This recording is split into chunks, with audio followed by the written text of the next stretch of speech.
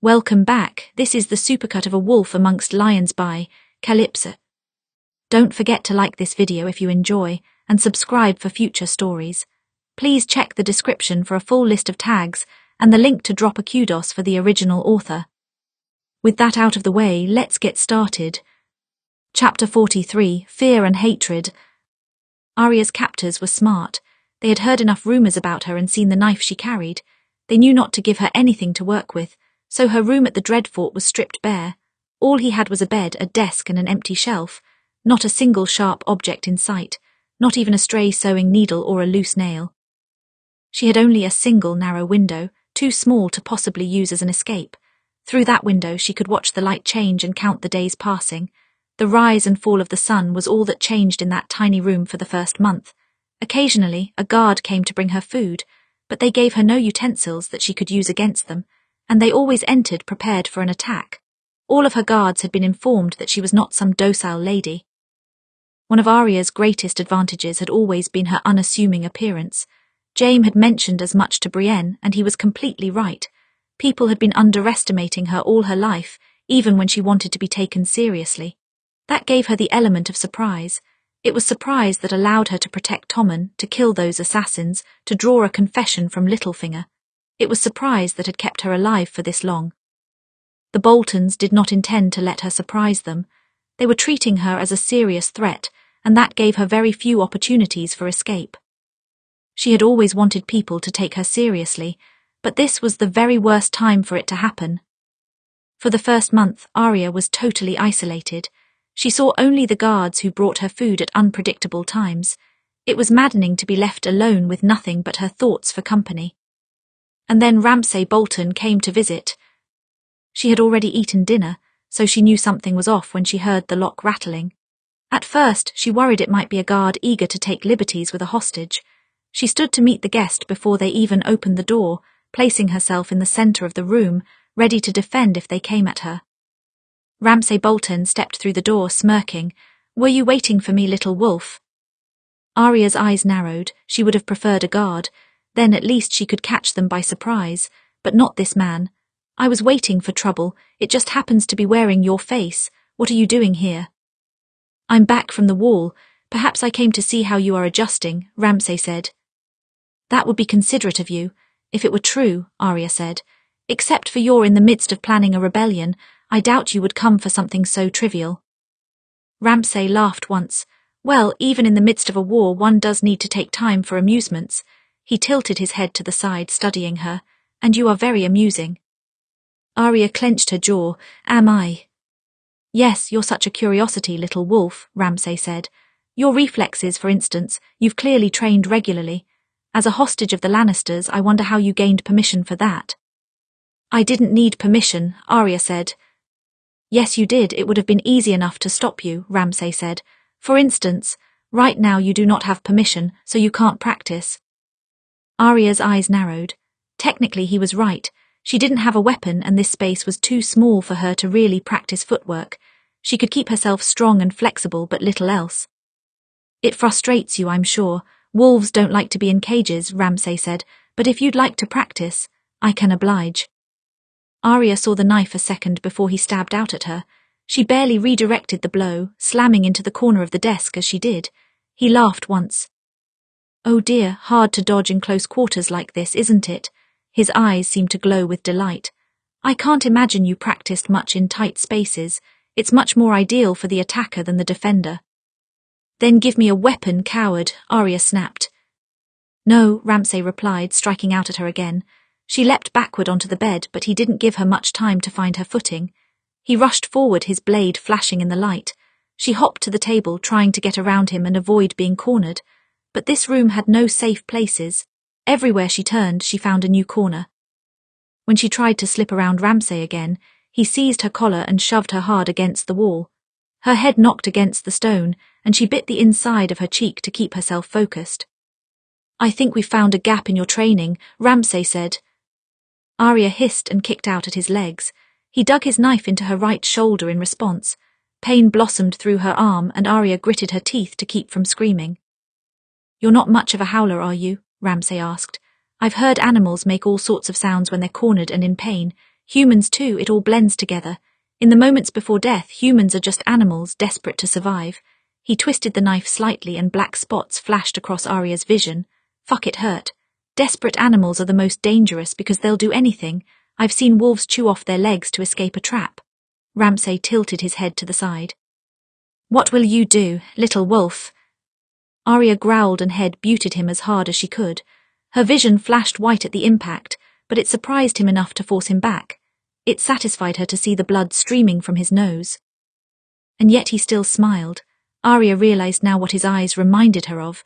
She used to spend a great deal of time studying cats at Sirio's request. Sometimes after they cornered a mouse they toyed with it for a while. They had the little creature in their grasp. All they had to do was bite down.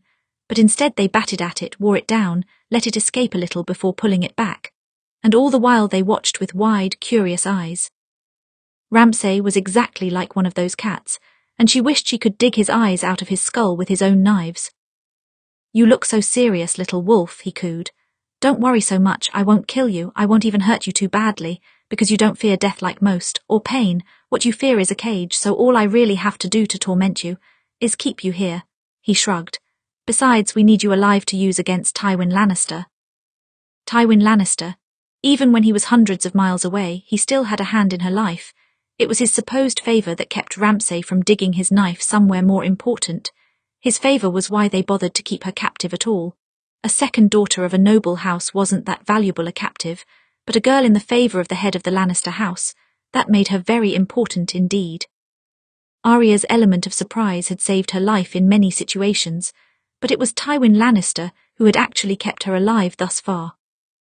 It had kept the soldiers away from her in the camp. It had kept Joffrey from openly setting his guards on her. It had kept Cersei from immediately making a play for her life. And now it kept Ramsay Bolton's blade from her throat. What a horrid realization that was. Arya had done everything she could to grow stronger, but she had only ever gotten the chance to hold a sword because Lord Tywin had allowed it. He could have stopped her practices in an instant. He could have exposed her for killing Joffrey. He held her life in his hand, like a piece in a game of Sivas. She had always known that in the back of her mind, of course. That was half the reason she saved his life in return. To save her brother, but also to protect herself from Joffrey. Without Tywin Lannister, she was nothing in the Red Keep. A second daughter, a mere hostage. People didn't treat her well because they feared or respected her. They treated her well because they feared and respected Tywin. Have I always been so powerless? Arya thought. Has my fate always been in someone else's hands? Have I really gotten any stronger? These questions tormented her constantly. They were perhaps the worst thing about being trapped in that room. But then again, Ramsay existed. He kept coming back to visit her, and she had no way to predict his movements. Sometimes he disappeared for a week at a time. Sometimes he visited every day for 3 days in a row. Sometimes he even came back twice in one day, but that was rare. Whatever the case, his visits left her paranoid. When she heard the keys jingling, she always had to wonder, was it food or him, or both? Sometimes it was both. She learned to hate the sound of keys, because that meant Ramsay and his smile and his laugh, and his knife against which she could not defend. He was true to his word, of course. He never damaged her beyond repair, but he did leave little scars behind, some on her skin, some on her mind. Sometimes he came to give her practice. He swung his knife around and forced her to dance around it until he cornered her and left a new wound on one of her arms. But sometime he just came to talk for a short while, to ask her questions. She never knew which it would be, so she found herself ever tense around him, a cornered animal just as he said. Always on guard, aren't you? I'm only here to talk. Why so nervous? Once he came in the middle of the night while she was sleeping. She woke up to his blade at her throat and his hand over her mouth. You think you're safe in sleep, little wolf, he had purred in her ear. Monsters love the night time. She jolted up, flailing her arms to knock his blade away. She cut her arm in the process, and he laughed at that.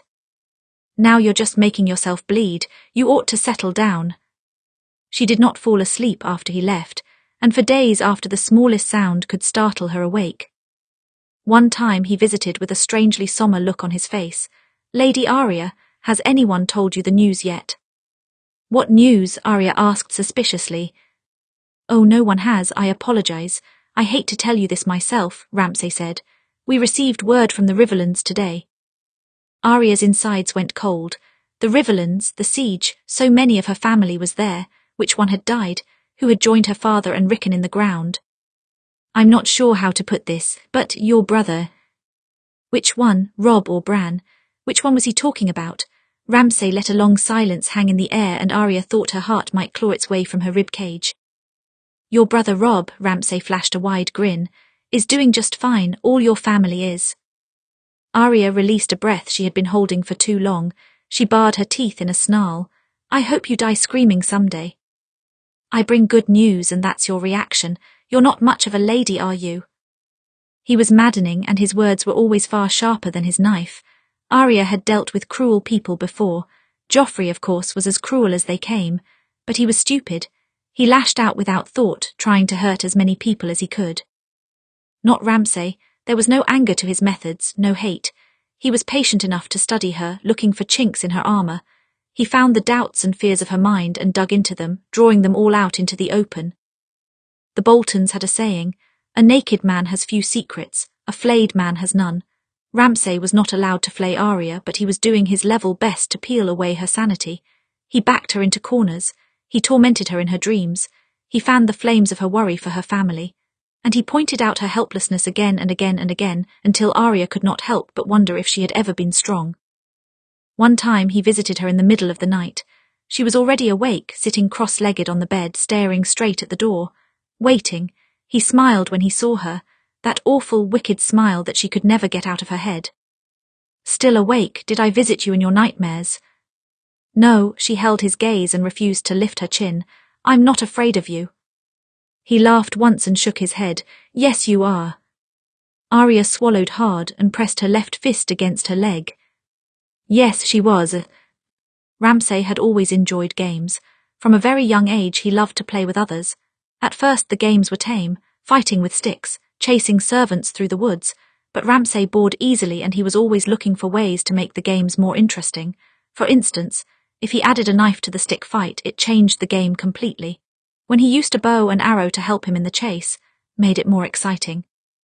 Ramsay discovered the power of killing from a very young age. In his 5th year he had caught a rat racing through his room. When it struggled, he squeezed. He squeezed and squeezed until it went still in his hands. It made him feel powerful to do that. He tried it again with whatever animals he could find. Rats, mice, cats, not dogs. He liked dogs for their loyalty. Besides, if you trained them right, they could be used as weapons as well. But the thing about killing, well, that got boring too after a while. Whether he squeezed a rat to death or shot an arrow into a servant boy's neck from 50 paces away, it was over so quickly that way. Humans and animals were so fragile, so easy to destroy. So Ramsay learned to be a little more careful. He learned how to drag it out. That was why flaying appealed to him. It broke down a person slowly, gradually, and you could learn so much about them that way. How long did it take them to break? How long did it take them to beg? How long did they last before their heart gave out? But just flaying, that could get boring too sometimes. Ramsay was so easily bored. Years after he squeezed his first rat to death, he was still trying to come up with new ways to entertain himself. Miranda and Tansy had been fun for a while. They had both been keen enough to join in on his games. He was able to play them off each other until Miranda proved to be the most interesting. Then the hunt for Tansy, that had been very fun indeed. But once Tansy was gone, Miranda began to bore him too. There was no more competition, and her obsession with him was, well, it was dull, but he could use it. Eventually he convinced her to topple from a high tower to prove her love to him. She had done it, though to be fair, he was holding a knife at the time she fell. Perhaps she knew the ground would be a cleaner end. And then she was dead, and he was bored again, always bored, always looking for a new game.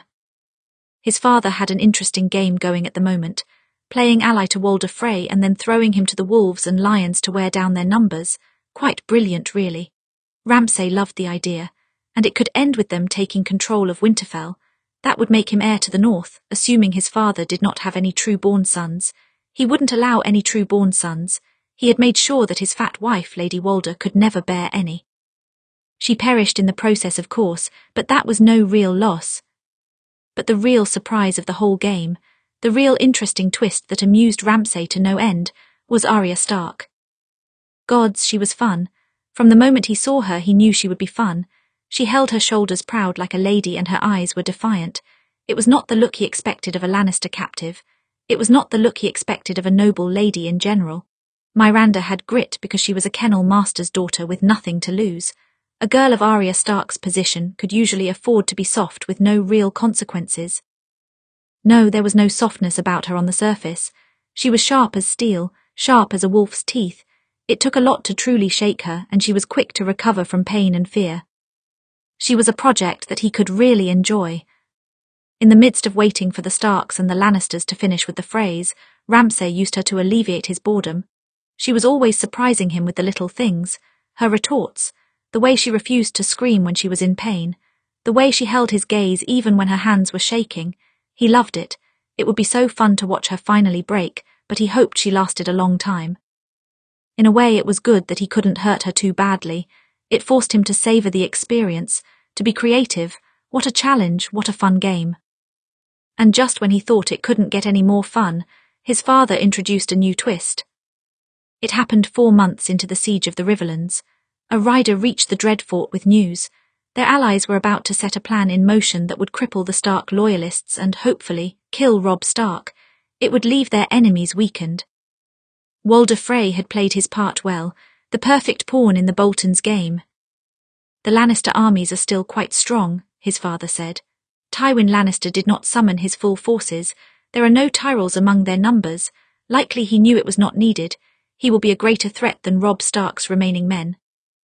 The snow will still be thick when he arrives, Ramsay said. Spring is not here yet. He does not know how to fight in the cold. Tywin Lannister has fought many wars. He'll manage it, Roose said. You're assuming your opponent's weakness again. But by now he knows that we have his ward. Like I warned, he won't return to the south. He is going to come for us, and soon. Yes, Ramsay had hoped as much. He had heard so much about the brutality of the great Tywin Lannister, and he longed to actually meet him. That business with the Rains and Tarbecks, inspired really, inspired enough that the sound of his song made men quake in their boots. I'd like a song to make men tremble one day. Our benefactor, however, has given us a suggestion that might make Lord Tywin give up the chase, Roose said, if we find ourselves cornered. Our benefactor, Ramsay smirked. Well, I suppose she would know best, wouldn't she? She is his daughter. Cersei Lannister was another fascinating sort of person to Ramsay. Sent back to Casterly Rock by her father, she had been bitterly searching for ways to get back at him ever since, and she seemed to have a special hatred for Arya Stark, though Ramsay could only begin to imagine why. Initially, she backed their rebellion on the north just to strike a blow against the Starks and undercut her father's plans, but then things changed when Arya Stark came north. It was all that the Lioness could have hoped for, it seemed. Their goals happened to align, and Cersei was a woman of considerable wealth. Her support would ensure that the Boltons could easily survive the winter. It might even guarantee them permanent control after her father was dead. He was getting old after all. How much longer could he last? Cersei Lannister claims that her father's interest in the Stark girl is primarily tied to her marriageability, Roose said. If she loses that value, she is sure he will pull back his forces. Ramsay raised an eyebrow. Perhaps, who did you have in mind? You, Roose said. You seem to like the girl, and it's past time you were married now that you bear my name. Ramsay's face lit up in a smile. What a wonderful day this was. He had always considered marriage a rather boring prospect, but she could be fun, at least for a while. It's not certain yet, Roose said. First we must ride for Winterfell and take it before Robb Stark returns to the north. We must take additional captives there, and if we can secure Sansa, well, she is the sister with the better claim to the north. You should marry her then, Ramsay said. You are without a wife again, give the younger to me. As I said, the wedding is not a sure thing, Roose said. Cersei Lannister may be Lord Tywin's daughter, but I don't trust her. She backs us out of spite and loses little if we fail. It is possible that she has misjudged her father's aims. I would rather bargain with Tywin Lannister first to get a sense of him myself. Better not to anger him any more than we already have. Ramsay drummed his fingers against the table. Well, you can't just tempt me with such a delicious possibility and then say it might not happen. I can do whatever I like, Ramsay, Roose said. We leave for Winterfell in an hour. Make sure Arya Stark is tied up so tightly she can't even think to move. Can I tell her about the plan? Ramsay asked with a wide grin. If you please, Roose said. He was never particularly bothered by Ramsay's more sadistic impulses, Perhaps because he had so many of the same impulses within himself, he only pretended to be respectable. One of the benefits of being a bastard was that Ramsay never had to pretend anything. Remember, no damage, we must tread carefully here.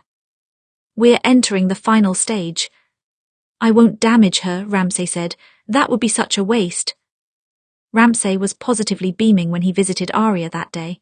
It was just past lunch and Arya wished she could go back to sleep. She had barely slept at all in the last 2 days because of nightmares. She'd barely eaten either. The food they served her was partially rotted and had made her want to vomit at the taste. She felt weak, but nonetheless she forced herself to glare at Ramsay when he entered the room. And how are you this morning, little wolf? Arya did not reply.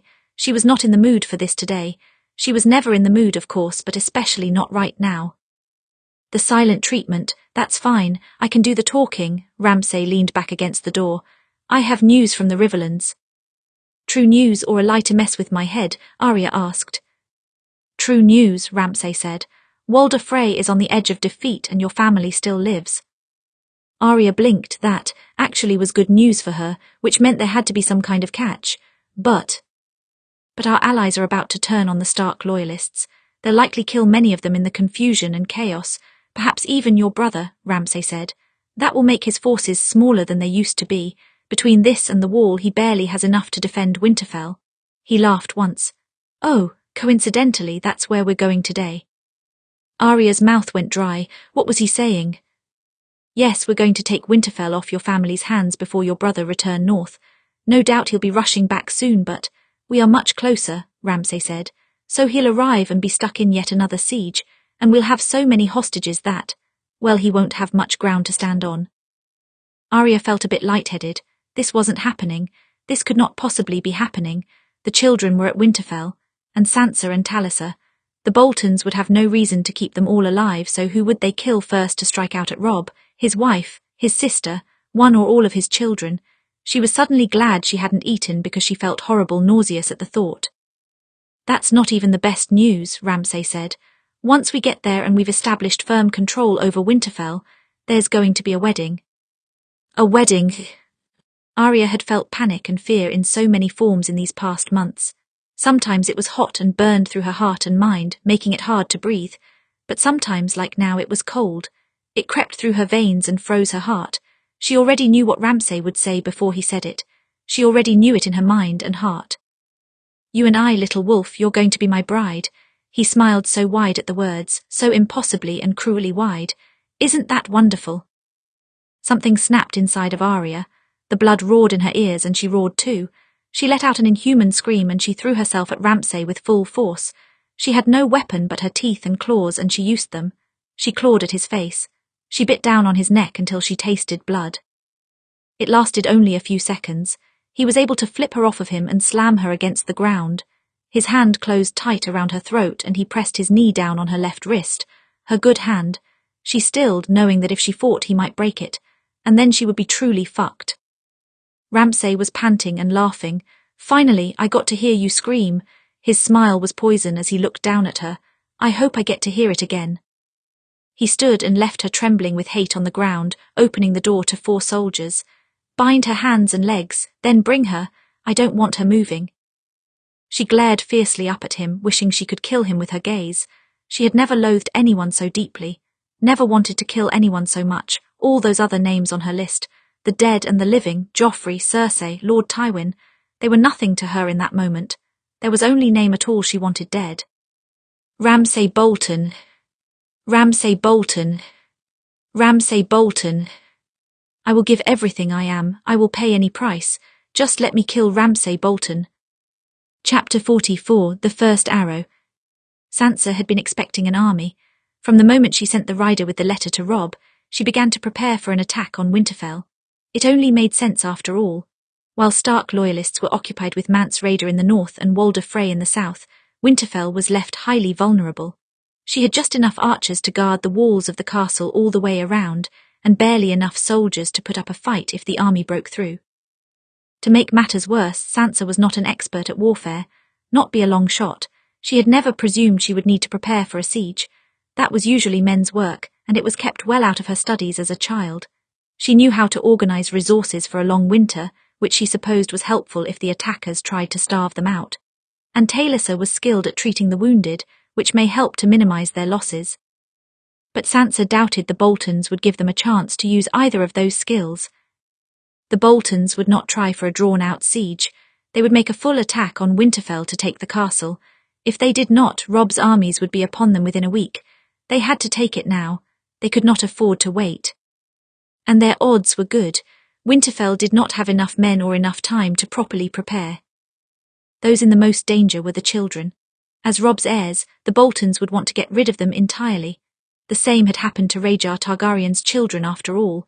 The most obvious choice was to send them away to another castle in secret. But the Boltons might be expecting that. They might even have a spy already in Winterfell who could tell them of the children's departure. How else could they have known where to find Arya and Bran on that day after all? No, Winterfell was safer than the open road, and even if the attackers did take the castle, there were places to hide them. Sansa hoped for at least a week to prepare for the attack, but the Boltons gave them less than 3 days. It was then that the watchmen reported a massive army sweeping over the hill, bearing the flag of Bolton above them. With them came Umbers, Karstarks, Ryswells, Locks. All of the families Osha had mentioned had arrived at their gates.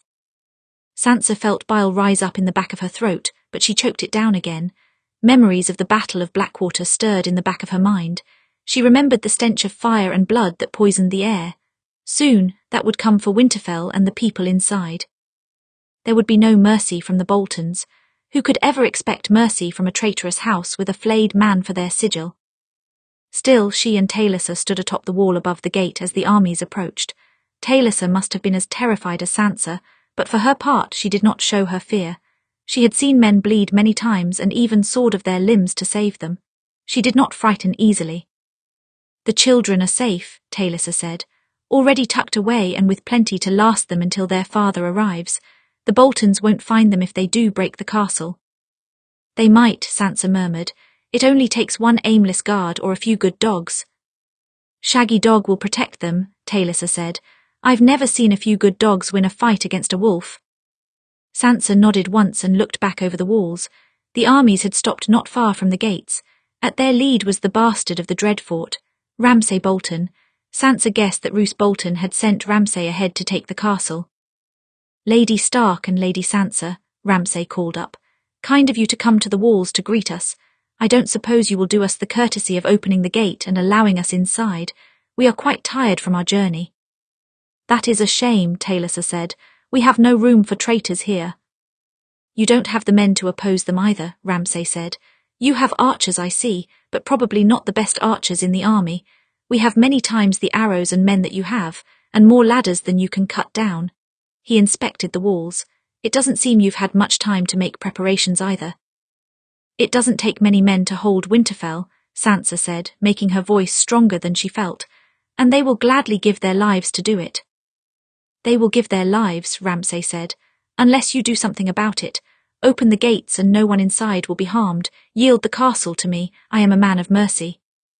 He had a wicked smile as he said the words. It made his intentions horribly clear. He planned to kill anyone who was not of use to him, and he would not do it kindly. Sansa recognized in his eyes the same malice she once saw in Joffrey. "I once asked a man like you for mercy," Sansa said at last. "I learned the hard way that he had none. I will not make the same mistake twice. We will not yield." "Won't you?" Ramsay asked. "Not even for your sister?" The words stabbed at Sansa's heart. Only now did Sansa see a smaller figure being ushered through the crowd. She was bound tightly so that she could barely even walk on her own, and her mouth was gagged so she could not speak. Arya. Sansa hadn't recognized her for a moment. Her sister had always been skinny, but now she looked almost skeletal. Her cheeks were sunken in and her face was pale as if she had not seen sunlight in all her months at the Dreadfort, but her eyes were still Arya's.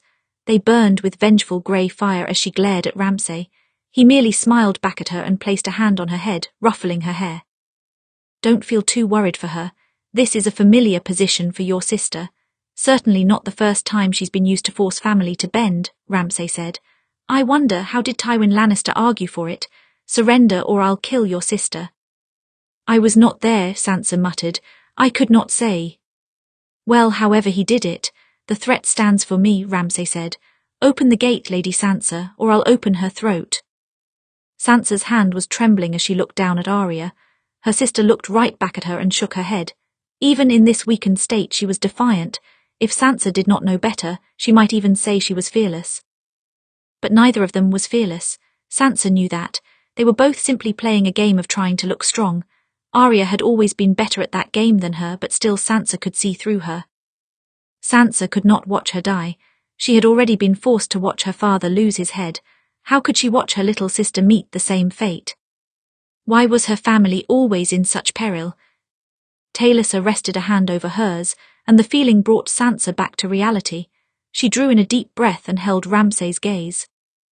"If I opened the gates, most of the people inside would die because they are expendable to you," Sansa said. "I don't think Arya would forgive me if I gave over our home so easily." "So the answer is still no. We will not open the gates." The look in Arya's eyes was relieved. Of course, Arya would never forgive herself either if Sansa opened the gates because she was taken hostage. "So your sister's life means nothing to you?" Ramsay asked. Sansa's jaw clenched. "If you did not need my sister alive for something, she would already be dead, or at least she would be in much worse shape than she is now. The fact that she is still on her feet shows that she's not expendable to you. Not yet." Ramsay's smile did not falter, but it did sharpen. "You're right, not yet." Then he snapped his fingers. Sansa expected for a moment that she might see Arya killed after all, but that was not what happened. As she had been so focused on her sister, she did not notice the lone archer who had slowly drawn his bow, until exactly 1 second before he loosed the arrow. The shaft whistled past her, close enough that she felt it pass her arm, just before it struck Taliesin in the chest. It was against all of the rules of war to strike at someone while still discussing terms. Sansa knew that much. Ramsay Bolton did not care for rules or honour or any of the ideals her father held in such high esteem, but still it shocked her to see him cross such a line. Sansa felt Taliesin's hand slip from her own as she fell back. She looked down in horror and shock for a long moment before she fell to her knees beside her. Blood bubbled from the wound around the arrow. For a moment, Sansa wanted to pull it out, but Taliesin grasped her wrist before she could.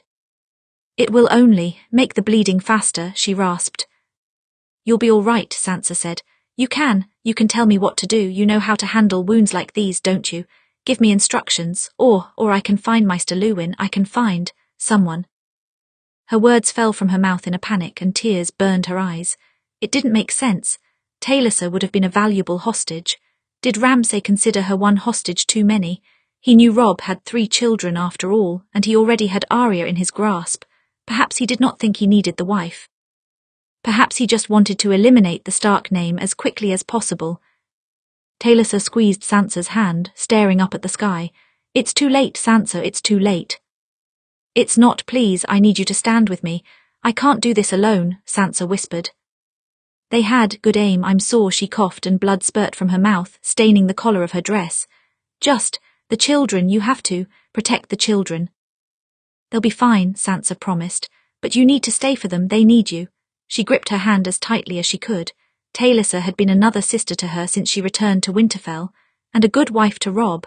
They had the sort of marriage that Sansa always read about in her books, 2 people who married for love and adored each other afterwards. She did not even want to think of Robb's face when he found out, when he saw. Taliesin wasn't focusing on Sansa anymore. She was looking past her up at the sky. So many arrows. Sansa heard them. She heard arrows whizzing overhead and the screams of some of the archers as they were struck with the bolts. Normally there would be archers to replace them, but they did not have enough, not nearly enough. Besides the soldiers, they had only old men and women and children. They could hold a bow perhaps, but there were just too many arrows from the other side. They were going to lose. It felt as if they had already lost.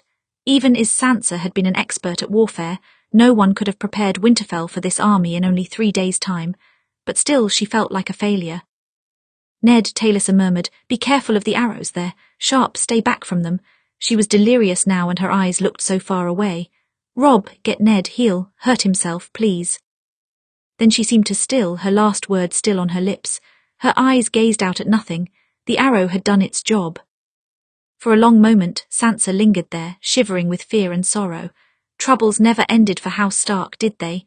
She had hoped her nephews and niece might know a childhood without war, but already they had lost their mother to it.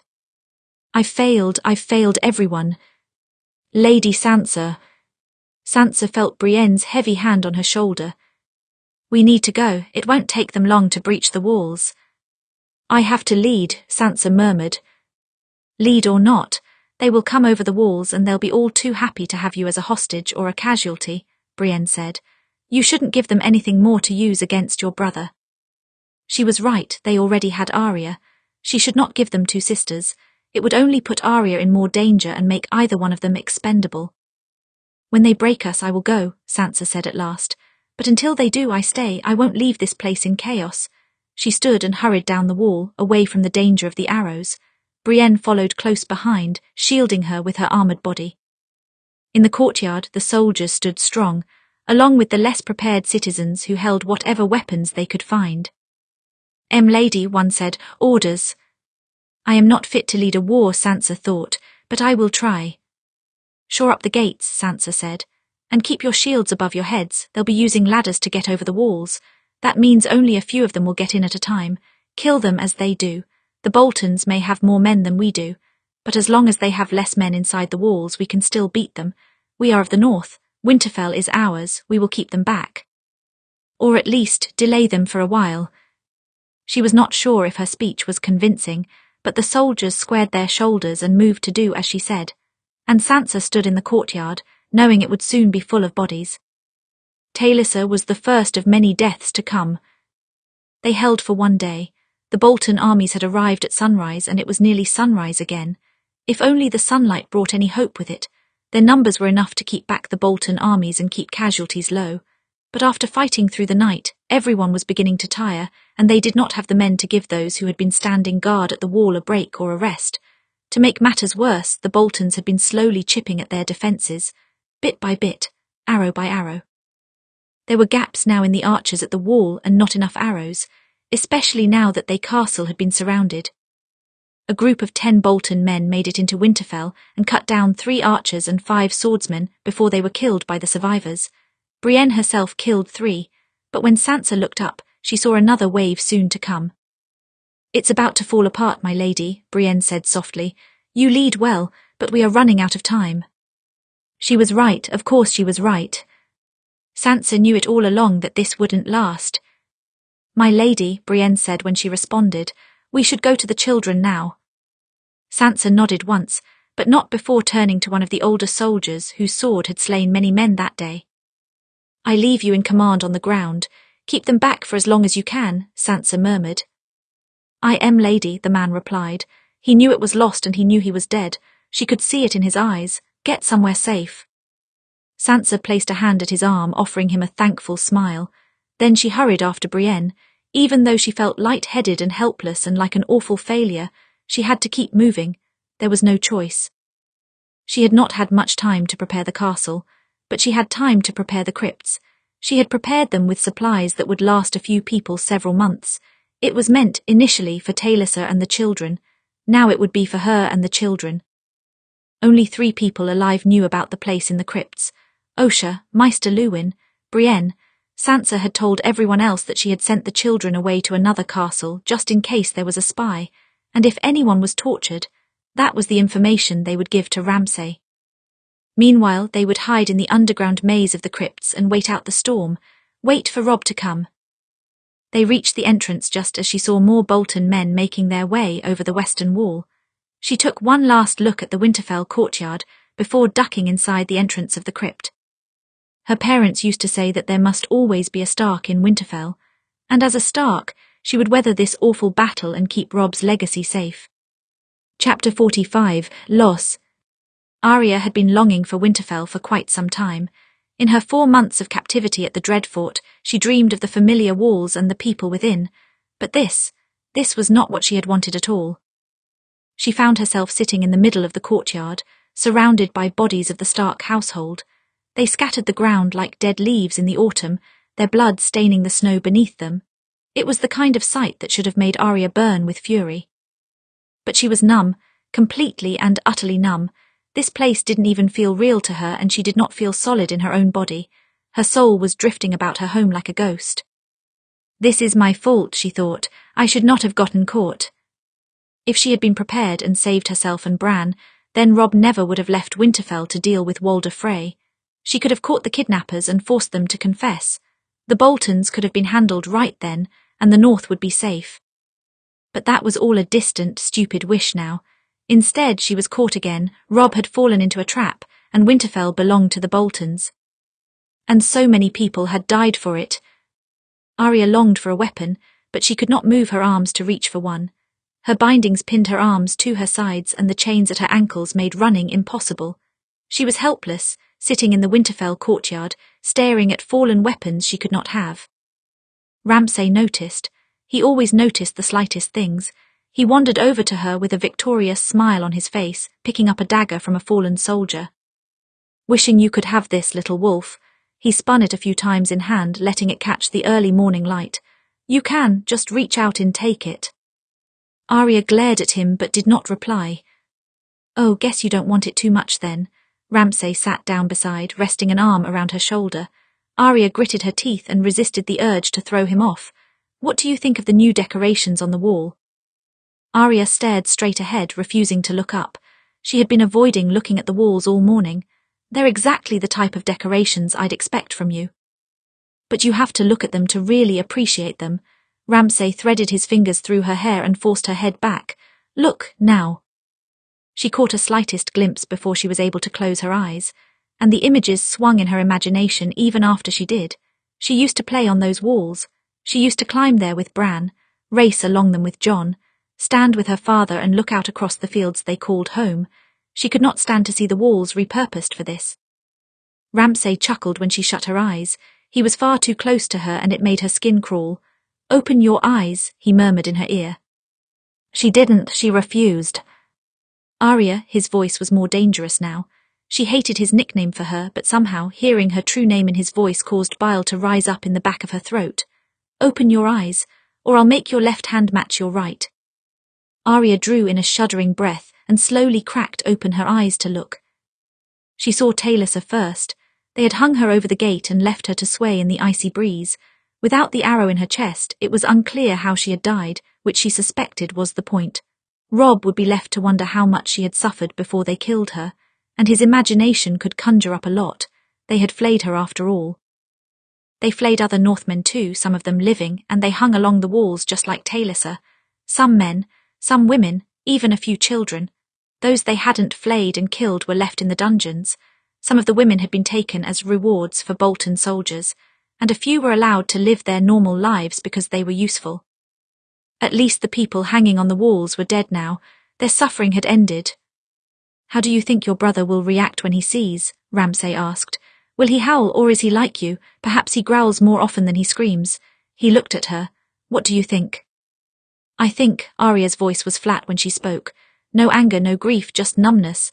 I think I'm going to kill you one day, Lord Ramsay. The threat only seemed to delight him more. Ah, I hope you try, little wolf. He snapped his fingers at the nearest soldiers. Find Lady Arya suitable chambers. Strip the room before you let her out of those restraints. We can't become lax now that we've won. Robb Stark will be here soon. He ruffled her hair. Until then, I think I'll go visit your sister, or perhaps one of the children. I'll decide as I go. At last, Ramsay stood and let go of her. That was a relief at least. And there was another relief too, even as she was escorted to her new quarters. Ramsay did not have the children, nor did he have Sansa. He pretended he did, of course, but if he had imprisoned any of them, he would have paraded them in front of Arya by now. He liked to brag, and he liked to hurt her. Somehow, her sister and the children were safe, and Arya had to keep holding on to that silver lining for as long as she could. When the siege ended and the traitors were captured, the Stark armies made for the north with all haste. The Lannisters stayed behind for now, though they would ride north in a few days' time. First, they had to deal with the Freys. Robb's uncle was at least marginally involved, but Tywin Lannister was the one making the true decisions. Walder Frey lost his head. That was to be expected, but his sons and grandsons did not fare much better. If they were involved in the siege at all, they would suffer the same fate as their father. The only one spared was Robert Frey, the man who had helped them, and of course the Freys who were not at the twins. The seat of their house would naturally be given to Jenna Frey and her husband. That meant Lannister control, which all worked out very well in Lord Tywin's favour, But Robb did not have time to think about that right now. He had more pressing concerns to deal with. Though Sansa had not said so in her letter, everyone knew that Winterfell was the Boltons' true target. Robb hoped Sansa had known as well. He prayed that she and Taliesin had time enough to organise some sort of defence around Winterfell, not that they had ever had to do such a thing before, and he cursed himself for not considering this possibility when he rode south. He should have. The Greyjoys took Winterfell once before while he was away. Why should he expect the Boltons to be any different? The journey north left him anxious, and he had the urge to ride alone past his armies and gallop all the way to Winterfell. As it was, they pressed on with little sleep, taking the fastest roads back to the north. The melting snow made for difficult travel conditions, and more than one horse fell with a broken leg. But they did not stop, they did not have time. And when at last he saw Winterfell again, the sight felt like a blow to the chest that could have knocked him from his horse. Bolton banners hung over the towers, visible even from this distance. Again he wanted to charge at once. Again he let logic talk him down from such folly. They had to establish a good position, then he would bargain with the traitors. So the northern army established a camp at the edge of the Wolfswood, and Robb took a small group to the gate of Winterfell to speak with the traitors, to see exactly what they wanted and what they hoped to gain. Ramsay Bolton met him atop the wall, a smile on his face. "The Lord of Winterfell returns from his southern campaign. I hope it went well," the man called. "You look weary from your travels. I wish we could offer you a bed, but we're quite full at the moment."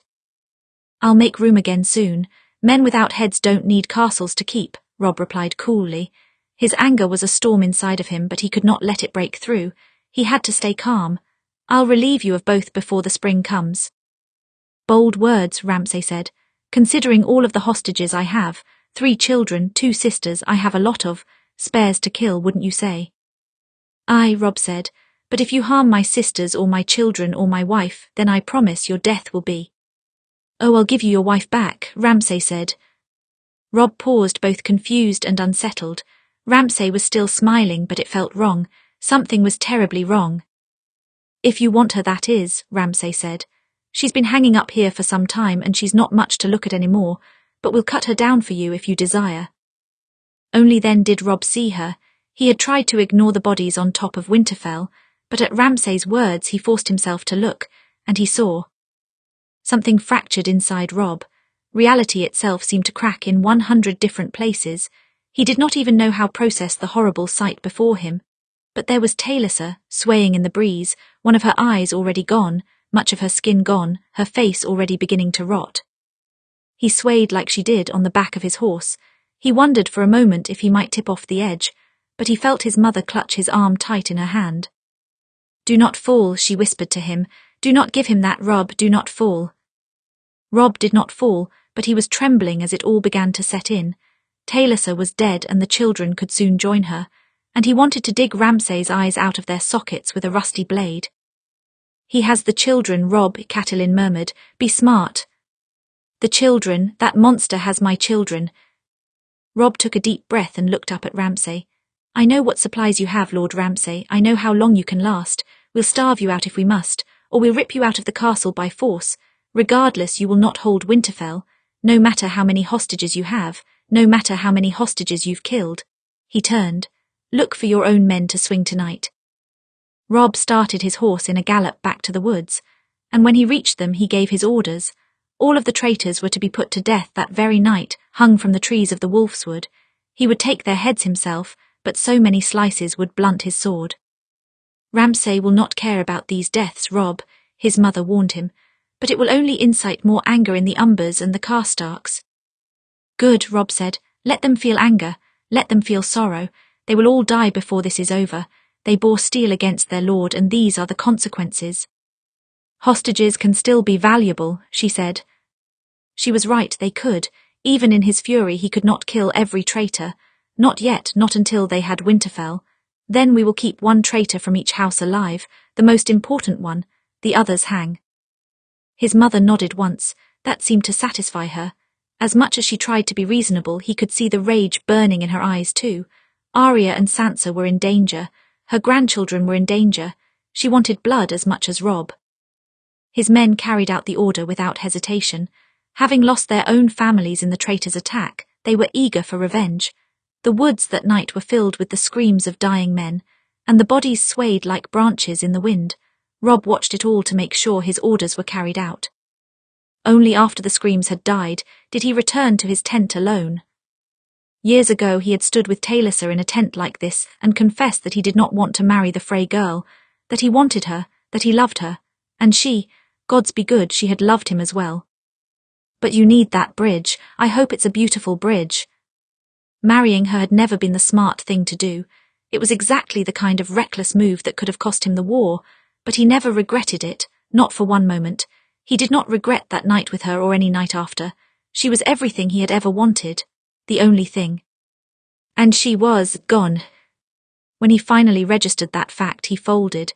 He crumpled to his knees and he let himself cry, for once again he had failed, once again he had lost. He was so tired of losing. Chapter 46, Over the Edge. An icy breeze whipped across the north on the day that the Lannister army arrived at Winterfell, and it made the bodies in the Wolfswood sway violently. Their stench would have been near unbearable by now, if not for the cold, but winter's breath preserved them and kept them swaying longer. The forest had been made a graveyard. At first, Tywin thought the bodies might belong to Stark loyalists. It seemed a Bolton sort of thing to do, hanging bodies in the woods to welcome back the Lord of Winterfell, but closer inspection revealed that these were the bodies of soldiers. Some belonged to House Umber, others to House Karstark, others to House Bolton. This was a graveyard of Robb Stark's making. "Seven hells," Jaime muttered from beside Tywin. What do you think prompted this?" Tywin looked from the trees to the walls of Winterfell. Even from this distance, he could see bodies hanging from those walls as well, a taunt to which Robb Stark had responded. "We wondered if Arya Stark was among the bodies." "Father," Jaime looked to him. His son was likely having the same thought, but Jaime had never been as adept at concealing his concerns. "We'll set up camp on the other side of Winterfell," Tywin said at last. "Most of the traitors' army isn't at Winterfell. They'll be waiting to attack from behind. We'll be more difficult to surround if we split our forces." Jaime nodded once. "Right, of course."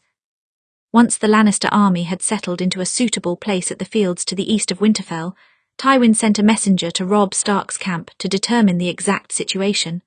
For the next hour, he sat in his tent wondering what kind of news the messenger would bring. Wondering what had prompted Robb Stark to fill the Wolfswood with bodies. The messenger returned with an answer.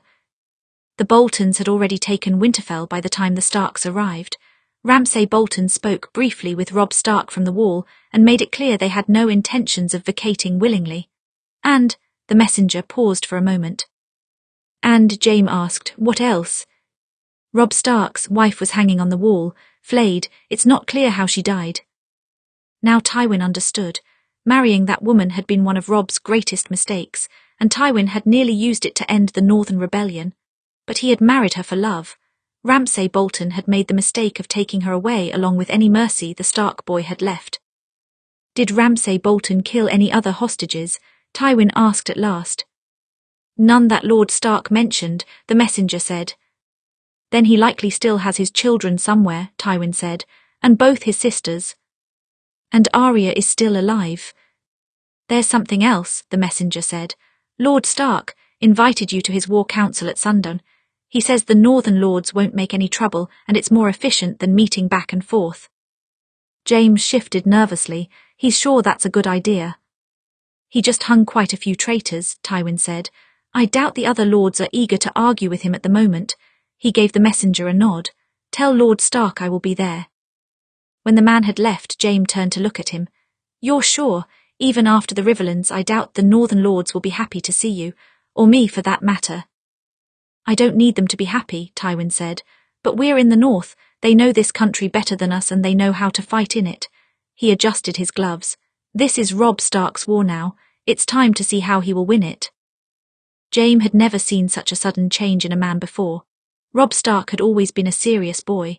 He would expect nothing less from a son forced to take up his father's mantle so early. But throughout the War of Five Kings there was always a spark in his eye, the fire of a young commander who was adept at winning. Sometimes he had been downright smug. Even during this rebellion, Robb Stark kept that same spark, that same strength. But when they entered his tent, his eyes were cold and hard as ice itself. There was no light in them at all. He sat at the war table, his hands clasped beneath his chin, looking about 10 years older than when Jaime had last saw him. If there was any question of whether or not he loved his wife, it was answered here.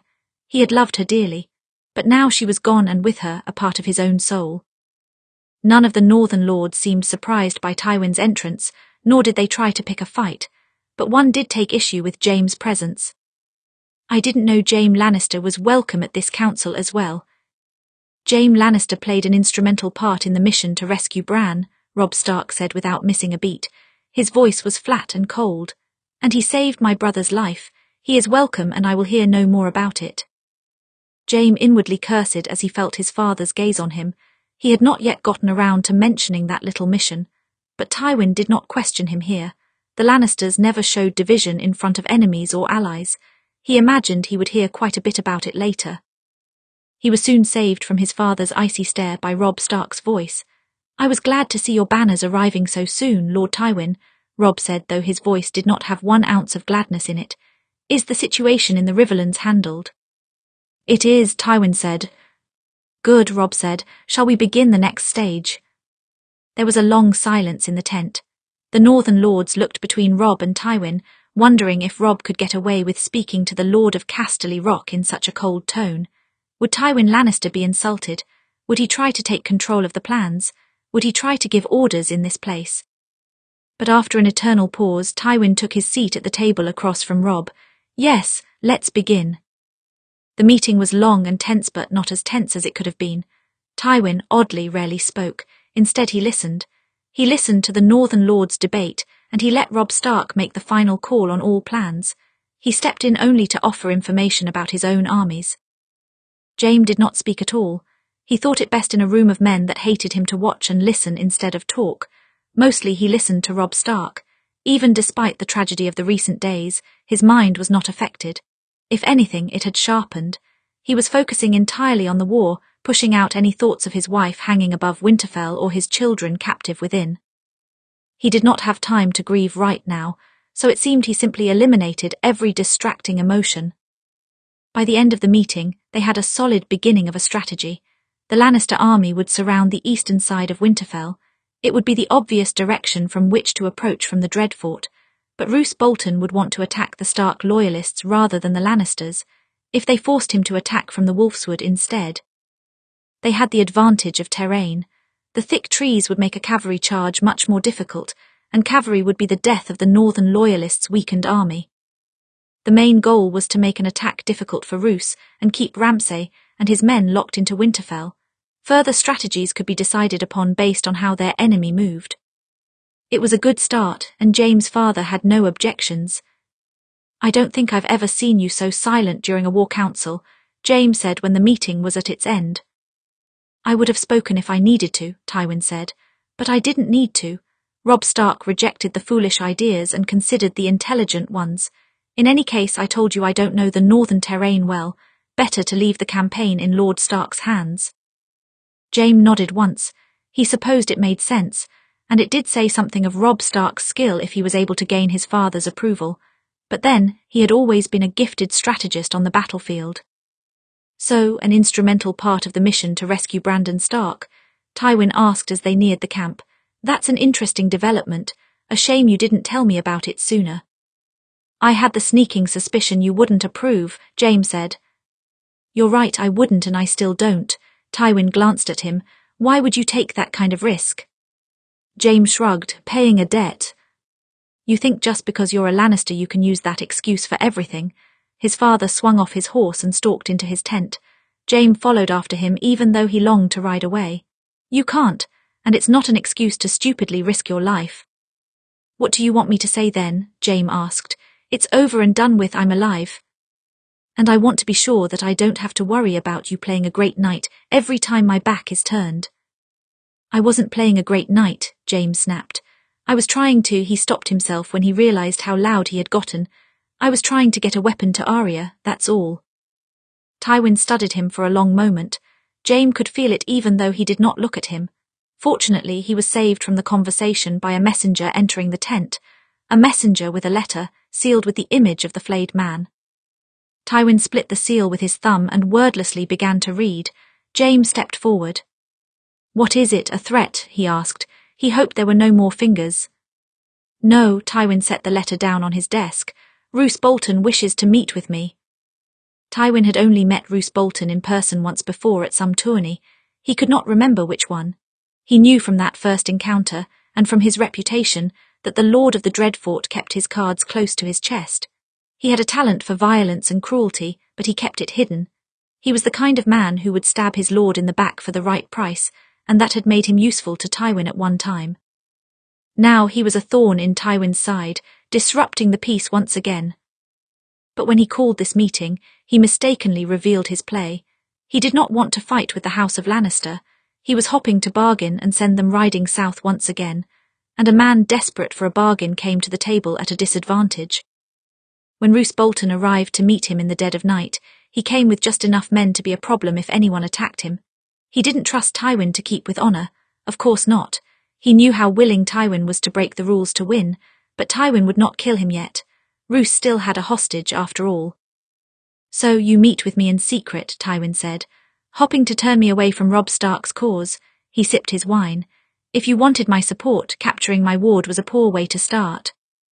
"It was a mistake. She was with her brother at the time," Roose Bolton said. "We could call it bad luck." "You could, I don't," Tywin said. "Was it a mistake cutting off her fingers too, a slip of the knife?" "It was a mistake," Roose said, "but one that my bastard made. He's always been difficult to control. A mad dog that does what he pleases, useful at times but often a nuisance." "Your mad dog is responsible for killing Arya Stark, I assume," Tywin said. "It effectively ended any possibility of mercy from Robb Stark. You know you won't bring him to the table." "Yes." "You hope to come to an arrangement with me instead. That's bold of you," Tywin said. "I understand. The Lannister army does disrupt your plan. Otherwise it was perfect. Use Walder Frey as bait to wear down the Northern army and occupy the Tullys. Send other loyalists to the wall. Kill as many of Robb Stark's men as possible to cripple his forces. If it was only Robb Stark here, your victory would be nearly assured. He's a gifted commander, but you have Winterfell and a well-rested army." Tywin looked up at him, his gaze hard. "But you made the mistake of insulting me and taking my ward." "Mistakes can be corrected," Roose said. "The girl is unharmed other than those 2 fingers." "So you hope to return my ward and send me south," Tywin said. "That depends." "On what?" "If I think you'll go," Roose said, "because if not, I'll let my bastard keep her." Tywin felt a wave of anger roll through him, but he did not let it cross to his face. He only tightened his grip slightly on his chair. "If you were to do that, I'd destroy you. I hope you understand that." "Perhaps," Roose said, "but I can offer you more than the girl." "Really?" "Yes," Roose said. "Your ward I'll give to you if you leave for the south, and if you reach the south, I will send you a letter with a name." "What kind of name?" Tywin asked. "The name of a traitor in your midst," Roose said. "One that has been helping us under your nose." A traitor? King's Landing was full of traitors at all times, and Tywin was used to them. But if someone down south had presumed to help the north in an uprising, they could presume to start more trouble in the future. "How do I know you have a name?" Tywin asked. "You plan to marry Arya Stark to your son, don't you?" Roose asked. "We knew before she reached the north, and that isn't common knowledge, is it?" No, it wasn't, but Tywin did not let any surprise show on his face. "So," Roose raised an eyebrow, "is your ward in a name worth peace?" "I can't tell you what will happen if you return my ward," Tywin said. "After all, I don't know exactly what condition she is in, but I can tell you what will happen if you don't return her. I won't ride south. I will stay here in the north and see your house burned to the ground. I will see your name wiped from existence. That is the price of insulting me. I always pay my debts." Roose Bolton did not show any fear at the prospect to his credit. He nodded once and stood from his seat. "I know, and I promise the information I have will settle that account." Maybe it would, maybe it wouldn't. But even if Arya was returned to him in perfect health, and even if the information was good, he could not leave the north to deal with this rebellion, otherwise Arya Stark might kill him herself. The letter from his father was a command, but Ramsay could just as easily pretend he had never seen it. He didn't want to see it after all. It contained words he did not want to hear. Marrying the Stark girl will not convince Lord Tywin to leave. better we arrange for him to have her back in one piece. Anything else he will consider an unforgivable insult to House Lannister. We can destroy Robb Stark's broken army on our own, but not with the Lannisters aiding them. We must do what we can to even the odds. Arrange for Arya Stark to be sent to me. I will handle things from there. Ramsay nearly tore the letter in two when he first read it. What a ridiculous notion. Giving Tywin Lannister back his ward. Did his father really think that would convince the Lord of Casterly Rock to leave? Sometimes he felt like a one-eyed man surrounded by the blind. His father thought they could get rid of Tywin by returning the girl. Cersei Lannister thought they could get rid of him by marrying off the girl and rendering her useless. But they were both wrong. Ramsay could see it. There was no way the infamous old lion would back down now. If he had implied that he would, it was all part of a trap to lure Ramsay's father into giving up their most valuable hostage. Technically, she was their only hostage, but Ramsay did not want to reveal that. No, there was no escaping Tywin Lannister's wrath, not unless they killed him, and until they did that, well, Ramsay might as well choose the option that was the most fun. So he tossed the letter into the flames, letting the fire eat up his father's words. Ramsay had Winterfell now, and he had no need to follow orders. Arya's room at Winterfell was larger than the one at the Dreadfort, but not by much, and it had no more weapons that she could use either. She spent the first hour packing around to find something sharp. It ended with her sitting on her bed again, nearly pulling out her hair in frustration. This place was so familiar to her. It was the house of her childhood, but Ramsay Bolton had turned it into another prison. Could she no longer be free even in her own home? But imprisonment was not the worst thing this place brought, nor was the uncertainty of whether or not her family was alive. No, now that she was here, she knew that Ramsay planned to wed her very soon. I will not wed him, she thought. I would sooner die. And she very well might. When he came to her room that day, she already knew what he planned to say, not just by his smile but by the dress delivered to the wardrobe by two of his guards. "Good morning, little wolf. How did you sleep?" Ramsay asked. She did not reply, she only glared back at him. "I didn't sleep very well myself," Ramsay said. "I was so excited for today, specifically tonight. Do you know what is going to happen tonight?" "I assume you're going to tell me," Arya said flatly. "Smart girl," Ramsay said. "Well, suffice it to say that this morning is your last as a Stark. You'll be a Bolton by tonight, my lady wife. But you will eventually be Lady of Winterfell once my father passes. That's what you always wanted, I'm sure." No, it was never what she wanted. She had never wanted to be lady of anything. "Lost your voice, have you? I can't imagine why. You've barely screamed at all." Ramsay tilted his head to the side. "I know what you're doing, little wolf. You're trying to make yourself dull, hoping I'll lose interest." He tapped his temple. "But I know better. I know beneath that silence there's still so much strength left in you. So many parts of you I can break. It will just take time." Arya still did not reply. His threats did not mean anything to her. She had already made a choice in her heart. She would escape tonight or she would die trying. Either way, she would be free of him. Ramsay seemed slightly irritated by the silence now. He turned his knife in his hand, then jabbed out at her like he had many times before. She redirected the blow with her forearm. She did not break his gaze or her silence. "There's that strength. Tonight will be fun." He smiled and pulled back and moved swiftly toward the door. "Make sure you wear the dress." Arya stared for a long time at the door after he left. Then she took a deep breath. "This may be my last day alive." Arya put on the dress that night because appearing compliant was her only chance. Thankfully, it was not especially elaborate, not like the ornate gowns of the South. She thanked the gods for the northern custom of function over appearance. It was white as snow, and the skirt dragged across the ground. It would be a hazard if she tried to run. She picked at the hem until she managed to unravel the bottom. It would be just enough to give her the chance to move. It occurred to her that this probably wouldn't work. There was a very strong chance that she would die that night. She was at peace with that. If given the choice between death and marrying Ramsay Bolton, death was infinitely preferable. When compared with that sadistic bastard, death was like an old and welcome friend. Outside her door the keys rattled. Arya sat passively on her bed, staring at the floor. "I am not a danger. I am passive. I am cooperative." She imagined this was Sansa's tactic in King's Landing, to appear completely harmless, to stay quiet and hope the snakes grew bored with her. Arya only hoped that she could be as convincing as her sister. She could only hope her sister was alive at all. The door opened and 4 guards entered. Arya looked up with a blank gaze. She took in their appearance. They were armed, of course, swords in their belts and daggers, if she could just get one dagger. One of them held shackles. Those could be her downfall. "You don't need those," Arya murmured. Her voice was utterly flat to her own ears, lifeless, soft. "This is my wedding, I'd like my hands free." The guards looked between each other, as if unsure. "I have no chance against the 4 of you," Arya murmured. "I have no weapon, you have many, please. Just give me the smallest bit of dignity."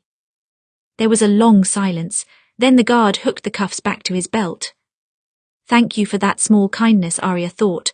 "I'm going to kill you first." She walked forward and they took their places around her. 2 behind, 2 in front. She expected that formation. If she went for any weapons, the 2 behind would see and stop her quickly. She had a plan with a narrow window, but a plan nonetheless. They crossed outside and the cold wind bit at Arya's face. She revelled in the feeling. It was a sweet sort of pain compared to everything else she had experienced in these past 5 months, and it would not be so bad. To die in the ice of winter, they would sing songs about this night whether she succeeded or not. She took a deep breath, then she let herself fall to her knees. As she did, her fingers closed around the dagger in the nearest guard's back as he passed by her. She slid it under the large skirt of her dress before he noticed it. Quick as a cat, fluid as water. "I'm sorry," she murmured. "These shoes are too tight."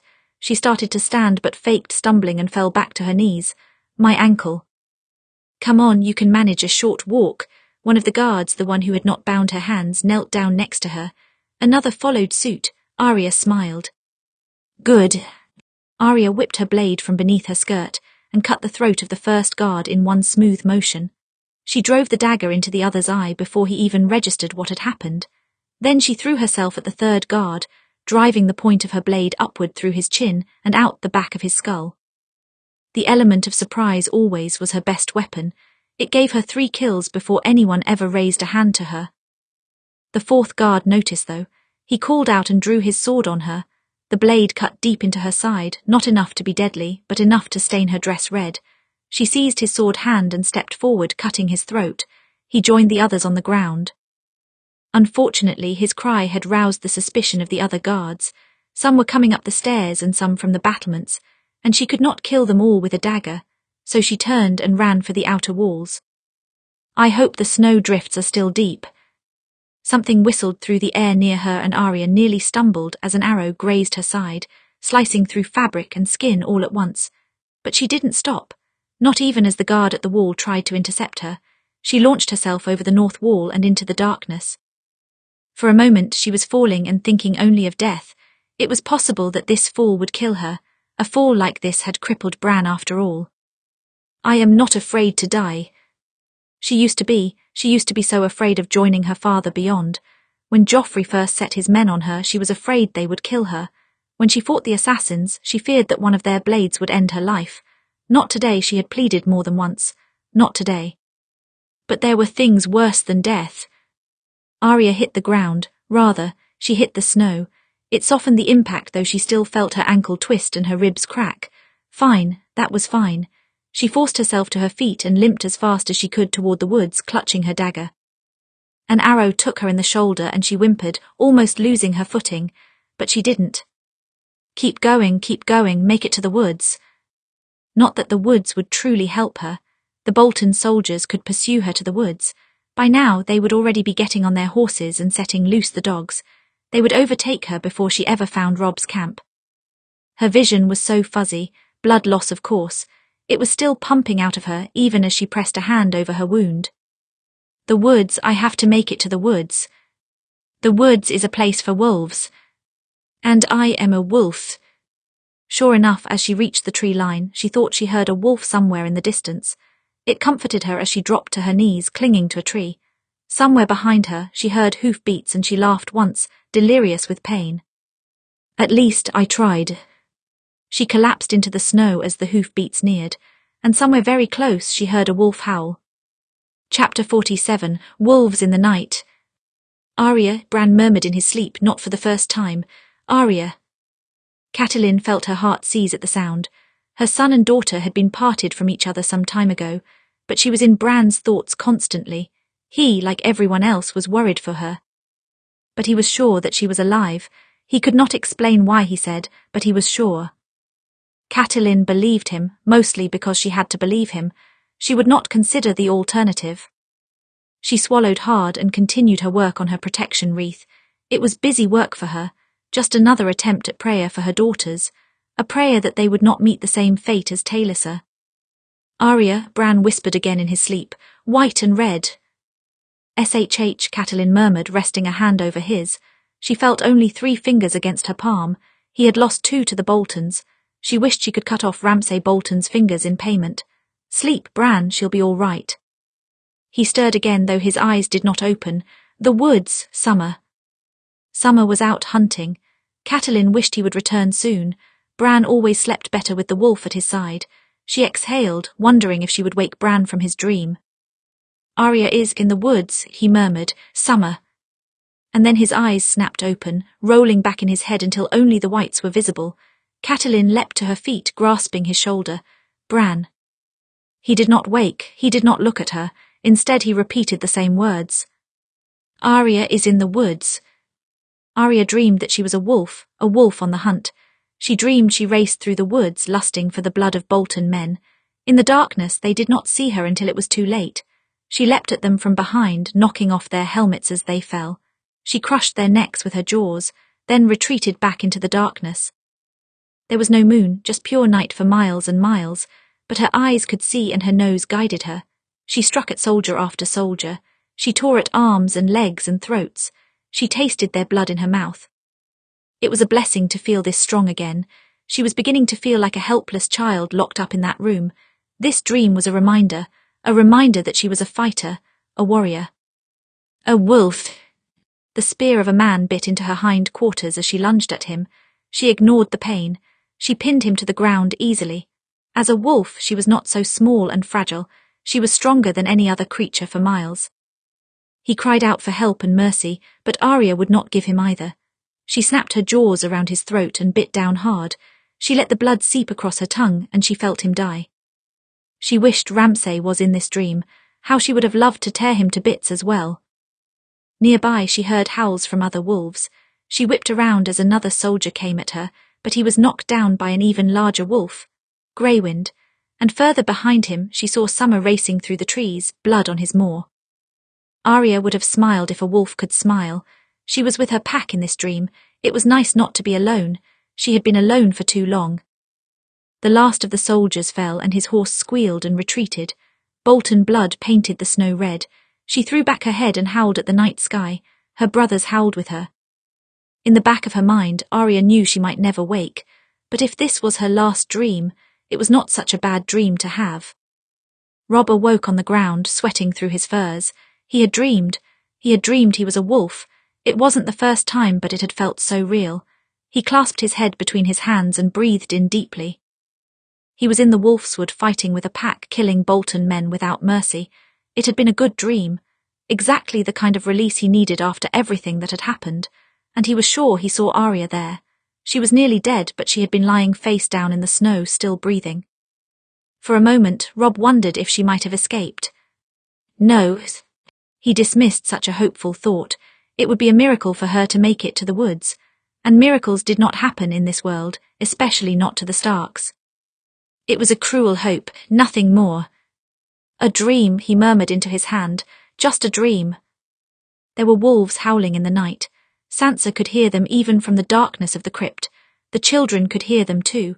Lyanna smiled at the sound and stretched her hand toward the ceiling. Wolf, she whispered reverently. It was one of the only words she knew, and she chanted it often. But at least Sansa had taught her to speak softly. They could not risk raising their voices. The baby was the most difficult to keep quiet. Little Ben so desperately wanted his mother. He cried for her, and every time he did, Sansa rocked him and pleaded for him to be silent. Little Ned had started to help her when she was at her wit's end. Hush, Ben, he told his brother. Hush, we need to be quiet. Mommy will be back soon, but it's important we be quiet. They would have died down there in the first week if not for their preparations beforehand. Sansa had moved a small supply of food into the crypt when she prepared for the siege. She had also arranged for little Ben's wet nurse to seclude herself there when the siege began, along with the children. She was the one keeping Ben fed when Taliesin could not. But still, they would have been captured by now if not for their other helpers. Brienne and Shaggy Dog killed any stray guards that happened to enter the crypts. Maester Luwin, one of the few who had been allowed to live, continued to bring more supplies when he could, along with updates from the outside. And Osha had been the most useful of all. She had misdirected the Boltons. She said that the children had been sent away days before the siege because Sansa had predicted the Boltons would come. They had believed her. And why not? What reason would a captive wildling woman have to lie for her captors? But for all of those good things, there was still the loss of Taliesin. "Where's Mother?" little Ned asked Sansa often. "When will she be here?" "Soon," Sansa murmured, because she could not bear to tell them the truth yet. Ned asked the same question to Maester Luwin when he first stole into the crypts. "Have you seen Mother? Where is she? Will she come soon?" Maester Luwin, to his credit, was good at hiding the truth with a soft, warm expression. "Later, Ned. She'll come later." After the children had finally settled into sleep, Maester Luwin told Sansa what they had done with Taliesin's body. She was hanging over the ramparts of Winterfell, flayed and broken. Ramsay Bolton had done it naturally, to strike out at Robb, who had arrived the day before. Maester Luwin said he had nearly toppled from his horse in grief, but managed to stay strong. The news sent an awful numbness through Sansa. The same numbness she felt when she was forced to look at her father's head. How must Robb feel when he had to look on his wife's corpse? I should have insisted she go to the crypts earlier, Sansa thought. Then she would still be alive. She tried to keep herself cheerful for the children. She told them that they would not have to hide forever and that soon their father would save them. Robb was fighting as they spoke, and when he was victorious they could come out and see him again. She bore the burden of the bad news on her own. Taliesin's death, Robb's reaction when he saw her, the Boltons' plan to marry Arya to Ramsay Bolton. She took it all in while her niece and nephews slept, then put on a smile for them when they woke. They believed her smile, of course. They did not know enough of the world to understand that their father could die as well. Sansa had been the same way once. She thought her whole family was invincible.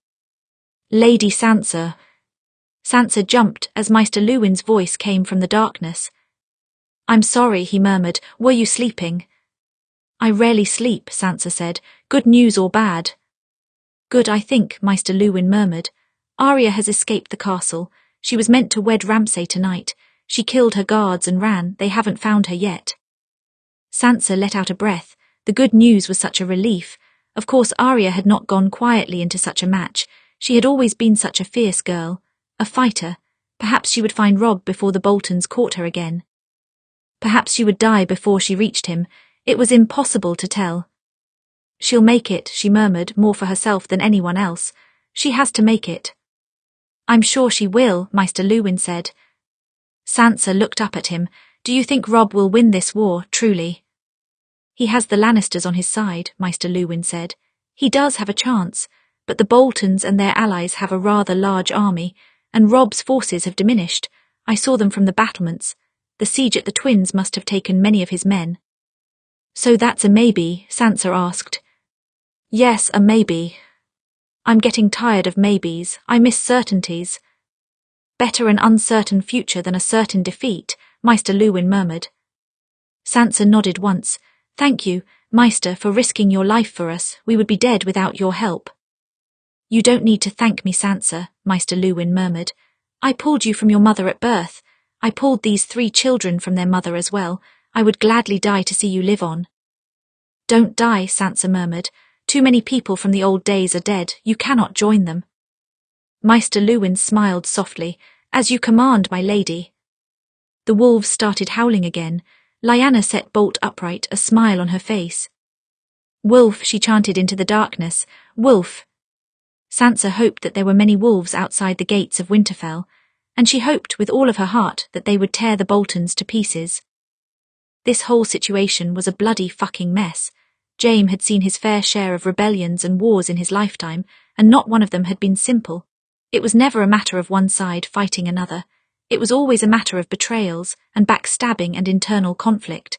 And in the case of this conflict, a civil war that would leave a scar on the north no matter the outcome. Ned Stark's death had left a crack in the north, a crack that started the first Northern Rebellion. Claiming that there was peace did not prevent the creep of the fissures in every which direction. Now the whole north seemed to have shattered into tiny bits. Robb Stark was a casualty of this conflict, not his body but his soul. His wife was dead, and likely his children too. Jaime had seen them at Winterfell some months ago, innocent little ones who had no concept of war or death. Even if they were still alive, their futures were bleak. If Robb moved on the castle, perhaps their bodies would join Tallis's on the ramparts. Jaime sympathized with the man. Robb had not wanted to step into this role so young. He was handed a damaged, bloodthirsty country that crowned him as a king. What large shoes he had been asked to fill. Only 17 years old, and he was meant to lead a successful rebellion against Tywin Lannister, the most feared man in the realms.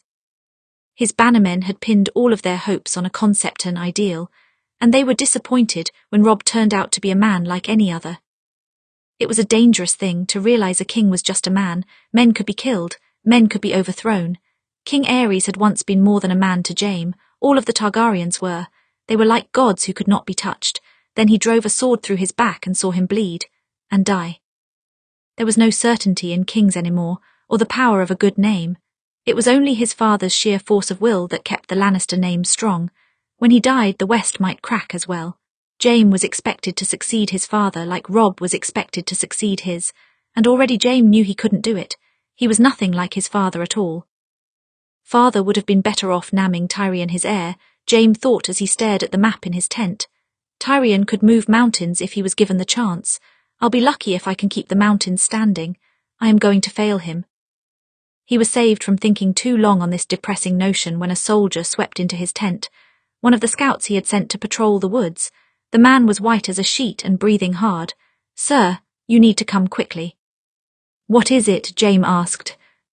"We found a girl in the woods," the man replied, "and a wolf." It was one of the strangest sights that Jaime had ever seen. For a moment he thought he might be in a dream. A dozen Bolton bodies were scattered through the trees, along with a few horses, most of them missing limbs and throats. Their blood had stained the snow a bright red. In the centre of the massacre stood a wolf the size of a lion, baring its teeth in warning, and beneath the wolf lay a girl. Arya, Jaime thought. A breath left him. It seemed impossible, but then, he knew it was her. She must have escaped the castle, somehow thrown herself from the walls only to be attacked by a dire wolf. No, not attacked. Jaime shook his head. The wolf was defending her. Its growl was like that of a mother defending its pup, and every time a Lannister soldier stepped closer, it snapped its jaws and forced them back. There were plenty of stories about the Starks' direwolves. They said it was fate that they should find 5 abandoned pups in the woods, one for each of the Stark children. Jaime did not truly believe in fate, but he had seen Robb Stark's direwolf in action. The beast had killed as many men as Robb, perhaps more, and it seemed to obey his will more loyally than any normal dog. But Arya had been separated from her wolf for nearly 5 years. It was impossible that the creature would remember her and protect her. And yet... Jaime shook his head and focused on Arya again. There was blood beneath her on the snow. The white dress she wore was in tatters from her flight from Winterfell. If she wasn't dead, then she was badly wounded. "That's Arya Stark," Jaime said at last. "We need to get her back to camp at once. She's injured." "The wolf won't let us close, sir," one man said. "Shall we shoot it?" "No," Jaime said. He doubted Arya would forgive him for that. "Back away, lower your weapons." "Sir," the men seemed confused by this order. Jaime wasn't sure of it himself, but he needed to try something. "You heard me," Jaime said. "Weapons away." The men obeyed and stepped away from the wolf. Amazingly, the creature seemed to relax a bit, closing its mouth over its sharp teeth. It still watched warily. All right, time to do something very stupid, Jaime thought. He returned his sword to its sheath. Then he took a careful step toward the wolf. It fixed its eyes on him, a growl sounding from the back of its throat. He held out his golden hand, hopping to calm the beast. If the creature snapped at him, at least its teeth would close on metal instead of flesh. "It's all right," he murmured. "I'm not a threat to her, but she needs help. She'll bleed out if she stays here." The wolf stared right back at him. 7 hells, Jaime felt ridiculous. What was he doing trying to reason with a wolf? "Nymeria is your name, isn't it? She mentioned it once," Jaime said. "You must care about her, if you're protecting her after all of this time. and I must be the biggest fool alive because I'm talking to you like you can hear me." The wolf stared, blinked, and then incredibly stepped away from Arya and retreated to the tree line. "Fuck," Jaime muttered, "I can't believe that worked." He hurried to Arya's side then, rolling her over onto her back. There were 2 deep gashes in each of her sides and an arrow halfway through her right shoulder. Her face was gaunt, like one who had been half-starved, and her eyes were rolled back in her head, leaving only the whites visible. For a moment, Jaime thought she was already dead. Then she drew in a sudden breath, her irises snapping back into view. She gripped Jaime's arm, digging her fingers in so hard that he thought she might break through to his skin. Only 8 fingers. He was distinctly aware of that. The panic on her face was evident. "It's all right," Jaime said as gently as he could. "It's me. It's only me. You're safe now." "Jaime," Arya's eyes focused on him for the briefest moment. Then she went limp again. Not dead, just unconscious. Jaime lifted her into his arms. "Bring me my horse, quickly." His men hurried to obey, and Jaime laid her carefully over the saddle. If someone did not see to her soon, she would die without question. He swung onto the saddle and urged the horse into a gallop back toward camp. Arya's wolf followed closed behind. Chapter 48, The Broken Piece. Tywin was toying with the Broken King again. He often found himself rolling the piece in his hand without remembering when he had picked it up. He did not know why. He did not know why he had even brought the damned thing with him, but it had somehow found its way into his belongings. A year and a half ago, Arya Stark had dropped the piece on the ground between them, like a gauntlet thrown in challenge. The defiance on her face had sent a wave of fury through him, and her words had sent more waves than he could count. After she left, he had nearly thrown the Broken King out the window. Instead, he set it on his desk and kept it there. Every time he saw the Broken King, he remembered what she had said and the anger started fresh. Not because the words were false. No, it was much worse than that. They were true. "You're not objective. You only pretend to be." In the 4 years since Tywin had found Arya Stark, he had been studying her and learning her every tell. He was a fool not to realize that she had been studying him too. It had been a long time since anyone had been willing to speak quite so frankly to him. How ironic that the truth came from a then 15-year-old hostage. Her anger had outweighed her fear, and when he threatened to retaliate, she called his bluff. "Do it, I'll wait." She knew it was a bluff. She knew that Tywin needed her alive, and more importantly, she knew that Tywin wanted her alive. "You're not objective." No, he wasn't. He had never been objective around Arya, not from the very beginning. He took her as his ward, though her sister would have been more valuable. He let her practice with her weapons, though it would have been wiser to take them all away. He gave her a sword even though it would make people talk. He engaged her to his son. He went to war for her. He always found a logical reason for his decisions, a reason to tell others when they questioned his judgment, a reason that he told himself. "I am not threatened by a girl playing with a toy sword. I am paying a debt. It is wise to join the Stark and Lannister families to prevent further conflict. This is a rebellion and this letter is a challenge. I must meet it." But he did not have an objective reason for his fondness for the girl, and he did not have an objective reason for keeping the Broken King she dropped at his feet. Outside, Tywin heard a commotion and it snapped him out of his thoughts. He looked up as Jaime entered his tent. "What is it?" he asked. "It's Arya," Jaime said. "We found her." The Broken King slipped from Tywin's fingers. Arya was badly wounded. Both of her sides were cut deep by blades and she had lost a lot of blood. Her ribs on one side were broken, her ankle badly twisted. She was delirious with fever and she was nearly writhing in her tattered white dress. She did not have good odds, but she did have a chance according to the Maester. Jaime was amazed she was not dead already. He wondered if she even thought to survive her escape attempt. These wounds spoke of a desperate gamble made as a last resort. Not many people expected to throw themselves from the walls of a keep and live. It was only the great snow drifts outside that had softened her fall and gave her a chance to run for the forest. "I'll have to burn the wounds closed," the Maester said. "The cold will have helped prevent infection, but we can't be too careful." "Do whatever you need to do," Tywin ordered, "and if she lives I will pay that debt." Jaime had not seen such open worry on his father's face in a long time, not since he nearly died from infection a few years previously. It was masked by anger mostly. That was his father's favourite mask to wear, but he was concerned for Arya. Not that it surprised Jaime. He had known for a long time that his father cared for her. Everyone did, except for perhaps Tywin and Arya themselves. As the Maester prepared a fire, Tywin glanced at Jaime. "Go and find Robb Stark. Tell him we have his sister." Jaime nodded once, and stepped back toward the entrance to the tent. The Maester pressed an open flame against Arya's wound and she screamed. The sound made Jaime shudder. "Go," Tywin ordered. Jaime nodded and hurried from the tent. Arya first woke to pain, white-hot pain that nearly made her soul rip free of its skin. She clutched at the sweat-soaked sheets beneath her, praying that it would go away, praying for death to release her from the agony until she blacked out again. Arya woke second to her mother's voice, soft and sweet in her ear. "Oh, Arya, my strong girl, you're going to be all right." She felt a hand on her forehead. "I need you to fight, Arya. Please, please keep fighting." Arya listened to her mother's voice until the darkness took her again. Her dreams were fraught with nightmares, of Ramsay and his knife, of Tallis's body handing from the ramparts, of the rest of her family hanging with her, swinging and swaying in the wind. She was not a wolf in these dreams. She was small, she was helpless, she was nothing but a shell of a girl hollowed out by grief and fear.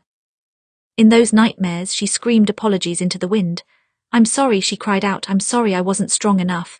I'm sorry, forgive me." In one dream she thought she heard Tywin Lannister's voice, like distant thunder on the wind. "There is nothing to forgive, unless you die. I forbid you to die, Arya." Sometime later Arya woke for good.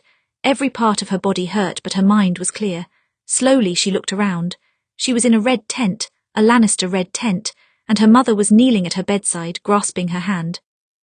"Arya, are you awake?" Slowly Arya nodded. "How are you feeling?" her mother asked. "I've been better," Arya croaked out. Her voice was hoarse. She wondered how much she had screamed. "What happened? How did I get here?" "Jaime Lannister found you in the woods with your wolf," Catelyn said. "He brought you back to camp. You're safe now." "My wolf," Arya blinked several times. "Nymeria is here, where?" "She's circling the camp." Arya glanced to the side to see Robb standing at the entrance to the tent. He looked tired and so much older than she remembered. She felt as if she had failed him. She felt as if Tallis's death was her fault, if she was not captured. She swallowed hard. "Robb, I'm sorry, Robb shook his head. "It wasn't your fault, Arya." Slowly he approached her bed. The children, are they? Did you see them?" His voice was flat and resigned, but she could tell that he feared the answer. "No," Arya shook her head. "Which must mean they are alive somewhere, Robb. Ramsay is cruel. He would have made me look at their bodies if they were dead." "He could have them locked up somewhere, though, waiting for the right moment," Robb said. Still he seemed relieved. At least they weren't certainly dead. At least there was some hope. "And Sansa?" "I haven't seen Sansa either," Arya said.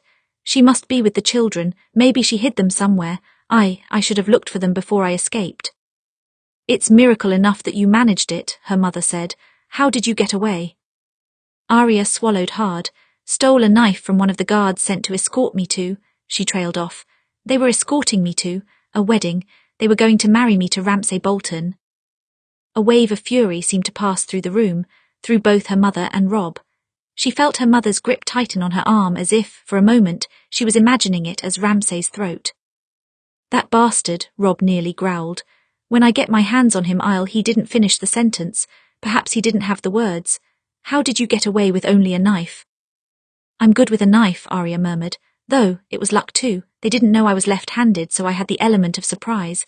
Then I threw myself over the wall and hoped the snow would save me. It looks like it did." She blinked a few times, trying to remember. What had happened next? It was all so blurry to her, like a dream. "But they sent soldiers after me. I don't know how I escaped them. I passed out soon after I reached the woods." "It was the wolves," Robb said. "The woods were full of Bolton bodies. Nymeria killed them. Summer and Greywind helped. Their mouths were stained with blood when they returned." "Amazing that she would be so loyal to you after so long," Catelyn murmured. "Yes," Arya agreed, "especially since I threw rocks at her." She blinked hard to keep back her tears. She would not cry. She did not want her family to worry any more than they already were. "Arya," her mother murmured, "are you all right? We know the Boltons took your fingers and they could not have been kind to you afterwards. And you kept on, screaming in your sleep. What did they do to you?" Arya bit the inside of her cheek as she remembered Ramsay. His face, his knife. There were scars hidden under her clothes and under her skin, but she did not want to share her captivity with her mother. She had worried her enough, so instead she forced a smile. I was screaming because of the pain, Mother. I promise I'm fine, other than the obvious. The fingers were the worst of it, truly. And that was months ago. I'm just glad to be back with all of you. Are you sure? Robb asked. The Boltons have proven themselves monsters, if they did anything else. I'm fine, Robb. Arya looked up at him. The injuries will heal, and I still have my left hand to fight with. You have much bigger problems to worry about than me. There are no worries more important than family, Robb murmured. You asked me if I ever regretted the choice I made years ago, if I had ever thought about what would happen if I chose differently. I did think about it. I'd be lying if I said I hadn't, but I didn't regret it, I still don't. Arya shuddered. A well of emotions threatened to overflow, but she kept them back. All she could manage was a nod. I'll leave you to rest, Robb said. You need to recover your strength. I am sorry that you have endured so much for me. It's not your fault, Arya murmured. It's mine, she thought. I should have been quicker. I shouldn't have let myself be captured. It's not yours either, her mother replied, seeming to read her mind. Arya kept her smile and nodded again. She would not worry them, not when there was a war to be won. I am feeling tired, I should rest more. Of course, her mother said. We'll leave you be. I'll be by again soon with food. Thank you, Arya said. When her family was gone, she lay back against her pillow. So long as there was a war, there was not time for weakness. She had to lock her time with the Boltons in a box. She had to be strong. I am a wolf, she told herself. I can bear it on my own. I am a wolf. If she thought those words enough, perhaps she would begin to believe them. Arya was staring at her hand when Jaime arrived. Her right hand. It was still strange to her, even 4 months later, to see her hand without 2 of his fingers. Sometimes she woke and was sure they would have grown back, but the empty space remained. They went for the wrong hand again, didn't they? Arya's head jerked up, and she saw Jaime standing in the entrance to the tent. He held a long, narrow bundle in his hands, wrapped in red cloth. They always go for the right, she replied after a pause. Unlucky for me, but lucky for you. He approached the bed, setting the bundle at its foot. It takes some getting used to, but it will start to seem normal after a while. Arya flexed her 3 fingers a few times. I'll manage, I don't need this hand to fight. No, Jaime sat down beside her. And your other injuries? They won't kill me, I'm in pain, but at least I'm not. She trailed off. At least you're not married to Ramsay Bolton, Jaime asked. Arya didn't reply. She gripped her blankets with her left hands. I thought that's what happened. The dress you wore wasn't a dress for a normal hostage, Jaime said. I'm sorry. About what? Not keeping a closer eye on you. Arya shook her head. That wasn't your fault. You had no way of knowing I would be captured. Besides, I can usually take care of myself, but I should have taken more than a knife with me. She picked at the bandages on her right hand. I'm guessing my swords are still in my room at Winterfell. I hope the Boltons haven't found them. They're not, and they haven't. Jaime nodded to the bundle at the foot of her bed. Arya didn't understand for a minute. Then she leaned forward slowly to avoid hurting herself and drew the bundle closer to her. 3 weapons lay inside. Winter's Fury, needle, and her unnamed knife. She released a breath. You brought them with you. I thought you were at the Twins, Jaime said. If we found you there, well, I assumed you would want a sword as soon as possible.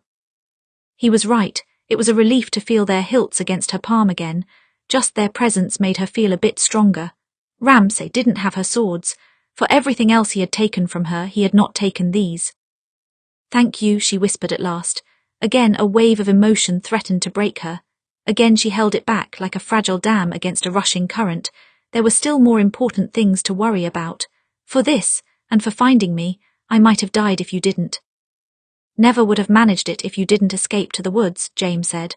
I'm sure it was an impressive scene. How many did you kill?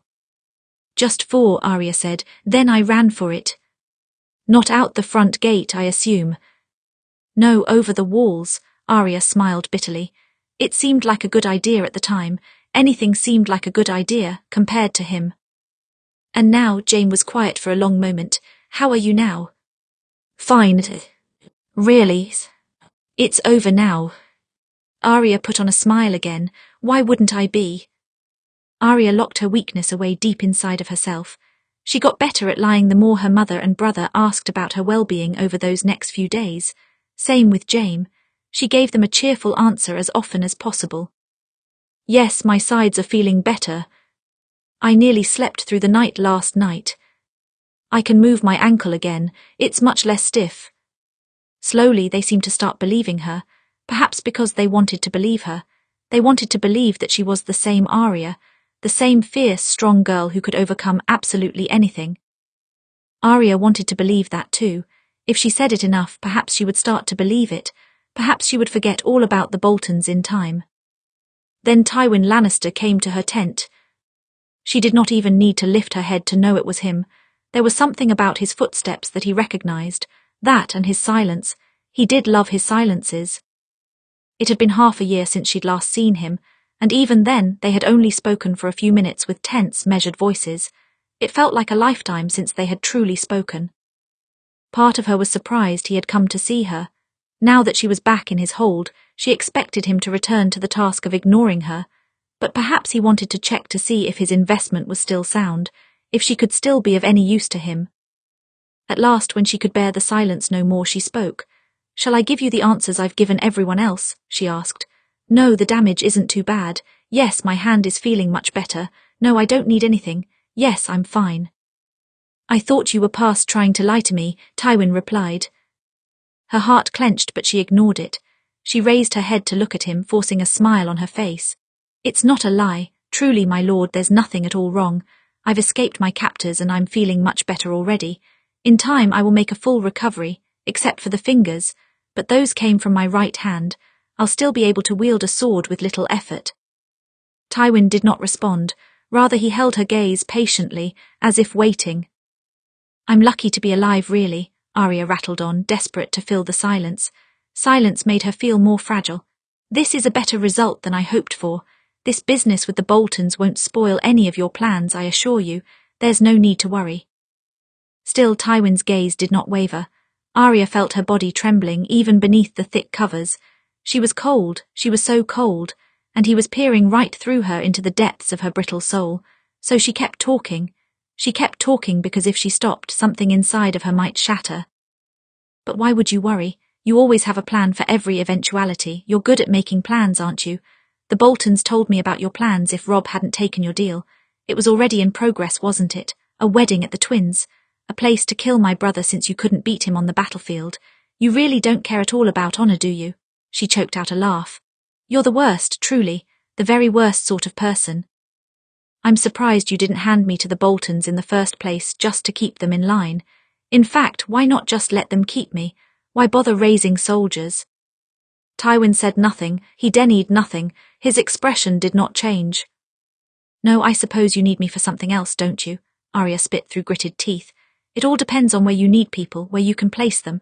Well, don't worry, my lord, I'm still a working piece. That's what I've always been to everyone. The Boltons, the Freys, the Tyrells, my family, you, a daughter of House Stark, the perfect leverage. Did you come to see if I was still worth anything?" She glared at him, feeling tears begin to well up in her eyes. "No, gods, no." "Stop looking at me like that. I'm fine, just stop." Then the tears overflowed and would not cease. She wanted to scream, but screaming would not pull the water back into her eyes. She curled in on herself, ignoring the pain from her still healing wounds, resting her forehead on her knee. She wanted to die. For a long moment there was silence. Then Arya heard footsteps as Tywin crossed to her bedside. She felt his hand on her shoulder. It was something of a comfort. She had never expected comfort from Tywin Lannister in her whole life. He was unused to giving it, because after a few moments he seemed to think about withdrawing. Arya latched onto his wrist with her left hand and squeezed as hard as she could, keeping him there. "I hate you," she muttered, "so much." "I know," he replied. Chapter 49, Long-Delayed Conversations. It was strange being in the same tent with him. At one point Arya had spent an awful lot of time at Tywin Lannister's side. Years ago, when she played his cupbearer, she was always hovering at the edge of his war councils, listening to their battle plans. Sometimes, after the others left, he had even asked her opinion. Arya had no idea what to make of the Lord of Casterly Rock then. She didn't know what to make of him for a long time after. There was a strange familiarity between them, but she thought she had thrown it all away in their argument a year and a half previous. She was wrong. That familiarity was back again as he sat beside her bed. She had stopped crying by now. It was a brief release of emotion that she contained as quickly as she could, but it had still happened. She never meant to show such weakness in front of him. So she decided to change the subject. How does Robb plan to take back Winterfell? By siege, Tywin said. Patience is the most prudent option when your enemy holds most of the cards. Robb's army is already broken from what happened at the Twins. Ramsay mentioned that, Arya said. How bad was it? It would have been worse without your sister's letter. Arya's brow furrowed. What do you mean? It seems that she identified the traitors and the plan. Apparently she directed the messenger to deliver to my hands if he could not find your mother or brother, and that, fortunately, gave me just enough warning that I could block most of the traitors from retreating. Arya exhaled slightly. Of course, that makes sense. Does it? Tywin tilted his head to the side. It didn't make much sense to me at the time. Why would a Stark ever direct a letter to a Lannister? I told Sansa first about my engagement, Arya said. She knew that you had some need or me, so you were someone she could trust with the information. I see, Tywin said. Why did you tell her and no one else? I figured that she would understand, Arya shrugged. But not your mother or your brother, Tywin said. They were surprised when I told them. Really? Arya's mouth twitched once and her fingers twisted about each other. It seems I got out of telling them after all. I knew there was some way to avoid it.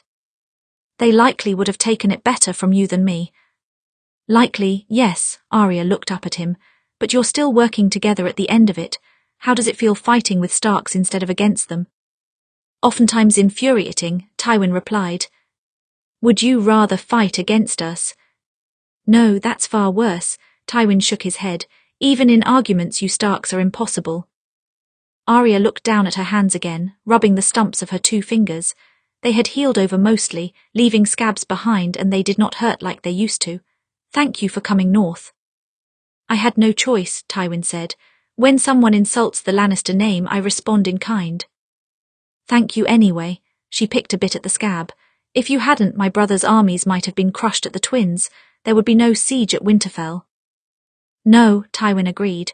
Roose Bolton's bastard gravely miscalculated when he sent your fingers to me. Arya looked up at him. He sent them to you. Tywin nodded once. There was a tightness in his jaw that spoke of his anger. Like I said, insults. Arya gritted her teeth together, clenching her fingers together. I wish I could have killed him before I escaped. I've never wanted to kill someone more, not even Joffrey. I want to look into his eyes and I want to see him fear me as he dies. If I can, I'll grant you that wish, Tywin said, though he's not the only enemy. No, Arya agreed. There's Roose Bolton, and the other houses that joined him. Someone else too, Tywin said. Roose Bolton mentioned that someone in the south supported him, a traitor in our midst. I wondered if he had told you a name. Arya's brow furrowed and she shook her head. No, he never mentioned a southern supporter. She looked up at him. When did he mention it you? He came to my camp the other night to try to make a deal that would send me south, Tywin said. He hoped that if he gave you back to me, I might leave the north to its own affairs. And what did you say? Arya asked. Well, you're back here and I haven't left yet. I think you can guess. No, but did you tell him no? Arya asked. It's important. Did you give him a certain answer? Tywin shook his head. No, I wanted him to think there was a chance so that he might foolishly return his best hostage. Good, that's good, Arya said, because I might have an idea. The tent flap brushed aside and Arya looked up to see her mother standing in the opening. Her gaze flicked from Arya to Tywin, confusion passing over her face, but it did not linger long.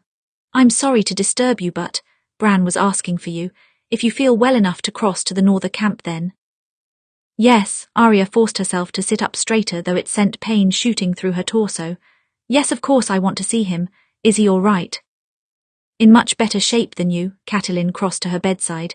Come, there's a cart just outside. You'll only have to walk a short distance. Arya nodded once and forced herself from the bed, leaning on her mother like a crutch. Then she remembered her weapons and grasped for them. My sword. I need at least one of them.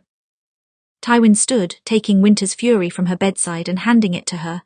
Arya grasped it gratefully in her hand and fumbled to tie it to her belt. When she had secured it, Tywin nodded once and started from the tent, but he stopped just before he left. "Lady Arya, if you have an idea, I suspect you'll want to discuss it with your brother," he said. "I'll be by his tent shortly to discuss the siege. You can tell us both then." Arya nodded once. "All right." Then, when Tywin had gone, she took a step forward, trying not to bear much weight on her twisted ankle. Her mother kept her steady. "Careful now," she murmured. "I've got you." Crossing camps was slow going since Arya winced every time the cart hit a harsh bump, but she tried to bite back her pain as they went. She wanted to see Bran again. She needed to see that he was okay and not too damaged by the frays. Arya would blame herself for every scrape or bruise he earned. "I'm sorry we could not return you to our camp earlier," Catelyn said. "We didn't want to risk worsening your injuries." "It's fine," Arya said. "I used to being among Lannisters." "That's true," her mother let out a heavy breath. "And soon you won't just be among them, you'll be one of them." Arya stared down at her hand, not replying. "Arya, why did you tell me about your engagement?" her mother asked. "I didn't want you to worry," Arya said. "I worry about you whether you tell me anything or not," Catelyn said. "Did you imagine I would be angry at you for this? I know it's not under your control." Arya shook her head. "Mother, did you promise me to one of Walder Frey's grandsons?" The question seemed to catch her off guard. What? "Did you promise me to him for a bridge?" Arya picked at her bandages. "Lord Tywin said you needed control of a bridge." Her mother's jaw tightened. "It wasn't Lord Tywin's business to tell you such a thing." "But it's true," Arya said, "isn't it?" Catelyn looked out at the horizon, suddenly studying the sky very intently. "Yes, it's true." Arya nodded once. "I was angry when I found out. I expected Lord Tywin to force me into a marriage at some point. I was his ward after all. But when I heard you had done the same thing, I was furious." She smiled bitterly. "And I knew if I brought up Jaime you would be angry. And then all of my anger would bubble to the surface and I would have to confront you about that damn bridge." "Oh, Arya," Catelyn's voice seemed weighed down by sorrow. "I didn't want to do it," Arya continued. "Not while I was visiting home for the first time in so long. I didn't want the truth, to know that I've been used as a pawn by nearly everyone in my life, including my own family." "You're not a pawn to us," Catelyn protested. "You still used me like one," Arya said. "But it doesn't matter, I'm not angry at the moment. I've spent all my fury on other people." They lapsed into silence for a long while, and in that silence hung guilt. Her mother had not wanted to make such a match for her. It had been war, though. It had been desperate times, and they needed that bridge. Arya just wished she was not the currency used to gain it. "Jaime's not a bad person," Arya said at last. "He's not a good person either, but he lets me have my sword, which is more than most people have done for me." She looked up at her mother. "And with this match I can keep the Starks and Lannisters at peace." "There are other ways to do that, Arya." "A few, maybe," Arya said, "but you're not going to convince Lord Tywin." Catelyn exhaled. "I know, I already tried." Arya's mouth twitched. The thought of her mother arguing with Tywin Lannister was a wonderful picture. She wished she could have seen it. "I'm sorry," Catelyn murmured, "about the bridge." "It's all right," Arya replied, looking off into the distance. "It doesn't matter anymore." Just over the hill, she thought she saw a wolf sprinting toward the tree line, circling the northern camp. Somehow she knew it was Nymeria. Her wolf had not come to her as she recovered. She did not lie at the foot of her bed or try to keep her warm. But then again, that wasn't Nymeria's way. She was a wild animal, not a pet, and she never kept still for long. Bran did not look harmed beyond his missing fingers, and the sight relieved Arya. She stumbled all the way to his chair to throw her arms around him, even though it hurt her to do so. Bran was alive. Her failure to protect him had not damaged him too badly. She still felt nauseous when she thought about him losing his fingers, but it was better that he was sent to the frays. The Boltons had originally meant to keep Bran, and Arya could not have tolerated Ramsay targeting him instead of her. Bran wrapped his arms around her shoulders as carefully as he could. "Gods, Arya, are you sure you should be standing?" "My ankle is just a bit twisted." "Don't pretend that's your only injury." Bran nudged her just slightly toward his cot. "Sit, please." Arya did, gratefully. "I'm glad the frays didn't harm you." "No, they were kind enough," Bran said. I was their only hostage after all. The Boltons were foolish to treat you so roughly. Most of this came from my escape attempt, Arya said. They were trying to slow me down. They couldn't be without their only hostage. Bran's eyebrows rose. So you were their only hostage, I thought so. You thought what? Arya blinked. How could you think so? I imagine it has something to do with what he wanted to discuss with us. Robb brushed aside the flap of the tent and ducked inside. He looked Arya over. How are you feeling? Still terrible, but my life isn't in danger, Arya said. You? About the same, Robb managed. He returned his attention to Bran. So, what makes you think that Ramsay doesn't have the children? I saw them in the crypts with Sansa, Bran said. Brienne is guarding them and Maester Luwin visits when he can. No one has found them yet. How could you possibly know that? Robb asked. Because Shaggy Dog is there too. I saw through his eyes, Bran said. I used to only see through Summer's eyes, but I'm getting better at using others now. You're talking about dreams, Bran, Robb said. Those are dreams. No, not just dreams, Bran looked up at Robb. The night that Jaime found Arya, you had a dream, didn't you? You dreamed that you were a wolf. Robb paled and looked away. Maybe I did, I don't remember. I did, Arya murmured. I remember clearly. I was running through the woods and ripping apart Bolton men. She glanced between her brothers, and I saw Summer and Greywind there too. There were dozens of men dead in the trees, Bran said. Normally, wolves would never attack that many. They're cautious creatures by nature, but they did because we needed to protect Arya and it was the only way. That isn't, Robb shook his head. I'm not sure how that's possible. You've had other wolf dreams, haven't you? Bran asked. You've just ignored them.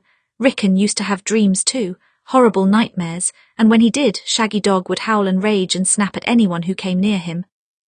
Shaggy Dog was always wild, Robb said. Because Rickon was wild, because he was scared, Bran said.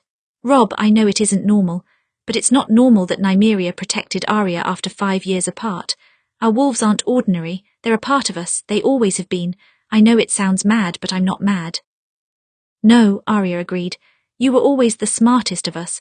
You always had a question for every answer Maester Luwin gave you.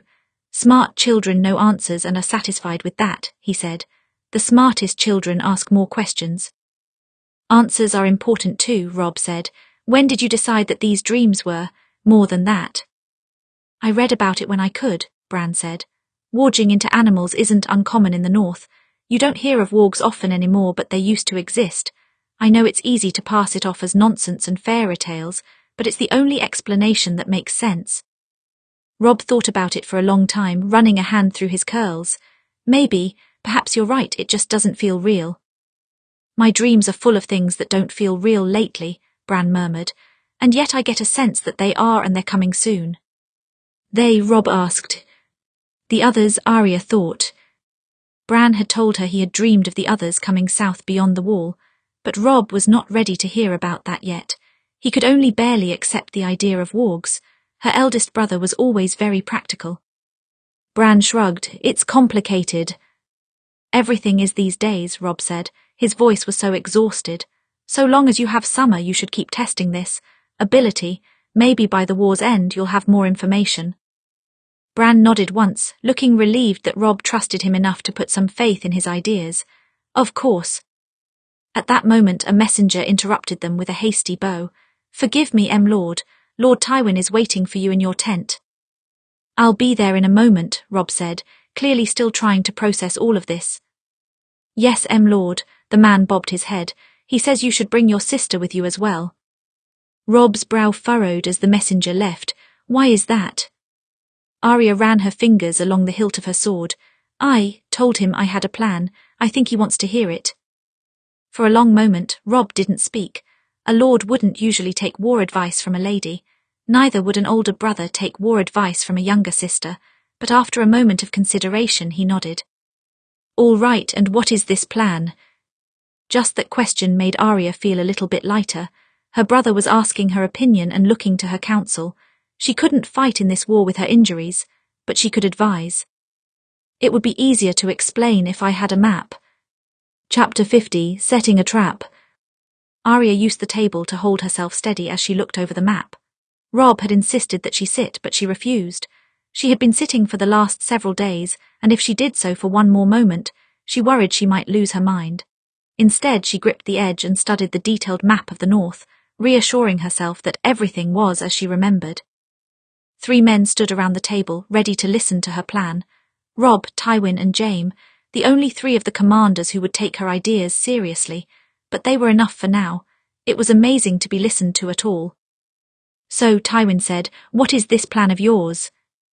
"It will make more sense if you tell Robb about Lord Bolton." Arya glanced up at him. "I assume you haven't yet." "What about Lord Bolton?" Robb asked, as if confirmation of Arya's words. Tywin exhaled. "Roose Bolton came to bargain with me shortly before Arya escaped. He hoped to send me back south with Arya and with valuable information." "What kind of valuable information?" Jaime asked. "The name of a traitor in the south. Someone who apparently gave information regarding Arya's trip north," Tywin said. "A traitor in the south," Jaime laughed once. "Well, that could be practically anyone."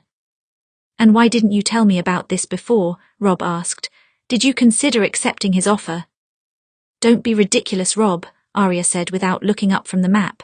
"He wouldn't have told me about the meeting if he had. That's not the point." "What is the point then?" Robb asked. "The point is that I didn't tell him yes, but I didn't tell him no either," Tywin said. "So he still thinks the deal is a possibility. Arya wants me to accept." "And make him think that you're no longer on our side," Robb realized. "Then he'll think that my army is easy prey." "Yes," Arya said, "I've been thinking about the timeline of it all. Lord Tywin, when would you say Roose came to your camp? How long ago?" "A fortnight," Tywin said, "the day before Jaime found you." "Good, that's good." Arya rubbed her fingers together, thinking. "So Roose Bolton came to you. You suggested that there is chance you will leave if he returns me. If I'm Roose Bolton and I'm desperate enough to try to bargain with a notoriously ruthless lord, what do I do?" She looked up. "I would send a letter to my bastard son asking for him to deliver the hostage to my camp. Then at least I would control the hostage, whether I ultimately give the hostage up or not." "So you think Bolton sent a letter to his son?" Robb asked. "Yes," Arya said. "In fact, I know it because of the wedding." She swallowed hard.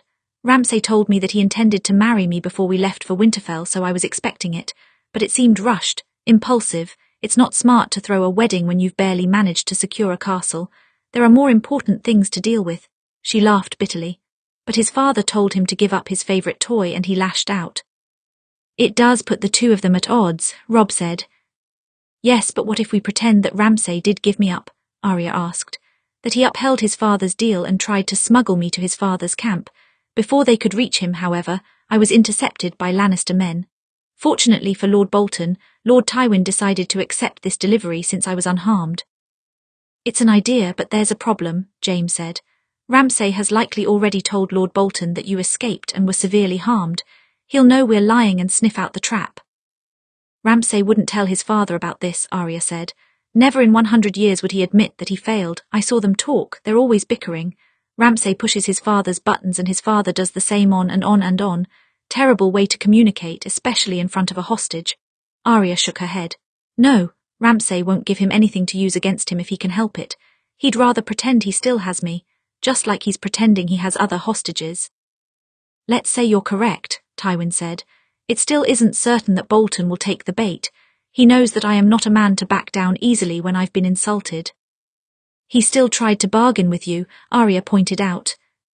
"He did, but that does not mean he won't suspect." "You're right, so we need to ask for a little more than the name of a southern traitor," Arya said. "We'll ask for Ramsay's head." Tywin paused to consider the idea. Just the pause told Arya that he thought it might work. "We can't make the price too high or he won't take it," Robb said. "Ramsay is his only son." "It may seem too high, but maybe not," Jaime said. "Ramsay is a bastard in all but name now. If he is as cruel as he seems, I'm willing to bet that he's kept Lord Bolton from having any true-born sons to protect his claim." "He is exactly as cruel as he seems," Arya said. "Ramsay is a wild dog to Lord Bolton.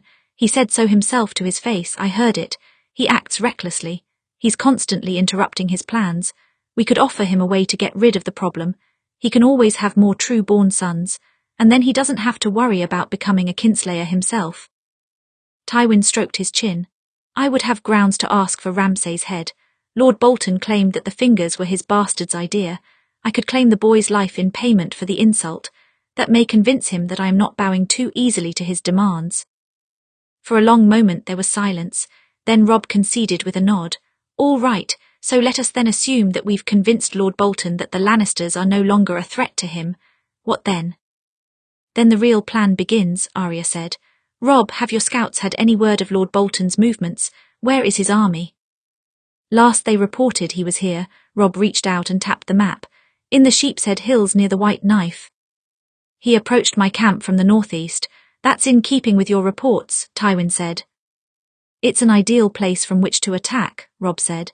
"He would have the high ground if he managed to bait us into attacking first. If we did, the wet winter would make for a difficult charge. And when the Lannister forces move away, it leaves you open to attack from the east," Jaime said. "Yes, which Lord Bolton will know." Arya leaned forward over the map. "When the Lannister army leaves, Robb will move the northern army into the Lannister position. It's a theoretically stupid move as it leaves you more open to an attack from Lord Bolton, but it will draw him in. They will position themselves on the hills closest to the field." She tapped the map. "Then they will wait to see what you will do. That's the most important thing. Roose Bolton strikes me as a cautious man. If he can bait his enemy into attacking first, when he has the high ground, that's exactly what he'll do. So he positions himself at the high ground and waits to see if I attack or defend," Robb said. "The smartest thing to do would be to move out of range of Winterfell, but force him to come to me on flatter ground. That way, if Ramsay Bolton's men tried to attack us from behind, we'd have fair warning and time to move." "That would be the smart thing," Arya said. "You're not going to do the smart thing." Robb's brow furrowed. "What do you mean?" "Roose Bolton thinks you're weak, Robb. He thinks you're a hot-headed boy who threw away a vow for love." Robb's jaw tensed and Arya hurried on. "But his low opinion of you, that's your greatest weapon against him, and it's how we will lure him into a trap. He'll take his position on the hill, hoping that his presence will goad you into an impulsive attack, and you, overwhelmed by rage and hatred, will do exactly as he suspects. You'll charge uphill, through the mud, and he will meet your charge knowing in his heart that he has the numbers and he will beat you." Arya smirked. "And when the Boltons are fully engaged in battle, that is when the Lannister army will return." "I see," Tywin studied the map. "You want us to attack from the north, from the Wolfswood." "Yes," Arya said. "You'll move south as soon as you've made your deal with Roose Bolton, but before you reach the fork in the White Knife you'll shift your course west and circle up through the Wolfswood. It will be difficult terrain, but you'll go unnoticed. I doubt Lord Bolton has men in the west. He has consolidated his forces for this attack. Besides, all his major allies are in the east. He has less eyes here." She traced her finger along the border of the Wolfswood. "You'll make your way north until you reach this point, directly behind the hills. Then, when the time is right, you charge from the trees. Then you will have the high ground and the Boltons will lose half their rear before they know what hit them." "It will require precise timing," Tywin said, "and my men don't know the difficult terrain. If we cannot get into position in time, the northern army will break." "I can send you with a guide," Robb said. "House Glover knows those woods well. With their help you can get into position within a few days. Once we reach the northern woods, we can always give Robb Stark some sort of signal," Jaime said. "If he does not receive the signal, then he can keep a defensive position instead." Tywin nodded once and looked to Arya. "The plan has flaws. It relies a great deal on Roose Bolton playing into our hands, which means it relies a great deal on whether or not you've judged him correctly, and the surprise attack is ruined if any part of my army is spotted in the Wolfswood." "They're unlikely to search the Wolfswood," Arya said. "They would never expect the Lannisters to use the northern terrain as cover like that, and like I said, they are focusing on Robb's men, not yours." "True enough," Tywin said, "but why shouldn't my army just refuse Lord Bolton's terms and go to war with him openly? We still have the numbers." "Because," Arya paused, scrambling for a good answer, "it will mean more Lannister and Stark casualties than necessary. If you attack Roose Bolton head-on, well, you will win with the numbers, but at a much greater cost. This plan has a higher risk but higher reward. Worst case scenario, they discover our plan and we don't have the element of surprise. Best case scenario, we destroy them in one decisive stroke." For a long moment Tywin didn't reply. He stared her down with a nearly unreadable expression. Then he nodded once. "All right." Arya let out a breath. "Is it a good plan?" The corner of his mouth twitched. "It's a good plan." Arya smiled. a real smile in what felt like the first time in months.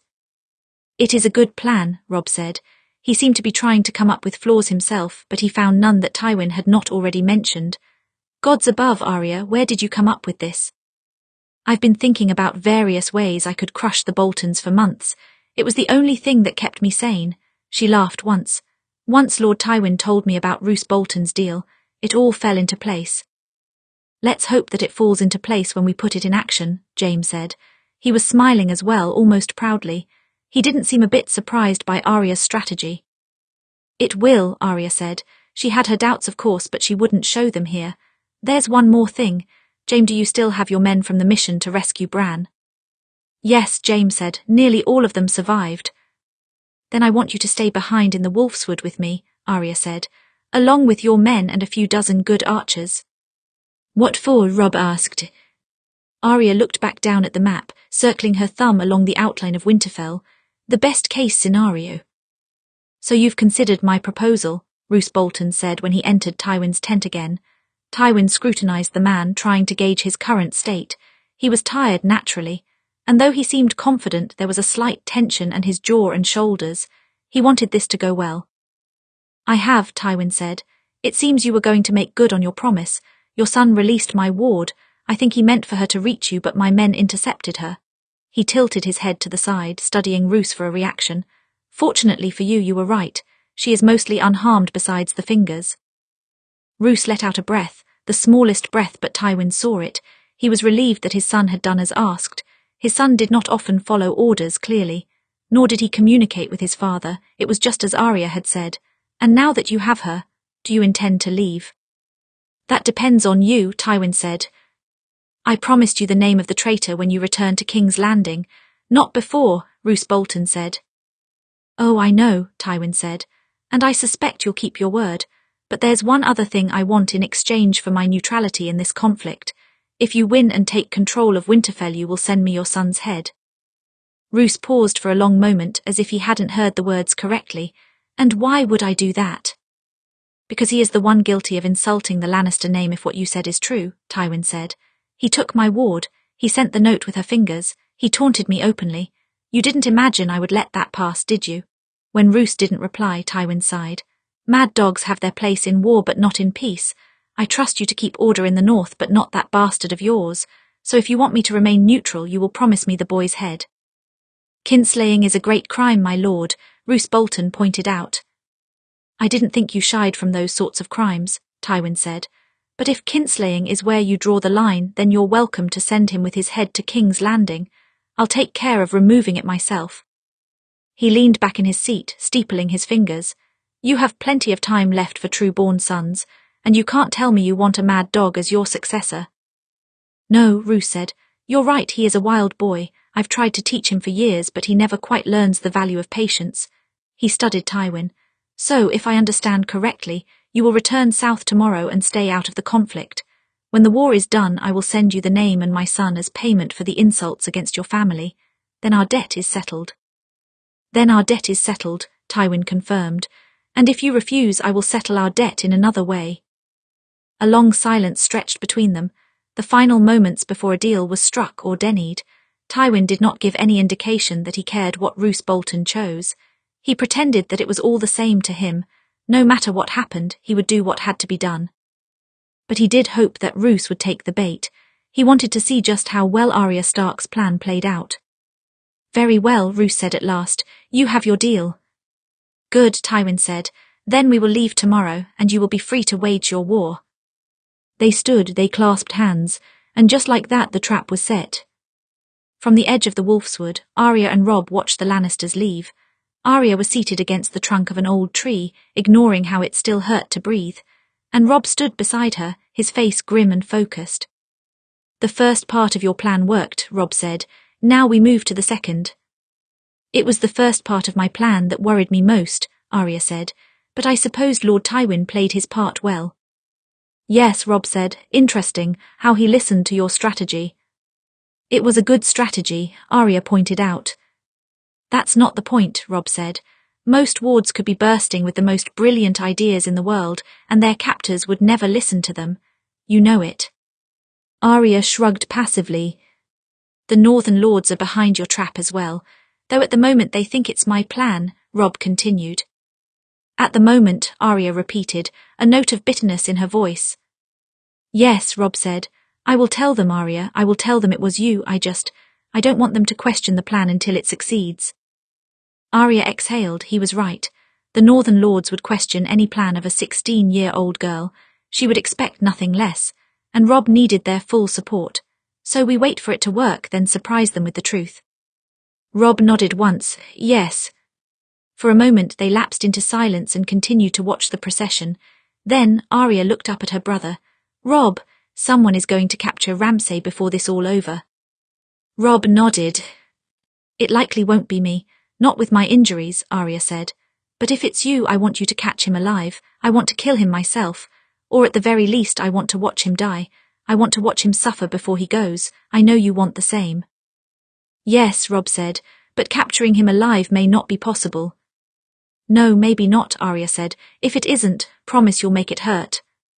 Robb nodded once, that I can promise. Chapter 51, The Battle for the North Part 1.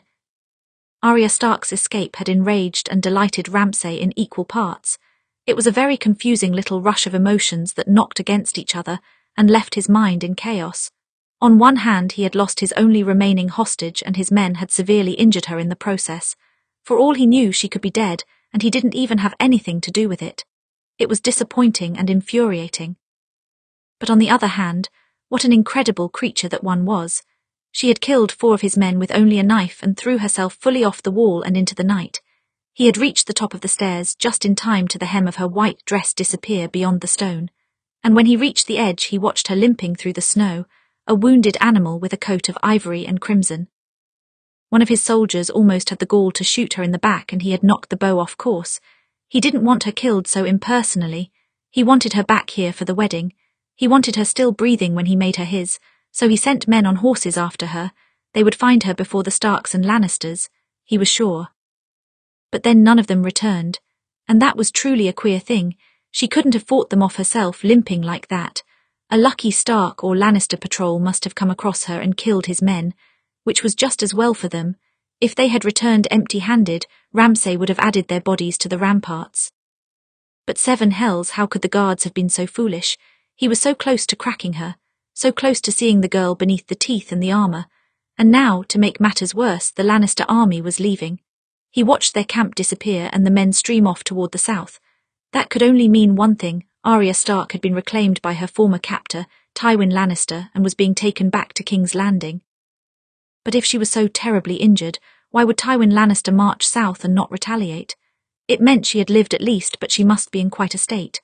Was Cersei Lannister right, and he only valued the girl for her marriageability? If he valued her any further than that, he would not let this insult stand.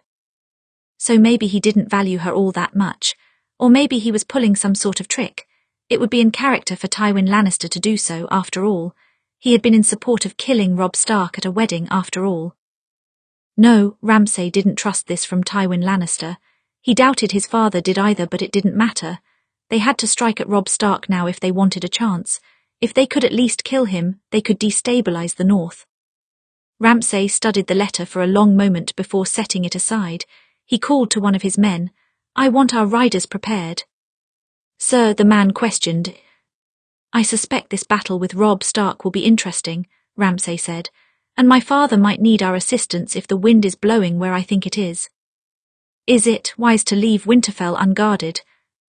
Ramsay laughed once. I'm not a fool, we're not leaving it unguarded, just down a few men. It doesn't take many to hold the castle. His grin widened. Besides, reclaiming the castle isn't what they're after, not yet. They need to destroy my father's army first before they have a chance. Ramsay stayed up on the wall for a long time, until the Lannister army had filtered away, and the northern army shifted into its place on the eastern side of the keep. They were preparing for an attack from his father, and their guards were faced away from Winterfell rather than toward it. It's going to come to an end soon, Ramsay thought, one way or another. 2 days after the Lannister departure, Robb saw Roose Bolton's army appear on the hill, exactly where Arya had predicted. And just as Arya predicted, they did not charge immediately. They waited to see what Robb would do, waited to see if he had a defensive or offensive strategy. No doubt Roose had a plan for both possibilities. He was a man of careful planning after all. He had been planning this damned betrayal for many years. As soon as he appeared, Robb's men snapped into action. They knew the formation. They knew exactly what to do, and they had been waiting for the past 2 days for the beginning of this final battle. Very shortly, Robb had his formation. He had divided his meagre remaining cavalry into 2 parts, one for the first charge and one for the rear, to protect the archers in case of an attack from behind. The infantry, particularly the pikemen, guarded their flanks in case Roose Bolton's cavalry tried to cut in from the sides. Even though Robb meant to attack, he knew that a defensive position was necessary if he was to survive long enough for the Lannisters to arrive. That was the real question. It had been over 2 days since they left. The Glovers said that 2 days should be plenty of time to work their way through the Kingswood. It would take less time if they went on little rest. They hadn't received a signal yet, but if they waited too long, Roose would leave the hill and go on to the attack. They'll make it, Robb decided. Tywin Lannister wouldn't let his men fall behind, and the Glovers know the area well. They'll make it. Robb took his place with the rear cavalry and drew his sword. It shone mid-afternoon light, clean for now but soon to be slick with blood. This was not his first battle, and yet his sword had never felt heavier. This bloody civil war is almost at its end one way or another, he called out. Let's remind them of the strength of loyal houses. The army let out a roar that rang across the fields like thunder. Robb gripped his sword tight in his hand, steeling himself. Then they advanced. They started at a steady pace, waiting to see if Lord Bolton would charge before they reached him. He stayed still, prepared to meet them. From this distance, Robb could make out a line of archers on the front line. A defensive position, Robb thought. He was hopping for a charge, hopping for me to do the foolish thing. Thus far, Arya had been reading Roose Bolton quite well. He truly didn't think very highly of Robb. That was fine. Once Roose's armies lay in ruin and his head was removed from his shoulders, it would not matter what he thought. As they neared the hills, Robb called for a charge. The army picked up its pace, and the first line of cavalry charged at the Bolton men. Then the enemy army split. The Boltons stayed in their place, supported by the Ryswells and the Locks at their flanks, and the Karstarks and Umber broke apart, the first moving left, the second moving right. They circled the northern army as they charged. Then, before they could even reach the Boltons, they shifted their course and charged Robb's army from either side. "Defend the flanks," he cried out. The pikemen on the right and left side shifted their course, turning to face their once friends and allies. But some turned too late and the line broke, allowing a few Umbers and Karstarks to cut a gash through the Stark loyalists. But it was just few enough that they could cut them from their horses. The spearmen filled in the gaps quickly to keep the enemy at bay. Through the clang of steel and screams of dying men, Robb thought he heard the cry of archers. "Shields up," one of his generals cried in response, and the men at the centre threw up their shields in time to deflect arrows from the Bolton side. They had kept their men back and let the Umbers and Karstarks entrap them. Then they had used their archers to take shots into the centre in hopes that the Starks would not have time to react. Some did not. A few paces from Robb, a man took an arrow through the skull and fell from his horse. Arya had predicted much of Roose Bolton's actions, it seemed, but she was wrong on one thing. He did not wait for the Northmen to reach the hill or get anywhere close to him. He did not need to use the terrain with the numbers, and he was able to keep well away from the main fighting by using the Umbers and Karstarks to grasp him in the jaws of death. And any Stark loyalists that escaped to charge Roose, then they would face a hill and a row of hundreds of archers. They had archers too, of course, and Robb called for them in that moment. "Archers, shift to the centre away from the rear. Rear guard, defend the archers." He could already see the Umbers and Karstarks were trying to get around behind the Stark army, and if they did, they would be surrounded on all sides. "Aim for the Bolton archers. If we can't kill them, they can pick us off one by one." They did, and Robb saw many of the enemy fall. But when they collapsed, more stepped forward in their place. They had more archers than the Stark loyalists by half and plenty to outlast them. "We need the Lannisters," Robb thought. "Seven hells, we need the Lannisters soon." Robb Stark had the northern recklessness in him, just like his sister. He was fortunate that Tywin had arrived in the northern Wolfswood, or else his army could have been defeated before help even arrived. Fortunately, Tywin was there, and his scouts were able to report the beginning of the battle. "The Karstarks and Umbers are surrounding the Starks," one of his generals said. "The Boltons are staying back and letting their allies do the work for them. They're using archers to pick off the northern loyalists. The Boltons have their backs to us, yes? Tywin asked. Yes, the general said. Good, Tywin said. We'll give them a taste of our archers, then our cavalry right after that. Scatter them. And so they did. In the thick of the battle, just as the Northerners seemed surrounded with no way out, the Lannisters arrived. Their arrows silenced many of the rear guard before they even knew what would happen, and those that escaped the arrows only had moments to turn and register the cavalry charging them. By the time they took up a warning cry, it was too late. The Lannisters charged right down the middle, a knife of red and gold amongst the grey of the northern winter. The Bolton men scattered, but they did not scatter in chaos. Some of their numbers panicked turned to flee to the woods, only to be met with a line of archers who dropped them in an instant, but most reacted quickly and with purpose. They seemed to understand that they might be attacked from behind, which meant that Roose Bolton had suspected some foul play. The army split right down the middle, half joining the Karstarks and half joining the Umbers. They still had the northern loyalists caught in a trap. They were trying to kill as many of them as possible before the Lannisters could counter. But Tywin had predicted this as well.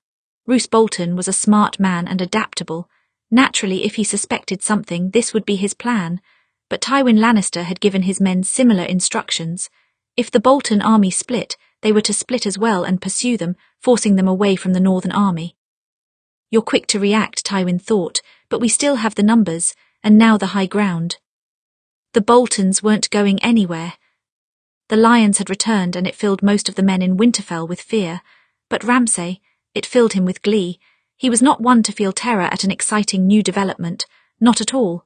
This, like all things, was an opportunity. It lowered their chances of success, of course. In fact, it practically guaranteed that the Boltons would be wiped from Westeros with nothing but a memory remaining. But the question was now, how would they go? When he heard that the Lannisters had come from the Wolfswood to the north, he laughed, and then he gathered his riders and prepared to leave, because if the Lannisters had attacked from the woods, Tywin Lannister was likely there. Perhaps I could meet him, Ramsay said. Perhaps I could kill him. That would shake things up. Tywin Lannister was the strength of the West after all. What would happen to his armies if he fell? Open the gate, Ramsay called out. We're going to assist my father. And perhaps we'll slay a lion as we do. Arya had been waiting for this, for exactly this moment. Jaime and his men had been waiting right along with her, along with the 24 archers her brother had left, and Bran had been her eyes. She didn't understand Bran's strange new abilities any more than she understood her own, but when his eyes rolled back in his head, she waited with him until he returned and gave his report. Ramsay is preparing his riders, Bran said when his eyes snapped back into place. You were right, he's going to leave. Arya's lips curled into half a smile, half a snarl. Her blood was singing with a sudden rush of excitement. Good, then we're prepared too. Which gate? The north gate, Bran said. All right, Arya said. We'll have plenty of tree cover there. We can hide and then when they leave we'll have our chance. Your instincts always seem to lead us somewhere good, Jaime commented. I'll get the men into position. Let's hope your best case scenario plays out. Yes, the best case scenario. Ramsay leaving Winterfell gave them one window of opportunity to storm the castle and take it back while they were unprepared. All eyes would be on the fight from afar and no one was expecting the Starks to make a play on Winterfell before taking care of the larger army. But Arya needed to find Sansa and the children, and she needed to tear her home out of Ramsay's hands. They had the archers. They had the element of surprise. They had a chance that they could do this. The northern gate began to open and the soldiers prepared themselves to take advantage. Arya only regretted that they could not kill Ramsay right then, but Winterfell was more important than killing him. She could be patient. Robb could handle catching Ramsay. In the midst of the chaos of battle, orders became meaningless. Robb could shout until his lungs gave out and most of his soldiers would not hear him. They were too busy fighting for their lives, killing the soldiers that used to be their allies. The air was thick with the stench of blood and drowned out by screams and scraping steel. The arrival of the Lannisters brought relief, but it did not save the northern army. Not yet. They still had to break out of this trap. Miraculously, Robb had not yet left his horse, and he tried to rally the rear cavalry that still had theirs. Not many men, but perhaps enough.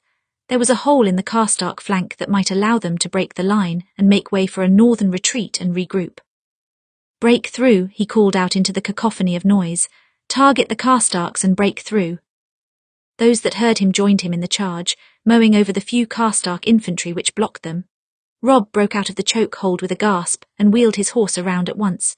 Other Northerners were quickly taking advantage of the gap to move out of the way, and the Lannister army was starting to sweep over the Umber and Karstark flanks, running them down. "We'll win," he thought. "This is going to work." He turned to look for the Bolton army. Many had split off and gone to support the Umber and Karstark flanks. He couldn't see Roose Bolton in the chaos, but he could see. Robb's blood went cold. Along the perimeter of the Wolfswood there were riders heading for the Lannister rear, and he recognized the one at the front, Ramsay Bolton. He had left Winterfell. Arya's best-case scenario. All at once, Robb felt white-hot anger stab through him like a knife twisting in his chest. He urged his horse into a gallop and tore after the riders as quickly as he could. He had promised Arya that he would bring Ramsay alive or give him a painful death. And at this moment, he knew which one he would choose. Chapter 52, The Battle for the North, Part 2. Arya could not take part in the fighting. Nearly everyone who cared about her well-being had made that clear at some point or another. Her mother, both of her brothers, Tywin, Jaime, they had all seen fit to remind her not to join the battle, just in case she happened to forget her still healing injuries. Of course, Arya wasn't a fool. She knew that if she tried to fight, she would only hurt herself further or get killed. But still, she felt a rush of battle lust as the gates of Winterfell creaked slowly open. Jaime and his men were hidden carefully in the trees, and none of them dared stir as their path revealed itself. Arya busied herself with counting. She counted the number of archers visible over the north gate. 12. Most of the archers were concentrated at the eastern side, closest to the battle. The Lannister men would have the element of surprise if they went through the northern gate. She counted the seconds too, the seconds it took for the gate to open. 1, 2, 3, 4, 5, 6, 7, 8, 9, 10. Then she held her breath as the riders burst from the keep. Ramsay was at their lead, spurring his horse at a full gallop to reach the battle. His riders followed behind him, oblivious to their surroundings or anyone near the keep. They were not expecting a counter-attack. They were focused on the task ahead of them, not the keep behind them. "Hold," Jaime whispered under his breath. "Wait." They waited until every rider had left the keep and was on their way toward the battle. Then Jaime snapped his fingers. His men sprang for their cover and ran at a dead sprint for the keep. At the very same moment, their archers rose and took aim at the men above the gate. They felled 8 with their first shots, leaving only 4 fumbling to knock arrows in their bows in time to shoot the sudden attackers. Arya watched as Jaime's men ducked and rolled under the gate before it closed. She counted how many made it in. 7, 8, 9, 10, 11. The last only barely made it under when the gate closed. A cry went up from inside the keep as at once Winterfell was thrown into chaos. With a second volley of arrows, their archers had removed all but one of the Bolton defenders from the wall. The last defender had ducked below to hide from the arrows, knowing he would be dead if he presented himself as a target again. The Lannister men who hadn't made it through the gate pressed along the outside, waiting for an opening. Arya pressed her left fist hard against the ground. 11 won't be enough to take the castle. "If they get the gate open again, it won't just be 11, Jaime said. Arya nodded once and held her breath again. She waited for the gate to creak, counting the seconds, feeling her heartbeat grow more painful as the time stretched on, and she listened to the clash of steel inside of her home. Then the gate began to open again. At once Arya felt the rush of relief and determination, followed by a rise of what she could only describe as bloodlust. Her vision blacked out. One moment she was staring at the gate and the next she was running for it. Strangely, she seemed to be running on all fours, a deep snarl rattling her whole body. She was not a girl anymore. She was a wolf, and ripped from the trees and shot past the open gate at once, thirsty for a taste of Bolton blood. She skidded across the mud, whipping her head around, looking for anyone wearing a Bolton symbol. As soon as she saw them, she leapt upon them, knocking them to the ground beneath her great weight and tearing their throats from their bodies. She killed one soldier and then scrambled to kill another as quickly as possible, and she counted the number that fell. 1, 2, 3, 4, 5, 6. Something sharp bit into her haunches, and she whirled around to snap at a terrified soldier. He stumbled back, only to have a sword driven through the back of the skull. Jaime had entered the courtyard, and he looked at her with a sort of bewilderment. Perhaps he has never seen a girl turn into a wolf before, Arya thought. Then again, she wasn't sure how she had turned into a wolf. Perhaps it was the warging, like Bran said. She and Nymeria became of one mind with a common goal. And that goal was to rip Bolton's apart. The Bolton army was beginning to fall to pieces. As soon as the Lannisters had appeared on the field, their weakness had shown itself. But then Roose Bolton took a bolt beneath his armpit and toppled from his horse. Once Lannister men had taken him hostage, the northern rebels had no one left to lead them. It cut the head off of their rebellion. That was the favourable outcome, but unfortunately the bolt that toppled Roose had brought him to death's door. As Tywin looked down at his opponent, he could see already that the Lord of the Dreadfort did not have much longer to live. He was deathly pale and glassy-eyed, struggling to even stay on his knees. "I suspected a trick from you," Roose Bolton muttered. "You never were an honest man." "No," Tywin said, "so why didn't you forgo your plan?" "We had no choice, but to take a chance. This was our best opportunity." Pain weighed heavily on his words. "And the battle is not over yet." "It will be soon, and you know it." Tywin shifted on his horse. "But while you still draw breath, you could end it. Tell your men to surrender." He looked down at his opponent coldly. "Or better yet, give me the name of the traitor." Roose Bolton let out a hoarse laugh. Blood sprayed from his mouth. The arrow, it seemed, had punctured a lung. "I don't think I'll do either of those things. You may subdue my men and my allies without my help. And as for the name, you deserve to discover it all on your own, Lord Tywin. I only regret that I won't be able to be there when you do." Tywin tightened his grip on the reins, but he did not show his anger other than that. It was no use questioning him further. Roose Bolton had made up his mind, and he could not torture an answer out of him. He would not live long enough for that. And if torture was necessary, his bastard son was always an option. He likely knew the name of the traitor as well. "Take him away," Tywin said at last. "Let him succumb to his wounds." The men who had retrieved Roose Bolton from the battlefield nodded and dragged him to his feet. The man could barely keep steady as they led him away. Tywin guessed he would have less than an hour left. Some of the northern traitors have begun to throw down their swords. One of his generals, Lord Cratehall, said, "Shall we accept their surrender?" "I highly doubt Robb Stark will let them live if you do," Tywin said. "But it is his home. The North should see him deal with his own traitors. It's the only way they will see him as strong." Lord Cratehall nodded. "Very well." Lord Tywin, a scout rode to meet them, his expression urgent. "You asked for me to watch the situation at Winterfell." "Yes, and your son's men have infiltrated the castle. The victor is unclear at this time, but the Boltons left Winterfell with few defenders." Tywin's brow furrowed. "That means Ramsay Bolton has brought riders to the field. Where are they?" A wild cry answered his question. He looked up to see riders breaking through the trees, headed toward him and the line of command. But they would not have such an easy time of it. Tywin was not a fool. He had kept many of his soldiers back in the woods in case the enemy tried to mount attack on his forces in the woods. At once his soldiers reformed a line in front of him, prepared to face the riders. Lord Cratehall galloped toward the men, shouting commands. "Hold steady, beat them back." Tywin backed his horse up a few steps, watching as the archers took their places, ready to defend. In a volley of arrows, they knocked several riders from their mounts and sent just as many horses squealing into the dirt. He looked for Ramsay Bolton among them. He did not know what the boy looked like, only that he greatly resembled his dying father, but he suspected he would be at the lead. There was no clear leader, though, and no face that spoke to being Roose Bolton's blood. Tywin's brow furrowed. This was a clumsy, desperate attack from the Boltons, especially since it required them leaving Winterfell undefended. If this was all they meant to do. Then Tywin heard a horse behind him, and the scrape of steel on steel. He looked back in time to see a lone rider charging him. "There he is." Tywin was not a swordsman. He used to be a long time ago when he was a knight and not a lord, but what remained of his skills was rusted muscle memory. Ramsay was clearly not rusted as he charged him, and Tywin narrowly wheeled his horse around in time to avoid the blow. He raised his sword and blocked the second strike.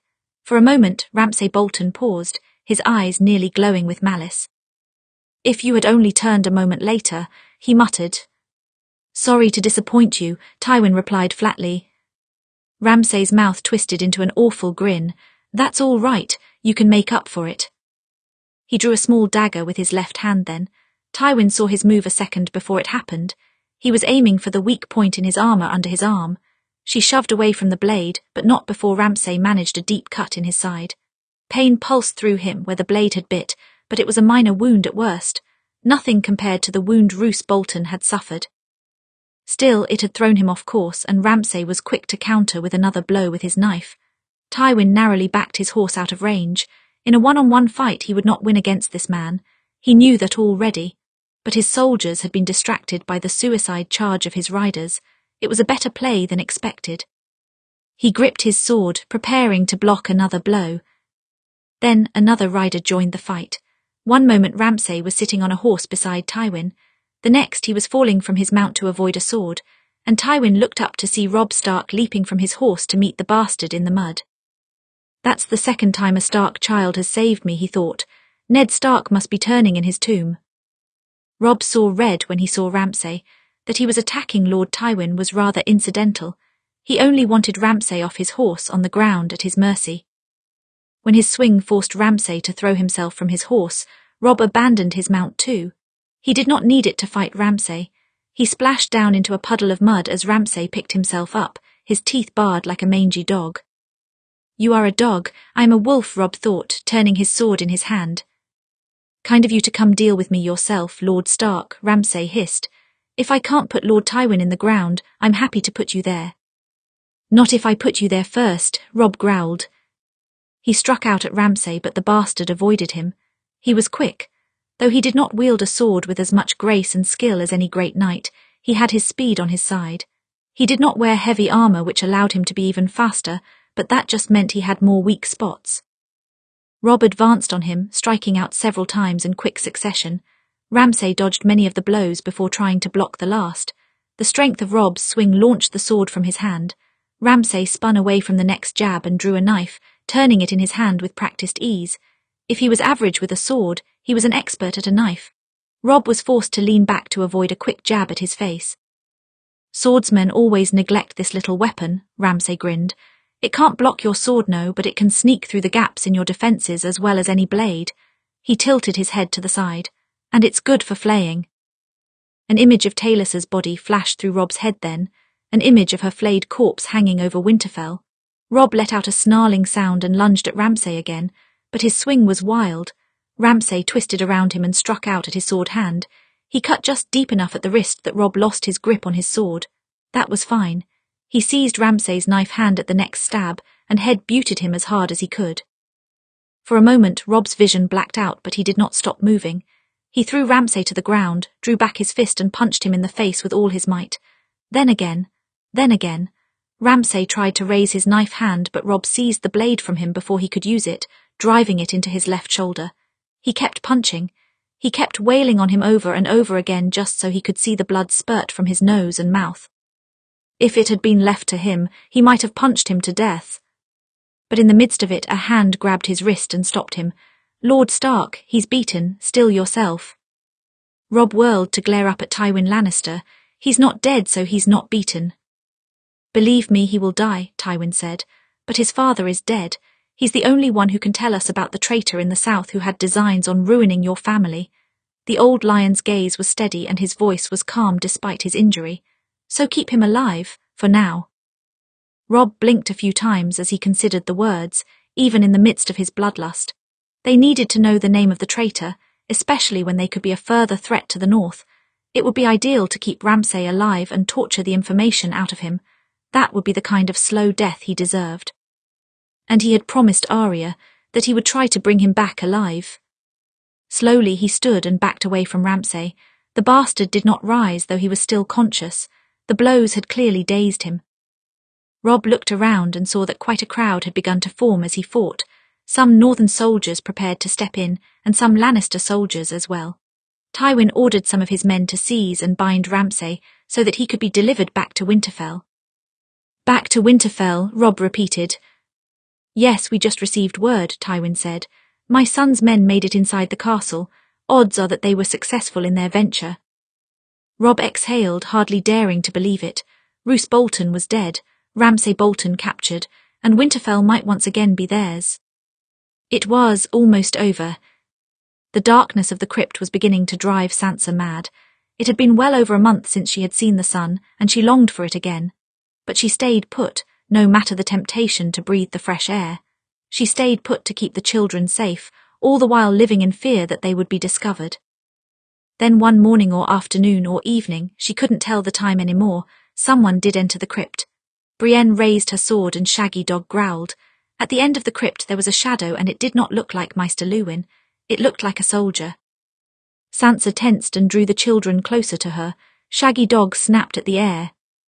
"It's all right," the shadow spoke gently. "It's all right, Lady Brienne, it's me." Brienne lowered her sword slightly. "Sir Jaime." Sansa's eyes widened. Jaime Lannister, what was he doing here if he was here then? Yes, Jaime took a few steps forward into the dim lantern light.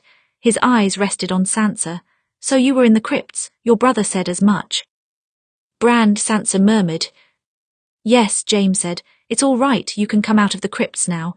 The battle for the north is nearly at its end, and we've taken the castle back." Sansa hardly dared to believe it. Are you sure?" "I would not be standing here if we hadn't won," Jaime said. Sansa let out a relieved breath, standing slowly to her feet. Ned stood with her, tugging at her skirts. "Aunt Sansa, do we finally get to leave?" he asked. "Yes, Ned," she whispered through her tears of relief. "We do." Arya opened her eyes and found herself in the middle of the Winterfell courtyard, lying in a cart. She jolted into a sitting position, ignoring the pain of her wound slicing through her, and looked around. She looked around for flags, for soldiers. Who was here? The Starks, the Lannister, the Boltons. Her gaze settled on a man in a red Lannister cloak, dragging the body of a Bolton soldier to a larger pile. Another Lannister man walked along the ramparts. They seemed calm, collected. They would not be so calm if they had lost. Did we really win? She thought. Arya scrambled from the cart, gripping onto the side of it to steady herself. But before she could take another step, she found herself face to face with a wolf. Her wolf, Nymeria, stood in front of her, looking deep into her eyes, the same way she had on that day so many years ago when Arya told her to run. She was so much larger now and fiercer, the kind of creature that could tear men to pieces, and yet she was the same wolf pup from her childhood. "Hey girl," Arya whispered. She slowly reached out one gloved hand. "It's been a while." Nymeria did not reply. For a moment she did not move either backwards or forwards. Arya feared she might turn and flee, leaving her alone again. But then her wolf stepped forward, nudging her hand with her nose. Arya shuddered and let her fingers slide through her fur. "That's it," she murmured. "We're all right now." To her right she heard her mother cry out in relief. She turned to see Sansa stepping cautiously out of the crypts. In her arms she held little Ben, and Lyanna and Ned walked behind her, clinging to her dress. In a moment Sansa had run into their mother's arms, embracing her tightly. Little Lyanna laughed and tugged at Catelyn's dress, and she scooped her up into an embrace. They were all well. They were okay. Sansa met Arya's eyes from across the courtyard and let out a laugh mixed with a sob. Arya smiled in return just as the tears began to fall. It seemed there was a tear for each emotion she felt. Exhaustion, relief, regret, hope, and so many shades in between. In the middle of the Winterfell courtyard, Arya sank to her knees beside her wolf and let the tears fall, relishing in her family's rare victory. After all this pain, they had won. Chapter 53, Aftermath. The bodies lay thick across the battlefield, turning the snow beneath them crimson. In the aftermath it was hard to tell which corpses belonged to northern loyalists and northern traitors. They were all men who had fought beside Robb at one time or another, then some had turned on him, others had fought with him, and now they all rotted on the battlefield. The traitors who had not died had surrendered or fled. Most of them would be dead soon as well. There were Lannister bodies scattered amongst the Northerners' Westerlanders who had given their blood for peace in the north. It would have been easy enough for Tywin to take Arya and return south at Roose's offering. He could have left the north to deal with its own rebellion, just as he had left Robb to deal with the Greyjoys. Whether for their lord's pride or politics or some other reason, the men of the West had stayed and fought and died. How time could change things. Not long ago Robb would have rejoiced to see Lannisters bleed. Now they bled as his allies. Tywin Lannister was bleeding too, but not to the death. Ramsay Bolton had managed a deep cut beneath his arm with a knife, and the man kept a red cloth pressed over the wound to stem the bleeding as he approached Robb on horseback. "You should see to that," Robb commented. "I will," Tywin said. "I've had worse wounds, there's no need to worry." I'm not worrying, just stating a fact, Robb replied. Any word from your son? Yes, Winterfell is secure and the Bolton traitors captured or killed. Robb nodded once, trying not to let relief show on his face, but there was doubt in his heart as well. No one had mentioned anything yet about his children, and Robb was too afraid to ask and find out they had been dead all along. Winterfell is open to you and your generals as well, Robb said. Until you are ready to leave, I expect your soldiers need rest before they make the journey home. The march through the Wolfswood is trying. Yes, they will rest, Tywin said, but we won't burden you for long before we march. Our tents are accommodations enough. There's no need for you to force courtesies. I'm not forcing courtesies. I am paying a debt, Robb said. If your men had not arrived on the battlefield, Roose Bolton would have overwhelmed us. By my recollection, you already paid that debt a short time ago, Tywin pointed out. That was right. Robb had inadvertently saved Tywin Lannister's life when he attacked Ramsay. He hadn't meant to, but he had all the same. I paid my debt to you, not to your other generals, he said at last. So Winterfell is open to you, I insist. Tywin inclined his head and did not argue further. With any luck, we can get a name from Ramsay Bolton before we march. I hope we can, Robb said flatly. Once we have the name, his miserable life will no longer be necessary. No, Tywin said, but don't be hasty. He does not deserve the mercy of a quick death. He won't have one, Robb vowed. A rider approached them then, and Robb turned to see Jaime Lannister on its back. He gave Robb a nod and cast a glance at his father's side. You're wounded. Only slightly, Tywin said. I'll have a maester see to it soon. You have my thanks, Sir Jaime, Robb said, for securing Winterfell in my absence. It was your sister's plan, Jaime said. If she could stand, I'm sure she would have led the charge herself, but all the same you're welcome. He shifted on his horse. Actually, I'm here because your sister sent me. She asked you return at once. Why, is Arya all right? Robb asked.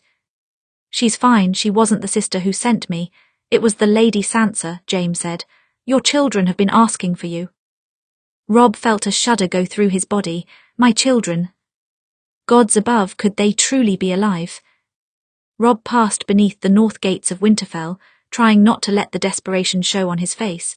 He knew that everyone was watching him, his followers, his enemies, his family.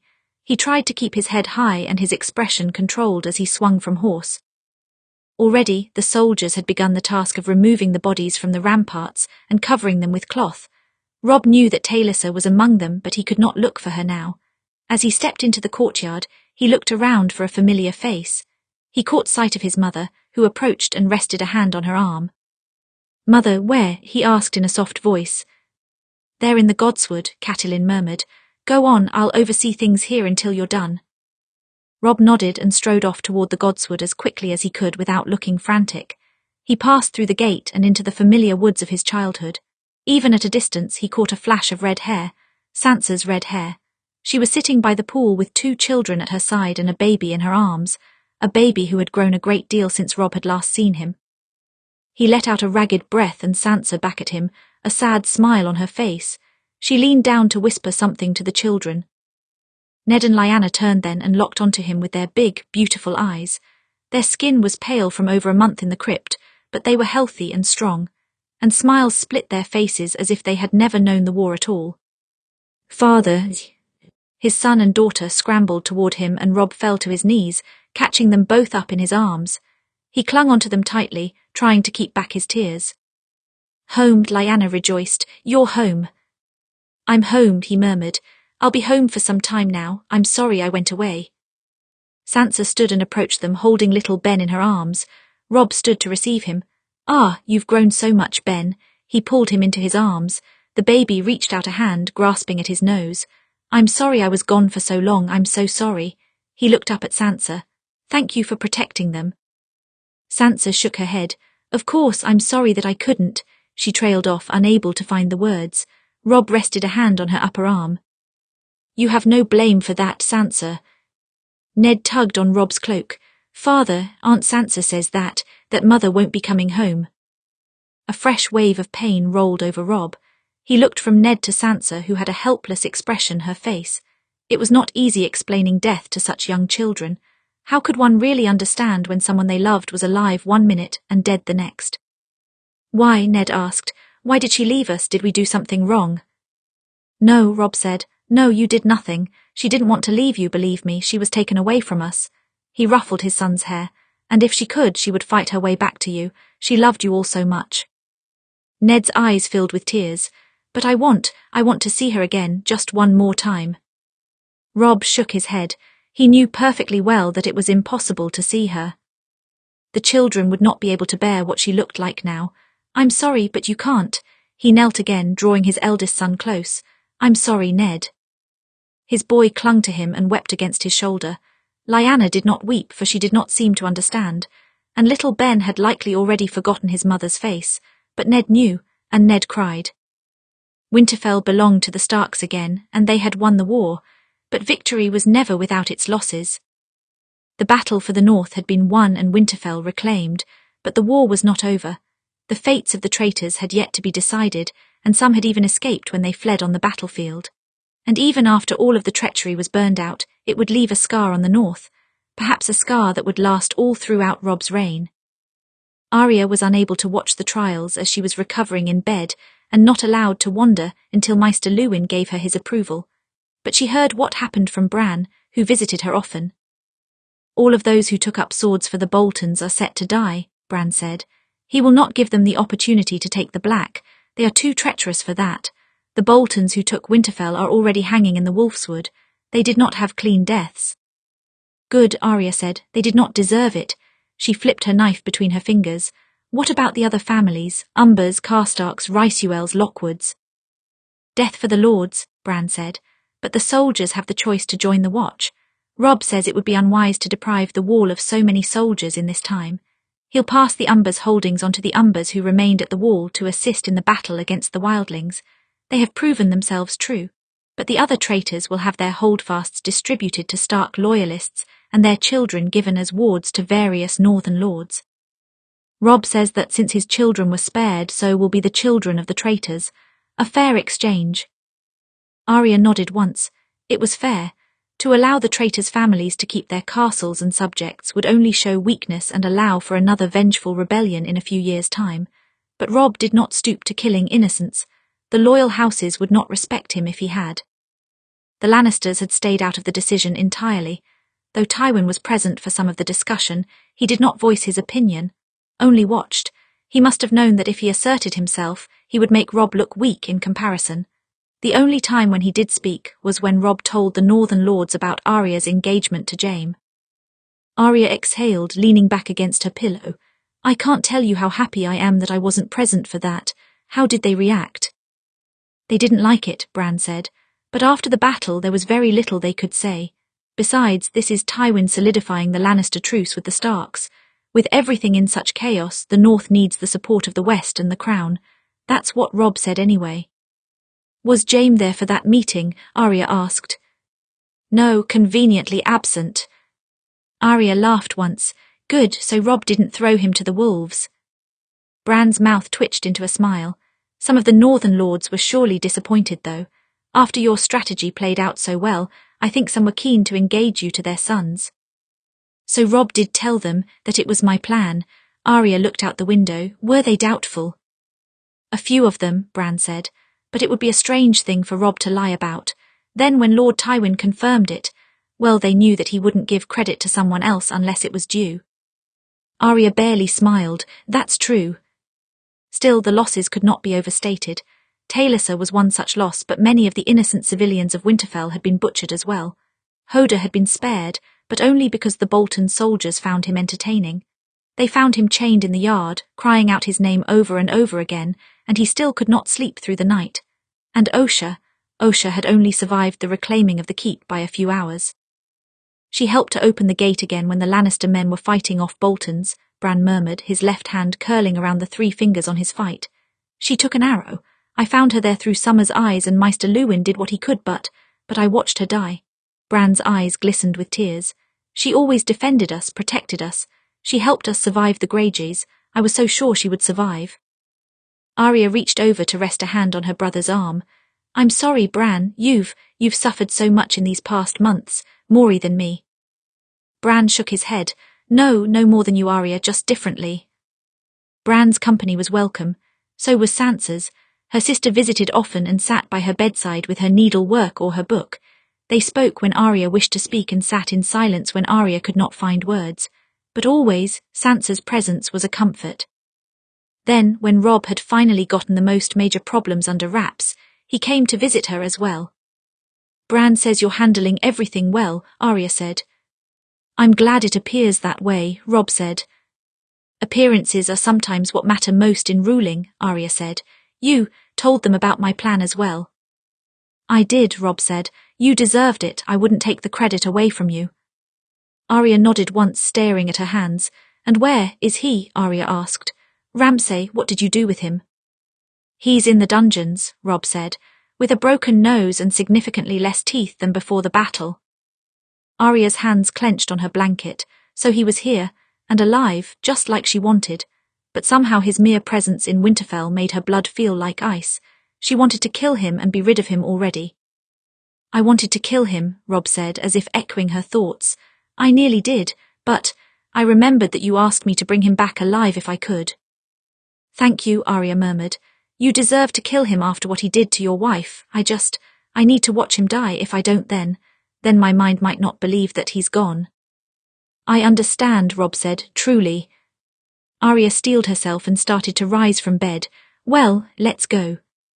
No, Robb held out a hand. Stay here and rest for a while. We can't kill him yet. Why not? Arya asked. Roose Bolton died during the battle, Robb said. Ramsay may be the only one who knows the name of the traitor in the south. Lord Tywin would like to get that name from him one way or another. I can get the name from him if you let me try, Arya muttered. No doubt, but you're in no shape for that right now, Robb said. Rest, he's not going anywhere. How can you be sure of that? He's being kept under watch at all times, Robb said. How could he escape?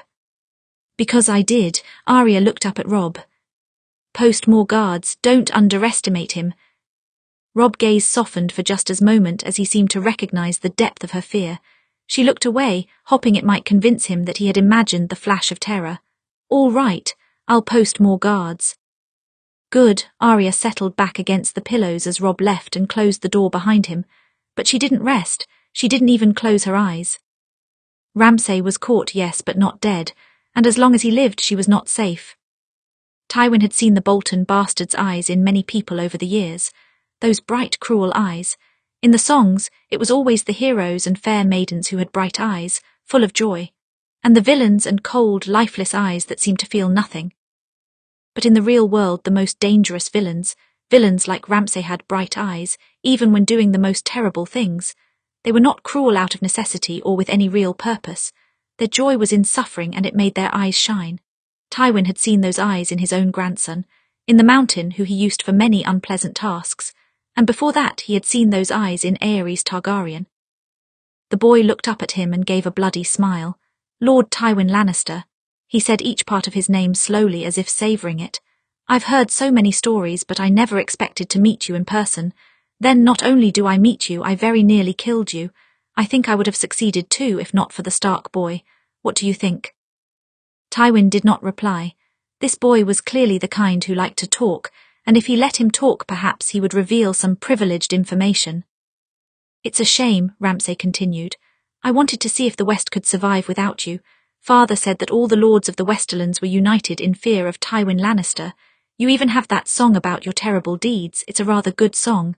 And now the rains weep o'er their halls, and not a soul to hear. Ramsay's head lolled to the side. A memorable melody. I suppose that's what you plan to do to my family. I already have, Tywin said. Your father is dead, he has no other sons but you, and your life is nearly at its end. But not at its end yet, Ramsay said. Why is that again? One moment Robb Stark was fully trying to kill me, the next he had stopped. I don't remember why, because I was a bit dazed from the punching, but I'm guessing it was because you still needed something from me. Isn't that right? Ramsay lifted his chin as if he was trying to look down his nose at Tywin. You want a name? I do, Tywin said. You could save me a great deal of time if you gave it to me now, and you could save yourself a great deal of pain. I'm not concerned with time or pain, Ramsay said, but I have thought about giving you the name. Tywin raised an eyebrow. Have you? Yes, Ramsay said. It's not as if I have any real loyalty to your southern traitor. They have no loyalty to us. We were convenient for them, that's all. Ramsay smirked. But then again, I keep imagining what trouble it will cause for you if I do not tell you. I keep imagining all the chaos and it makes me smile. You won't live long enough to watch the chaos, Tywin pointed out. That's all right, it makes me happy enough to know it will happen, Ramsay said. After a few days of torture, I'm not sure you will be so happy, Tywin said. I know how torture works, Lord Tywin. I've participated in so much of it, Ramsay said. I think you'll find that it will not loosen my tongue. You are welcome to try, of course. He shifted in his bindings on the chair. Will you let her try too, Arya Stark? Tywin felt an icy anger spread through him. Somehow his mere mentioning of her name made him furious, but he did not let it show. I hope you do, Ramsay continued. She really is something. Sometimes when she snarled I thought she might truly be a wolf in a girl's body, so wild and strong, but those are always the most entertaining to break, aren't they? He laughed once. I hadn't finished with her yet, but I was getting close. I saw her weak. I saw her so afraid. Tywin didn't reply. He just stared Ramsay down. Let him talk. He was only trying to provoke Tywin into giving him a quicker death, or maybe he just wanted to see if he could get under Tywin's skin. Either way, he would not give him the pleasure. Now that I'm captive, I suppose she hopes to break me in exchange, Ramsay said. She would try very hard, I'm sure, and once I draw my last breath, she might even expect to feel safe and strong again. He shook his head. But that's not what will happen. Even after I'm dead, I'll linger in the back of her mind, because I may not have broken her, but I left little cracks with my name on them. She tries to hide them all behind that mask, but they're there. Have you seen them? I hope you've seen them. I'm proud of my work. Tywin did not reply. He let the silence hang in the air, and soon enough it seemed to affect Ramsay. He shifted in his seat, his eyes narrowing. What's wrong? Nothing to say in defense of your ward. His tone was more shaken. Tywin didn't suppose he was used to people standing so calmly in front of him. You must care for her if you return to the battlefield. Speak up. At last Tywin let an icy smile cross his face. Don't make a fool of yourself by trying to provoke me, boy. It won't work. I was Hand of the King to Aerys Targaryen for years. I'm used to dealing with your kind. Do I truly match up with the Mad King? Ramsay's eyes brightened. No, Tywin said. If anything, you are a cheap imitation.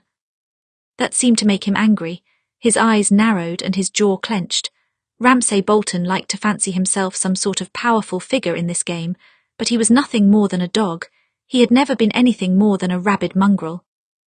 But in answer to your question, yes, I will let Arya try to loosen your tongue, Tywin turned, stepping toward the cell door. I'll let her kill you if she wants. Your life belongs to her. Ramsay let out a hoarse laugh as Tywin motioned for the guards to unlock the cell. Ah, good, I'm so glad I'll get to see her again. I'll look forward to that. So will she, no doubt, Tywin thought. Then he paused just before he left the cell and drew a dagger from his belt. One more thing before I go, he said. What's that? Ramsay asked. By way of answer, Tywin turned before Ramsay could respond and brought the blade down on Ramsay's hand, severing his two smallest fingers. Ramsay let out a hiss of pain between his teeth, arching in his chair. For a moment, the smug glee in his eyes changed to pain, and Tywin was glad to see it. Without a word, Tywin knelt and picked up both of the fingers in his gloved hand, listening to Ramsay's pained gasps as he did. He opened a pouch and dropped them both inside, closing it tight. Good, just what I needed.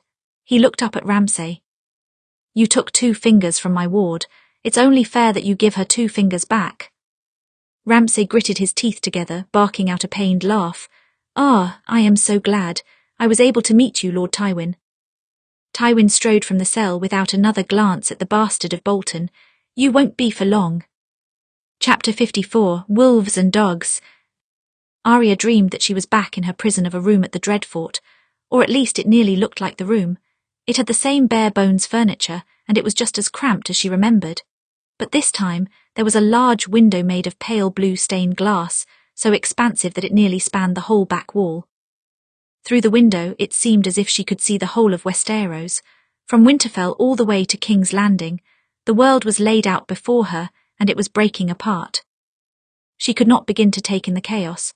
Armies clashed in mass until the rivers ran red with blood, ravens and dragons alike soared through the skies, and there was a creeping darkness that seemed to freeze everything it touched. The world outside the window was a horror, but behind her was something even worse. Ramsay Bolton. He entered the room as he always did, a grin on his face, a knife turning in his hand. The scars he gave her before burned at the sight, his head tilted to the side. "So we're back here." Arya dodged his blade as it sliced toward her face, but he moved almost inhumanly fast. She tripped over her own ankles in her haste to dodge and smacked against the window. The glass did not give, and he seized her by the collar, pinning her up against the pale blue glass. "It is something out there, isn't it?" he asked. "Such a beautiful sight. I've never seen so much fire and ice and blood." She could feel his breath on her ear, and it made her physically nauseous. "You know what that means, don't you? You know in your heart. This isn't the end. There is so much more to come." Arya shuddered. Yes, she knew that. Somehow she knew there was so much more.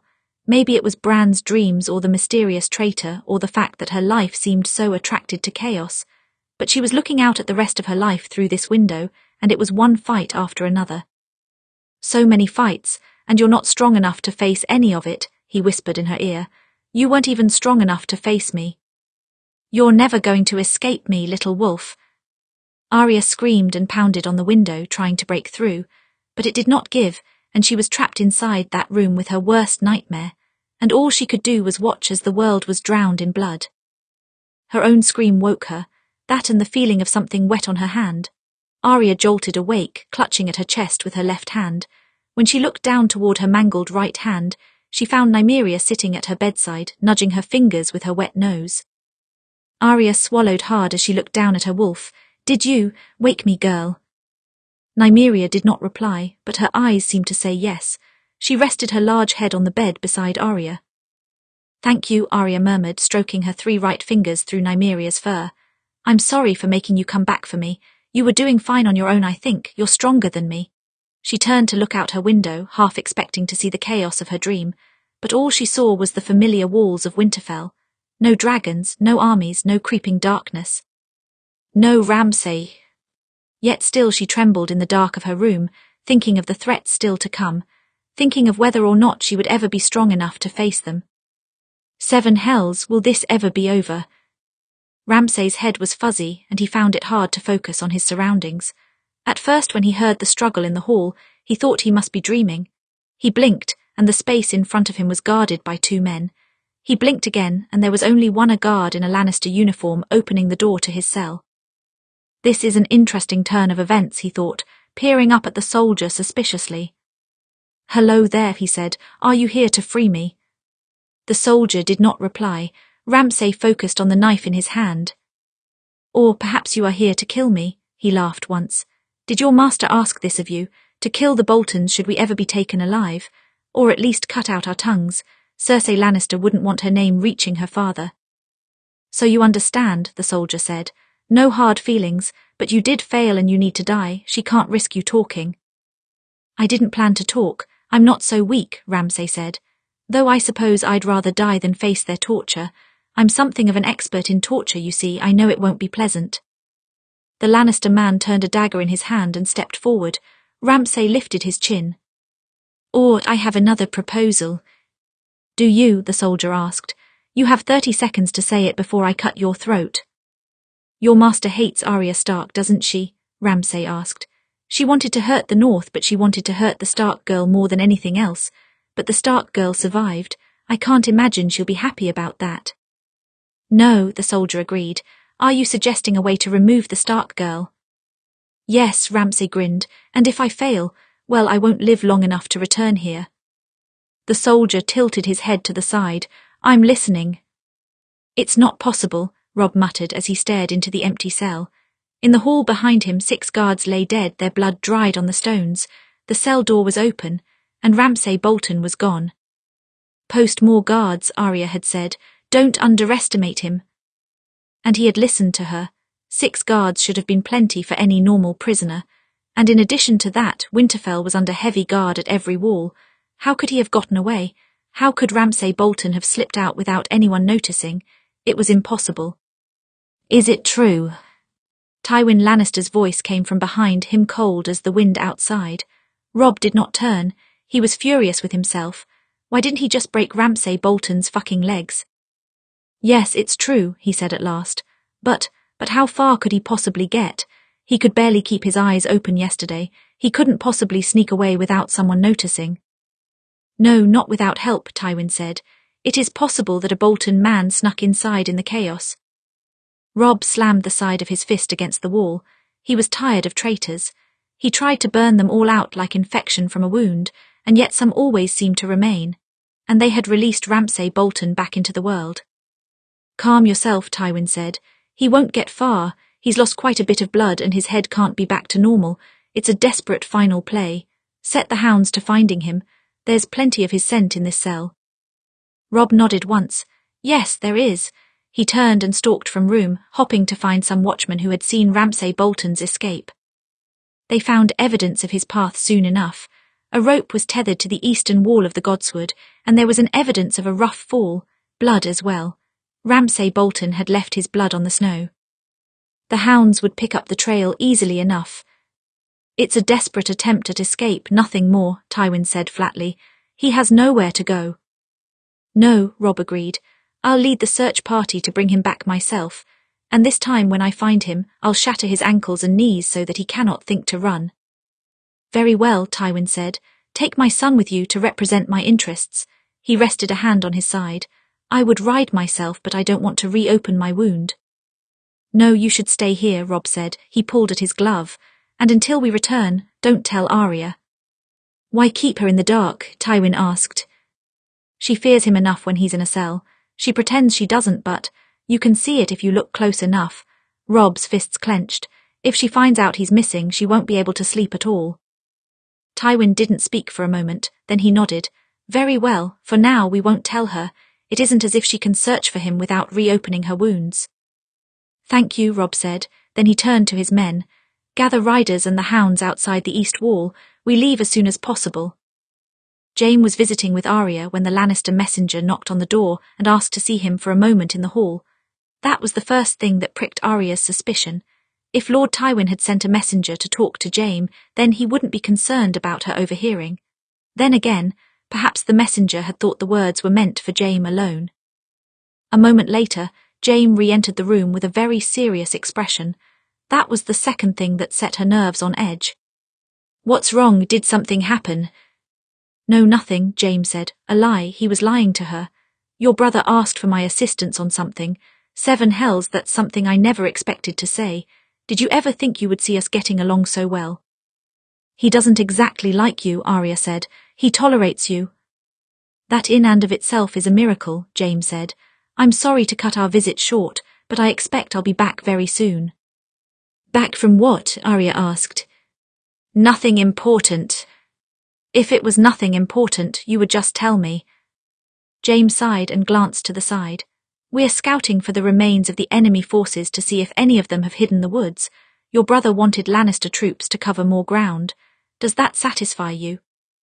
It didn't, it was still a lie, but Arya forced a smile and nodded once. Yes, be careful. Jaime nodded once. You as well. I don't imagine I can get into much trouble in this room, Arya pointed out. Nonetheless, Jaime glanced over his shoulder. You do have bad luck, it never hurts to be on guard. Then he left the room, his last comment ringing in her ears. It never hurts to be on guard. He said like something of a joke, and yet at the same time it felt like a warning. By the next night, Jaime and Robb had not returned with their men, but no one told Arya exactly why they had gone. There was something wrong in the air, something other than the secrets. Arya could sense it. Granted, everything seemed wrong these days. She rarely slept for fear that she would not be prepared for the next threat. The atmosphere of Winterfell was taut with tension at all times. But tonight it felt worse. She sat straight up in bed, staring out the window, watching and waiting for the shadows to move. She turned her knife over and over again in her hand. Arya, Sansa murmured, you should sleep. You haven't slept in days. You need rest to heal. I am resting, Arya murmured. I'm just not sleeping. Sansa put down her needlework and went over to her side. I'll wait with you while you sleep. I'll keep watch. And if an enemy comes, will you fight them? Arya asked sharply. Sansa flinched and a shard of guilt pierced Arya's heart. I'm sorry, I don't expect you to. It's all right, Sansa said. Besides, you have Nymeria to guard you. Arya's brow furrowed and she looked toward the door. Sansa, where is Nymeria? Maybe she heard a sound and decided to investigate, Sansa said. She'll be back, you know how she never stays still for too long, she's like you in that way. Which is why this bed is beginning to drive me mad, Arya sighed. It still felt wrong, it all felt so wrong. She looked out the window again. This time the shadows did move. No, it was smoke, someone had set a fire. Fire, Arya murmured. There's a fire, Sansa. The door slammed closed. Arya whipped around, so fast she felt pain spike through her torso. Ramsay Bolton stood in the centre of the room, just behind Sansa. One hand covered her mouth and the other pressed a blade to her throat. His face was a mess of dried blood, and he was missing 2 fingers on his right hand just like her, though he still managed to grip his knife without any trouble. He swayed a bit where he stood, as if he was having trouble keeping balance. Clearly he was not at his best, but she wasn't at her best either. Hello again, Ramsay purred. His voice sent a deep shiver through Arya. Did you miss me, little wolf? Arya couldn't speak. Her throat had closed up and her tongue felt like lead in her mouth. She knew he would come back for her. He had haunted her dreams enough. She knew she would see him again. Her hand flashed to her bedside, snatching her knife. But before she could move to throw it, she heard Sansa whimper. Ramsay pressed his blade harder to her throat, slicing shallowly into the skin. Arya froze as she saw a few drops of blood rolled down her pale neck. That's it, Ramsay said. You stay still, or I'll open Lady Sansa's throat right here. The red will go with her hair, don't you think? Arya did not reply. She did not trust herself to speak to him. Anger and fear mixed in her chest, absolutely enveloping her being. She wanted to rip him to piece. She wanted to carve his smile from his face. But the moment she moved to do so, he would kill Sansa.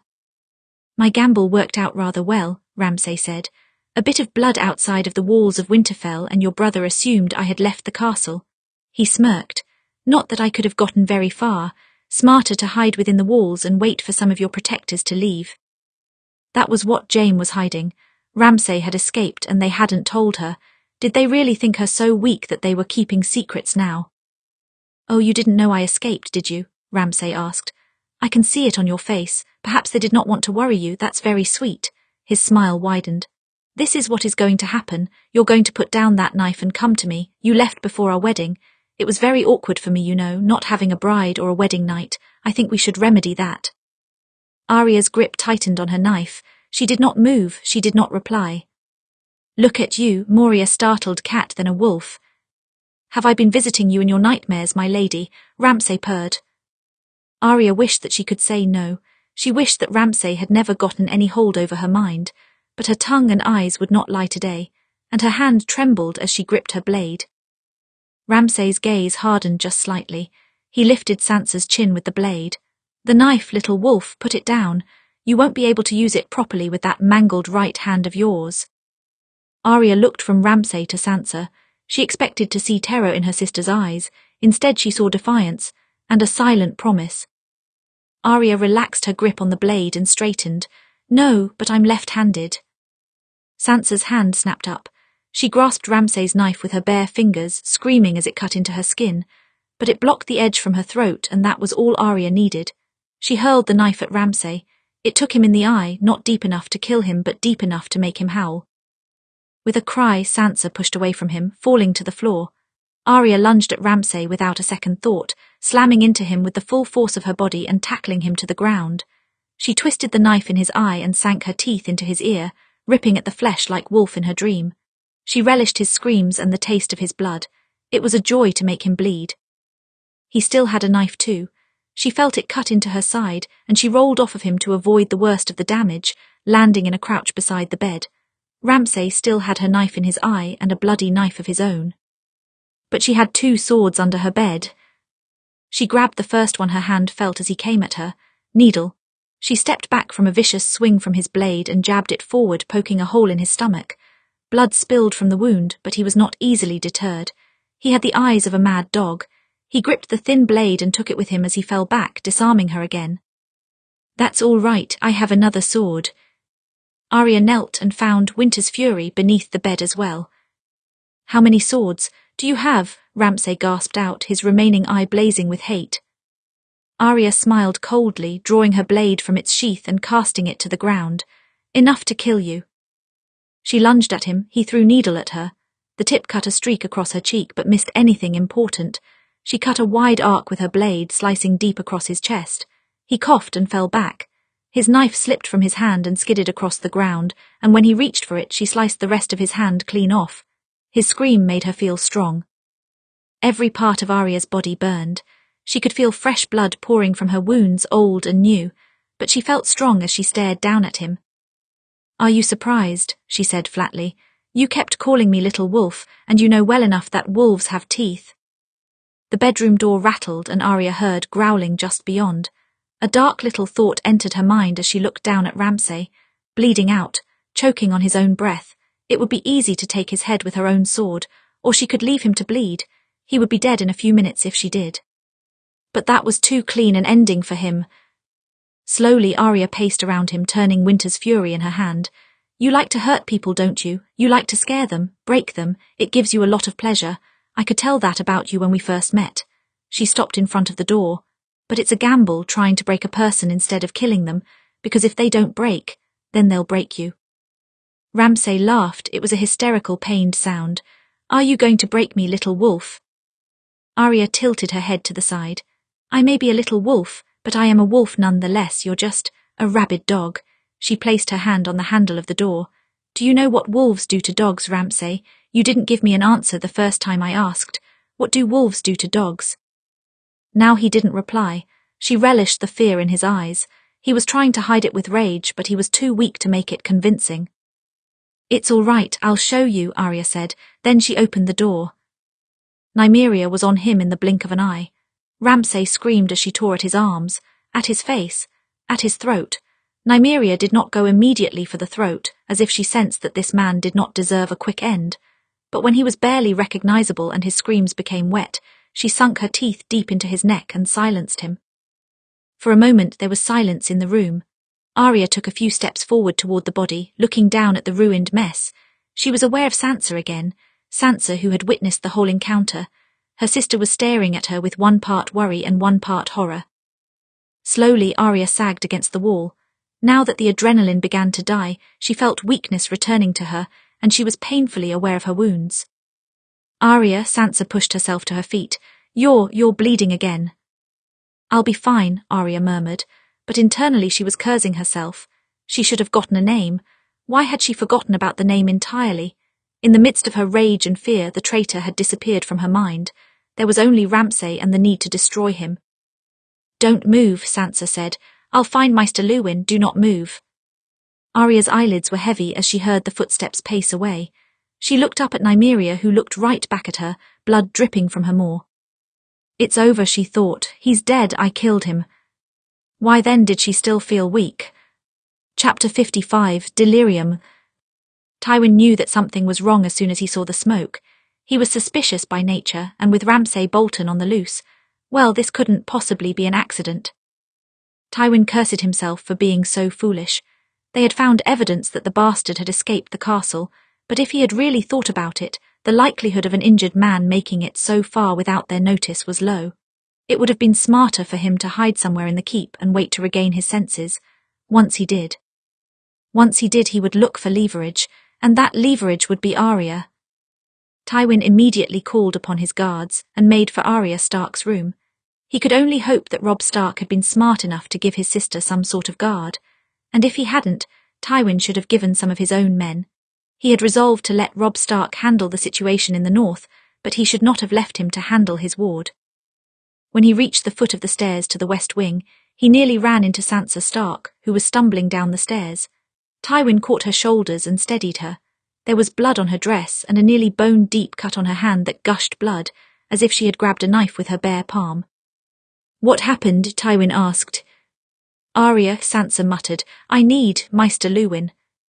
"Is she alive?" Tywin asked, fearing the worst for a moment. "She's alive," Sansa said, "but she's bleeding again, her wounds." She shook her head. "I can't lift her." The girl was in shock. Something had happened, but her mind wasn't wrapping around it. But at the very least it seemed Arya was alive, for now. "Go find your Maester," Tywin said at last. "Bring him here as quickly as possible. My guards will secure the room until you return. Do you understand?" For a moment she didn't reply. Then she seemed to process his words and her eyes snapped into focus. Yes. Then she hurried off in the opposite direction. Tywin snapped his fingers and his guards rushed up the stairs toward Arya's room. He followed. He did not know what he expected to see in Arya Stark's room, but it wasn't this. Blood stained the floorboards and splattered the walls and furniture. Most of it seemed to come from the mess on the ground. It had once been a man, Tywin imagined, but that man's face had been torn away along with his throat. His gaze followed the trail of blood to Arya Stark. She was sitting on the ground, leaned up against the wall, one arm wrapped around her middle. Her head was dipped and her hair hung in front of her face. She was covered in blood, though Tywin could not tell how much of it was hers. Her maimed hand was twisted in the fur of her wolf who lay by her side, growling at his guards. The wolf's maw was dripping with blood. Tywin took one step forward and the wolf bristled, snapping its bloody jaws. His guards flinched and stepped back in fear. Tywin did not move. He kept his expression and voice calm. "Arya, can you hear me?" She shifted slightly at the sound of his voice, though she did not look up. "Lord Tywin." "Yes," he said. "What happened?" "I took care of Ramsay Bolton," she murmured. "You should have told me he escaped. I could have been more prepared." So it was Ramsay Bolton on the floor. 7 hells. None of her previous targets had ever received so brutal a death, though he had no doubt he had earned it. "We need to get you off the floor," Tywin said. "You've likely reopened your wounds." "Yes," she murmured. Her voice was weak and hoarse. He had never heard her speak quite so softly. "That's likely." "I don't think your wolf will let us past," he said. She seemed to consider this for a moment. Then she released her wolf and urged her away. "Nymeria, away, these aren't enemies." The wolf listened to her without a second thought, though it kept its eyes on Tywin as it moved off into the corner. A beast of that size could kill him and all of his men if it desired, and he did not intend to provoke it. Once the wolf was sitting, Tywin moved over to Arya and knelt in front of her. From here he was able to better assess the damage. Blood stained her tunic where she had opened old wounds, and her clothing was sliced in a few places where she had earned new ones. A thin cut marked her cheek as well. When she looked up at him through her wild dark hair, her grey eyes were cloudy and exhausted, and when he touched her shoulder he could feel her trembling. She was alive, yes, but in a great deal of pain.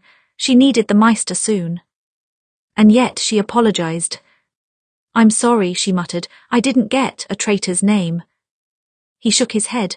"Worry about staying alive before you worry about that, Lady Arya." Then he motioned to 2 of his guards to approach. "Lift her onto the bed, carefully." The guards did so, though she winced in pain as they moved her. She did not cry out. She was so unwilling to let anyone see her in pain, even when she was openly bleeding. In his memory, he had only seen her truly scream once after her escape from the Dreadfort. It was not a sound he wished to hear again. He turned his gaze once again on the mess that was Ramsay Bolton, finding himself satisfied that Arya had dealt him such a gruesome fate. He spied Winters laying close to the corpse, dripping with the bastard's blood.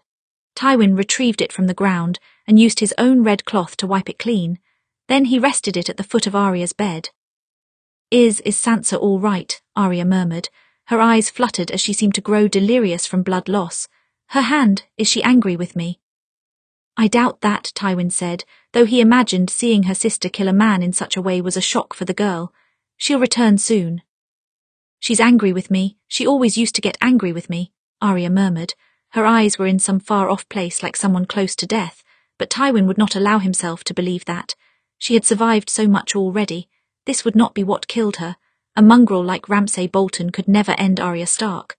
"Because I made a mess of things," she said. "I always made a mess of things. Mother said the same. I think I've made a mess of things again." Tywin's jaw clenched and he looked to the guards. "See if you can't find the Stark girl and the Maester. Tell them to hurry." The guards obeyed without question, and the other 2 were left to guard the door. "All of this mess was because of me," she continued on, "because I wasn't quick enough or smart enough." "You're not to blame for any of it. Focus on staying awake." "I'm tired." "I don't care. You are not allowed to sleep yet." "I'm tired of fighting," she murmured. "It's exhausting. I want to stop fighting for once."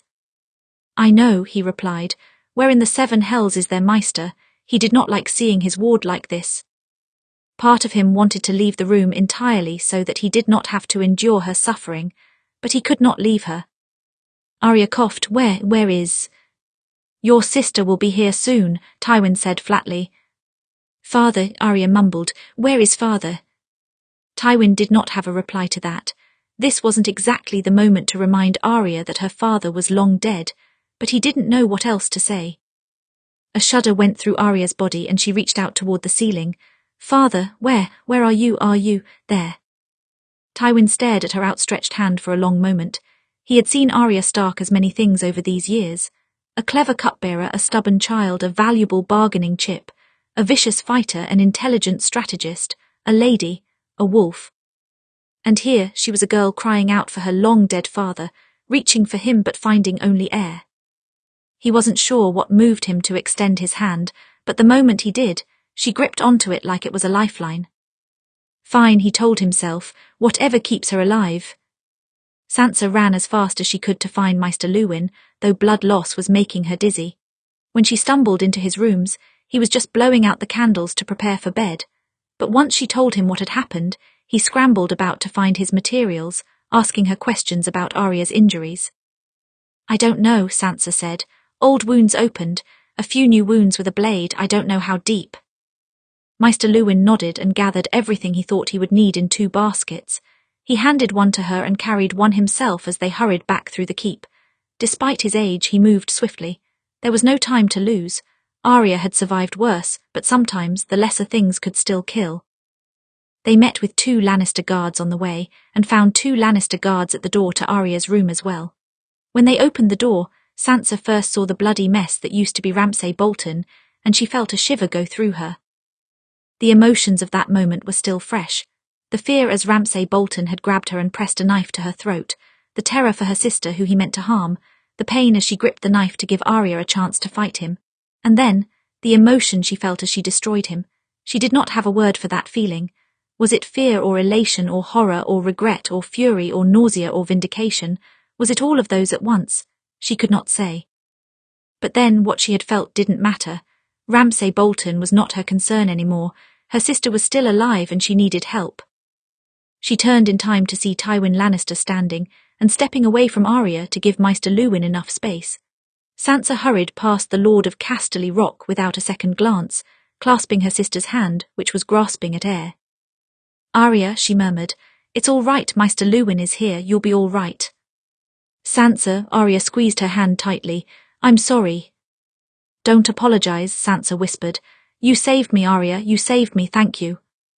On the other side of the bed, Nymeria let out a low whine and rested her great head on the bed beside Arya. She feared for her too, which was not a good sign.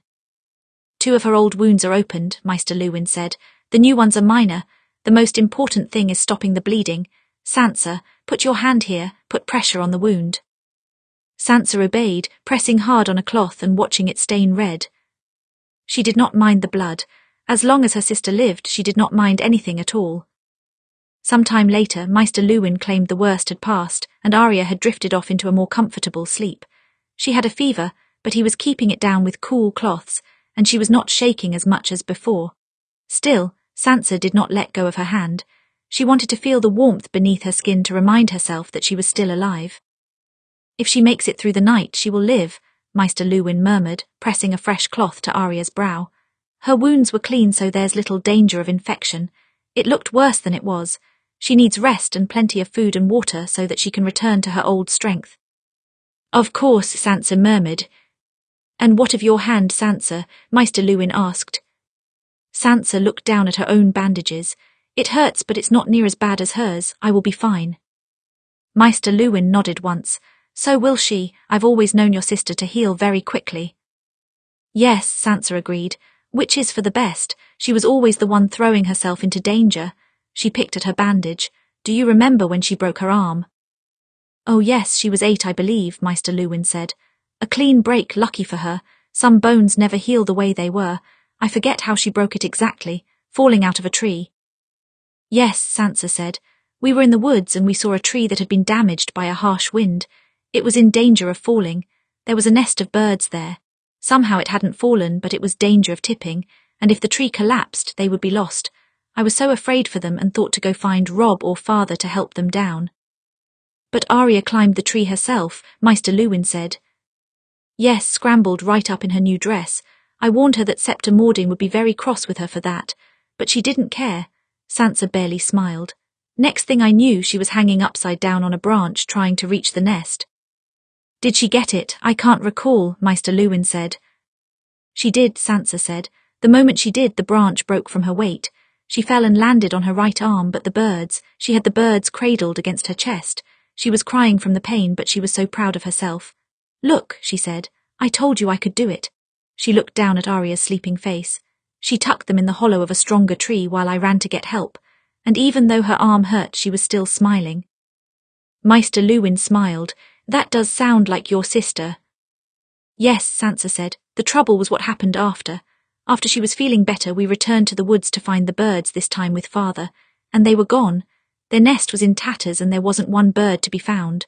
Father said they may have flown off somewhere, but Arya was certain they had been eaten. It was too soon to fly, she said. They hadn't flown, they were gone. They were dead and none of it mattered. Sansa swallowed hard. She cried harder then than she did when she broke her arm. So did you, I imagine, Maester Luwin said. Yes, but I cried at everything, Sansa said. Not Arya, she never cried, so I hated to see it then. We fought so often, but I never wanted to see her like that. Of course not, Maester Luwin said. All of you children fought, but when it came down to it, you were a family. You cared when one of you were hurt, truly hurt. There's been a lot of hurt in the past few years, Sansa murmured. I wish I had discovered the plot against Robb sooner. If I had, the cost would not be as great. Robb could have dealt with the traitors and came north in time to stop the siege, and Taliesin might still be alive if I had just been a bit quicker. You can't blame yourself for that, Maester Luwin said. But I do, Sansa said. I thought I was helping, doing something worthwhile, but it was just like with the birds. It didn't matter in the end, it didn't make any difference. I think you'll find it did. The voice came from the doorway behind her. Sansa turned to see Tywin Lannister standing there. He had left at some point and she had forgotten all about him, but it seemed he had returned. She wondered how long he had been standing there. She stood, smoothing down her skirts and dipping into a curtsy. She never forgot her courtesies, and she was not about to start now. My lord, forgive me, I did not notice your return. Tywin shook his head, stepping into the room and closing the door behind him. You sent that letter with a rider and gave him specific instructions. Do you remember what they were? To deliver the letter straight to my brother or mother. No one else, she said. And if they could not find them, Tywin asked.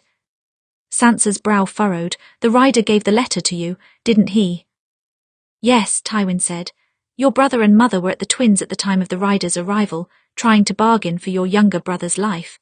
But since you had the foresight to send the man to me, I was able to use your information to cut off the traitors before they could make their escape. Without that letter, many more men would have joined Roose Bolton's armies in the north. Not to mention you provided your brother with the names of every traitor. I would hardly call that useless. Sansa clasped her hands tightly together. Then would it have made a difference if the letter had reached you sooner? Perhaps, but I don't think that matters. You can't change what has passed, Tywin said, and you could just as easily fault the rider for the delay. Sansa bit her lip. She wasn't so sure of that. She should have investigated the Northern Lords before Jon ever sent her the note, if she had. At her silence, Lord Tywin raised an eyebrow. Is it a Stark trait to blame yourselves so constantly for things which you did not do? Yes, Maester Luwin said from Arya's bedside. They learned it from their father, I expect. No matter what good he did, he never saw it as enough. That doesn't surprise me about him. Tywin paced to the other side of the room, studying Arya, as if checking to see if she was still breathing. Though I suppose when one is so committed to honour, they are bound to fail more often. For a moment, Sansa forgot herself and her eyes narrowed just slightly. Is that why you found so much success? Tywin looked back at her, unruffled by the comment. Yes, it is. Sansa lifted her chin. I'm sure my father preferred his honour to your success. Tywin studied her. I see it now. See what? She asked. Your resemblance to your sister. Then, as if stirred by Tywin's mention of her, Arya jolted awake, gasping for breath. Sansa bent and caught her hand tightly in her own. Arya, it's all right, you're safe. She reached out, pushing her tangled hair back from her forehead. You're safe, everything is fine. Ramsay, Arya muttered. Ramsay was. I know, but he's gone now. You took care of him, Sansa said gently. Arya blinked hard as her memory seemed to return to her.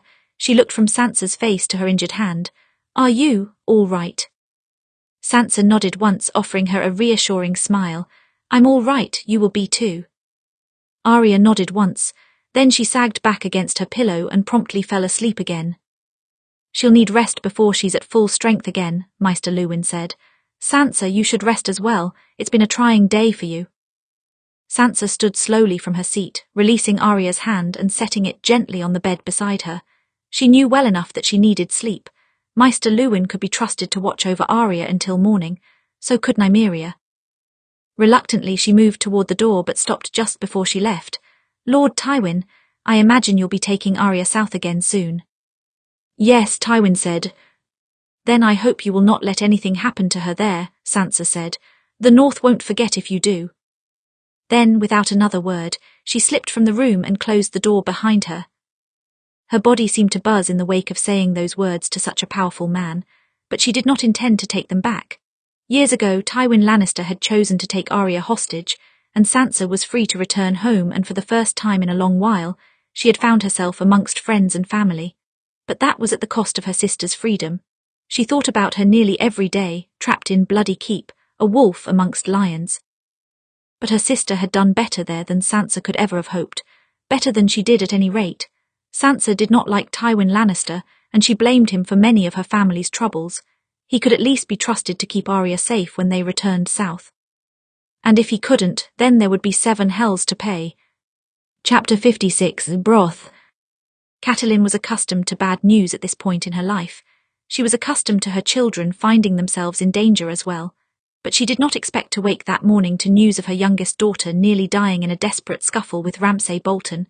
She only heard every other word that Sansa told her, words like reopened wounds and knife and blood loss, and she feared the worst. Dead. Was her Arya dead? "Mother," Sansa rested her hand on her shoulder. "She's fine, really. Maester Luwin is with her now and he insists that she will live." Catelyn shook her head, trying to gather herself. Sleep still clung to her mind and made this conversation seem like some awful dream. "Why didn't you wake me?" "I did not want to wake you unless I had news," Sansa said. "You've spent so much time worrying over us. I thought I would take a turn at worrying for a change." Catelyn let out a single hoarse laugh. "Don't act as if you've been sitting peacefully at Winterfell without a care in the world, Sansa. You spent a month in the dark of the crypts worrying. You needn't worry about me too." Sansa nodded once and looked down at her hands. Only then did Catelyn recognize the bandages. She reached down, gently taking that hand in hers. "You're hurt as well." "A knife," Sansa said. "I grabbed the blade to give Arya a chance to attack Ramsay Bolton." Catelyn exhaled. Her daughter would have a scar on her palm, and it would closely resemble one that she had received some years ago protecting Bran from an assassin's blade. Sansa had defended her sister just as fiercely, though she had no weapons with which to do so. She had grown into a fine, brave young woman. At last she released Sansa's hand. "I should go to her. Is she awake?" "Not yet, but I'm sure you won't bother her," Sansa said. "Good," Catelyn smiled. "Get some sleep, Sansa. You look quite tired." Sansa nodded once. "I will try, Mother." Once Sansa was gone, Catelyn made her way swiftly to Arya's room. She found Lannister guards at the door when she arrived, which struck her as strange, and when she entered the first thing she noticed was Tywin Lannister sitting by her daughter's bed. Why is he here, was her first thought. Tywin Lannister was not the type to sit worrying by someone's bedside. She had only briefly seen him in Arya's tent after she first escaped Winterfell, and then only passing through to check on her progress with the Maester. Now he was sitting, watching over her. Why? He looked up when Catelyn entered, and for a moment he shifted like he intended to stand and leave. But he didn't. "So they woke you?" Catelyn asked, her voice coming out flat. "No one woke me," Tywin said. "There was a fire. I found it suspicious. I came to Arya's room because I assumed the worst." "And the worst was correct," Catelyn said. "It usually is with you Starks," he said. Catelyn nodded once. Part of her wanted to fight with him, not for any reason really, just because she did not much like Tywin Lannister and she had not forgiven him for taking her daughter away. But the other part of her was tired. She did not have the energy to argue. She was simply worried about Arya. Slowly she drifted to Arya's side, brushing her hair back from her forehead. She's always been such a trial, Catelyn murmured. Always worrying me, always causing me grief. She sometimes relished in causing trouble. She still does, Tywin said. Catelyn smiled faintly. Now I'm sure she just wishes for peace. Peace is a rather hard thing to come by, Tywin said. Yes, Catelyn said, but she deserves it, after all of these years. She looked up at the Lord of Casterly Rock. When will you take her south? Catelyn asked. When she is well enough to travel, Tywin said. And soon after you will make her into a Lannister. Tywin did not reply. There was really no good answer to her statement. No matter who she marries, no matter what name you give her, it doesn't matter. My girl has more of the North in her than most of my children. She looked up at him. She will always be a Stark. She half expected him to protest, to lay some sort of claim over Arya, but he did not seem eager to start a fight either, and his next words surprised her. I have no doubt of that, Lady Stark, Tywin said. Your daughter would not allow anyone to suggest otherwise. And you care what my daughter suggests, she thought but did not say. She had not entirely figured out why Tywin was here, or maybe she had figured it out but did not know how to process it. Whatever the case, in this moment they were united. Both of them wanted to see Arya wake. Arya woke in the early morning feeling cold and weak. When she moved, fresh pain shot through her body, as if to remind her of the damage which she had suffered. For a moment she did not remember what had happened. Then it all came rushing back at once, and she reached toward her bedside table, searching for a knife on instinct. A hand rested on her shoulder. No, Arya, stay still. It was Maester Luwin. She recognized his warm, gentle voice in an instant, though it took her a moment to focus on him. She saw his face first, then her mother's hovering just behind him, and in the opposite corner of the room stood Lord Tywin. Maester Luwin and Arya's mother were familiar faces in this room, but Tywin was so strangely out of place. Her life was split into two parts, Arya Stark of Winterfell and Arya Stark, ward of Tywin Lannister. When those two lives intersected, there was a sort of tonal dissonance. Her family in the south did not seem right, and Tywin in the north, in the room of her childhood, did not seem right either. How are you feeling? Catelyn asked, breaking Arya from her thoughts. I'm fine, she managed at last. Tired and, my side hurts, actually everywhere hurts. Your side was the worst of the new wounds, Maester Luwin said, but I'm pleased to say that you will recover. It will be some time before you are back to normal, but you will live. Arya nodded once, looking around the room. She didn't know what she was searching for. Maybe Ramsay's body. No, of course they had removed that. It felt like someone else should be here. Arya, Catelyn asked, are you all right? Who was here last night? Arya asked. My memories are strange.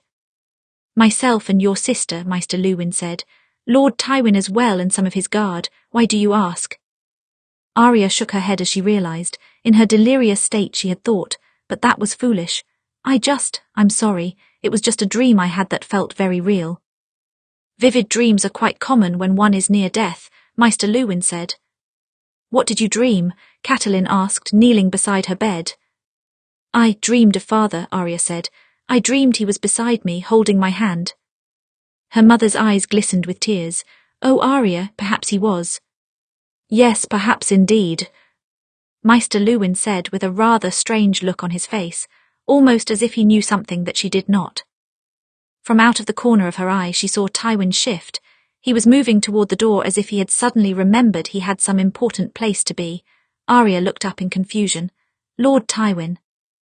He paused and looked back at her. I'm glad to see you awake again, he said flatly. Hopefully this is your last brush with death for some time. Arya swallowed hard. I hope so as well.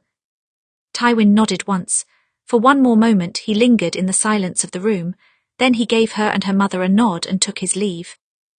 Arya stared at the door for a long moment after he had gone. Yes, it was quite strange to see Tywin Lannister in this place, but at the same time she did not mind his presence. That was stranger still. The hunt for Ramsay Bolton had not been a success, though the hounds picked up on a trail that took them through the woods, but after only a few hours it was clear the trail had gone cold. They continued through the Wolfswood and camped that night at an abandoned shack which they had hoped might be a hiding place for their target. But he wasn't there, and they were left to wait out the night, all the while knowing that Ramsay Bolton could be getting further away. The next morning the trail was still cold, and the Lord of Winterfell was clearly not happy about it. Jaime could read Robb's fury over his face as he whipped his horse around again and again. He looked over every tree as if expecting to find Ramsay hiding in the branches or tucked behind the gnarled roots, but there was nothing, no sign of him at all. "He could have doubled back toward the castle to shake our trail," Robb said. "Sir Jaime, I suggest you return to Winterfell and alert your father. Tell him to keep looking around the castle. We'll continue to search the woods." Jaime nodded once. He was glad to return to the castle to warn them. He needed to warn Arya too. If Ramsay had any designs on finding her, she needed to be prepared. He had thought keeping his escape a secret from her was a bad idea in the first place. Better she be afraid but ready than caught off guard by that wretched bastard. He rode hard back to Winterfell, reaching the gates by just before midday. When he rode through the gates, he searched for a Lannister man who might know where his father was.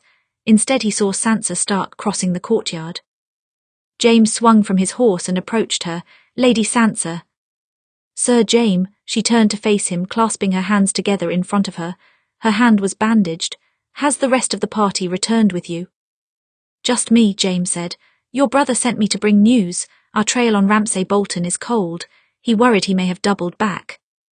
"He didn't," Sansa said. "Good," Jaime said.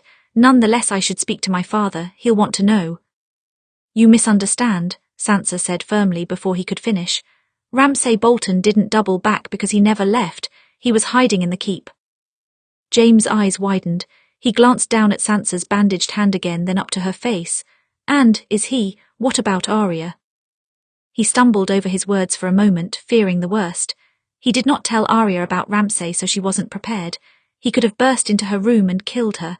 She was injured after all, not at her best. Killing her would be much easier than usual. But Sansa's expression was not one of grief. She was calm and she offered him a smile. "He's dead. Arya killed him." She glanced toward the keep. "She was injured, but our Maester says she'll make a full recovery." Jaime felt the breath leave him. Gods above, even injured, Arya was not one to trifle with. He imagined Ramsay Bolton had made the mistake of underestimating her when he entered that room. He saw how thin she was, how pale, and he thought he could take her easily. And Arya bit back. It must have been quite the sight. "And you, my lady?" Jaime asked at last when he had regained his tongue. "I see that you've injured your hand. Are you all right?" "Well enough," Sansa said. "It hurts dreadfully and it will scar, but it was only my hand. Arya made sure of that." She smiled. "You can see her if you'd like. I think she's awake now. I'll arrange for a rider to go to Robb to call him off the hunt." Jaime gave Sansa a little bow. "Yes, thank you, Lady Sansa." He made his way quickly from the courtyard to the keep, and wound his way through the halls of Winterfell. He remembered the way to Arya's room well enough, though he had only been there a few times. When he reached the door, he found it guarded by 2 Lannister men, and he heard a voice inside. "Must eat something, Arya. You're thin enough as it is." Catelyn Stark. He imagined the woman was beside herself at nearly losing a child again. Jaime did feel for her. It could not be easy to be the mother of the Stark children. They were nearly always getting themselves into trouble. "I'll eat later, I'm not hungry." That was Arya. Her voice was weak, but it had a familiar petulant tone to it. He was glad to hear her speak at all. She could have died last night. "It doesn't matter if you're hungry. You lost a lot of blood." Jaime took a deep breath and knocked on the door. Then he waited until he heard Arya murmured, "Come in." He opened the door and stepped inside. Arya was lying in bed, propped up on one of her pillows. Her face was deathly pale and her eyes tired, but she did not look to be on death's door. Her mother sat beside her bed with a bowl of broth in her hands, a bowl that Arya was apparently refusing. "Jaime," Arya straightened slightly when she saw him. "You're back." "I'm back," Jaime agreed. He glanced from her to her mother, who was, as always, eyeing him with some suspicion, but there was a strange note to her gaze this time, something like confusion. She looked from him to Arya, and Arya looked from her to him. No one seemed to know quite where to look, and it created a dreadfully awkward silence in the room. At last Catelyn rose and set the bowl of broth on the table beside Arya's bedside. Then she smoothed down her skirts and made for the door. "I'll be back in an hour." She paused and looked up at Jaime. "Perhaps you can make her eat." "I will try my best," Jaime said. He watched her slip from the room and closed the door behind her.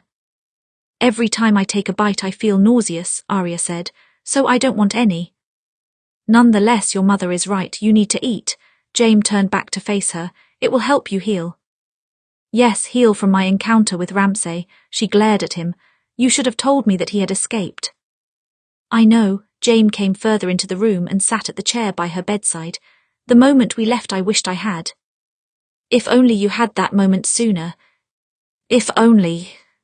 Arya let out a short breath and looked down at her hands. Jaime watched her tug at each of the 3 fingers of her right hand. I am sorry, Jaime said. You deserve to know, but your brother insisted and my father insisted and, well, I'm not very good at going against my father. You might have noticed. I have, Arya said, but it's all right. Actually, you may have saved me in the end. Jaime blinked. What do you mean? You're a terrible liar, Arya said. I knew something was wrong when you came to visit me. It put me on edge, which was useful when Ramsay came. Jaime's mouth twitched into a smile. Well, I suppose there's that. I'm happy to help you with my terrible lying in the future if the situation calls for it. Better yet, help me with the truth next time, Arya said. We are to be married, you know. I hear husbands and wives are supposed to be honest with each other. Where did you hear that? Jaime asked. Everyone from north to the south will tell you that the key to a happy marriage is lies. Well then we can't very well settle for being like everyone else, Arya retorted. Jaime laughed. Injured or not, she had not lost her sharp tongue. He was grateful that Ramsay Bolton had not taken it from her. When his laugh faded, a silence fell on the room. Jaime studied her, trying to make sense of where she was. Her tormentor was dead. He imagined she expected her fear and pain to die with him, but behind her eyes there was still fear, still pain. They lingered on her memories even though the one who caused them was dead.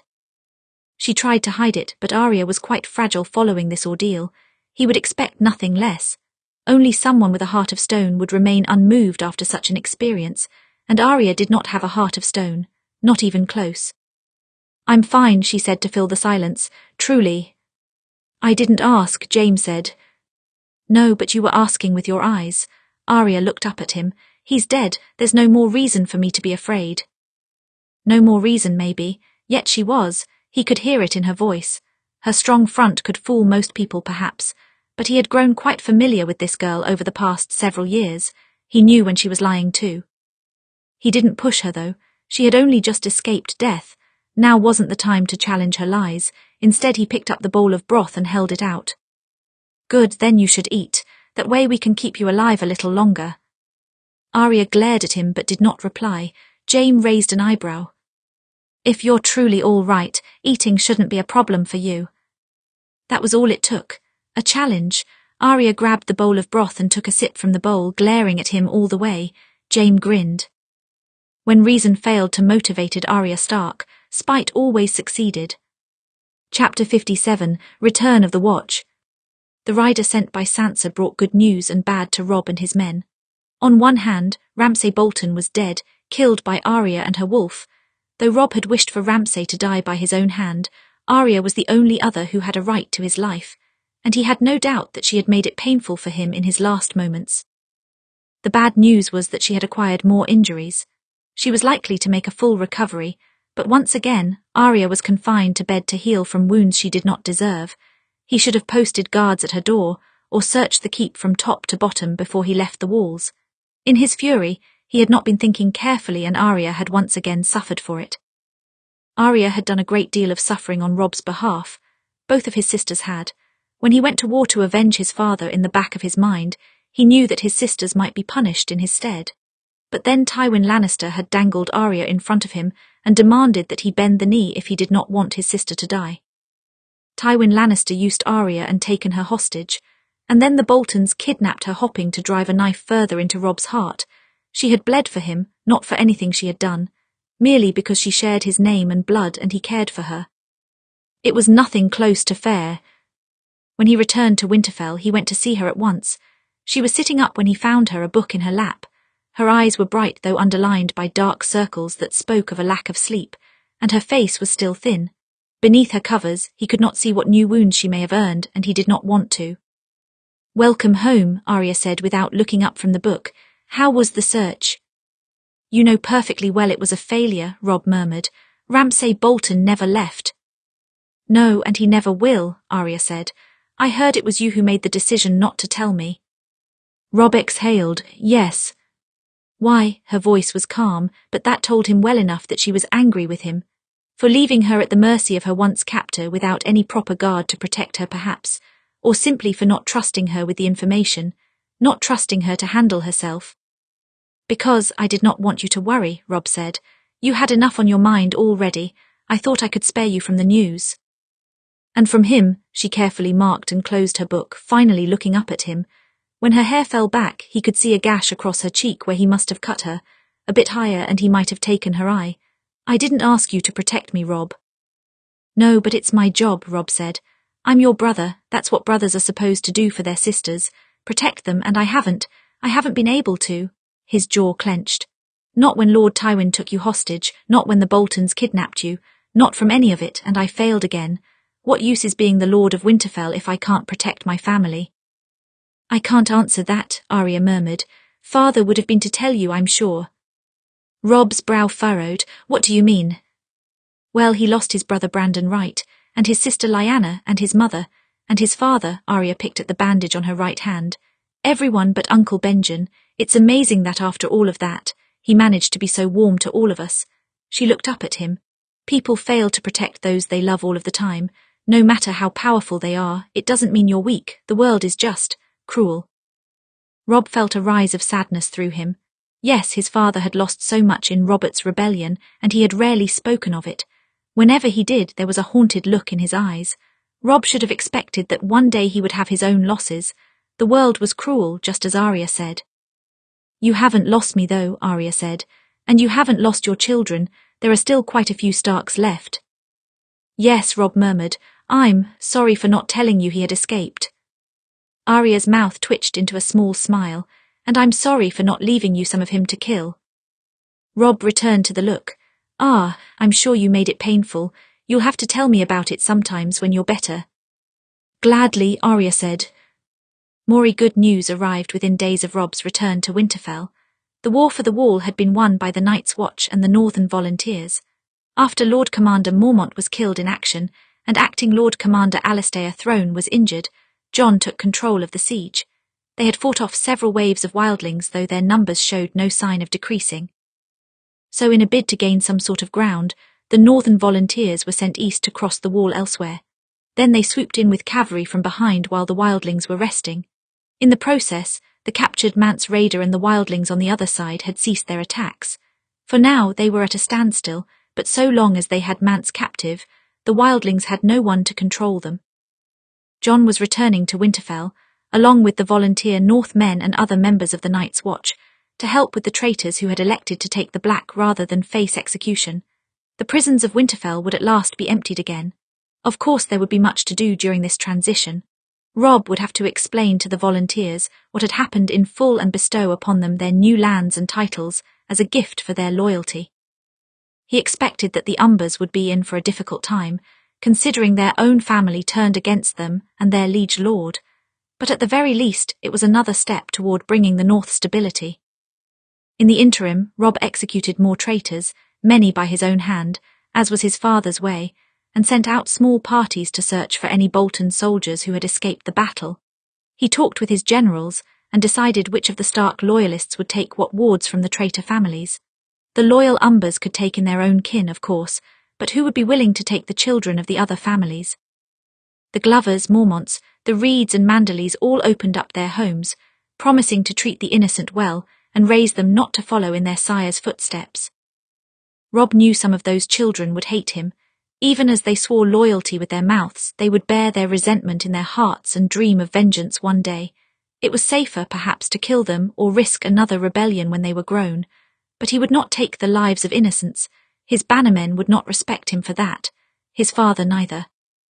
When Jon arrived, he received him alone before they went to the Great Hall. They pulled each other into a tight embrace, one that only brothers come home from different wars could give. Either of them could have died and nearly did. Yet they had survived to see each other again. I'm sorry, Jon murmured. I took many of your soldiers at the worst possible time. Do not apologize, Robb said. It was a worthy cause. It would not matter if we killed the traitors if the wildling armies crossed the wall. He pulled back, clapping him on the shoulder. Father would be proud of you. I heard rumors that you were the commander toward the end. You kept the Night's Watch together in its darkest hour. So they say, Jon gave him a tired smile. He seemed to have aged in these past few months. I've only heard rumors from the wall, the rumors around Arya. He swallowed hard. Some say she died. Others say that Ramsay Bolton forced her to wed. Both are untrue, Robb said. She's alive, and she killed Ramsay Bolton herself just a fortnight ago. Jon released a breath, and everyone else, Bran, Sansa, the children. All alive, all well enough. Bran is short a few fingers, so is Arya. Everyone has their own injuries, Robb said. The children, well, Lyanna and Ben at least will forget this ever happened in a few years' time. Ned will only barely remember. Jon studied his face. He knew that Robb had not told him everything.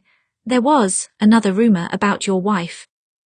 Robb glanced off to the wide, studying the torch on the wall, watching it flicker gently. That one is true. Robb, I'm sorry. He shook her head. Her murderer is dead. It's done with. No, it's not, Jon said. Of course it's not. Robb felt a wave of emotions rise up in him again. He only let himself feel them on a few scattered occasions when he was alone. But usually he was not alone. He was attending to the endless list of responsibilities, or comforting the children, or facing those who had betrayed him. He could not show weakness in any case. But here, alone with his brother, he felt it again, burning at his eyes. We have not even had time for a proper funeral, he thought. It's all such an awful disaster. Jon rested a hand on his shoulder, squeezing gently. Robb rested a hand over his, nodding once. He didn't trust himself to speak. After a moment of silence, Jon was kind enough to move on. So, you have recruits for the Night's Watch? Many, Robb said. If nothing else, this war will make sure that the wall once again has enough men to guard it.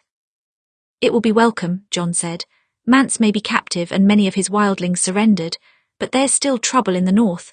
Something made them unite and march on the wall in mass. Not just hatred for us, but fear. Fear of what? Robb asked. Jon hesitated.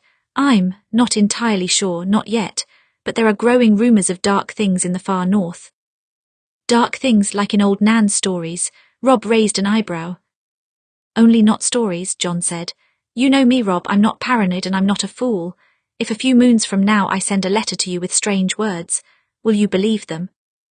Robb didn't quite know how to respond. No, his brother wasn't a fool, and he wasn't the type to engage in strange gossip. They had both been laughing at old Nan's dark tales since they were old enough to dismiss them as stories. But he could not fathom facing another enemy so soon after this rebellion. The North needed time to heal. I'll believe you, he said at last, but all the same I hope you never send that letter. So do I, Jon murmured, with a voice as sombre as the statues in the crypts beneath them. Arya had not expected to see Jon again before she returned south, so his arrival in her room sent an unexpected burst of joy through her. He was tired and haggard by his own long war, and his messy hair had grown long enough that he had to keep it pulled back. But he was still Jon, and she had missed him dearly. Bran was sitting with her in her room when he arrived, and his whole demeanour brightened. In fact, he nearly dropped his book. Jon, we heard you might be coming home. Yes, only briefly, but I'm here. Jon leaned down to give him a kiss on his forehead. If Arya could, she might have leapt out of the bed to embrace him. Instead, she only shifted and grinned at the sight of him. Brief is enough. I worried it would be another 4 years between our visits. No, Jon crossed to her, embracing her very gently. Robb has many traitors to send to the wall, and Alistair Thorne assigned me to help escort them. That was kind of him, Arya said. Not kind, I would never call Thorne kind, especially not to me, Jon said. I think he just wanted to get me out of Castle Black. We will have to elect a new Lord Commander soon now that the fighting is done. There's some talk of nominating me. That would be a great honour, Bran said. I've read about the Lord Commanders. You might be the youngest ever if you were chosen. I'm not sure I want the role, Jon said. It is a great deal of responsibility. I may not like Thorne, but he has more experience than me. I am sure the Watch will choose him. He looked between Arya and Bran. And how are both of you, recovering? I heard about the fingers. Bran held up his right hand to show them missing. They don't hurt any longer, and I've already discovered how to write without them, though my handwriting is awful. Arya waved her right hand as well. Lucky for me they went for my right instead of my left. As Bran said, it's not hurting anymore. But Arya has far more injuries than that, Bran said. Arya shot him a glare. I'm fine. She's not, she's been in bed for a fortnight, Bran said, and for longer before that, because she has almost died twice in the past month. Arya let out a long sigh as she felt Jon's worried gaze turn on her. I'm fine. Maester Luwin says I'm nearly well enough to walk around again without aggravating my wounds. I'll have scars but nothing permanent besides the fingers. She lifted her chin. Really, whatever you heard, they're being dramatic. Are they? Jon's mouth twitched. So you didn't kill Ramsay Bolton with your bare hands? No, I had a knife, 2 swords and a wolf, Arya said. All very helpful. So Needle did you some good then? Needle always does me good. I poked a hole in him just like you said.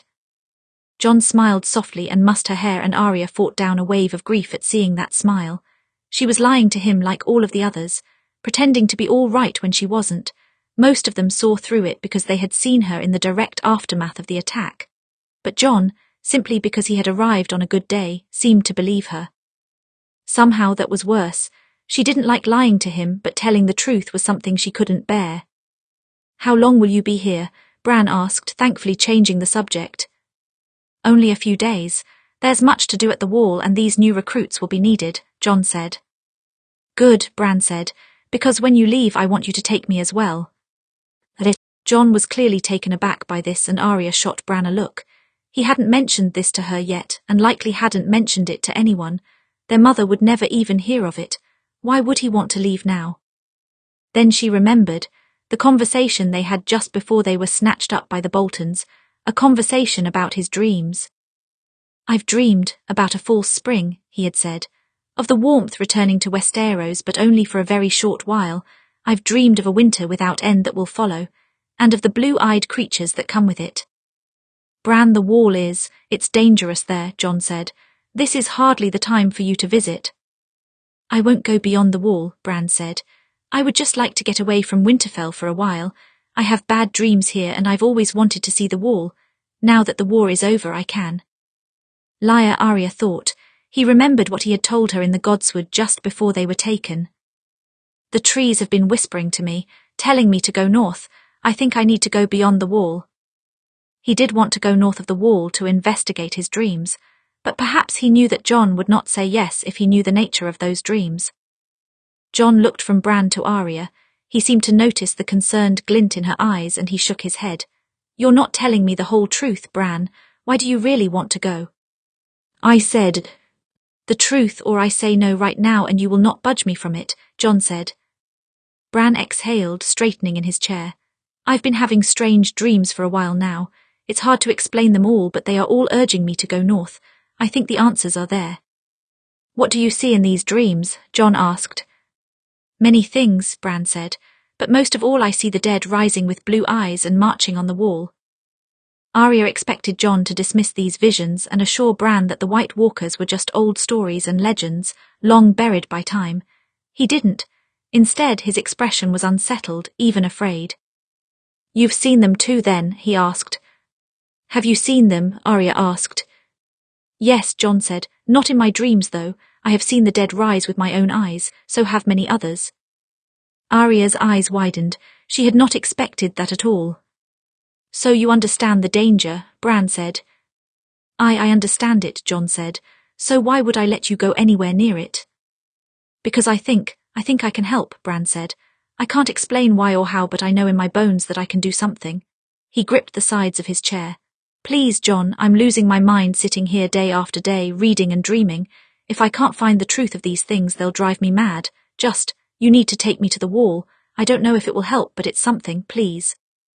Jon lapsed into silence, staring grimly at the floor. Arya gripped her quilt tightly, looking from him to Bran. Then, your mother will never agree, Jon said. I'll convince her, Bran said. I promise. They could just be dreams, Jon reminded him. Bran leaned forward in his seat. I've dismissed my dreams as nothing for long enough. It could be nonsense, yes, but what if it's not? Arya shivered as she remembered a dream of her own. A dream of looking out that window and seeing the slow creep of icy darkness across Westeros. A dream of dragons and ice and fire and blood. Yes, maybe it was nonsense. But what if... I'll take you, Jon said at last. But only if your mother agrees, and only if you promise to do exactly as I say." "I will," Bran said, and though it might have been a lie, this time Jon did not question him. Perhaps he did not think her mother would say yes, so it did not matter. Arya had no idea how Bran might convince her. But if he did, Bran and Jon would go to the Wall, and Arya would soon be going south again. Sansa too, if this possible marriage with Willers was still to happen. "I suppose we'll all be leaving home again soon," Arya murmured, more to herself than to her brothers, but they heard her all the same. Jon smiled sadly, ruffling her hair again. "Yes, but one way or another we always find our way back." Arya smiled in return. Yes, they did. Chapter 58, Many Farewells. Arya was beginning to go mad staying in her room. She knew that walking too much could aggravate her wounds, but she doubted just a short stroll would harm her. She merely had to be careful. So it was one morning, when she felt as if she was about to jump out of her skin from the boredom, that she tossed her book to the side and eased herself to her feet. She tugged on her shoes and her winter clothing with painstaking effort, then opened the door and stepped into the hall. Her two guards were both surprised to see her up and glanced nervously between themselves. "Lady Arya, should you be moving?" "The Maester said this morning that I was allowed a short walk," Arya lied smoothly. "Don't worry, I won't be long." She continued past them, trying to walk as normally as possible so that they wouldn't suspect. She moved along the wall, keeping her hand against the stone to steady herself. The wind was not as chilling as usual and the sun had come out that morning. It was a good day to be outside, and she had missed it. It was even worth the sharp ache in her side when she took too sudden a step and had to stop to take a few shallow breaths. "I will look forward to basic movements and breathing no longer hurting," she thought. "Lady Arya." Arya said a few silent curses in her head at the sound of Tywin Lannister's voice. Very slowly she turned to lean against the banister, giving him a smile. "Good morning, Lord Tywin. This is unexpected." "It is," Tywin agreed, "seeing as you aren't supposed to be out of bed." "That's not true," Arya lifted her chin. "Maester Luwin told me this morning that I could leave my room for a short while." "What did I tell you that you could do?" Arya let out an annoyed breath. Maester Luwin. Why were all of the exactly wrong people finding her at this particular moment? 7 hells, she only wanted to see outside of her room for a few seconds. Tywin raised his eyebrows, not taking his eyes off of Arya. "Apparently, you told her that she could leave her room and walk about." "Did I?" Maester Luwin stopped beside them. "Perhaps I am getting old. I don't quite recall that." Arya glared at him. "Well, you told me I was getting better." "That I did. That does not count as permission to go for a walk unattended," Maester Luwin said. "You need to be mindful of your wounds, Lady Arya. If you open them again, it will only mean a longer recovery." "I am mindful. I'm walking very carefully," Arya said. "Please, just a short time. At least let me sit somewhere differently for a while if I have to stare at my wall for one more moment." She trailed off. Truthfully, it wasn't just the boredom. That room was the last place she had seen Ramsay, and it was the place where she had killed him. Even though he was dead, sometimes she could see his shadow on the walls.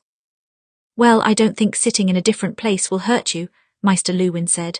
"If perhaps Lord Tywin would not mind lending you a hand." He glanced meaningfully at Tywin and the man's brow furrowed, a glint of warning passing through his eyes. "No, I wouldn't," he said coolly. Maester Luwin nodded his head, the smallest smile on his face. Then he left them there. "What was that?" Arya asked. "What do you mean?" Tywin asked.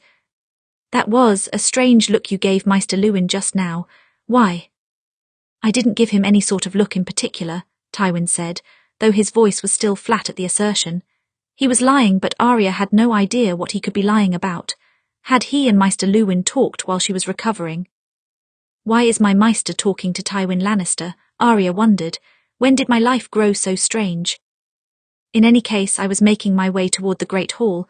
You may join me if you wish. Tywin held out his arm. Or go back to your room, it does not matter to me. Fine, Great Hall. Arya accepted his arm, trying not to grip too tightly onto it. At least that's some sort of change. Robb had just finished conducting business in the hall when they arrived, and it was mostly empty by now. Only their family lingered.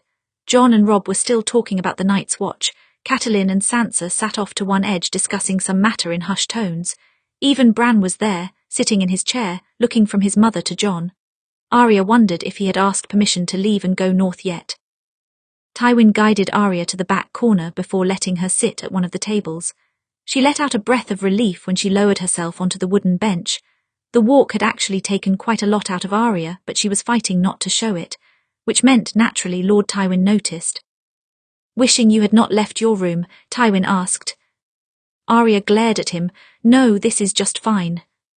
His mouth twitched and he turned his eyes to Robb and Jon. "Is that your bastard brother there?" "My brother, yes," Arya said, a testy note in her voice. She did not like it when anyone called Jon bastard. "Refusing to call him bastard does not change what he is," Tywin said. "Exactly," Arya said, "so there's no need to mention it." Tywin studied her brother. "He does have a familiar look to him." "Everyone says he looks like my father," Arya said. "Yes," Tywin said, though his look was strange. "I suppose he does." "Be able to leave in a few days," Jon was saying. "We're trying to sort through all of the new recruits here so that they don't cause chaos when they arrive at Castle Black. They need to know the rules and situations beforehand."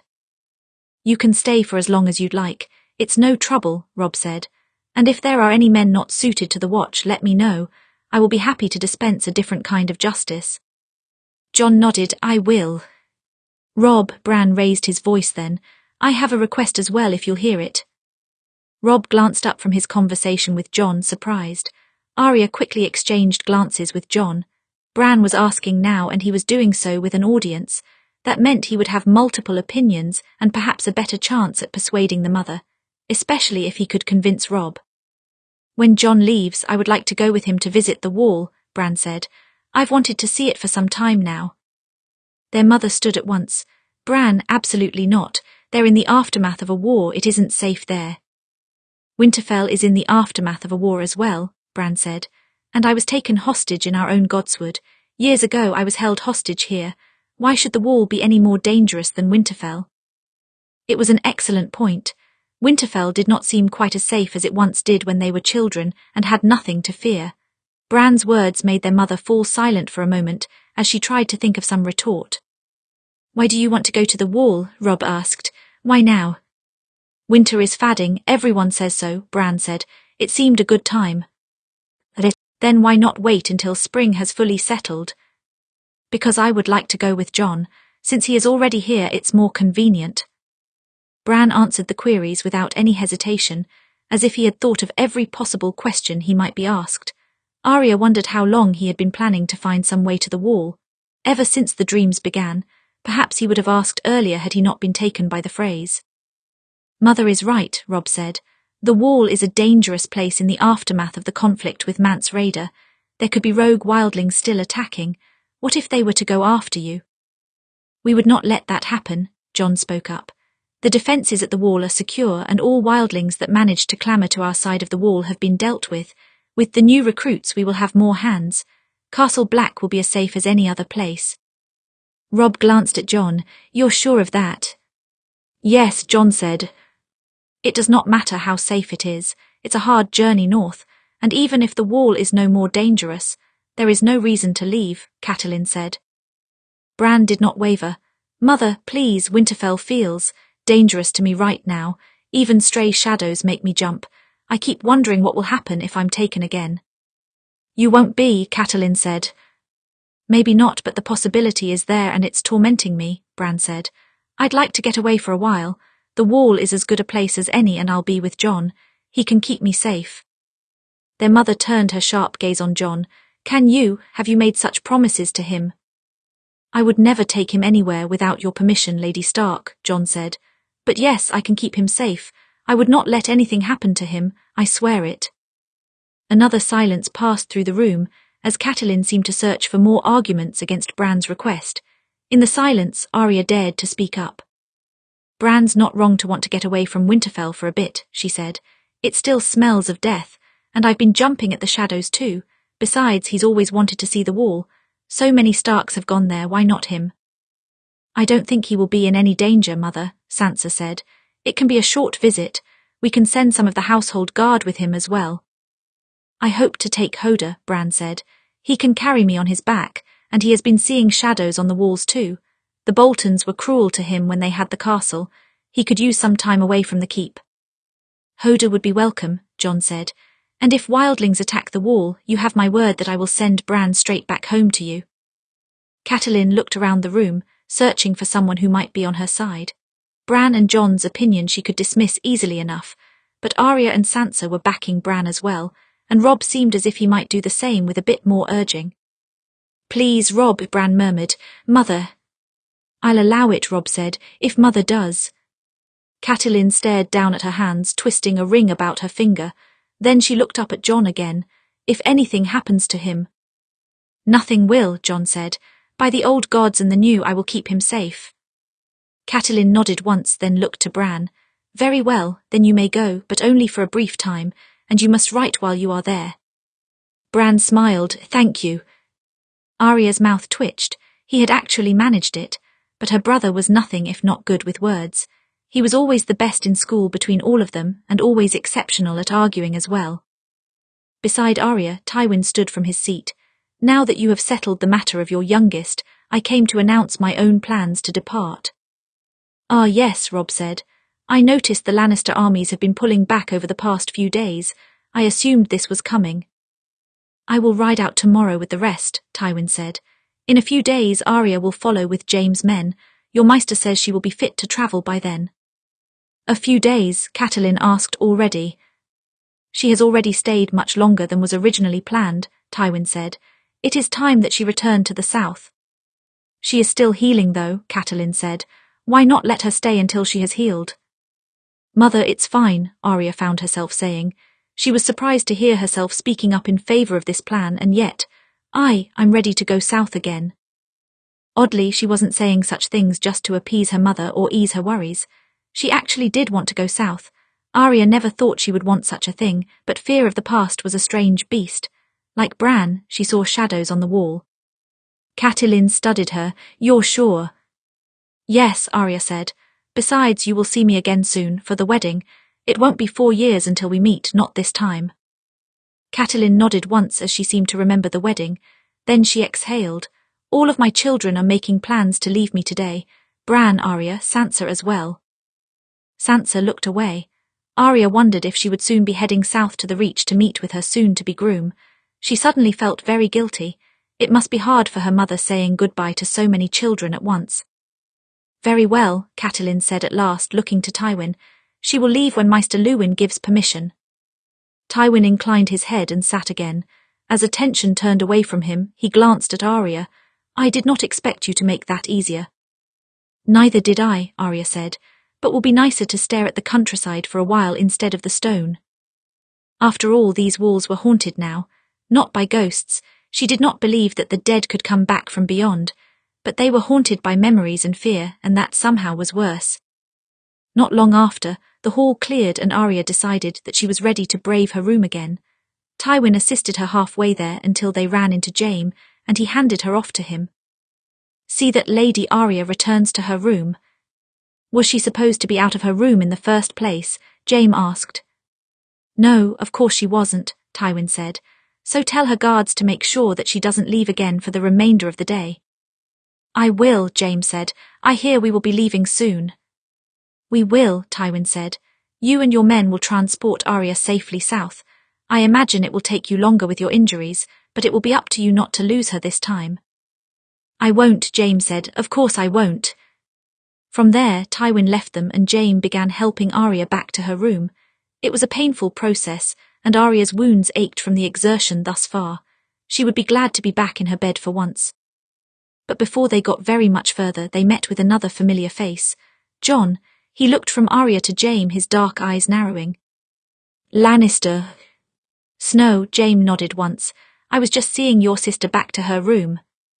Of course, Jon said, but first I have a question. In the hall today, your father mentioned a wedding down south. 7 hells, Arya thought. Jon doesn't know yet. Whose wedding was he discussing? Jon asked. Jaime looked suddenly rather uncomfortable. Your sister's wedding. Interesting, Jon said. To who? Jaime remained silent, his jaw tightening, but the silence seemed to answer Jon's question clearly enough. He took a threatening step forward. Arya, would you let go of Sir Jaime? Arya saw the rage clear on her brother's face just behind his dark eyes. I don't want to, she said flatly. I'll fall. Lean against the wall then. Jon did not take his eyes of Jaime. His hand was rested on his sword, just for a moment. Arya, do not let go of me, Jaime muttered under his breath. Jon, he only has one hand. This isn't a fair fight, Arya said. Perhaps not, but I'd like to have it, Jon said. Exactly when did you decide you were going to marry my sister? When she was 13, or was it a recent development? I did not decide anything, Jaime said. My father makes the decisions in my family. He arranged the match. I promise I had nothing to do it. I can't imagine you protested, Jon said. I did actually. Charming as your sister is, I wasn't keen on the match at all, Jaime said. He's telling the truth, Jon, Arya said. Jaime and I were both rather furious about it. We still might be furious, except recent events made the impending wedding one of the less difficult matters in our lives. Yes, I'm sure once we're bored in the south, we will start our complaints anew, Jaime said. Really, Snow, I understand you're protective, but I'd rather not fight you in front of the lady. Yes, because the lady is too injured to fight, Arya said. It would be impolite to taunt her with that fact. You see, Jaime gestured to her, we can't possibly fight. Jon's grip slowly relaxed on his sword. No, not here and now, because she does not wish it. He took a step forward. But I don't trust you, Lannister, and if you ever harm her. I'm sure I can imagine what you'll do, Jaime said. Maybe, maybe not, Jon said. Then he looked down at Arya. I'm sorry that you have found yourself in such a situation. I've been in worse, Arya smiled. Don't worry about me, Jon. If he harms me, I'll handle him myself. Jon's mouth twitched into a smile. Then he continued on past them down the hall, his black cape swishing violently baned him. Your brother does have a certain intensity, Jaime commented after a long pause. It's the wolf in him, Arya said. He has the northern look more than almost all of our siblings. Yes, there is a bit of Ned Stark in him, no doubt. Must be why he doesn't seem to like me. He glanced over his shoulder. There's something else familiar about him, though. Like what? Arya asked. I'm not entirely sure, Jaime shrugged, but I don't suppose it matters. The next few days were filled with many partings and goodbyes. The first of them was from Lord Tywin.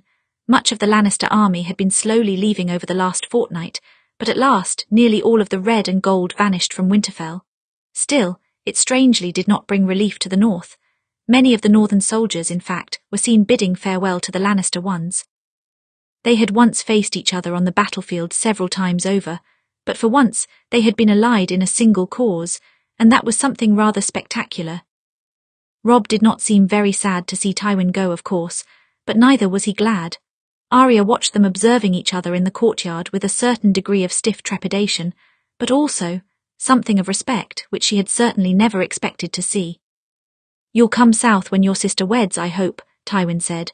Your presence will be a statement of peace between our houses. Aye, but I must make sure the north is stable before I can leave, Robb said. If you give me time, I will arrange to come south. That should not be a problem, Tywin said. Arya needs more time to return to full health. It will give you time to get things under control here. Robb nodded once. Safe travels on the road, Lord Tywin. Tywin nodded once. Best of luck with the north. I trust you will see that Arya recovers fully. Her mother spoke up, a courteous but sharp smile on her face. Because I will be coming south as well for the wedding. When I do, I hope to see that no other harm has befallen her.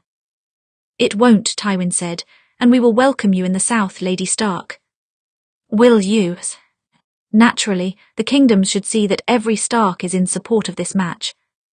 There was a certain ice in both of their tones, but nothing truly aggressive. It was so odd to see her mother and Lord Tywin holding a conversation at all. She wondered for a moment at how often they had spoken when she was imprisoned, and her head spun at the thought.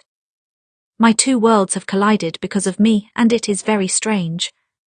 At last Lord Tywin swung onto his horse and donned his helmet, but before he rode through the gate, he passed by Arya, slowing his horse in front of her seat.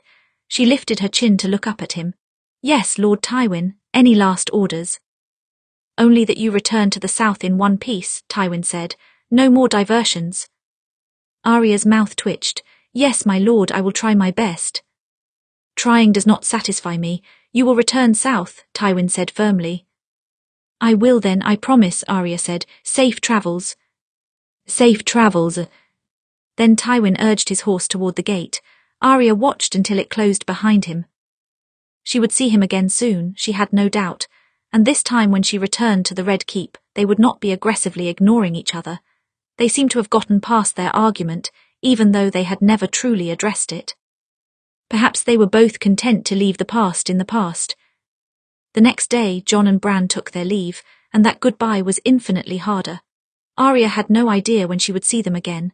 She doubted that Bran would be able to make the journey south to King's Landing, and Jon was bound by the Night's Watch to stay. She hugged Bran for quite a long time and told him that she would miss him, and when she was sure their mother was not close enough to overhear, she whispered to him, "Be careful, whatever side of the wall you see, be careful." Bran smiled softly when she pulled back and nodded. "I hope you feel better soon, Arya." Jon hugged Arya once she broke away from Bran. "I'm glad our paths crossed again before you had to leave." "Maybe they'll cross again soon," Arya said, though her voice broke. "I hope so," Jon smiled. "I'll write you if they allow you any letters." "They allow me 2 swords, Jon. Of course they allow me letters." Jon grinned and mussed her hair. "Right, of course." Arya had Robb help her up onto the wall so that she could watch Jon and the new members of the Night's Watch stream off into the thick mist. She exhaled and said a silent prayer of safety for them. She did not much believe in gods, but she would pray to them just in case. The next few days she spent in the company of her remaining family. Sansa tried to guide her through some needlework, laughing gently when she failed miserably. Her mother helped her brush her long, matted hair out. It had grown much longer than it was used to, but her mother bid her keep it that way for a while. "You are welcome to cut it again after you are wed, but you do have such lovely hair, Arya. Your handmaidens will mourn the chance to work with it if you cut it all off." Arya smiled once as she was suddenly reminded of she, who had always wished for her hair to be longer so that she could braid it. She quite missed her old handmaid, and even more than that she missed Tyrion. It would be sweet to see them again one day. For her mother and she supposed she would leave her hair long for a bit. She was not able to spend much time with her brother as he was still very busy, but he ate meals with them when he could. She did sit with the children, however, when they played. Already they seemed to be smiling again, as if the rebellion had never happened. Children were resilient, and she knew these 3 would grow up to be true Starks. More than anything, Arya tried to imprint the walls of Winterfell on her mind. She tried to absorb the memory of every room. The sounds, the smells, the sight of the Stark banner flapping overhead. This was her home after all. If only she could erase the memories of Ramsay from this place, then it would not be so tainted by pain. The next morning, just as a flash of pink cut across the sky, Arya left Winterfell. She embraced her mother and sister as tightly as she could, given her condition. She accepted a kiss on the forehead from Robb and tried not to cry when she felt it. She ruffled little Ned's hair and promised Lyanna she would return soon to play knights with her. Her mother charged Jaime to make sure he protected her on the road, and Jaime promised to do so, running a hand awkwardly through his hair. It had grown quite long over the course of the war, just like hers. At last, after they had lingered too long in the Winterfell courtyard, they passed beneath the gates and started down the King's Road. Arya sat up in the cart that carried her and watched Winterfell grow smaller and smaller until it was like a doll's house on the horizon. Then she heard a howl. Arya turned her head to see Nymeria sprinting down the road, pursuing the cart as quickly as she could. Arya shuddered and called out, "Stop, stop for a minute." They did. Arya stepped out of the cart, nearly falling to her knees as she did, and Nymeria met her there, her great shoulders heaving as she panted for breath. "I almost left without saying goodbye, didn't I? I'm sorry." Arya ran her fingers through Nymeria's thick coat. "We shouldn't part on bad terms again, should we? We don't know when I'll be back." Nymeria let out a low whine, nudging Arya's face with her wet nose. "You shouldn't come with me, girl," Arya murmured. "You wouldn't like it in the south. King's Landing is too crowded. You need the woods and your brothers for company. You'll be happier up here." She swallowed a thick lump in her throat. "Can you take care of them for me? While I'm gone, can keep them safe?" Nymeria stared deep into her eyes for a long while. She could not answer in words, and yet an understanding passed silently between them. A promise. At last Nymeria nuzzled Arya one more time. Then she turned and ran off in the opposite direction. "I suppose I didn't need any rocks to make her go this time." A few tears rolled down Arya's cheeks as she watched her wolf disappear into the woods. Then she lowered her head, pulling her cloak tighter around her shoulders. "Arya," Jaime murmured from beside her, "are you ready?"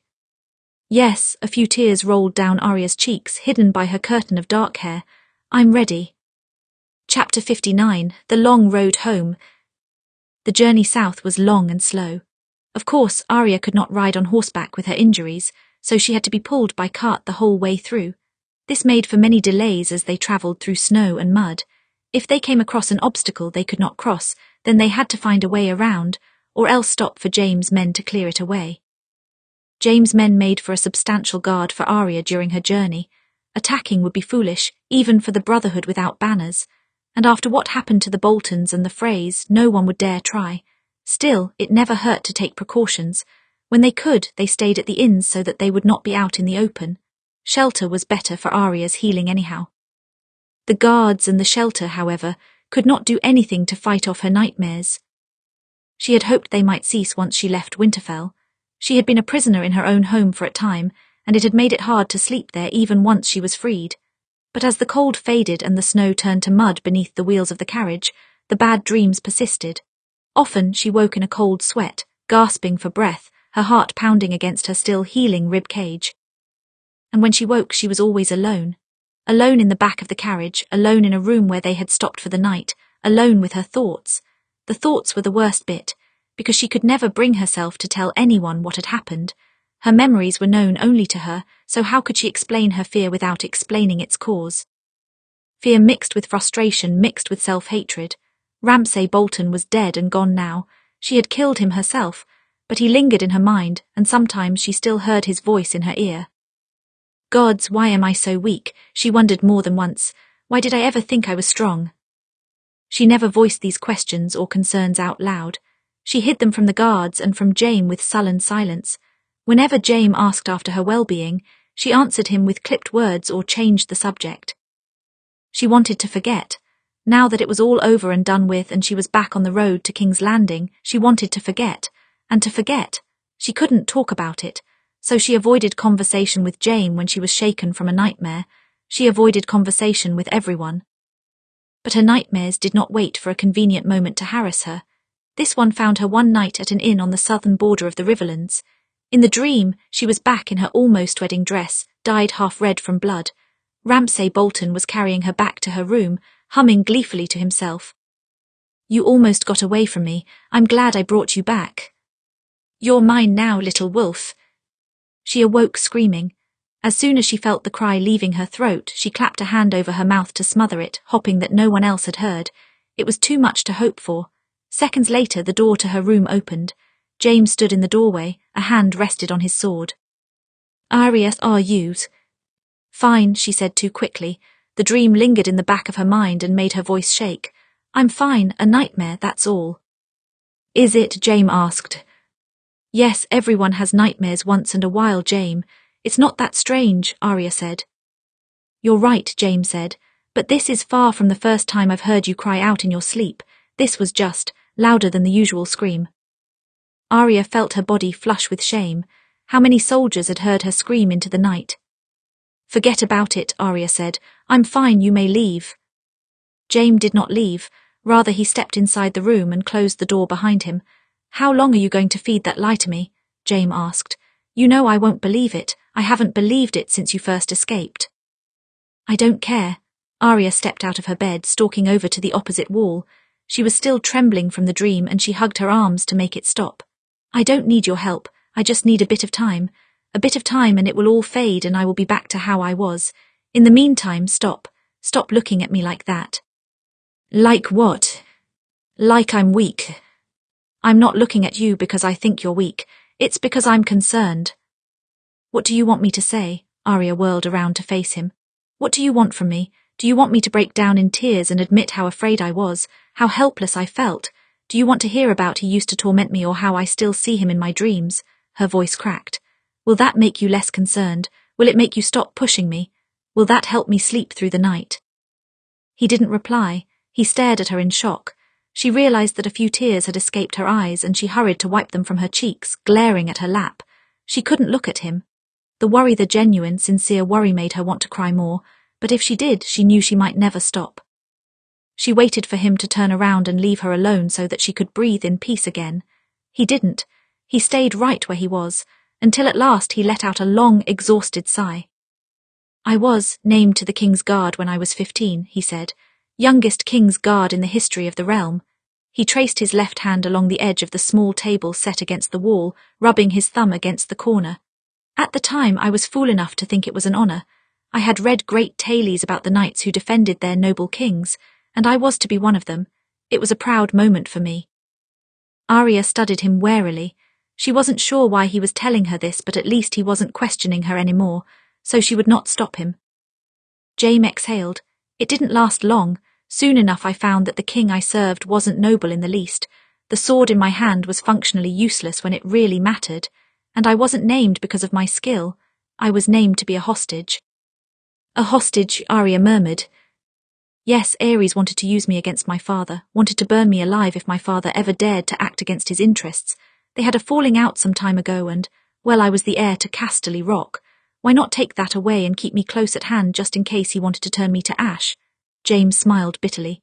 He never did, obviously, but he turned others to ash in front of me. Over and over again I saw men plead for their lives, and women. Sometimes children as well. So many of them burned, including your grandfather and your uncle, and I just watched. I stood there knowing that I should draw my sword, that I needed to draw my sword, but it was so heavy in my hand I couldn't do it. I couldn't fight the king because I swore a vow, and if I did, well, then he would kill me and I was afraid to die back then. He shook his head. I might as well have had a wooden stick. A wooden stick or no weapon at all, Arya thought. Yes, she knew that feeling, that helpless feeling. All the King's Guard I thought were so noble couldn't do a thing against that monster, Jaime continued. Not when he raped his wife, not when he burned the innocent, not when his mad cackles filled the keep. We were all useless. The castle felt like something of a prison. He shook his head. And this one time, it was after the rebellion had already started, you see, and he was getting paranoid. He called me to him and gripped my wrist hard in his bony hand. Hard enough to leave a bruise, he said. Why hasn't your father come to my aid yet? Where is he? Why would your father abandon his friends? I didn't have an answer naturally. I stayed silent, but then he smiled at me. It was the worst smile I think I've ever seen in my life, and he asked, Do you think, if I burn you, he will come sooner? Silence rang throughout the tent, and Arya had absolutely no idea what to say. James spoke the words as if he were speaking them for the first time. How long had he kept some of these memories locked away? I don't remember exactly how I replied, James said. I think I said something like, if you wish to burn me, you may. You are my king. I hope that I didn't stammer the words. I hope I sounded brave. But I can't be sure. All I know is he laughed. He laughed and laughed for what seemed like hours until he finally let me go. He exhaled. He didn't burn me, obviously. But sometimes, even years later, I still dream of that laugh and the smile and the threats of fire. He's been dead for so long. I know it for sure because I stabbed him in the back. But he's still in my memories, and sometimes those memories spill into dreams, and I am right back to that 16-year-old boy with a heavy hand and a stick for a sword. So, you're saying Ramsay will never leave my dreams? Arya muttered, clenching her fists so tight that her nails dug craters into her palm. Even decades down the line, he'll still remain. Only a shadow of him, James said. The real monster is dead, Arya. You slayed him yourself, just like I slayed mine. What's left is only an echo, but yes, it may come back to you many years from now. It doesn't make you weak, truly it doesn't. He took a step forward. I can't promise that you won't see him in your dreams. I can only promise to wake you from them when I can, because once you're awake, he can't follow you. Tears filled Arya's eyes and a few trickled down her cheeks. She had fought so hard to keep them back, but they continuously betray her. It's not fair, is it? They were so awful. The Mad King, Ramsay, they deserve to be forgotten entirely. They do, Jaime agreed. Yet here we are, still giving them life with our memories, and we're the ones who hate them most, Arya's drew in a shaky breath. That's not fair at all. More tears were falling. One by one they escaped her, falling to the floor, until Jaime raised his hand and brushed one away with his thumb. You can cry, Arya, he murmured. It's all right, you can cry. And she did. Suddenly her tears went from streams to rivers, to a veritable flood. Every tear she had pushed down or held back started rushing out of her. Tears of pain, tears of fear, tears of grief. They broke from her and her whole body shuddered in their wake. She crumpled at the weight of them and might have fallen to the floor had Jaime not pulled her into his arms. It was not a gentle or tentative embrace, nothing like any of the hugs she had received from her family before she left. They had been afraid of breaking her, but Jaime held on tight, as if she might fall to pieces the moment he released her. She was grateful for that. She had been broken apart at her seams, and she needed someone to keep her together while she mourned. She mourned for her family and their many losses. She mourned for the North, broken by a war. She mourned for Talisa, who had died so cruelly. She mourned for her children, who would never know their mother, and for Robb, who barely had time to grieve her. She mourned for the home she knew as a child, which was no longer safe, which was tainted by some of the worst nights of her life. And more than anything, she mourned for the girl she used to be, that fearless, strong child who had not yet been hollowed out by such fear and pain. Arya knew that even as she put distance between her and Ramsay Bolton and the Dreadfort and Winterfell and every memory that still haunted her, she would never return to that girl. She was a memory now, and Arya grieved her loss. "It's all right," Jaime kept murmuring close to her ear. "It will be all right." "Don't tell anyone about this," Arya choked out. "Wouldn't dream of it," Jaime said, resting his chin on the top of her head. "You've certainly seen me in worse shape, after I lost my hand. Now that was something pathetic." "This feels pretty pathetic," Arya mumbled. "It's not," Jaime said, "I promise." Arya was not sure long she cried. She did not count the seconds, but soon it seemed she had cried every tear in her body, and she was left red-eyed and still. It felt good to release her hold on her emotions, though it was exhausting and more than a little embarrassing. But then, Jaime was not a gossip, nor would he ever mock her for this. She could trust him with her tears. "I think you've been holding that back for some time," Jaime murmured. "Yes," Arya agreed. "Was that enough for now?" "Yes, but don't go yet." "I won't," Jaime murmured. "Not until you command it, my lady." After that night, Jaime did not push her any longer, but perhaps that was because Arya was no longer so guarded around him. She wasn't cured by her breakdown, but at least she was not constantly avoiding him and his questions. They talked more often on the road south, and sometimes she even spoke of what had happened to her at the Dreadfort. She only spoke of it in short bursts, one small fact at a time. He never asked for more than she was willing to give. He listened, and that was enough. Now Arya was not the only one who held knowledge of those memories. He knew as well. He knew how Ramsay used to sneak into her room while she slept and startled her awake. He knew how he would chase her about her small room with a knife and cut at her skin in an effort to make her howl. He knew how he would tell her lies about her family, or restrict her meals, or giggle whenever she snapped at him. "Why do people like him always laugh?" Jaime asked. "You'd think, being so terrible, they would have the decency to be miserable with themselves." "Ramsay didn't have decency. I don't even think he knew the meaning of the word." Arya poked at her food. "But he wasn't mad. Most times he knew exactly what he was doing." "I always wondered with the Mad King," Jaime said. "I wondered how much of it was insanity or just intentional cruelty." "Which is worse?" Arya asked. "That they don't know how terrible they are, or that they do and they don't care?"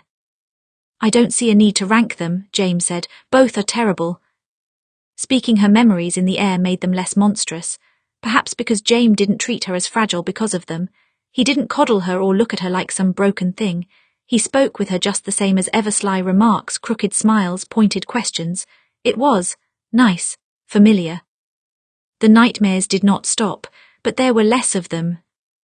Arya's body had more time to heal on the road. The rocking of the cart was no longer such a trial, though she could not fight or ride.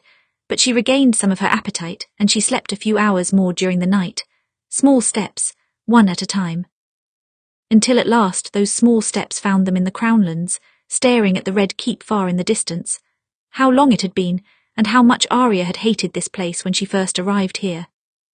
She still did not like it much, and she was not fool enough to think of it as safe. There was a traitor somewhere in the south, someone with aims against the north. She would have to discover the culprit soon before they tried anything again.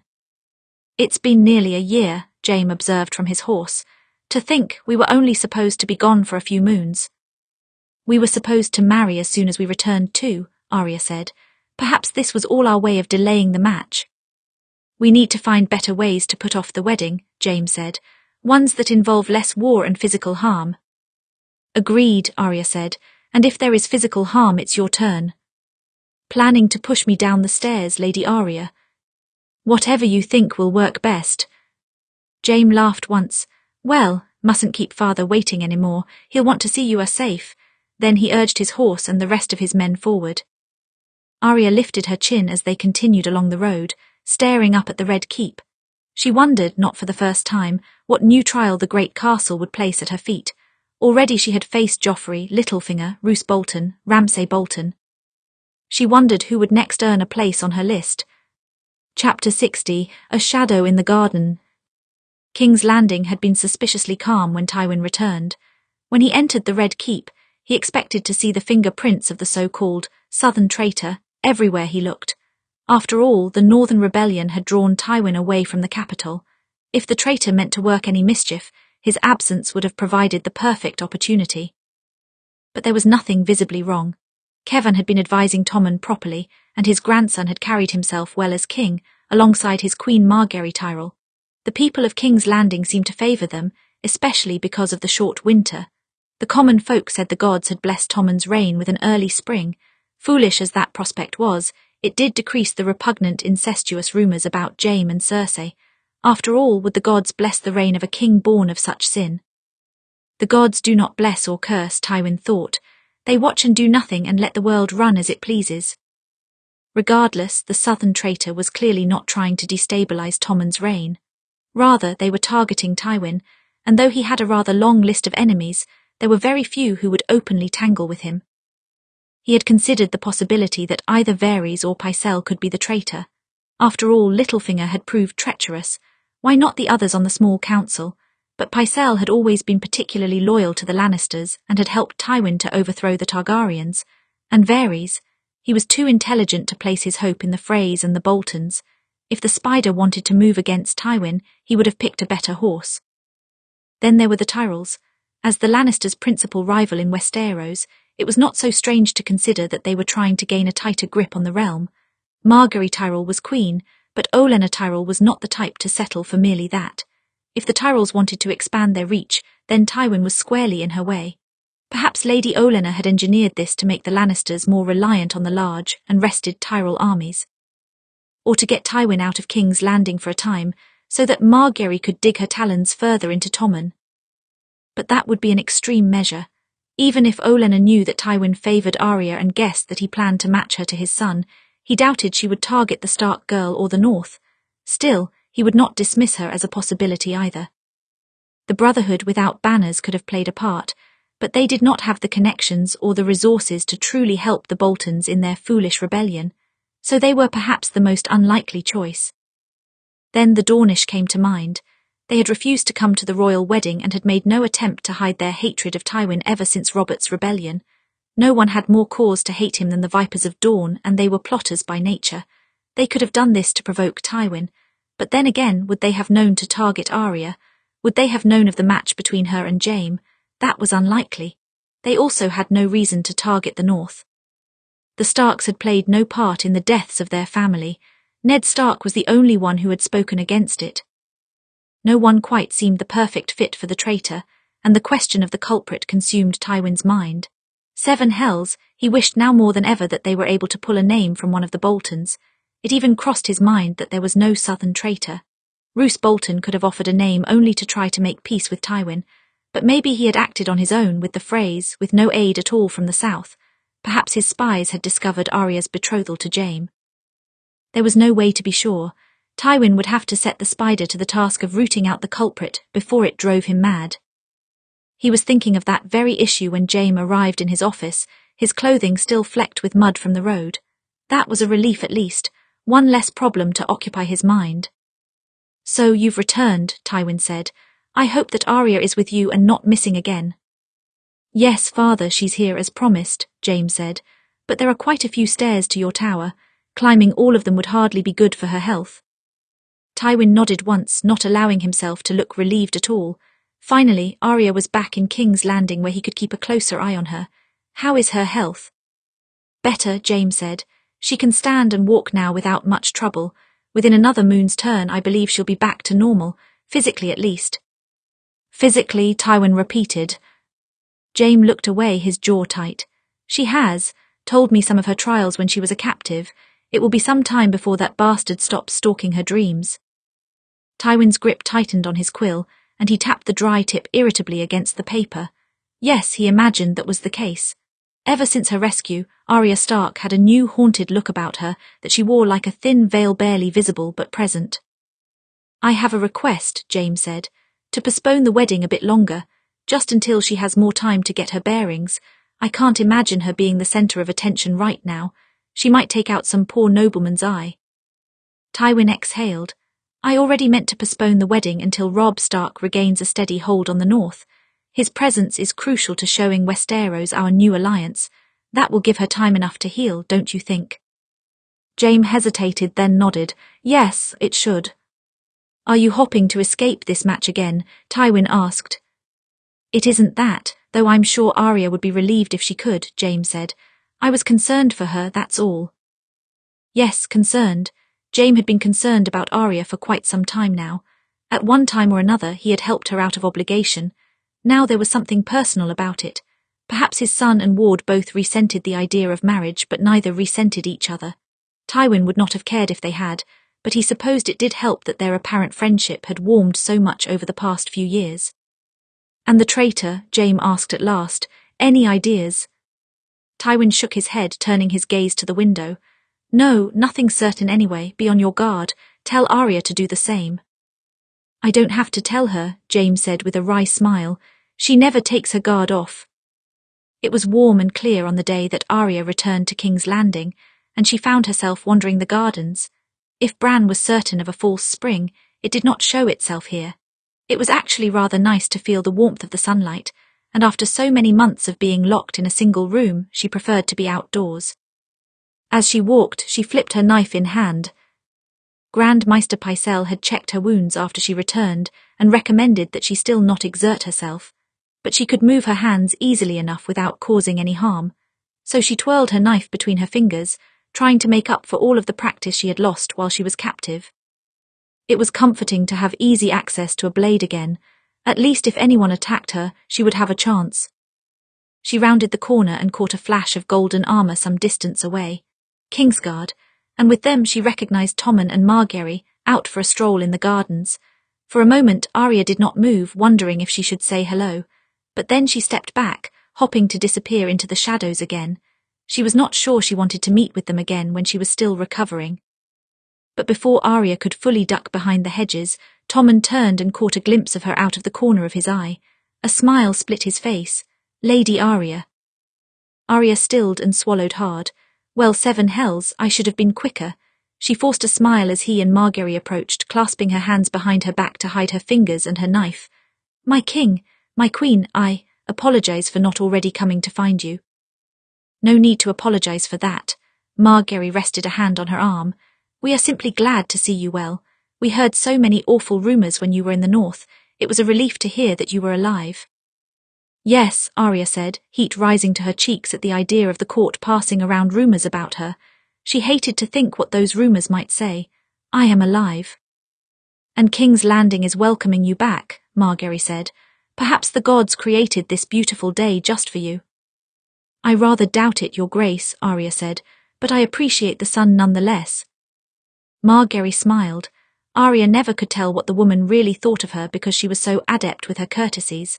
"Well, you simply must join us for some tea. I know Tommen would be delighted to have you. Then perhaps you can set a few of these rumors straight for us." Arya did not want to do that. She did not want to tell Margaery or sweet Tommen anything about what had happened to her. Neither one of them had faced much hardship in their lives. Neither one of them had really seen war. How could she bring herself to explain any of it? And yet she knew she could not refuse, and Tommen did look so pleased by the idea of her joining them. So she set her mouth in a smile and dipped into a sort curtsy. "Of course, I would be delighted." "There were rumors you lost all of your fingers," Margaery observed, pouring Arya some tea, "but I can see that is not true." "No, I only lost 2. It seems the rumors exaggerate," Arya said. "2 is a lot when it comes to fingers," Tommen said. He studied her mangled hand. "Does it still hurt?" "No, not anymore," Arya said. "This is one of my oldest wounds. It healed some time ago, and I am beginning to get used to its new shape." "If it would help, we could have some false fingers made for you," Tommen said. Perhaps you could wear them like a glove. Uncle Jaime has a fake hand, why shouldn't you have fake fingers? As long as they aren't golden, I wouldn't object, Arya said. No, not golden, silver, Margaery said. That would suit you well. Or simple metal, steel perhaps, Arya said. Something practical would suit me fine, but to be honest, I hadn't thought of getting new fingers. I use my left hand more than my right. That is lucky, Tommen said. Are you still good with your knife? Of course I am, Arya said, and ready to protect you if ever you need my help again, your grace. Tommen smiled. Lately I have not needed much protection. The people are in good spirits, much better spirits than when Joffrey was king. Because Joffrey was a terrible king, Arya said. Of course they are happier for you, you are a kind person. Tommen flushed slightly and looked down at his lap. Kind people do not always make good kings either. That sounds like something from your grandfather, Arya sighed. I can almost hear it in his voice. It is, Tommen said. I hear you two are speaking again. Did you resolve your conflict? Arya pulled at the fingers of her right hand. Well, we both quietly agreed to forget that it happened. Tommen raised an eyebrow, and that counts as solving it. Like you said, we're speaking, Arya said. That's good, Tommen said. He was very worried about you. When he received the letter from the Boltons, he was absolutely furious. He requested permission to leave the capital, but he would have gone if I said no or not. Tommen shivered. Not that I would ever tell him no. The Boltons and the Freys challenged him, Arya said. He doesn't like being challenged. No, and he didn't like them threatening you either, Tommen said. Arya nodded once, sipping her tea. It was a strange thing that Tywin did seem to genuinely favour her, even after their great argument. It was so strange that it had been easier for Arya to deny it. But how could she really do that after everything that had happened in the north? And how is your sister? Margaery asked. She may have mentioned her correspondence with my grandmother. She did, Arya said. Your brother Willers, what is he like? Oh, he's a wonderful older brother. Very kind and gentle, Margaery said. He used to be quite good at riding before the accident. Now everything physical is a bit more difficult for him, but he's still as good as he was before it happened. That's good, Arya said. If he is to marry my sister then.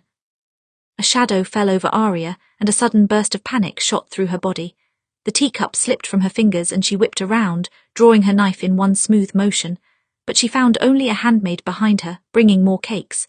The young woman's eyes widened when Arya started, and she backed away a few steps, curtsying in apology. Forgive me, my lady. No, Arya said softly, relaxing her grip. Forgive me. Slowly she looked back at Tommen and Margaery, who were looking at her with the same surprised expression. Shame flushed through Arya's body and she stood abruptly. I'm feeling ill. I think I should return to my room, I'm sorry. Then she started away before they could reply. Arya really did feel sick as she walked away. For all of the time she had spent healing and coping with her terrible memoirs, there was still so much weakness in her. She had flinched a simple shadow, and in front of Tommen and Margaery no less. No, she wasn't going to accept this any longer. Perhaps she could not yet fight, but there were other ways that she could train, and she would train as much as she needed to feel strong again. Arya forced herself up the steps to the Tower of the Hand. She stopped once near the top to catch her breath, but other than that she felt no real pain at the walk. It gratified her to be able to do that much, and she could not wait for the day when she would be able to run and fight again. She stepped into the chamber of the Hand and closed the door behind her. Lord Tywin was writing like he often did, and it took him a moment to notice her. When he did, he carefully set down his quill. How did the stairs treat you? They didn't kill me, Arya replied. Soon I will be able to return to my practice with my swords. I'm sure you will, Tywin said, but you clearly came with a purpose today. Arya lifted her chin. She aware of doing it, but she didn't lower her head again. Just for today she would allow herself the nervous tick. You want me to marry Jaime, which means you want me as the Lady of Casterly Rock after you die. Correct. Correct, Tywin said. Well, I know little to nothing about the West or its lords or its people, Arya said. I know the North like the back of my hand and all its families and sigils, but the West is foreign to me. If I become its lady, I have little knowledge of how to rule it. Perhaps I am depending on Jaime to rule, Tywin said. Then you could have given him any wife, Arya said. But you didn't. You chose me and you seem very set on that choice. I don't make a habit of changing by decisions, Tywin said. Why this sudden desire to learn? Arya's jaw clenched. When I was a prisoner. She paused for a moment to gather her thoughts. When I was a prisoner, I realized that my power has always rested on the power of other people. When my father was alive, people treated me well because I was a Stark of Winterfell. And after I became your ward, people mostly let me alone because they did not want to insult you. When I met with someone who didn't care about that, my strength failed and I couldn't do anything. Because the Boltons didn't fear me, just you. She clenched her fists. I'm not willing to rest on that anymore if people respect me or fear me. I want it to be because of my name and my abilities alone, not because of my father, not because of Jaime, not because of you. I need to find my own power. Tywin was silent for a long while as he considered this. He tapped one long finger absently against the desk, and Arya felt her nerves rise in the silence. Why was he so damn fond of silences? I always intended to teach you, Tywin said. But it happens that soon after I engaged you to my son, you came to my office to shout at me, and then did not return for the better part of a year. Arya's eyes narrowed. You were ignoring me too. I didn't say I wasn't, Tywin said. Fortunately that disagreement is behind us. He steepled his fingers. I have many other responsibilities as Hand of the King and they occupy most of my day, but in the free hours, I will teach you what you need to know. Arya exhaled. Good, this was exactly the sort of distraction that she needed until she was well enough to fight. Thank you, my lord. She shifted from foot to foot. Can we start now? A shadow of a smile passed over his face and he nodded at the bookshelf. Fetch the book with the golden spine on the middle shelf. It contains a detailed history of the Westerlands. That's where you start. Arya nodded and hurried to fetch the book. Then she settled herself in the corner of his office and began reading. So long as she was forced into this position, she would train to do it well, and she would train to one day surpass even Tywin Lannister. Right now, people did not harm her because they feared him, but she wanted people to fear her for her name and her name alone. It was time to find power of her own. Cersei was furious by the Boltons' failure. Whether or not they won their little rebellion was of no consequence to her, but they could have at the very least made Arya Stark useless to her father. They could have married her to a Frey or a Bolton. It didn't matter. All that mattered was that she couldn't marry Jaime. They could have killed her and Cersei would not have cried a tear. But Arya Stark lived on, unmarried, injured but recovering. The only bright spot in all of this was that the Boltons had not given up Cersei's name. According to her sources, Roose Bolton had only told her father that there was a traitor in the south. She did not like him having even that much information, but there were plenty of snakes in the capital. Still, even that small bit of knowledge meant that she had to keep quiet for a while. If she acted so soon after the Boltons' failure, she would become a suspect. It was better that her family forget she exists for a while as they scrambled to find the traitor. Perhaps another unfortunate fellow would be blamed. Her father wouldn't suspect her easily. He had a blind spot when it came to his children. He didn't understand a single one of them, but he also didn't want to believe them capable of moving against him. That was the only reason he had never discovered her affair with Jaime. Willful ignorance. She could count on that to protect her here if she did not do anything stupid. She merely had to save her other plans for the right moment. And when the time came, she would pluck the Stark weed out of her family. Then everything would be as it should again.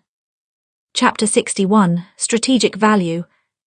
Arya had only a basic knowledge of the Westerlands from her schooling.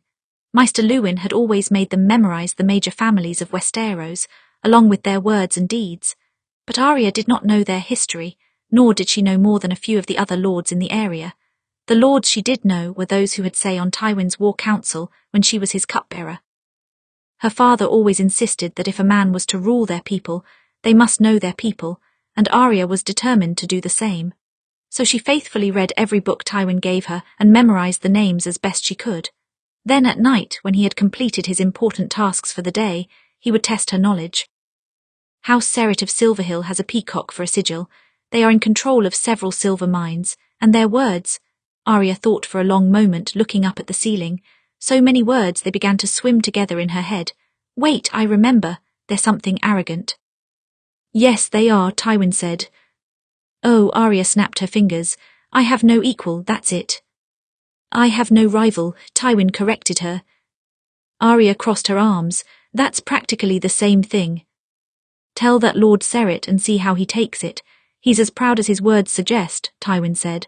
What of House Westerling? 6 white seashells against sand. They're from the crag. Their words are honor not honors, Arya said.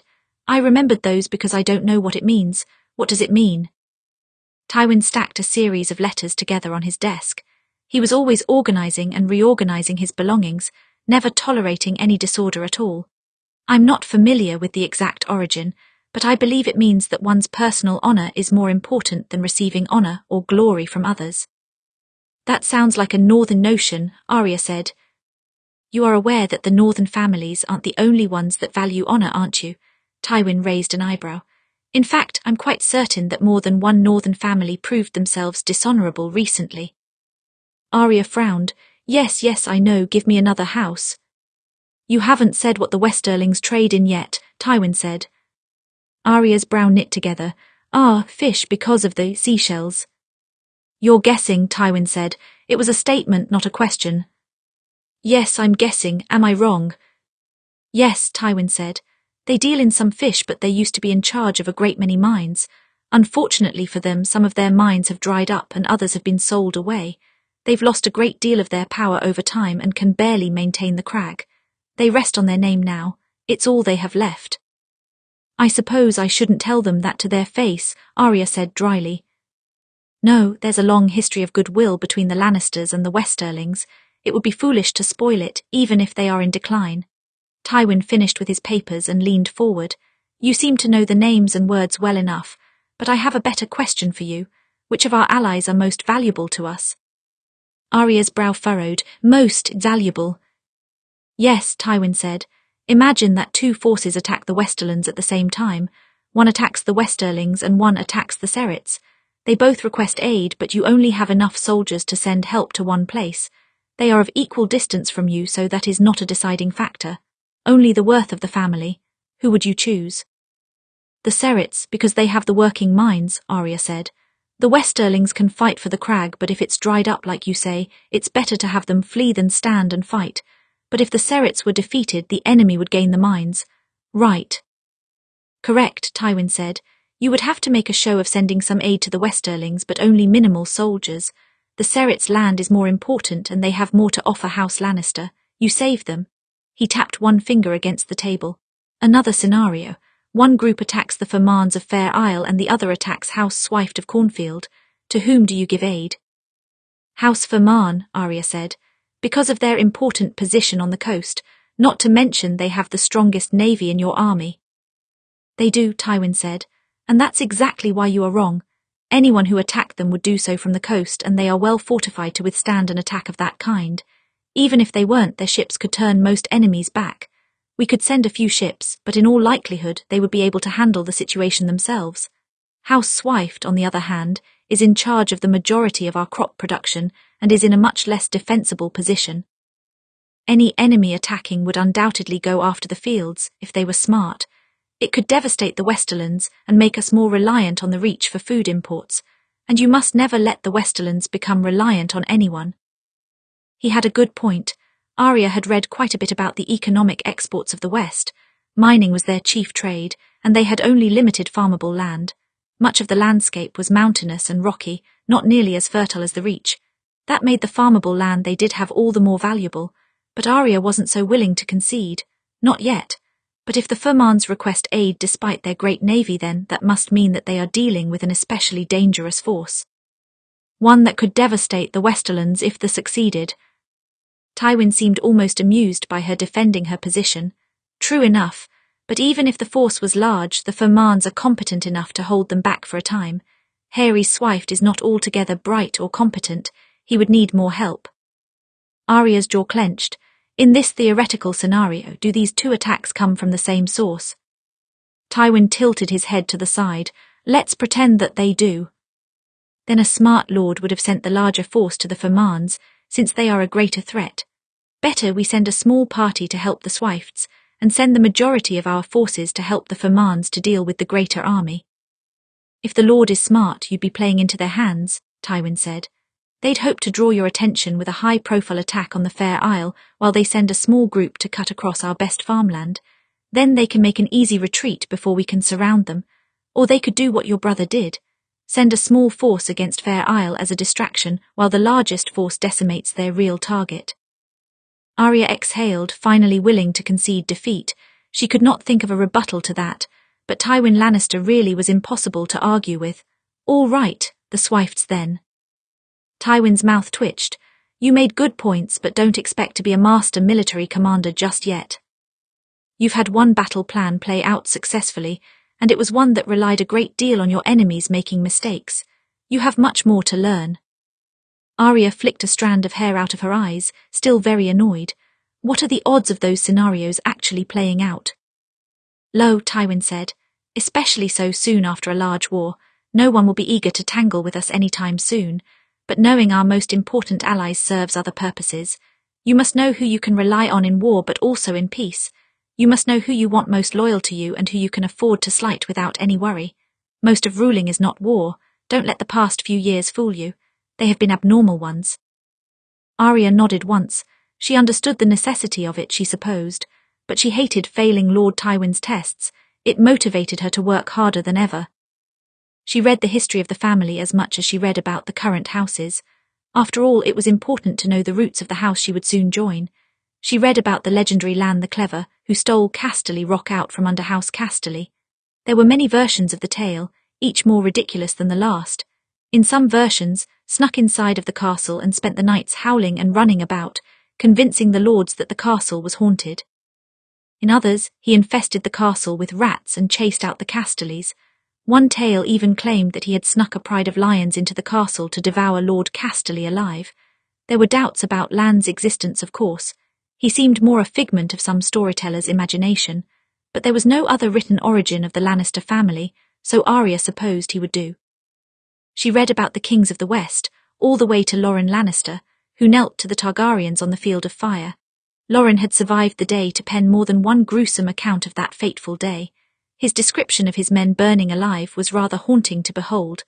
Arya had always loved reading about the Targaryen conquerors, but she could not imagine facing them or their dragons in combat. Swords meant nothing when dragons flew overhead. After Aegon's conquest, Lannisters became lords instead of kings, participating in every major event of the Targaryen dynasty. They were hands, advisors, knights, allies, enemies, and everything in between, and they endured as so many great families fell into nothing. Reading about the rise and fall of families helped Arya to understand Tywin Lannister's obsession with his legacy. A great line could end at any time. Even the dragons themselves had fallen. And then there were the records of Robert's rebellion and the events that led to it. For the very first time, Arya actually read about her long-time captor's life. She knew some of the stories about him. Everyone did, but she never really understood why everyone feared him so completely. She understood after she read the story of the Rains of Castamere. The Rains and Tarbecks had refused to repay the Lannisters the gold they owed, not believing that Tytos, Tywin's father, was strong-willed enough to fight for it. Tywin responded by raising an army and marching on Tarbeck Hall. Once he had crushed the Tarbecks, he turned his armies on Castamere. The Rains could not match him in the field, so they retreated within and hid in the mines, which were defensible and well stocked with enough food to last everyone quite a long time. Tywin responded by diverting all of the nearby water sources so that they flowed into this supposed sanctuary. Everyone within drowned to death, old and young, men and women, lords, ladies and small folk. He killed every one of them. On the surface it was a brilliant plan, and Arya understood why it had earned Lord Tywin a song. She understood why once, when another lord would not pay him, he had only sent a musician to that lord's court to play the song, and the lord at once gave up the desired gold. Tywin had earned respect and fear because he showed how far he was willing to go for his family. But Arya could not imagine killing that many. She had her list, of course. She had always had her list, but she wouldn't kill small folk if it meant eliminating those names, would she? If it had meant killing Ramsay Bolton, would she have killed children? She wasn't sure. She hoped she wouldn't, but... "Something is troubling you," Tywin said flatly.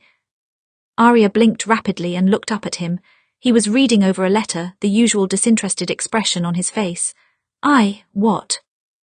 "You've been staring at that wall there for some time. It didn't strike me as productive," he replied, glancing briefly up from the words.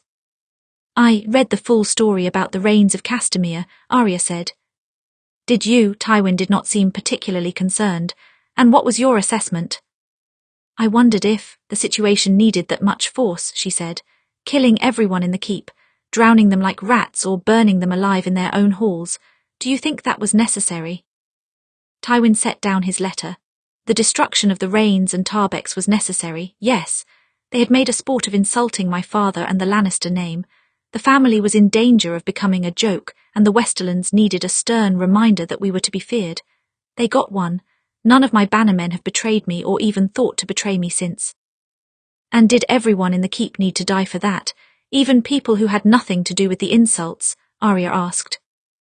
Perhaps not, Tywin said. I won't argue the necessity of killing every maid and kitchen boy.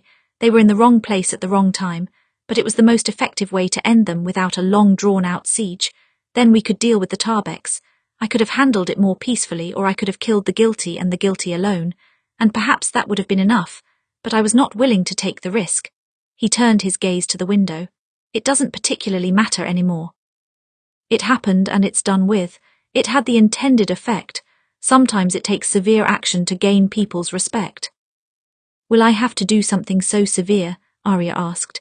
If I want to be feared and respected, will I have to drown out a castle?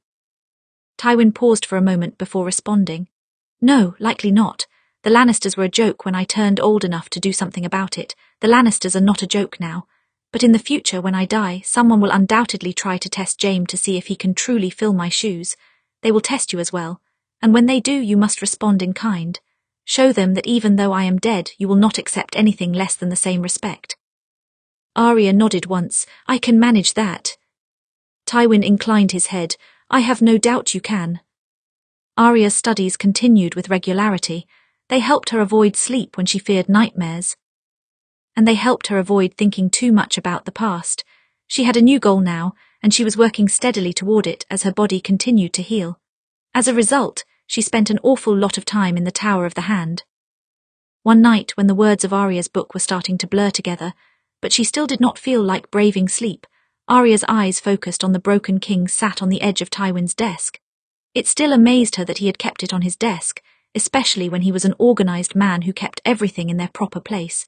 She rose and wandered over to the desk, picking it up and examining the crack in its crown.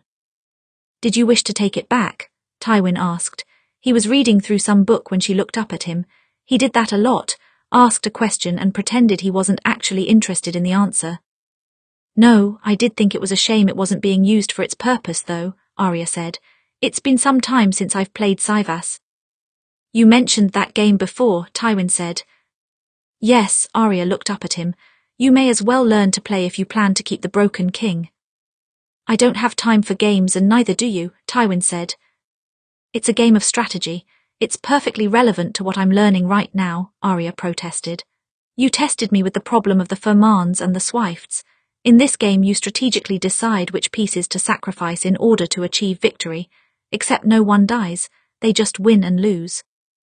And it's better to practice strategy with lower stakes to avoid making mistakes in the future, she said. Tywin glanced up at her. You seem determined for me to play this game. I am, Arya said. I would like to teach you something for once. He seemed to consider the idea for a long moment. Then he exhaled and turned back to his work. If you can fetch the game and return here before I'm done with this task, then you'll have your game. Arya grinned and went at once for the room, hurrying toward her room. She wasn't sure if Tywin intended for her to run all the way there and back, but it was good exercise, and her body was very nearly healed. She was amazed enough that he had given her any sort of yes. But then, occasionally, Arya was good at getting her way from Tywin Lannister, and she took the small victories when she could. When she returned to the Tower of the Hand, slightly out of breath, Tywin was still at his desk. He set down his work. You have good timing, I just finished. Excellent, Arya said. She proceeded to set up the board and explain to him the value of the pieces exactly how Tyrion had taught her, as well as the goal of the game, to kill the enemy's king. She told him how pieces could move as well, but she refused to give him any more than that. He would have to figure out the best strategy himself. Tyrion had taught her the same way. Every player was different. Some played offense and others played defense, and some were able to mix both. It did not surprise Arya that Tywin was the third kind. He was a keen strategist after all, but he did have one blind spot which she had suspected before they even started playing the game. He ignored the small pieces. The rabble pieces were nothing more than pawns in a grander scheme. They were not powerful and often it was easier to sacrifice them earlier, but they could also slip through the opponent's defences and be instrumental in the final victory. Tyrion was fond of using this strategy, so Arya could never really get her rabble pieces past his lines, and he had beaten her more than once by carefully positioning his rabble where he needed them. Arya played the same kind of game with Lord Tywin now, until she knew she had set a proper trap for him. After several minutes, Arya found herself victorious. The rush of beating Tywin was far greater than that of beating Tyrion somehow. Tywin, who always had to have the last word and always won. For once, she could be better than him at something. She tried not to look too smug as she sat back in her chair. That's my win. Tywin glared at the board for a long moment, as if trying to find exactly where he had made a misstep. How exactly? Because, Arya said, my dragon has your king cornered, but he can't move this way because of my spearmen, and if he moves this way he runs into my rabble. She smiled. You don't want to underestimate the rabble. He glanced up at her. You're enjoying this. I am, thank you for noticing, Arya said. Reset the board then, Tywin said, if you enjoy winning this foolish game so much. Arya wasn't sure why, but the expression on his face made her really laugh. She couldn't remember the last time she had laughed, surely before the business with the Boltons, but it felt good to do it again. For a moment, Tywin seemed caught off guard by the sound, as if he had never expected to hear it from her. Arya quieted herself and apologized. I'm sorry, you really don't like losing, do you? I don't, Tywin said, and I won't again, I assure you, Lady Arya. Arya was still smiling as she reset the board. We'll see. Chapter 62, Teacher.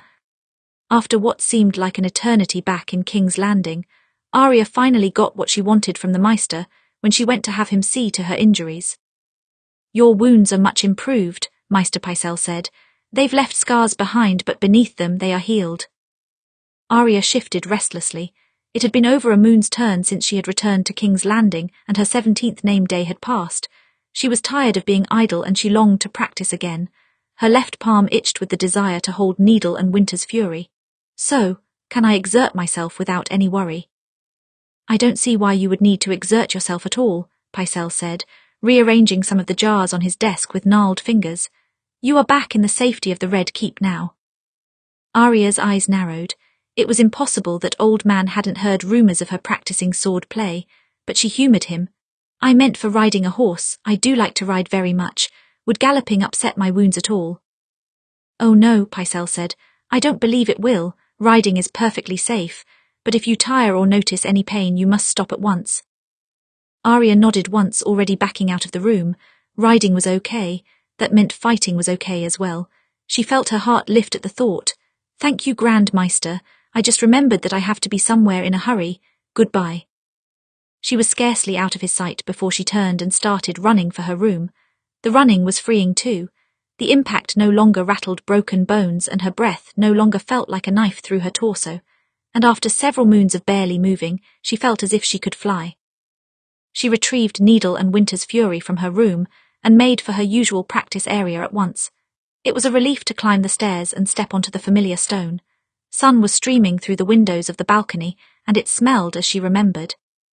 Even when her world was threatening to fall apart, this place was always consistent, an escape from the political viper's nest of the capital, a place where she could be herself.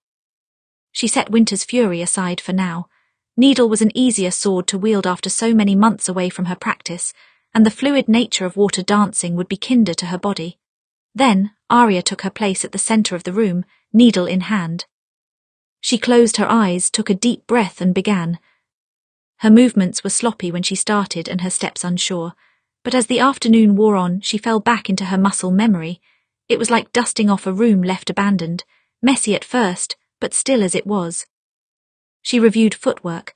She reviewed simple stabs and strikes. She worked meticulously through the basics, knotting the places where her body was still weak. She was so enveloped in her work that she did not hear anyone approach until a late afternoon shadow crossed the floor. She spun around, raising her sword, and Jaime caught the blade with the flat of his own sword. A wry grin crossed his face. "You've returned, my lady." Arya relaxed. "Yes, Maester Pycelle said I was well enough." "Well enough to fight." Well enough to ride, that's close enough. Jaime chuckled, stepping back from her and turning his sword in his hand. I'm glad. I fear I've gotten rusty myself. No one else is as hard on me as you. Arya straightened. Well, I'm back now. That you are, Jaime said. Shall we spar then, Lady Arya? A warm sort of happiness spread through Arya. She had missed this more than she even realized. She smiled. Yes, Sir Jaime, we shall. Over the next several days, Arya spent nearly all of her time split between the Tower of the Hand and her practice room. If she was not sharpening her sword skills, then she was sharpening her mind. There was no time to waste after all. She needed to get back to how she was before. Better even. She needed to improve far beyond her old self. So she practiced with Winter's Fury, she practiced with Needle, she practiced with her throwing knife, she practiced with books and with Saivas. Between her studies, she was busy identifying her weaknesses. Where did she need the most improvement? The answer came to her one day as she was practicing her forms with Needle. She noted that her water dancing had gotten rather sloppy. Years of practicing on her own had earned her some bad habits, and Syrio hadn't come close to teaching her everything she needed to know. She had Jaime, of course, but he was more an expert at the fighting style of the Westerosi knight, and his missing hand made him less adept at that now. Arya would never be able to master the knight's style completely because of her small stature. She could not beat most of her opponents in a contest of strength. Water dancing had always been ideal because it trained the user to be quick and agile instead of merely strong observant and smart rather than forceful. She had learned that her strength only went so far when she faced Ramsay Bolton. He was more than once able to easily pin her against the wall or the floor. She needed to be quick enough to not get caught, even in small spaces. I have a question, Arya said one late afternoon after she and Jaime finished practicing.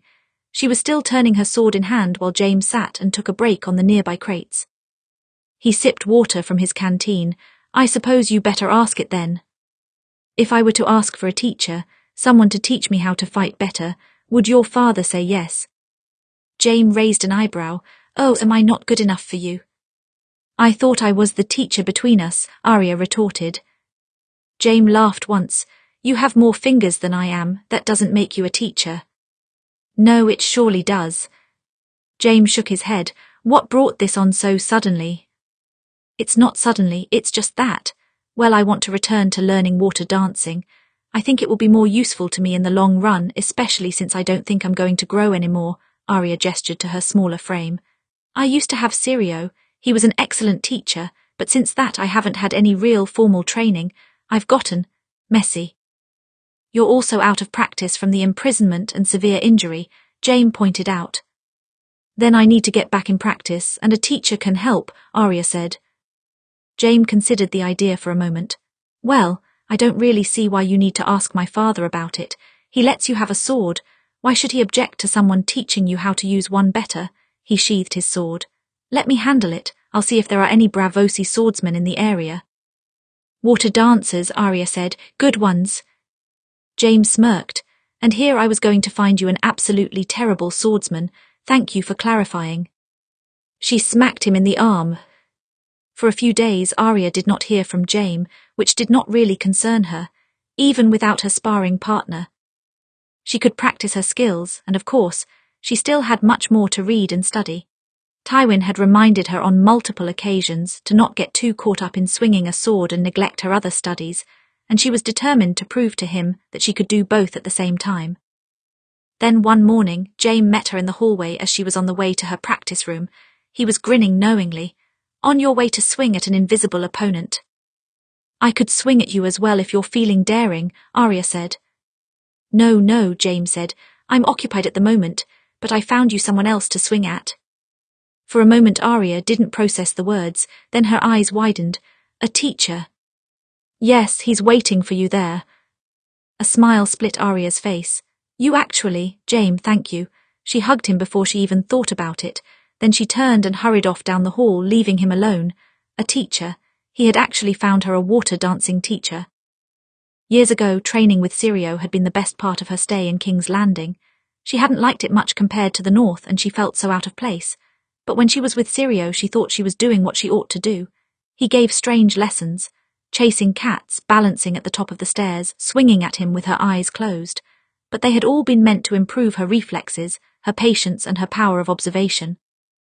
Even many years later, she could see the value of the lessons that had seemed strange at the time.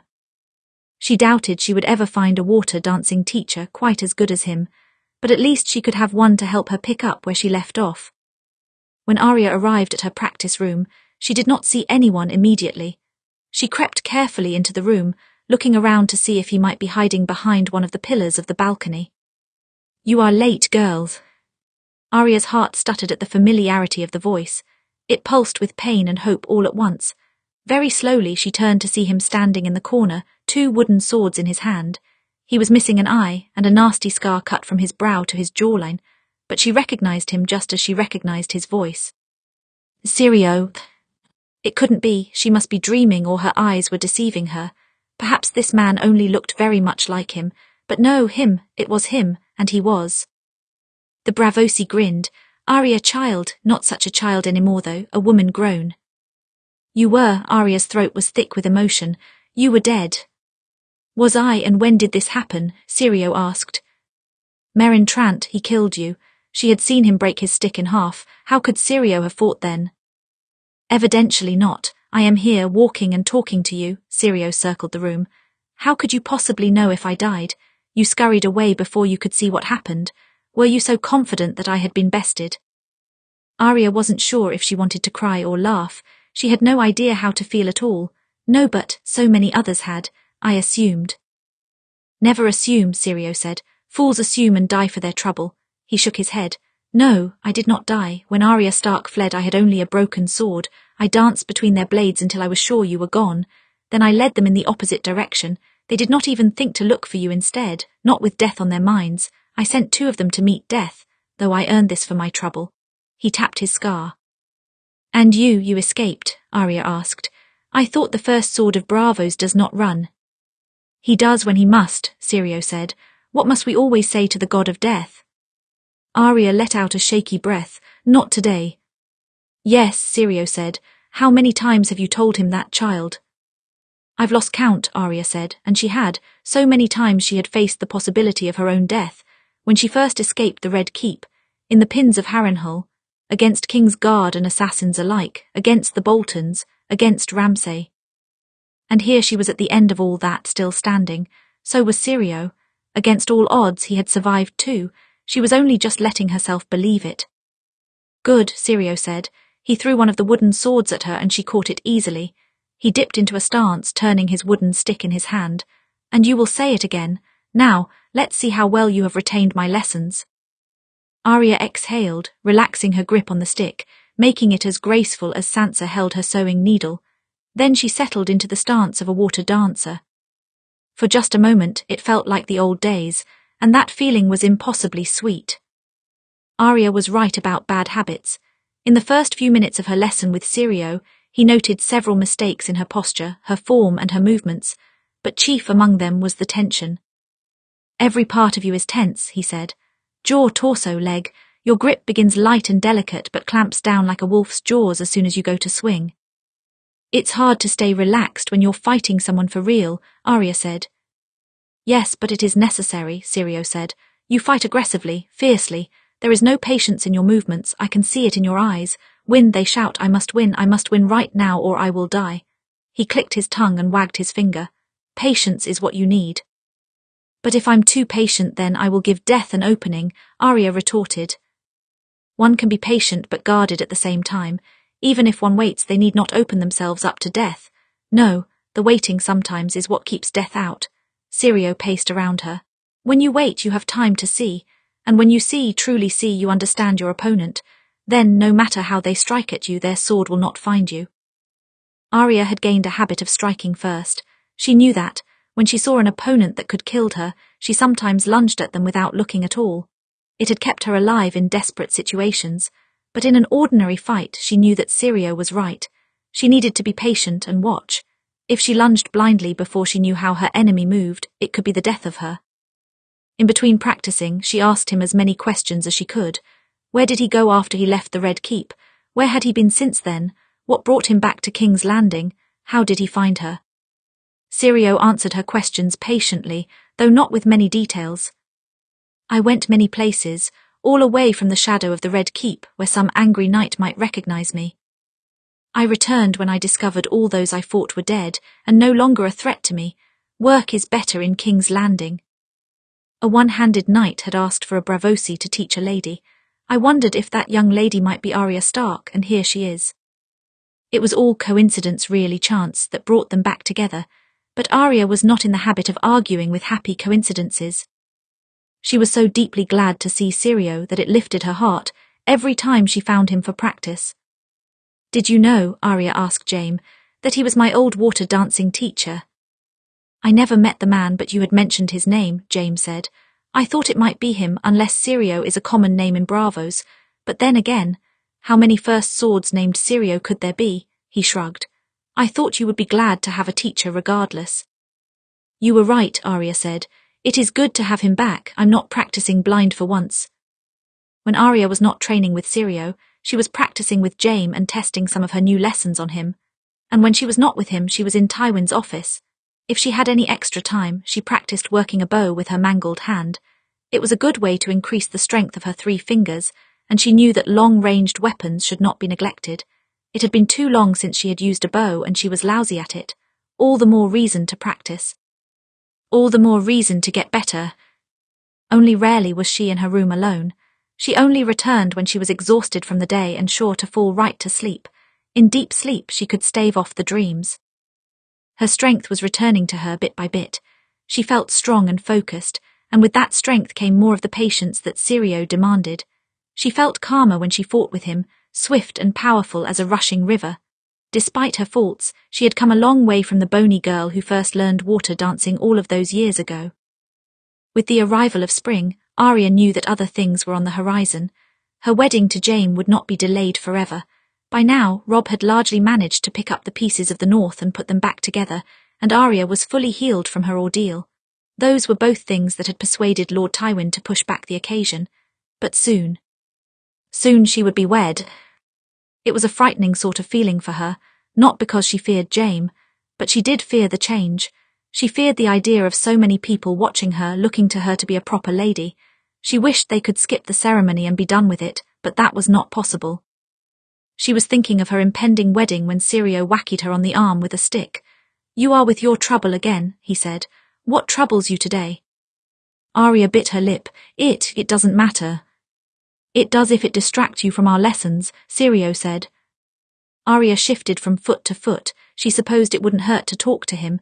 "It won't be long before I am married." The word was strange to say out loud. "Lately, I can't get the idea out of my head. It keeps coming to me at the strangest moments." "Anticipating the future," Syrio said. "You either anticipate or you dwell in the past. Both can be the death of you. The present is where fighting happens. It's where breathing happens too." "I know," Arya said, "but I can't think about the present all the time. I'm not just going to be a fighter, I'm going to be in charge of a great house. I have to think of the future, of every possible future, when I step into that role." Syrio nodded once, acknowledging the point. "That is true. Rulers must think of many futures, but what good does it do you to think of a future that will not change? To fear the unknown when you are already falling into it? That doesn't do much good at all." Arya didn't reply. She flexed the 3 fingers of her right hand. "What do you fear, girl?" Syrio asked. "Does your intended frighten you?" "No," Arya said, "he doesn't." "Your new role then, the role of a lady in charge of a great Westerosi house." "No, well, it makes me a bit nervous, but I think I am prepared for it, and I have many more years to prepare for it before Lord Tywin dies," Arya said. It's the change, I think. Everything will be different, even my name." She was afraid to lose her name, she realized. To go from Stark to Lannister, the idea made her feel a bit sick every time she thought about it. Syrio considered this for a long moment, circling her. "Ah, a changing name. Tell me, girl, what is a name?" It was a strange question, but Arya tried to answer it nonetheless. "It's what people call you. It's who you are." "Those are 2 very different things," Syrio said. "What people call you, who you are, why should you be everything that people call you? If a man called you a mouse, that would not make you one, would it?" "Well, no, but if you call a wolf a lion, does it cease to be a wolf?" Arya bit at her lip. No, Syrio said. You care for your name and your family, that is right, you fear losing them both. But Stark is who you are, not what people call you. He slipped a finger under her chin and lifted it. If they call you Lannister or not, it does not change the wolf inside. Arya's mouth twitched into a small smile. No, it didn't. She would always be a wolf and a Stark, no matter what anyone called her. And since when had she cared what other people thought? After all of her lessons with Tywin, she had feared she might be turning into someone unrecognizable from herself. She feared he might be turning her into more of a Lannister than a Stark. But even though he could teach her and marry her off to his son, he had no power over her true identity. I am a wolf, Arya thought. Even surrounded by lions, I am still a wolf. Chapter 63, The Future and the Past. Less than a moon's turn after Syrio returned as Arya's teacher, the Meisters of Old Town declared that spring had officially arrived. Arya expected news of her wedding to follow soon, but, as chance would have it, another wedding was declared first. That of Sansa to Wylla's Tyrell of High Garden. Margaery announced it to Tywin before the news was made public to the court. Arya thought it was strange when the Queen arrived at the Tower of the Hand, her smile as sweet as ever. Lord Tywin, and oh, Lady Arya, you're here too. I hope I'm not interrupting. You are not interrupting, my queen, Tywin said. What brings you here? My grandmother sent a letter to me this morning, Margaery said. She hoped I might deliver it to you. Strange, considering she could have sent it directly to me, Tywin raised an eyebrow. Unless she is hopping you will soften the words. Margaery smiled sweetly. Of course not. Everyone knows you are entirely immune to charm, my Lord Hand. Arya bit back a laugh, studying the page of her book intently to keep it contained. Tywin gestured for Margaery to hand over the letter. Arya glanced up as he read it, looking from Margaery back to him. If the contents of the letter irritated him, he did not make it obvious. He only barely furrowed his brow. Then he lowered the letter and glanced at Arya. It appears your sister is soon to be wed. Oh, really? Arya asked with a tone of not at all convincing surprise. To who? To my brother Wylla's, Margaery said. My grandmother has been in contact with Lady Stark and Lady Sansa for many moons. It's high time Wylla's wed, and Sansa seems an ideal woman for him. We heard she handled the siege of Winterfell with grace considering her lack of experience. Yes, Tywin agreed, but it seems you have been plotting this since long before the siege. Plotting is hardly the word. Betrothals are made all the time, and my grandmother did not think the matter would be of concern to you. I'm sure she didn't, Tywin said. Very well, I will make the arrangements for the king to travel to the Reach in 2 moons' time. It's time that Tommen be seen outside of the Crownlands. The Reach might as well be his first stop. I thought the same, Margaery said. Spring is just the time for travel. It will brighten the spirits of the people after wars and winter. Undoubtedly, Tywin said in a dry voice. Margaery was sweet and kind at all times, whereas Tywin did not seem to know the meaning of either word. When Margaery had left, Tywin exhaled and tossed the letter to the side. She never falters. It's almost enough to convince one that she is genuine. Whether it's a front or not, I think she is kind, Arya said. She just exaggerates. She has her grandmother's thorns beneath that smile, but it will make her a good queen. He glanced at Arya. You knew of this wedding. Arya raised her book a bit higher so that it covered her face. Yes. Interesting that you did not mention it, Tywin said. Well, I only found out when I returned to Winterfell and Sansa told me, Arya said. Then after that quite a bit happened. To be completely honest, I forgot. She closed her book and set it to the side. Why should it matter anyway? I never knew you had an interest in who my sister married. The Lannisters are in tentative truce with both the Tyrells and the Starks. The dealings of both families are in my interest, Tywin said. Lady Olenna did not select your sister merely for her beauty or skills. She selected her in response to your engagement to Jaime. Arya's brow furrowed. How? I wasn't aware you even told her. I didn't, but she suspected.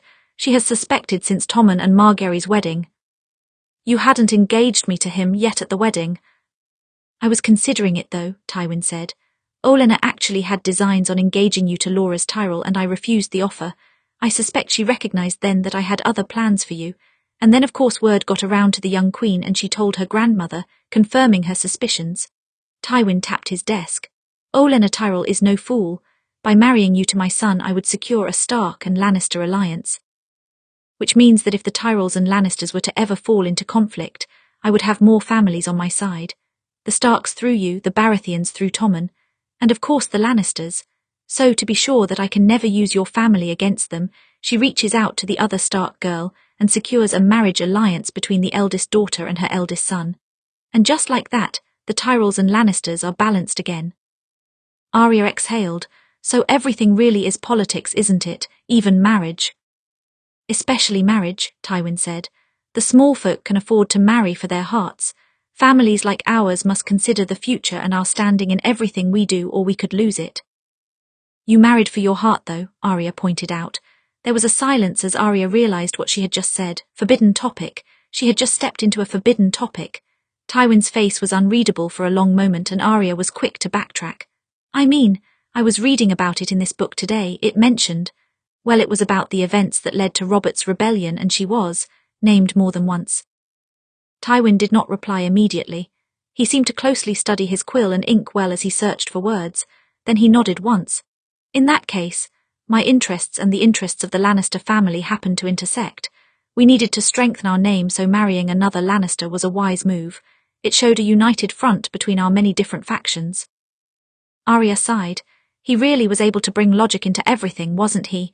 Still, for a moment she had seen his usual composed nature falter. It does help a match if the man and woman like each other to some degree, Tywin continued. It's just not a necessity.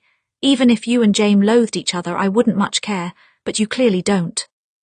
Something about his tone made Arya shift uncomfortably.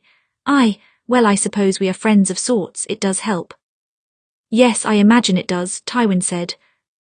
Anyway, this match between Sansa and Willers, Arya said, hopping to change the subject. It only seems to benefit our families in the long run. You and Olenna have equal connection to the Stark family. The Stark family has equal connection to you.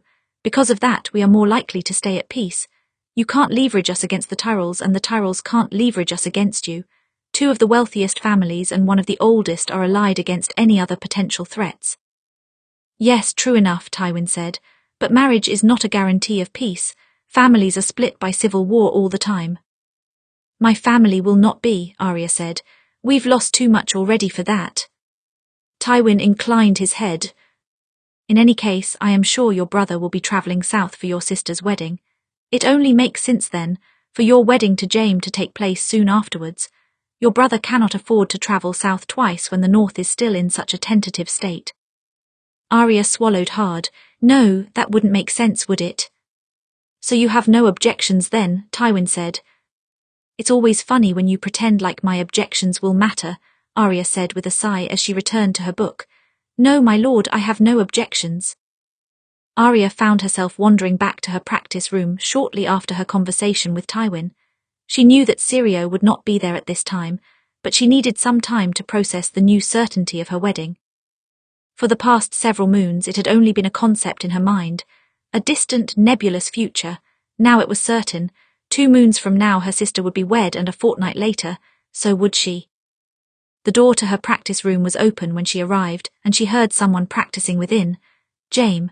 She stepped quietly through the door, leaning up against the wall to watch. She didn't want to interrupt him in the middle of a set. He had improved greatly with his left hand. She could tell as much from how he moved. But was especially interesting to her was how he seemed to combine the usual Westerosi style with movements more reminiscent of water dancing.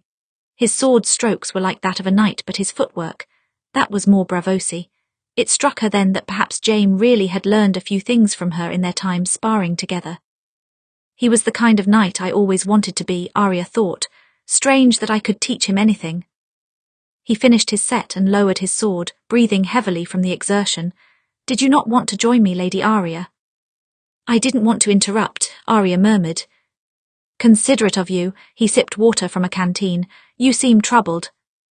I'm not troubled, she said slowly. Not quite. Not quite, Jaime repeated. So what are you? Pensive, Arya decided. That seemed the right word to fit her mood. I see, and what has you so pensive? Jaime asked. Arya exhaled. She might as well tell him now. Our wedding is a certain date. In 2 moons my sister is to marry Willers Tyrell at Highgarden. We will marry a fortnight later. Jaime was silent for a long moment as he considered the news. Well, there you have it. I suppose we put things off for as long as we could. He smirked. Thought there's still the shoving me down the stairs idea if it appeals to you. A bit perhaps, but we don't want to risk breaking your one good hand, Arya said. No, it's fine. I'm not so worried about the marriage. I'm worried about the wedding, but not the marriage, that is. I'm not worried about you. Very high praise, Jaime said, though his smirk had softened slightly. I'm not worried about you either. In respect to the marriage at least, the way you seem to attract danger does worry me a bit. Really, I've grown used to it, Arya said. Jaime laughed once. I imagine you have. He stepped forward, taking her left hand in his own. It was strange feeling his palm against her own, both of them calloused from so many hours of working with their twin swords. She supposed she had never really noticed before. Well, we have 2 full hands between us, and an extra 3 fingers. I think that's enough to handle whatever dangers you bring. Arya smiled. The 3 extra fingers will make all the difference. Yes, I think they will. Jaime bent, placing a kiss on the back of her hand, almost in jest. Arya couldn't help but laugh. Are you trying to play the gallant knight, sir? I don't need to play at it. I am a knight, Jaime pointed out. But are you really a gallant one? Am I not gentlemanly enough for you, my lady? No, not nearly. You know that I am extremely concerned with chivalry because I am a delicate young woman. Jaime chuckled and released her hand. Yes, draw your sword and show me just how delicate you are. Arya grinned at the challenge. If you insist, sir. The next day at court, 2 weddings were announced. The wedding of Sansa Stark to Willas Tyrell, and the wedding of Arya to Jaime Lannister. As she stood amongst the lords and ladies of the court, Arya felt every eye turn to look at her. They had seen her in their midst, heard rumours about her for years, and now they saw her in a new light, the woman who would soon become the Lady of Casterly Rock. Their gazes burned, and Arya, quite truthfully, longed to be anywhere else, but she did not show it.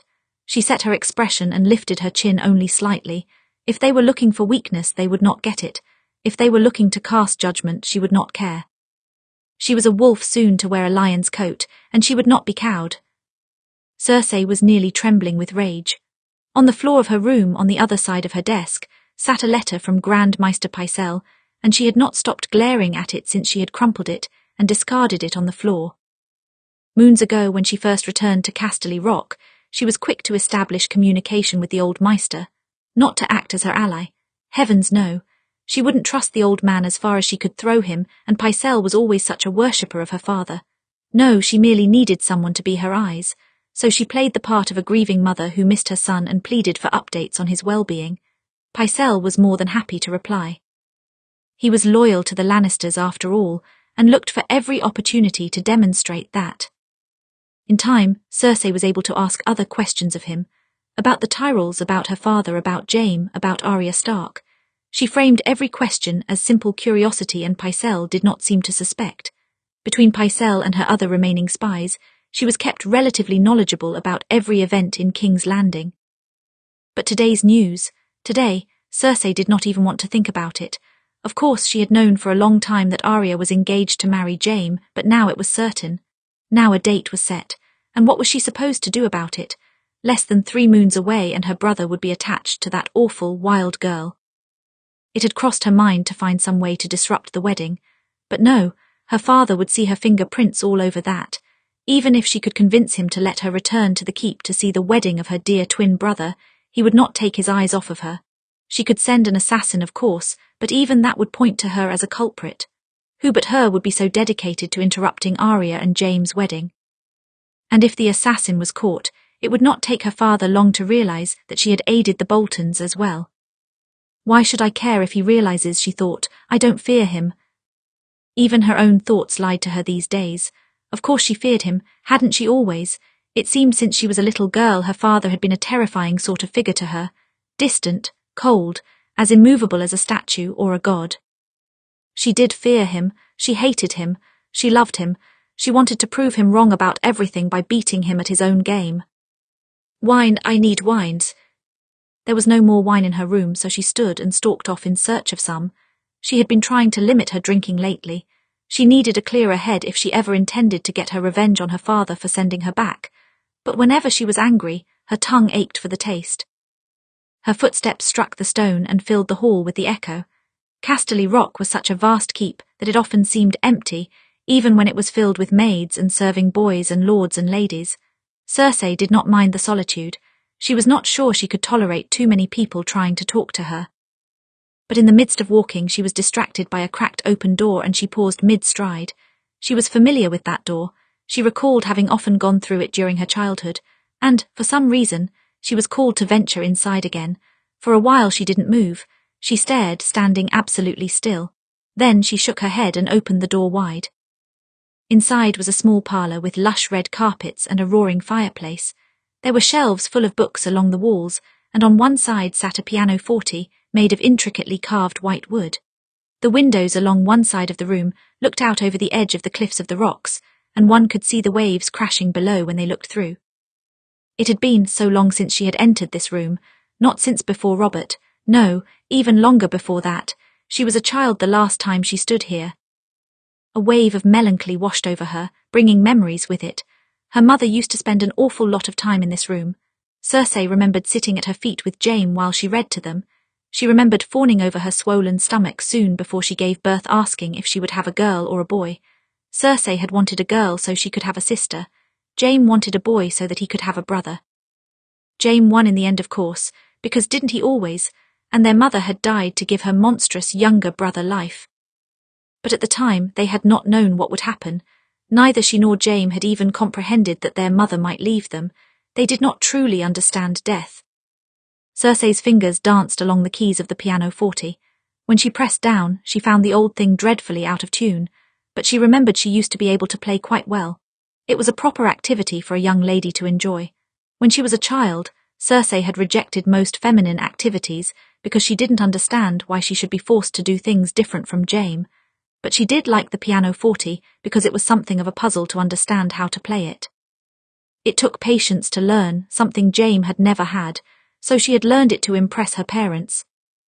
Her mother had been impressed, she remembered, and her father smiled at her once when she played. She recalled he used to smile more often when her mother was alive, but sometimes she wondered if she had imagined it all. She could not picture him smiling at her now.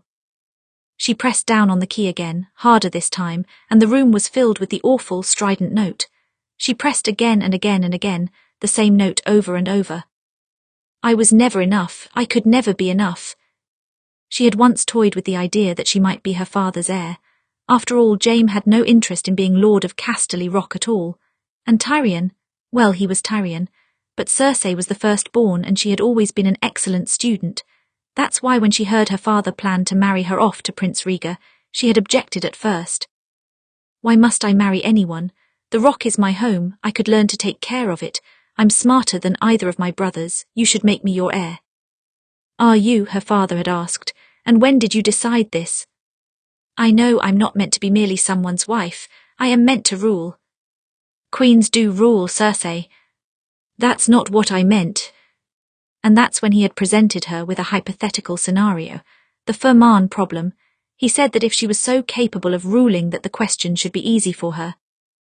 One group attacks the Fermans of Fair Isle and the other attacks House Swift of Cornfield. To whom do you give aid?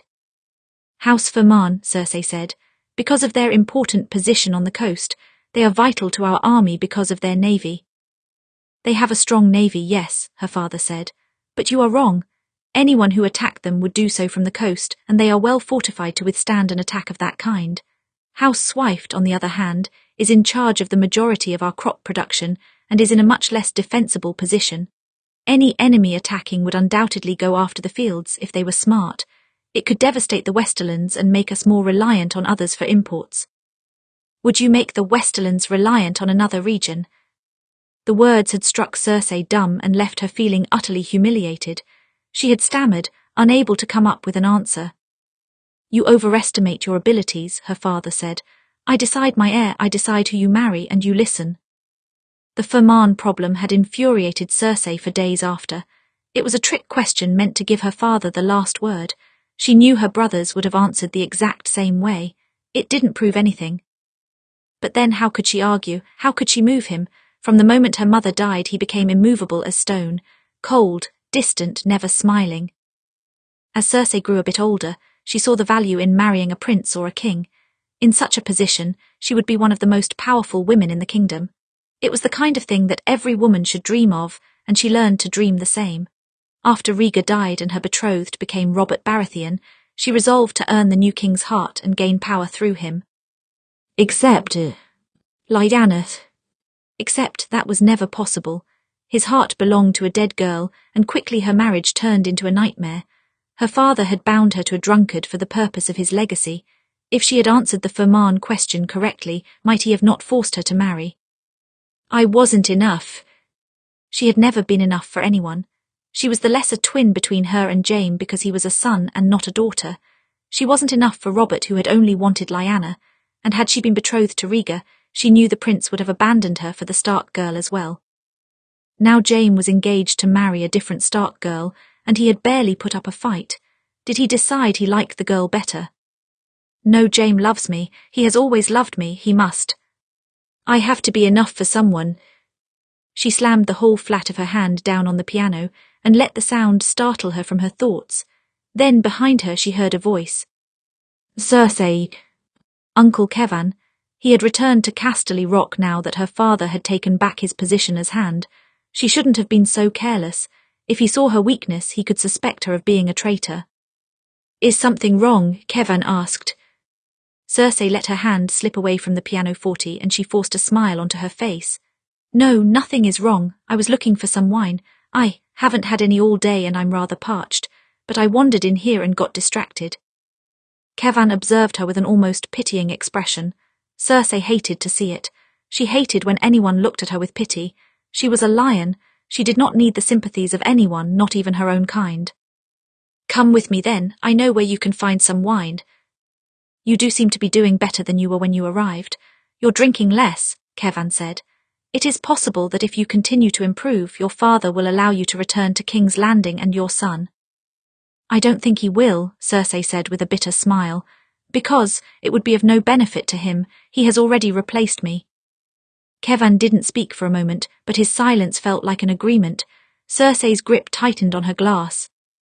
He hasn't replaced you, Cersei. He just doesn't know how to handle his mistakes. He would rather ignore them. Cersei fixed him with an icy glare.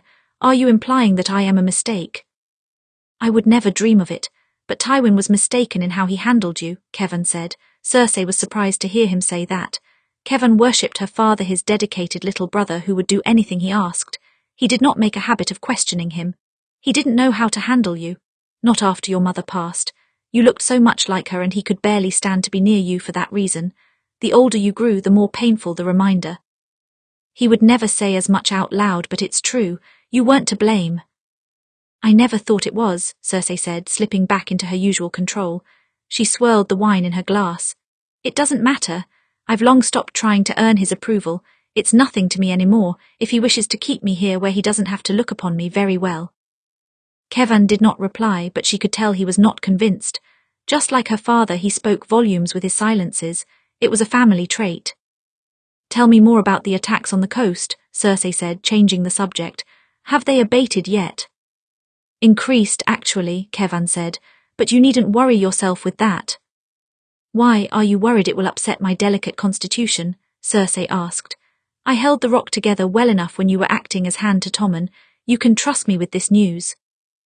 Kevan exhaled. Yes, you did do a fine job here. Well, it's nothing that the Fermans can't handle. Likely the ships belong to Greyjoy survivors looking for revenge. The North may have been the ones to subdue them, but they know your father gave the order. They don't have the true manpower to harm us, though. Is that so? Cersei murmured, staring at her reflection, her wine. We'll see. With any luck, perhaps the surviving Greyjoys could be of use to her, but for now she had to bide her time. Chapter 64, Highgarden. Arya had never seen Highgarden, only heard it described with every synonym of beautiful imaginable. And when Arya first saw the castle in the distance, she had no choice but to agree. The entirety of the Reach was a pleasant sight, full of lush fields and forest, with flowers blooming in every colour with the coming of spring. But Highgarden stood out against the surround landscape like a beacon. The keep was made of white stone, with many towers and a flag flapping at everyone. Arya could spy the gardens even from this distance, and they put those of King's Landing to shame. This was why an alliance between the Lannister and Tyrells were important. The Lannisters had control of the mines, but the Tyrells had most of the food in Westeros.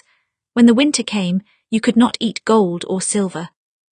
Quite a sight, isn't it? Jaime asked. This is the first you've been to the Reach. Yes, Arya said. I've only been a few times myself, Jaime said. For tourneys mostly. It's certainly the ideal setting for a wedding. I wonder if my family has already arrived, Arya said. It would be good to see them. It had only been 5 moons since they parted, but she already missed them terribly. Her mother, her brother, her sister, she hoped to see them all. If only she could see her other brothers as well, but she was sure Bran and Jon were still at the wall. Has your father told them about our wedding yet?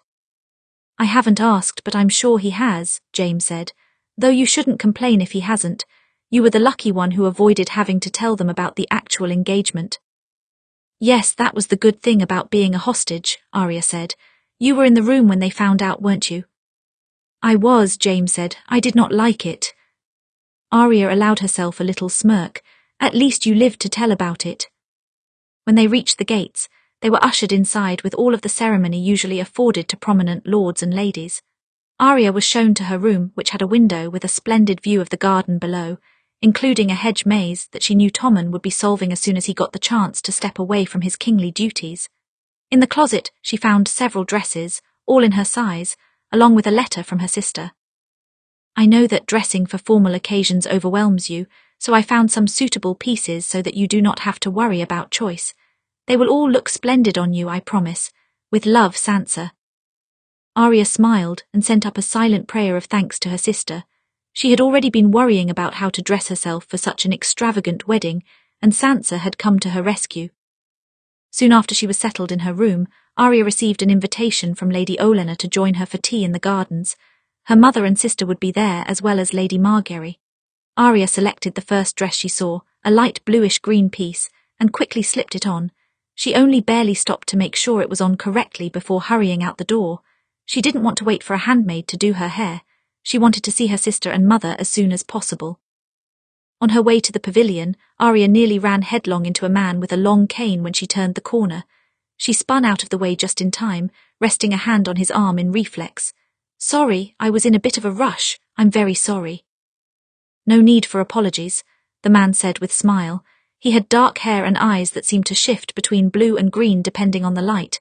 He could not be more than 30, but he was clearly using that cane to help him stand. You wouldn't happen to be Arya Stark, would you? Yes, that's me, Arya smoothed down her skirts. And you are? Willers Tyrell, the man said. Your sister's soon-to-be husband. Oh, of course I would meet you by almost knocking you off your feet. My apologies, Arya said. No, you course-corrected just in time. It was actually impressive, Willers said. I'm glad to meet you. Your sister has already told me so much about you. Nothing but good things, I'm sure, Arya said. Well, I've heard tell of many of your childhood pranks. Let's put it that way, Willers said. She deserved some of them, Arya said. Don't let her convince you she was completely innocent. Wouldn't dream of it, Willers said. You can give me your side of the story later, but for now, I believe you are headed toward the pavilion and I won't be blamed for making you late. He gave her a small bow. A pleasure to meet you in person. You as well, Arya said with a hasty curtsy. Willers limped away then and Arya watched him go curiously. He was not outstandingly handsome, but no one in their right mind could call him ugly. He had kind eyes and an equally kind smile. Nothing forced about his wit or tone. It relieved Arya. It seemed Sansa had found herself a good husband, one that would treat her well and not tempt Arya to poison his cup. She allowed herself a small smile, then continued on toward the pavilion. Her mother, Sansa, Margaery and Olenna were already there when she arrived. Sansa stood at once to embrace her tightly. Arya, then she abruptly stepped back. Oh, your injuries, are you healed? Fully healed, I have been for a few moons, Arya said. You can hug me, I won't break. Sansa smiled and pulled her back into her arms. Arya hugged her in return, happy to have her sister back. Though it had only been 5 moons, it had felt like much longer than that. Once Sansa released her, Catelyn stepped in to take her place, drawing her in close and kissing her cheek. You look well, Arya. There's no trace of the war on you. Except for the missing fingers, Arya held up her right hand. And there's the scar on my cheek, but it's not that much at all, not compared to when I was at Winterfell. Yes, you certainly have had a time of it, Lady Olenna called from her seat at the table. "I've heard some vague tales from your sister and even more rumours from others. I'm glad you are here to set them straight." Arya swallowed hard and forced a smile. "Lady Olenna, I'm glad to see you again. You look well." Yes, I know, lovely as a rose and not one sign of age upon me." Olenna waved her hand dismissively. "Come girl, sit down, take your tea, answer an old woman's questions." "She'll answer what she is able," Catelyn said, her voice firm. "But my daughter has been through a lot. I would ask you not to pry too deeply." Olenna raised an eyebrow. "I think your daughter can handle an old woman's words. She is made of stronger stuff than you think." "She is made of iron, I know that," Catelyn said. "I'm her mother, nonetheless my request stands." Arya felt a rush of affection for her mother, who was willing to speak so curtly to the Queen of Thorns on her behalf. If Olenna was offended, she did not show it, only smiled in amusement. Yes, I understand." She turned her eyes on Arya as she eased into a chair next to her sister. "So, I've heard peculiar rumours about you and your wolf. It seems a fascinating story." Arya exhaled. Her wolf she could discuss without worry. "It is, but I would like to know what the rumours say first." "That you rode on the back of a direwolf, that you can control it with your mind. I think I heard one rumour that you transformed into a wolf," Olenna said. "Is there any credence to that, or is the beast just a pet after all?" Arya laughed once. "Oh, I can't turn into a wolf, and I haven't ridden Nymeria, though I imagine I could. She's grown as large as any horse." She decided to sidestep the question about mind control. After all, she didn't fully understand the warging that Bran talked about. "She's more loyal than any common pet, though. She protected me more than once. I miss her." "She has been through the north with her wolf pack," Sansa said. "We hear her howling in the night, and sometimes we see her running across the horizon." Arya smiled faintly. "Good, I did ask her to watch over you all." "How fitting to your sigil that you would bond with such a noble creature," Margaery said. "Like something out of a song." "Yes," Olenna said. "A shame that our sigil is less interesting. No one wants a pet flower." "I'm proud of our sigil all the same," Margaery said. "Though now that I am a Baratheon, I wonder if I might find a pet stag." "Now that would be a sight," Olenna said.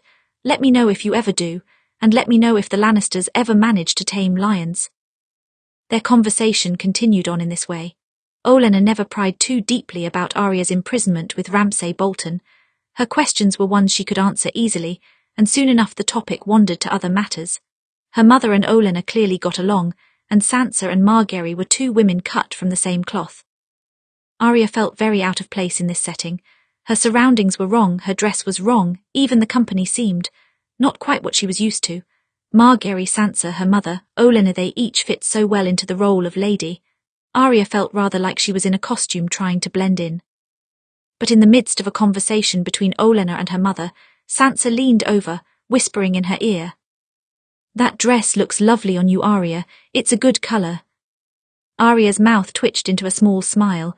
"You chose it." "Yes, for you specifically," Sansa said. "And you're beautiful regardless of the dress." Beautiful, Arya was still getting used to hearing that word.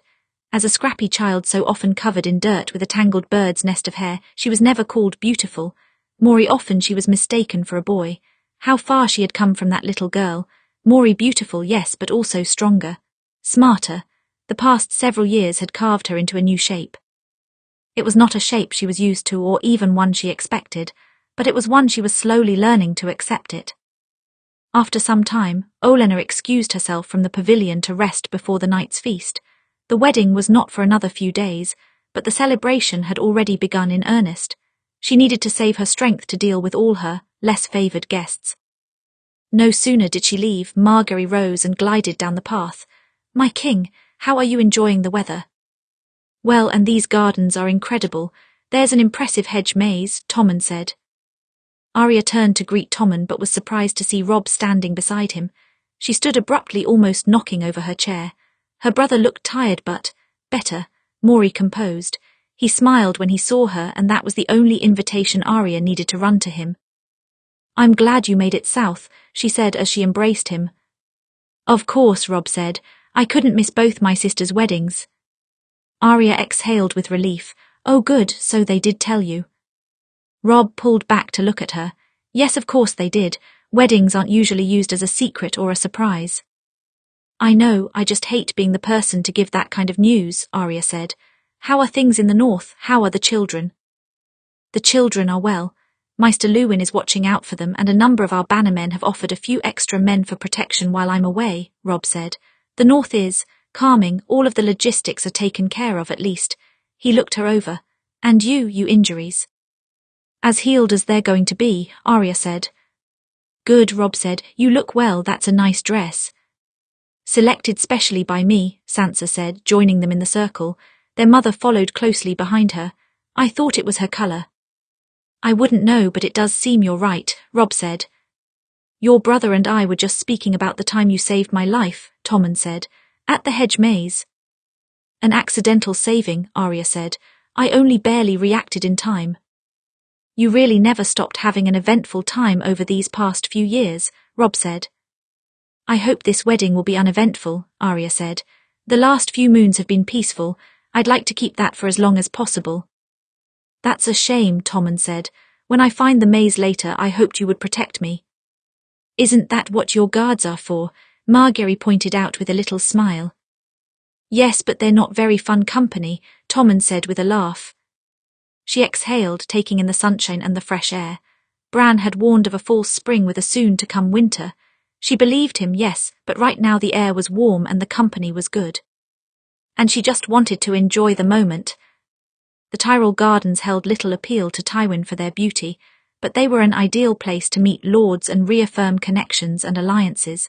Weddings were political events, not just a time for feast and folly. He had encouraged Tommen to speak with as many of his allies as he could on this trip. After all, it was the king's first journey from the castle, and therefore vital to creating a good public image. Not that he had to worry about Tommen in that area. The boy was naturally sociable and friendly. When it came to establishing goodwill, he was a natural. It was the ruling part he needed help with more than anything, and Tywin and the rest of the small council could easily provide that. Meanwhile, if there were any more difficult allies with whom to speak, Tywin could handle that instead. Lord Tywin. Speaking of difficult. The Dornish accent was immediately familiar to Tywin, and he had only to turn to recognize the face. Oberyn Martell, not a man he particularly wanted to see that day, but he should have expected as much. Oberyn and Willers Tyrell were friends, and the reach was close enough to dawn that they had extensive trade between them. Prince Oberyn, Tywin replied coolly. How nice that you have finally made your way north again. We missed you at the royal wedding. Was I missed? That's good to hear, Oberyn said. My brother was awfully sick at the time, so I felt it necessary to stay behind and assist him. His smile was one part cordial and one part venomous. Which is just as well. I'm not so fond of the capital. It brings up terrible memories. My sister died there, you know. I'm aware, Tywin said coolly. You have my condolences. Your condolences, Oberyn said the word like it was a joke. He looked like he might very much like to stab Tywin, and would have had not the gardens been full of witnesses. You may keep them. They do her no good. I did not come for your condolences. Then what did you come for? Tywin asked. To see my dear friend Willers marry, Oberyn said lightly. Don't worry, I brought a guest you might like to see. He glanced behind him, waving someone over. Tywin looked past him to see a young woman with long golden blonde hair approaching. It took him a moment to recognize his own granddaughter, Myrcella. She had grown up quite a bit. Grandfather, Myrcella smiled brightly when she saw him. She was one of the few who could boast that kind of expression in his presence. How nice to see you again. Yes, Tywin said, recovering quickly from his surprise. You look well. I am, Myrcella said. She stepped to the side and ushered forward a boy about her own age. This is Tristan Martell, my betrothed. Ah, yes, Tywin inclined his head. A pleasure to meet you. And you, Tristan said. There was no acid in his tone. If he knew of his uncle's hatred for Lannisters, he did not seem to share it, at least on the surface. The girl and my nephew get along quite well, Oberyn said. It's a blessing. Not all arranged matches have such enviable results. No, Tywin thought. Your sister's match with Rhaegar had very poor results, didn't it? I am pleased to hear it, Tywin said, keeping as much cordiality in his voice as he could. If you would excuse me for a moment, I would like to speak with my granddaughter alone. Yes, my lord. Tristan gave a little bow of his head. He, at least, was not venomous in his courtesies. Oberyn only barely nodded, the hate of his gaze still burning into Tywin. As you wish, come along, Trystane. Tywin watched them go, his jaw clenched tight. They could certainly cause problems. Oberyn was not the most prudent of his family, and he seemed the type to try something rash. Tywin was not in the mood to deal with any more threats. If Mircella had noticed any of the tension passing between Oberyn and Tywin, she did not show it. Her smile had not even wavered. The girl looked more like her mother with each passing day, but she had inherited none of her iron or her anger. Tywin did not know where Mircella had gotten her kind spirit. Not from Robert and not from Cersei, not from any of her family. But that was likely for the best. If Mircella had shown too much Lannister blood, Dawn might be more of a threat to her. I was so happy when they said I could come, Mircella said. It's been too long since I've seen everyone. When last I left, Joff was still alive. I'm sorry you were not able to pay your respects, Tywin said. It's all right, I don't think he would have cared either way, Mircella said. I've missed Tommen more than anything. And Mother, is she here? I hope that she's here. Mircella's eyes were almost painfully hopeful, and Tywin looked away to observe the flowers instead. I'm afraid not. She's at Casterly Rock. Why? Mircella asked. I can't imagine she would leave Tommen. No, she didn't want to, Tywin said. But your mother wasn't well. The political life of the capital was beginning to have a poor effect on her. Mircella frowned. The drinking, you mean? Tywin did not reply for a moment. Mircella had a kind heart, yes, but she was an observant little thing. She would not be ignorant to her mother's growing drinking habits, which had started even before Mircella had departed for Dawn. Yes, the drinking, he said at last. She will be sorry she did not get to see you, but I will write her and tell her that you are well. Or maybe I can visit her at Casterly Rock, Mircella suggested. That would be up to your Martell escorts, Tywin said, glancing over his shoulder. He wondered if any of the Dornish were following them. How have they been treating you? Very well, Mircella said. I've made many friends and Trystane. Well, he's very kind. When I arrived in Dawn I was so afraid, but it seemed I worried for nothing. Her smile told him that she spoke true. He did not imagine Mircella could hide a lie behind such an open face. It's very warm there. Throughout the whole winter I barely felt a chill. Dawn is known for its climate, Tywin said. Somehow Mircella's being treated well felt like a taunt. She was his own granddaughter, given as a hostage to Dawn to keep them at peace. It was, admittedly, a wise move on Tyrion's part to offer her. Tywin had wondered if, in their thirst for vengeance, the Martells might be tempted to kill Mircella and claim it an accident. But no, they treated her well, as if to say, we do not murder innocents in Dawn, not even for revenge. It was his life they wanted, as well as that of the Mountain. Even though they had no absolute proof beyond rumours, they knew the truth, and so did Tywin. A traitor in the south. The Martells did strike him as a possibility. They had been in his mind since he heard of the traitor. They did not know of Arya's value to him, but they could have found the truth from a well-placed spy, not to mention the poison that had almost killed him years ago. Littlefinger and Joffrey had sent the assassin, but who was to say that Littlefinger wasn't in contact with the Dornish? Poison was one of Oberyn Martell's favourite weapons. Have you noticed any unrest in Dawn during your stay? Tywin asked Mircella as they rounded the corner. Any tension? Mircella thought about it for a moment. No, in fact there is much less tension than King's Landing. That wasn't difficult to achieve at all. Tywin decided to cease that line of questioning. If the Dornish were plotting anything, they wouldn't have let Mircella hear even a word of it. That's good to hear, he said at last. Come, I think your brother is close.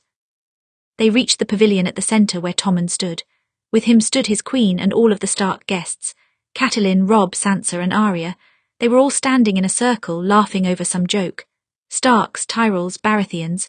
What an interesting assortment of people, and not a forced smile among them. When Tommen turned and saw Mircella, his face lit up and he rushed to embrace her. Brother and sister hugged and giggled in the sunlight after too many years apart. Tywin watched at a distance from the shadow of a willow tree. They at least were good seed, 2 branches of his legacy that had not been tarnished. Neither had a ruthless bone in their body. But at least they listened to those around them, and they were liked by the people. Every family needed someone to be liked and someone to be feared. Mircella and Tommen could fit the former, and Tywin would fill the role of the latter for as long as he could. And after he was gone. His gaze turned to Arya and she met it, giving him a small nod of greeting. He nodded in return and turned away to continue down the path. What happened after he was gone remained to be seen, but for the first time in a long while, the Lannister legacy was not his principal worry. It felt somehow like it was in good hands. Chapter 65, The Maze. Arya had only briefly met Princess Myrcella when they were children visiting Winterfell. After that, she had steered clear of the girl and Tommen during her first stay in the Red Keep, because she wanted nothing to do with the Lannisters or the Baratheons, and by the time Arya returned to the keep as a hostage, Myrcella had already been packed off to Dorne. She had been a sweet child, only 1 year younger than Arya, and now that she was 16 and grown, she had not lost any of her sweetness. She embraced Arya like an old friend when Tommen reintroduced them. "It's good to see you again, Lady Arya. I'm glad I will be able to attend your wedding as well," Myrcella smiled. "I suppose you'll be my aunt by marriage soon." "And your mother, considering that Jaime is also your father," Arya thought. "Ah, that's very strange. I don't want to think about that." "I suppose I will be," Arya said. Myrcella looked a great deal like Cersei, but she had none of her acidity. She and Tommen really were a world apart from Joffrey. "It's been a long time. How has Dorne treated you?" "Quite well," Myrcella said. "You and I have a lot in common, I think. I was sent off to Dorne and you were sent to King's Landing, and we both seem to have made the best of our circumstances." Arya managed a smile. Yes, she supposed Myrcella's situation was much the same as hers. The Martells, if she remembered, did not like the Lannisters or Baratheons very much. How could they after Robert's rebellion? Yet Myrcella had been forced to live amongst them, miles away from her family. "We do have that in common," Arya said, "but I sincerely hope you've experienced fewer assassination attempts." "That's likely, considering I haven't experienced any," Myrcella said. "Tommen wrote me after you saved his life. I'm grateful to you for that." "It was nothing," Arya said. "I had hoped to see the hedge maze this afternoon, and I invited Arya to come along," Tommen said. "Myrcella, you should join us. We have so much more to talk about." "That sounds fun, I would like that," Myrcella said. "I assume Queen Margaery will join us as well." "No, I would like to speak a little longer with Sansa," Margaery said with a sunny smile. "The three of you enjoy yourselves. I'll find you again later." She glanced at Arya. "Guard them well." Arya cracked a smile and curtsied. "Yes, my queen." Tywin noticed Myrcella, Tommen and Arya breaking away from the group to continue through the gardens.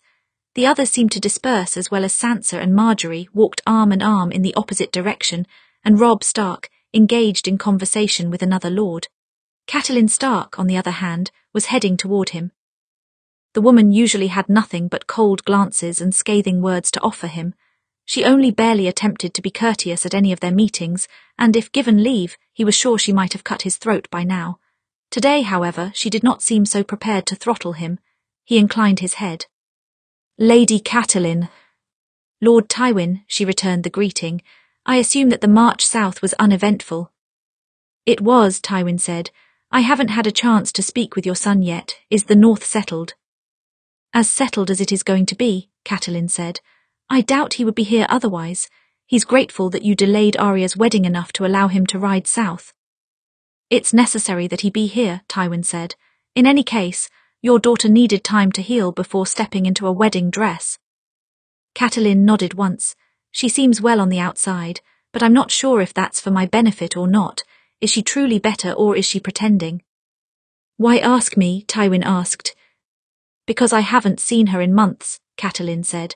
"And since you intend to marry her to your son, I assume that you've been watching her recovery closely." Yes, he had, closer than he would ever admit to anyone else.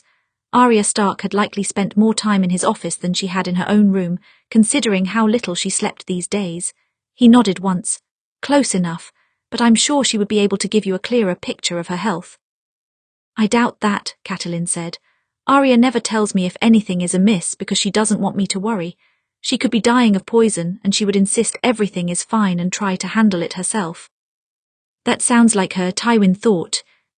"She's always been a liar," Catelyn continued. "She used to be dreadful at it, but even if her lie was obvious, she always stuck to her story. She could be covered in mud and still absolutely insist that she didn't venture into the forest without permission." She sighed. "She's gotten better at lying since then and even more stubborn as a consequence." "The capital has that effect on people," Tywin said. "Arya was a better liar and she could get away with it with most people. She had dropped her obvious tells. One day she might even be able to hide a lie from him, though he hoped not. How did you ever get her to admit her lie if she was so stubborn? Oh, I would send her to her father, Catelyn said. Arya would lie 100 times to me, but as soon as her father gave her that disappointed look, she confessed to the crime immediately. It was very frustrating, but I suppose Ned was always gentler with her than I was. That doesn't surprise me, Tywin said. She speaks often and highly of her father. Well, regardless, I can't use the trick of sending her to Ned anymore, Catelyn exhaled. And she's been away from home for so long it's hard to tell when she's lying now. That's why I asked you. Tywin glanced down the path off in the direction of the hedge maze. Physically, she has improved completely. Some of her injuries have scarred, but they don't hurt her anymore. Otherwise, she is improved. She keeps herself busy to avoid thinking too long about the past, but I'm sure that will fade with time. Catelyn nodded once, seeming satisfied. Good, thank you. She looked up at him. It seems you can give a plenty clear picture of her health. Tywin's jaw tightened slightly. As you said, she's about to marry my son. I've been keeping an eye on her. Yes, of course, Catelyn gave him a nod. Enjoy the wedding, Lord Tywin. I'm sure our paths will cross again. Tywin watched her go, feeling a bit irritated. Not at Catelyn Stark, though she was a vexing sort of person, but himself. His favour for Arya had been a bit too obvious lately. It was unavoidable, perhaps. Everyone would be asking the question of why she had been chosen as a match for his son, but it made him feel oddly exposed. It's not anything strange, Tywin thought. I'm doing what I can to ensure my legacy. That's all. That's all. Arya was glad that Mircella was accompanying them to the maze. It was more proper and less likely to cause rumours than if Arya went wandering with the king alone, so long as his sister was there. Arya supposed Margaery did not have to worry about any such rumours. Rumours will be your constant companion, Tywin had told her once during their lessons. Especially because you are a woman. If you deal alone with any man and get your way, they will say you seduced them. You may ignore those rumours if you hear them once, but if they persist, end them. How, by cutting out their tongue? Arya had asked. No, that only implies that you are afraid of the words they speak, but removing a finger or two would not be amiss. The maze of Highgarden was far more vast and confusing than the one in King's Landing, and several other lords and ladies had set themselves to the task of solving it. Tommen was keen to get them lost, but Arya paid attention to every single curve they passed and listened to brother and sister talk. It's so strange to be here, Mircella said. It will be even stranger when I come to the capital. So much has changed since we were last there. She gave Tommen a playful poke. You've become king and gotten married. Tommen flushed. Yes, it was all rather strange. Well, she is beautiful, Tommen. I've rarely met a lady like her, Mircella said. You must make her happy if it is the last thing you do and never be cruel to her. You wouldn't want a woman like that hatting you. I would never be cruel to her, Tommen exclaimed, seeming almost offended by the notion. Margaery is so kind to me, I couldn't imagine it. I know, but there have been many cruel kings, Mircella said, and not all of them started out cruel. Prince Dornan once told me that sitting on the Iron Throne can poison the mind. Like the blades are coated in madness and fury and they seep into you if you cut yourself. She played with her skirts. It makes sense. It would explain why father was so cruel to mother. Oh, should I be here for this conversation? Arya found herself thinking, but she could not bring herself to step away. She kept quiet and listened. He never hit her, Tommen said. He did once, maybe twice, Mircella said, and he was always drinking and sleeping with whores and snapping at her, all while mother had to be perfectly graceful. She let her fingers dance along the leaves of the hedge. He was cruel to Joffrey too. Nothing Joff did was ever enough for him, even as a child. Joffrey was always twisted up, but father made it worse. We were lucky, Tommen. Father barely noticed us. I didn't feel lucky about that, Tommen said. Neither of us did, but we were, Mircella said. Arya was surprised by how observant the girl was. She had a sweet face and it was easy to mistake her as a silly young woman, but she noticed people, especially those in her family. Arya was surprised as the blonde girl glanced at her over her shoulder. What was your father like, Arya? Oh, Arya was taken aback by the question. My father was wonderful. He and my mother loved each other and he loved us. He used to let me skip lessons with my scepter and play in the yard with my brothers. She swallowed hard. He loved your father a great deal. I still do not believe that he betrayed him. Arya wondered if it was treason to say so, but then again, if it was, she did not expect Tommen to do anything about it. "He sounds very good," Myrcella said. "I'm sorry our brother killed him." "You do not need to apologize for your brother," Arya said. "His actions were his own, now he's dead, it's done with." "Yes," Myrcella agreed. "I only wish I felt sadder than I did. He was our brother after all," she sighed. "So much else has changed. Mother is at Casterly Rock. Grandfather told me she hasn't been well on account of all of the drinking." "I get letters from her sometimes. She seems to be recovering," Tommen said. "Perhaps she just needed to get away from the capital." "I hope so. I'm going to ask Prince Oberyn if I might visit her. I miss her terribly and I know she misses me." She touched her golden lion necklace. "And then of course there's grandfather. He seems quite different." "Does he?" Tommen asked. "Yes, I was always a bit afraid to talk to him," Myrcella said. "But it seems easier now. Perhaps you are easier to manage as king than father or Joffrey." "I hope so," Tommen said, "but I haven't noticed much of a change." "Of course you haven't," Myrcella said. "He's been near you for the past several years, but I've been away for a long while. It's apparent, trust me." She glanced over her shoulder at Arya. "Have you noticed it? I know you're a ward, but you seem observant." "Thank you, Princess," Arya said, feeling suddenly a bit self-conscious. "But I couldn't say." "Oh look," Tommen said, coming to a stop. "The centre of the maze, we solved it." "That's good," Myrcella said. "I was barely paying attention to where we were going." She smiled brightly. "Shall we find our way out again?" "You go one," Arya said. "I'd like to stay in the centre for a bit longer. It will give me some silence before I return to the larger crowds." "Suit yourself," Myrcella said. "Would you like me to leave any of my guards with you?" Tommen asked. Arya had almost forgotten about the king's guard following them the whole time. "That's not necessary, Your Grace, I have my knife." She gave him and Myrcella a nod. "Princess, it was nice to talk to you. I hope we can do so again." Myrcella smiled, clasping Arya's hand in her own. "So do I. You seem like a very interesting person." When Myrcella and Tommen had departed, Arya at last found herself alone in the maze. She let out a long breath and drew her knife, flipping it a few times in her hand. She had brought her swords for the trip, but it would only draw more attention if she wore them in the gardens. It had taken every ounce of her strength to keep them in her room, but at least she had her knife up her sleeve. It would be hard to find space to practice without being seen, but this maze at least gave her a few hidden corners. She flipped the blade about, then tossed it to her other hand, catching the hilt with her 3 fingers. She had been endeavouring to strengthen them as much as possible, just in case she was ever in a tight spot where her left hand was trapped. As she played with the blade, she reviewed her footwork again. She could hear Sirio's voice in her head, chiding at all the bad habits she was only just beginning to break. "Keep your balance just so. Do not tense too much as you turn. Let yourself flow. Steady, steady and strong as a river." Something behind her snapped and Arya whirled around, her knife at the ready. It clanged off of the blade of another man. His skin was tan and his hair dark. She recognized him immediately as Dornish. Was this one of the Martells? He smiled, glancing from their crossed blades to her face. "Did I startle you?"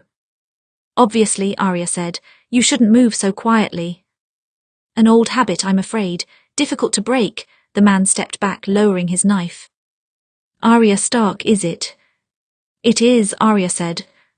"Soon to be Arya Lannister," the man said. "You must be eager for your coming wedding." Arya's eyes narrowed slightly. "And who are you exactly?" "Ah, that's right," the man gave her a small bow. "Prince Oberyn Martell, a pleasure to meet you." The younger brother of Dornan Martell, Arya thought. Yes, he must have come with Myrcella. Tywin had mentioned him to her before. The Martells and the Lannisters did not get along, but no Martell was more open about their hatred of lions than Prince Oberyn. "The Martells will be a diplomatic problem for you until Robert's rebellion is no longer in living memory," Tywin had said. "Never underestimate the Vipers." "The pleasure is all mine." Arya lowered her knife but did not return it to its sheath on her arm.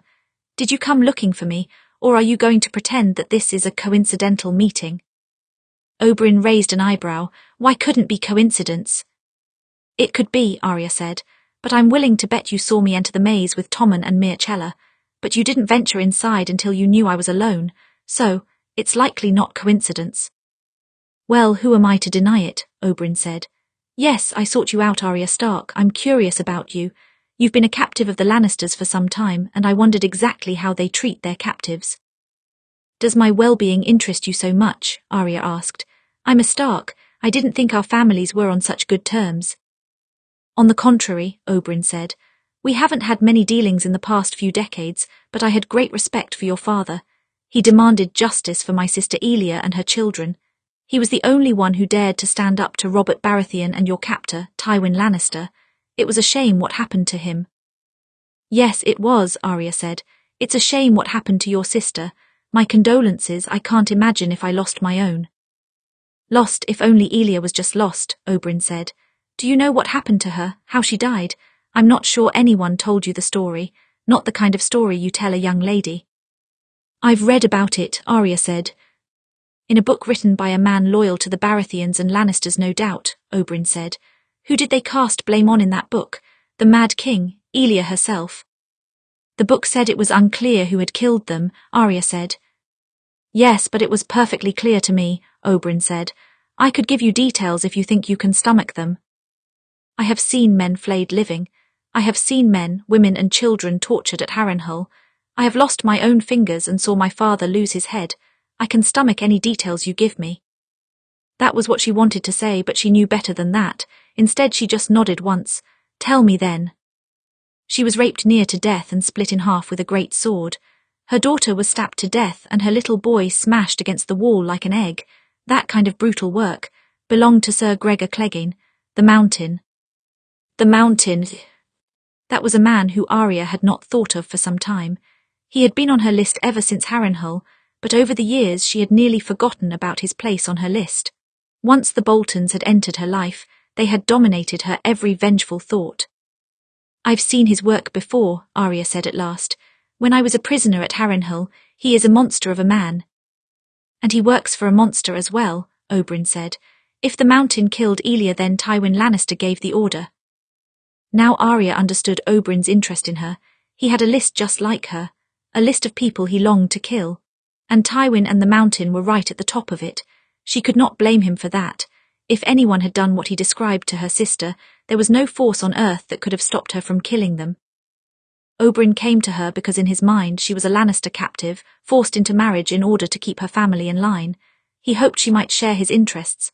Technically speaking, she did. The Mountain was on her list, and Lord Tywin, well, she had never taken him off it, though it had been a very long time since she whispered his name into the dark. When had she stopped? She didn't remember exactly. If you're asking me to confirm your suspicion, I don't have any proof or evidence to help you, Arya said at last.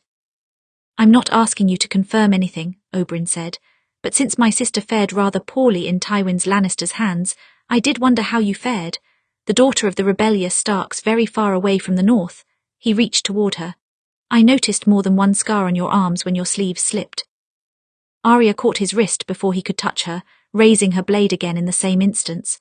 Her hand was trembling and she cursed herself for it, but everything about this encounter was dredging up bad memories.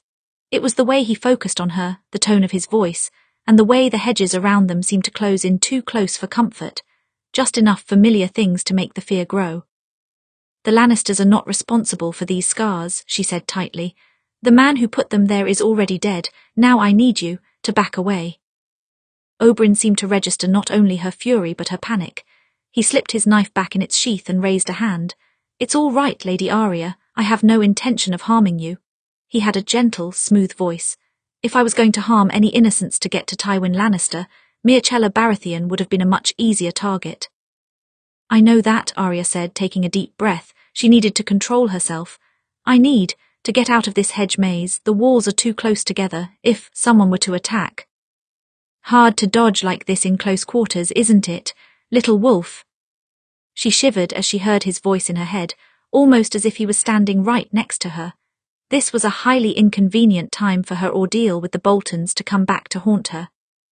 The exit to the maze is close. Oberyn carefully detached her grip from his wrist and instead extended his arm for her to take. Come, you seem a bit light-headed. Arya would have refused the arm if he was not completely right, so she accepted and let him guide her from the maze. Once out into the open of the gardens, she could breathe easier again, and she sank onto the nearest stone bench, looking up at the sky. I'm fine, I am far away from that room. This place is safe. So the Lannisters are not responsible for the scars or your missing fingers then, Oberyn said. Who was? Ramsay Bolton, Arya said. I was his captive for a time. I heard some stories about that, Oberyn said. Not many details though, I wouldn't force you to recall them here. Good, I won't not tell you any of them if you asked, Arya said. I apologize for pulling my knife on you, I am not usually so. No need to explain. Oberyn said, your blade could not possibly worsen diplomacy between the Martells and the Lannisters. Arya nodded once, then once she had regained her breath she stood to face him again. I am sorry again for what happened to your sister and her children. I am sympathetic to any vengeance you might want, truly. She lifted her chin. But I cannot help you. The Starks and the Lannisters are finally in a real peace after nearly 6 years. I'm not going to jeopardize that peace. I understand, of course. You and your family have been through quite a lot, Oberyn said, and so often it falls to the women to keep the peace by giving themselves in marriage. He tilted his head to the side. But tell me, Arya Stark, if you were in my position, and someone brutally murdered one of your siblings while you were hundreds of miles away and helpless to do anything at all, what would you do? I would kill them, Arya thought. I would make them regret they were ever born. But she did not say any of that. She simply forced a smile and gave Oberyn a polite nod. It was a pleasure to meet you, Prince Oberyn. Then she left him and continued down the path, walking a bit quicker than normal. She understood Oberyn's fury as well as anyone, of course, and since half of his fury was directed at the mountain, she wondered if she could not convince Lord Tywin to hand the man over as a sort of peace offering. But the problem was, the other half of his anger went to Lord Tywin, her captor. Tywin had always been on her list, from the moment she knew he was fighting her brother all of those years ago. She hadn't thought of killing him for a long time, but still his name remained. And if Oberyn had approached her 3 years ago, perhaps she gladly would have plotted with him. But she could not allow Tywin Lannister to die yet. She still had much to learn from him. She was not ready to take over management of Casterly Rock with Jaime. He had to stay alive a bit longer. She wasn't sure how long, but she did not want him dead yet. If you were in my position, what would you do? He had asked. The same thing you wish to do, Prince Oberyn, she thought. But if you come for him, I will have to stand in your way. Chapter 66, The Wolf and the Rose. Afternoon melted into evening, and the sun set slowly in the sky, casting the whole garden in shadows. At that time all of the guests began to file into the sept. Arya sat near the front beside her mother. It would perhaps make more sense for her to sit beside Jaime, as she was soon to marry him, but this was the last event where she would be able to define herself as a Stark, and she wished to sit with her family. There was an open seat left for Robb on her mother's other side. He was to escort Sansa to her husband, in place of their father. At the front of the sept, Willers stood balancing just slightly on his cane. He was dressed in a rich green tunic with the rose of his family embroidered on the sleeves. In his hands he held a cloak, stitched with that same rose, the cloak that would bring Sansa under the Tyrell name. The doors at the back of the sept opened and everyone stood from their seats. Then Sansa appeared. She had always been such a beauty, but here she was radiant beyond compare. Her dress was nearly white, with just hints of pale blue and green in the design at the hem. She wore flowers in her hair as well. In Arya's opinion, the flower theme of this wedding was a bit overwrought, but she could barely bring herself to complain. Sansa wore the look as if she was born to it. She walked gracefully down the aisle, though when she drew close, Arya could see that she was clutching Robb's arm like a lifeline. The smallest trace of nervous energy was evident in the tightness of her jaw, but it was something only a sister would notice. When she reached the steps, Robb gave her a smile and placed a gentle kiss on her forehead. Then he let her step up to join Willers Tyrell. He smiled at her, reaching out to take her hand and guide her up the last of the steps. Sansa smiled in return. The Septon spoke, though Arya would not remember any of the words he said. She was too busy watching her sister. Arya could see how much Willers pleased her. Her poor sister had once thought she would have to marry the man who killed their father. Having Willers instead must have felt like a sort of miracle after everything she had been through. At the Septon's command, Willers cloaked Sansa with his family's colours. They spoke their vows together. Father, Smith, warrior, mother, maiden, crone, stranger, I am hers and she is mine, from this day until the end of my days. Arya felt as if she was gazing into some sort of crystal ball. She knew that in a fortnight she would stand in Sansa's place and Jaime would stand opposite her. The thought made her nervous. She would have to practice not showing any fear, especially in such a heavy dress. She glanced across the aisle and caught Jaime's gaze. He gave her the smallest smile, one of sympathy and encouragement all at once. Arya turned back to look at Sansa just as Willers spoke the final words. "With a kiss I pledge my love."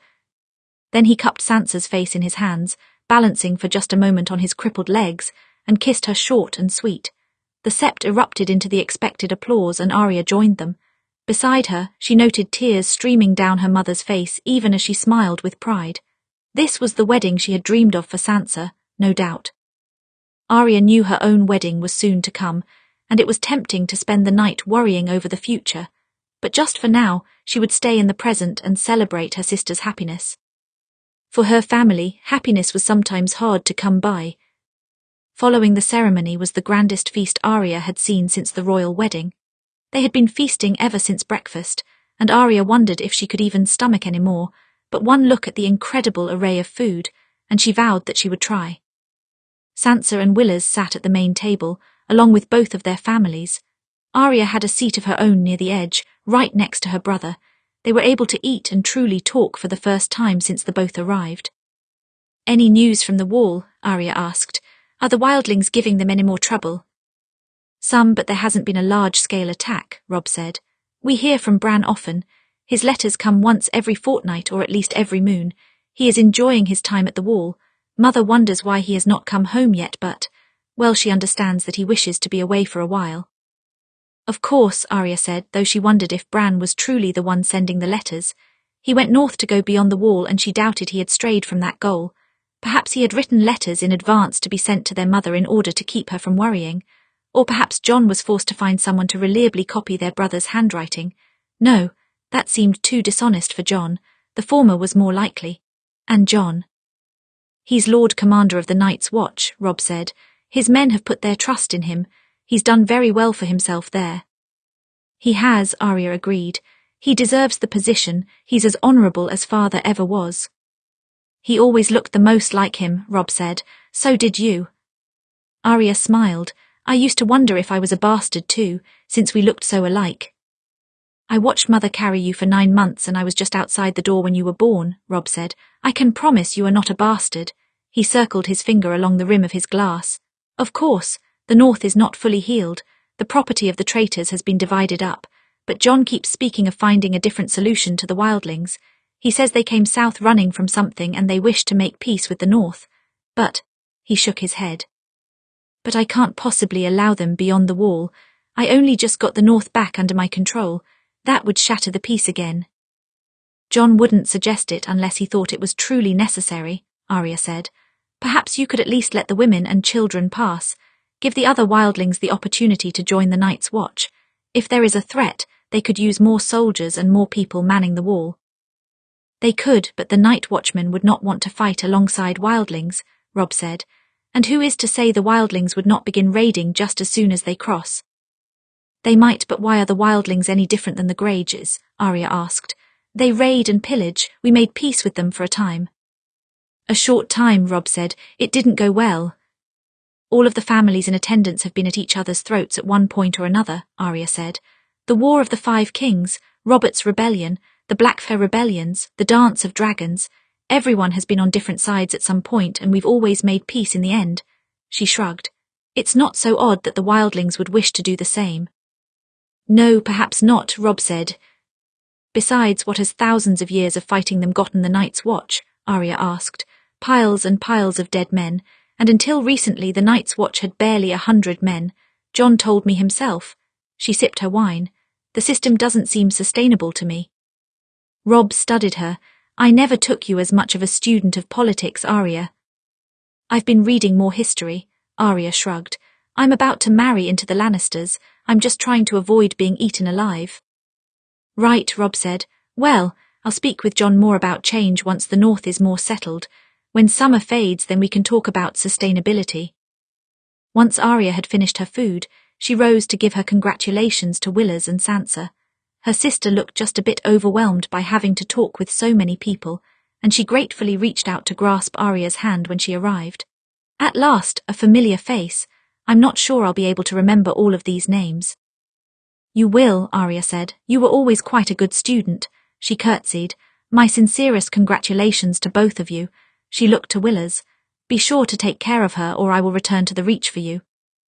I have no doubt, Willers smiled. Enjoy the party, Lady Arya.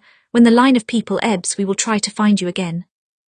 Once Arya had observed that courtesy, she retreated to the edge of the festivities. There were so many unfamiliar faces here, and it was even harder to make them out by lantern light. She searched for someone who was not a stranger. Margaery and Tommen were sitting at the main table, greeting nearly as many people as Sansa and Willers. Myrcella was with Trystane, her intended groom, laughing at some joke. Oberyn stood near Myrcella in the company of a stunningly beautiful woman. She wondered if it was his wife. She had not heard anyone mention her before. They did make a beautiful couple.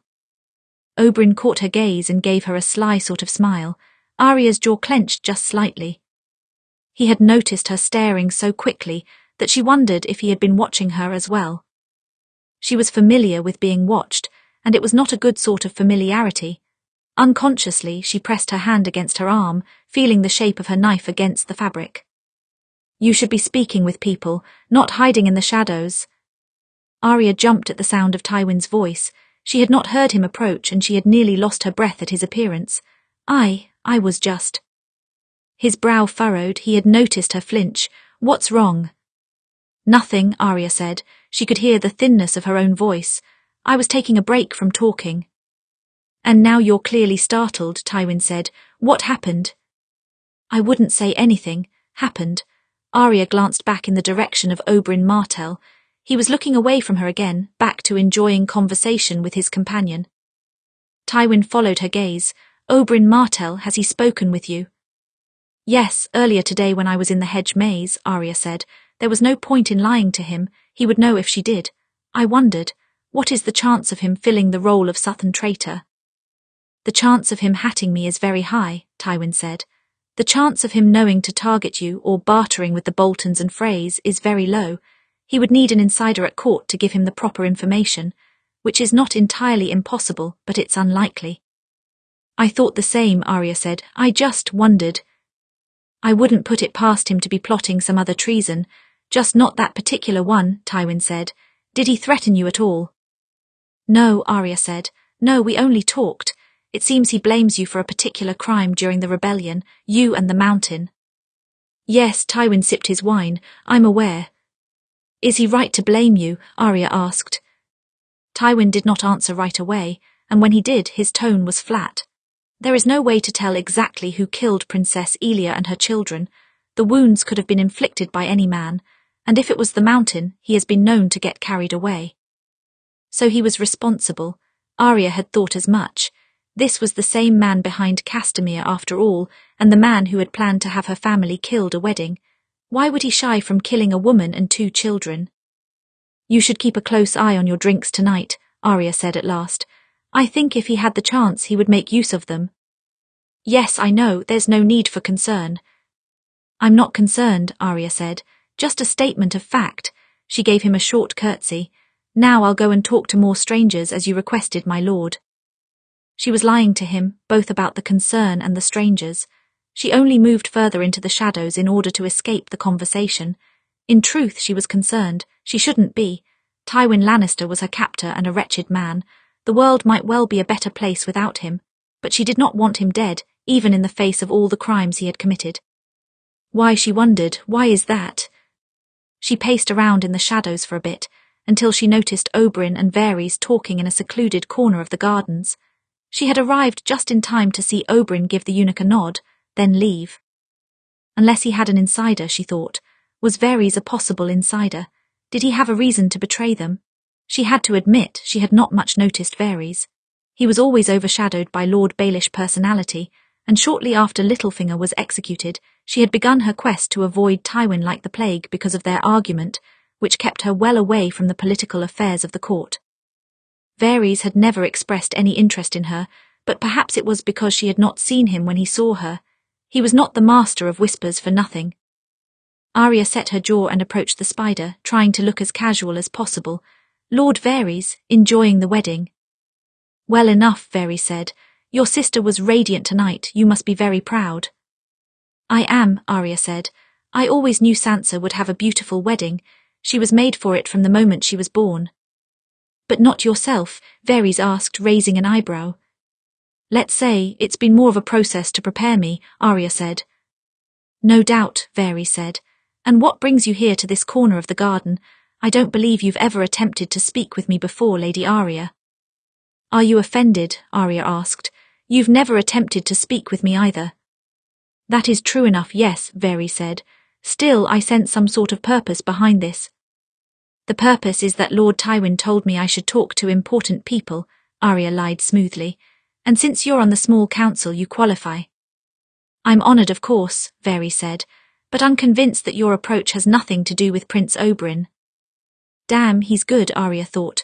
The Martells also count as important people, but I hesitate to talk to them directly. They're not fond of the family I'm about to marry into. To put it lightly, Varys said. What was Prince Oberyn discussing with you? Arya asked. Anything interesting? Oh yes, very interesting, Varys said. He's curious about the Targaryen girl across the sea, the girl but more so her dragons. She has 3 of them, I'm sure you've heard. Arya had heard that, though she was never sure if she believed it. They're small, aren't they? The size of dogs. Bigger every years. There are plenty of reports of the dragons carrying off whole herds of sheep, and it seems that she has taken up residence in Meereen as the queen of the city. How did she manage that? Arya asked. The way most conquerors manage anything, a large army, Varys said. The dragons helped her acquire it, or so I hear. Arya frowned. When she was a child, she used to read of dragons with much delight, but her father told her that all the Targaryens were now gone and their dragons had been killed long before them. But this woman had an army and dragons large enough to take a city like Meereen, if she turned her eyes on Westeros. Do you think she will cross the narrow sea? Arya asked. To press her claim for the throne, I mean. It is a good question, Varys said. For now it seems she intends to stay in Meereen and rule.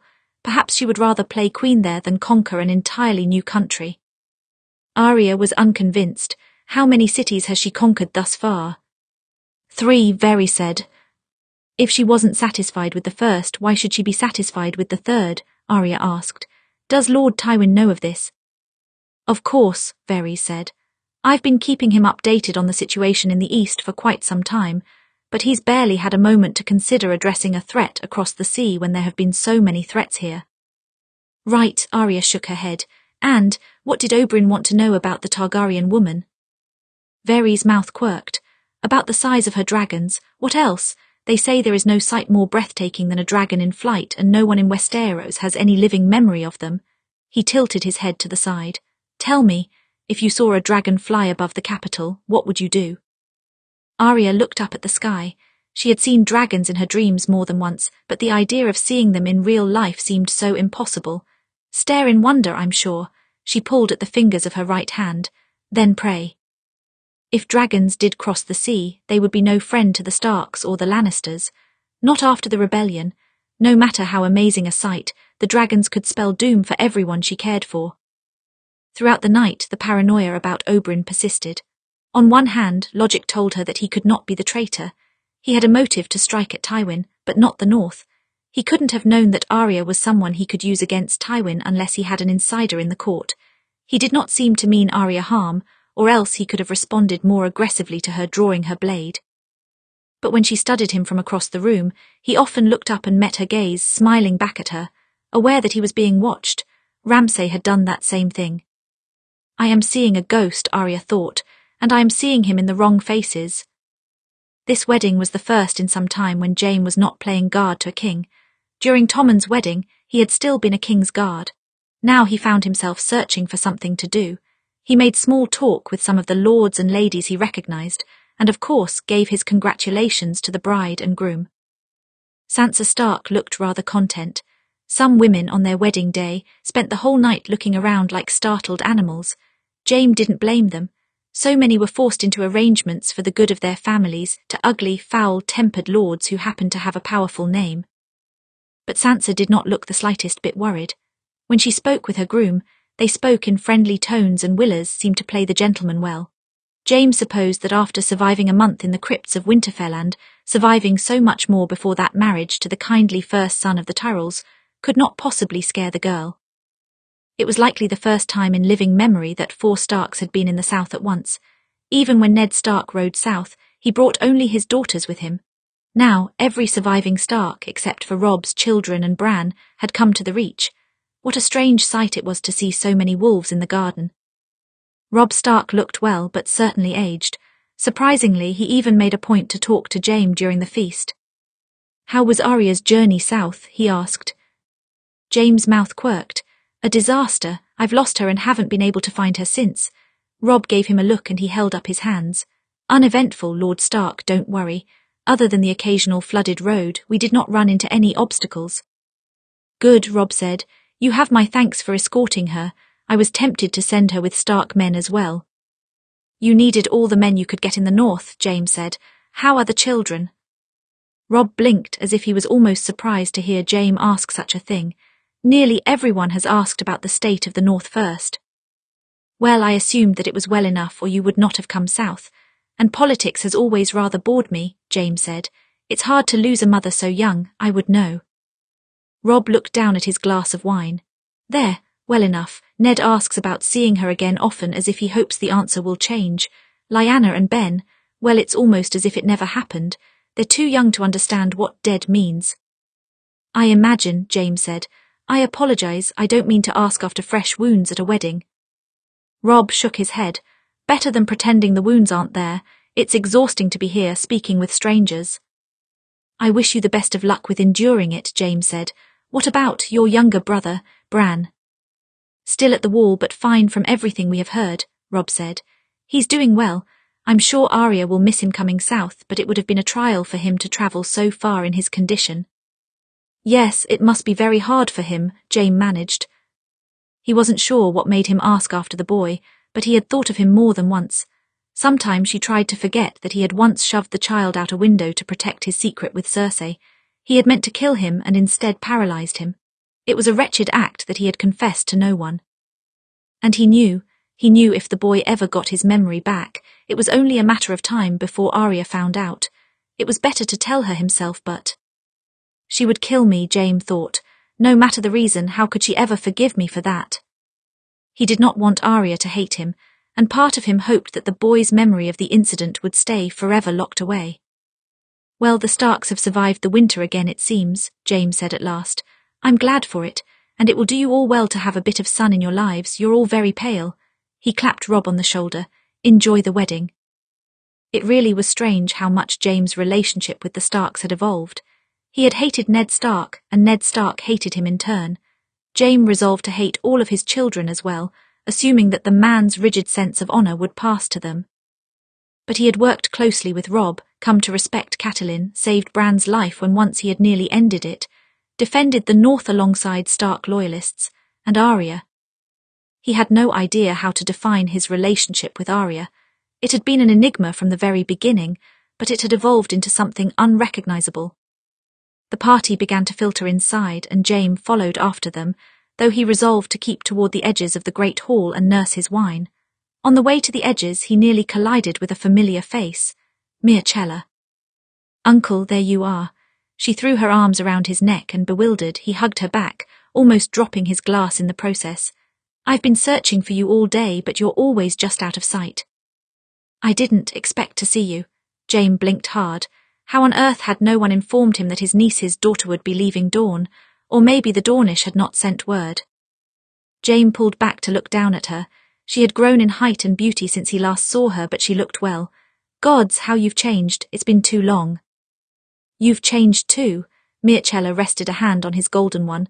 "I could hardly believe it when I learned you lost your hand."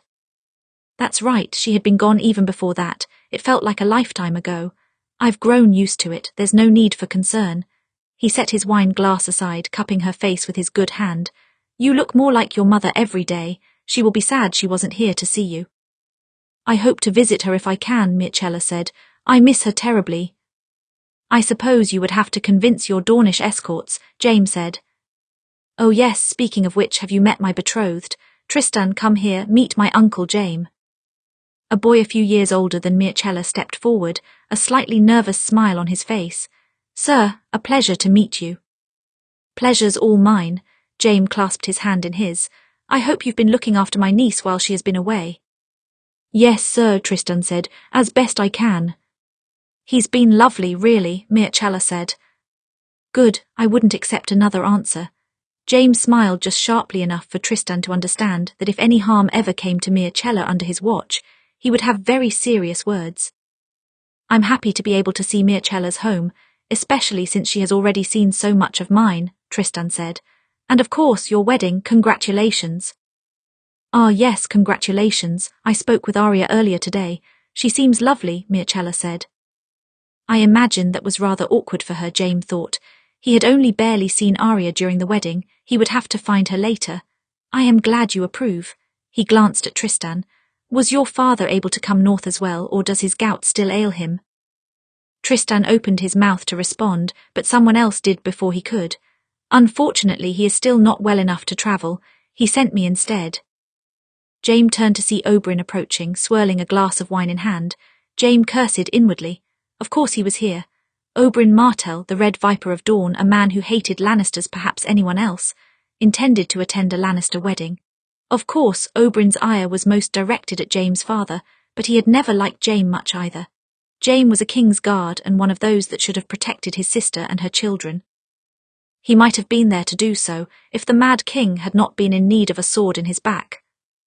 Jaime didn't let himself appear distressed at all by the man's appearance. He simply smiled. "Prince Oberyn, I hadn't heard you were coming either." "Would you have prepared yourself if you had?" Oberyn asked. "Do I need to prepare myself for anything?" Jaime asked. No, of course not." Oberyn glanced at Mircella. "Your brother was asking for you, child. Why don't you go find him?" Mircella nodded once, taking Tristan's arm in hers and moving along. Tristan seemed content to be led. "Your niece is a lovely girl," Oberyn said. "Many of my daughters enjoy her company." "I'm glad to hear it," Jaime said. "She's only a year younger than your intended, isn't she? That must be odd for you," Oberyn said, "to be marrying so young a woman." "There have certainly been odder unions," Jaime said. "Our match just happened to suit my father's purposes." "So your bride told me," Oberyn said. "I spoke to her earlier today. She's an interesting girl, very good with a knife." Jaime's eyes narrowed. "How would you know that? Did you give her cause to use it?" "She was already practicing when I arrived," Oberyn said. "And since both our throats are intact, I think you can assume it was perfectly cordial." He was trying to question Arya on her hatred for Lannisters, Jaime thought, hopping to use her. It did make sense. Oberyn learned a great deal about poisons in his time in Essos. He lived up well to his title of Red Viper, as his blades were often venomous, but if he ever wanted to poison Jaime's father, he would need someone close to the family to deliver that poison.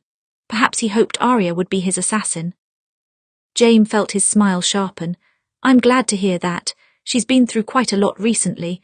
I would hate to think of anyone trying to harm her." "Concerned for your future bride, are you?" Oberyn asked. "Or for whoever gets in her way," Jaime replied. "As you said, she's quite good with a knife. She's just as adept with a sword." "That's good to know," Oberyn smiled. "I think more women should be able to defend themselves when the need arises. Monsters kill soldiers and ladies all the same, don't they?" He gave Jaime a nod. "Enjoy the feast." Jaime's jaw tightened at this. He didn't know if Oberyn had any designs on hurting Arya, but he had approached her alone. Arya would not have been wielding her knife otherwise, and when Oberyn mentioned it, Jaime had felt the sudden desire to smack him across the face with his golden hand. He exhaled. Oberyn would not make a move that might put his country in danger, but he was one to watch. If you lost a snake in the grass, it could easily surprise you. Jaime picked up his wine again and finished the glass in one gulp. Would his life never know any peace? As the night wore on, Arya began to settle again. She forced herself to stop watching Oberyn and instead focused on being amongst her family. She talked to strangers as well, just as Lord Tywin wished, but only when they approached her first. She was just starting to feel settled when they called for the bedding. At once, lords and ladies surged forward on the married couple, lifting them into the air. Well, the lords lifted Sansa and the ladies mostly crowded Willers and pushed him along. Everyone around them laughed and clapped, as was expected. Even Sansa, though she looked a bit nervous, was chuckling along with all of them. Arya was not laughing. Standing at the edge of the room, she suddenly felt her blood run cold and her stomach began to twist. She knew of the custom of the bedding. Of course she did. It was a tradition that ensured that the bride and groom consummate their marriage, but she had never thought of being the centerpiece of the event. She watched her sister being carried away by several lords while they stripped away her wedding dress, and she suddenly realized she might have to endure the same. To have so many strangers put their hands on her. Her world spun and she swayed for a moment. She may have even fallen had a hand not settled on her arm, steadying her. "Arya," it was Jaime's voice she heard in her ear, soft and concerned. "Are you all right?" She nodded, wordlessly. "You should sit down, you're pale." "There's," Arya swallowed thickly, "too many people here." "Right," Jaime said. "I think some fresh air would do you well." Arya was barely aware of Jaime escorting her swiftly from the hall. In fact, she didn't regain control of her senses until she was sitting on a cool marble bench. She turned her face to the sky, focusing on the stars high above. It was a very clear night and she was grateful for it. She breathed in the crisp air, letting it soothe her nerves. "Better?" Jaime asked, sitting down beside her. Arya nodded once. "Yes, thank you for not letting me collapse in front of so many people. I couldn't have lived with myself." "Well, it would hardly be the worst thing you've survived," Jaime's mouth quirked. "What made you suddenly so ill?" Arya shrugged, looking away from him. "I'm not sure, it just happened." "That was a trick question. I already know the answer, I was just trying to see if you would admit it," Jaime said. "You're thinking of having to endure your own bedding ceremony." Arya puffed a strand of hair from her face. "Damn him, perhaps." "Right, and if you were perhaps thinking of that, what worries you?" Jaime asked. "Well, mostly that. If a bunch of strangers try to disrobe me, I am going to have to stab at least one of them in the eye," Arya shrugged. "It won't be intentional, but it will happen, reflexively." "And what if you can't get to your knife?" Jaime asked. "Then I'll bite a man's ear off. I'm very resourceful. I'll find some way to do harm to at least one of the lords, and that will be very bad for diplomacy." Arya picked at stitches of her dress. "You understand." "It would be bad for diplomacy," Jaime agreed. "The bedding isn't required, though. You may be able to convince my father to forgo it. You're well practiced at convincing him of things." He shrugged. "Not to mention I'm sure he will also want to avoid you stabbing out anyone's eye." "I suppose he would, wouldn't he?" Arya asked. She shifted nervously on her bench. "And you?" "I would also like you to avoid stabbing out any eyes." "No, I mean," Arya bit the inside of her cheek, "is anything about our upcoming wedding making you dizzy, or is it just me?" Jaime was silent for a long moment as he tried to gather his thoughts. "I wouldn't say it's making me dizzy. Most days it doesn't even seem real. I was never meant to marry. I ensured that from the moment I put on the white cloak. Back then, I guess I thought I could avoid my father's rules. I really was naive."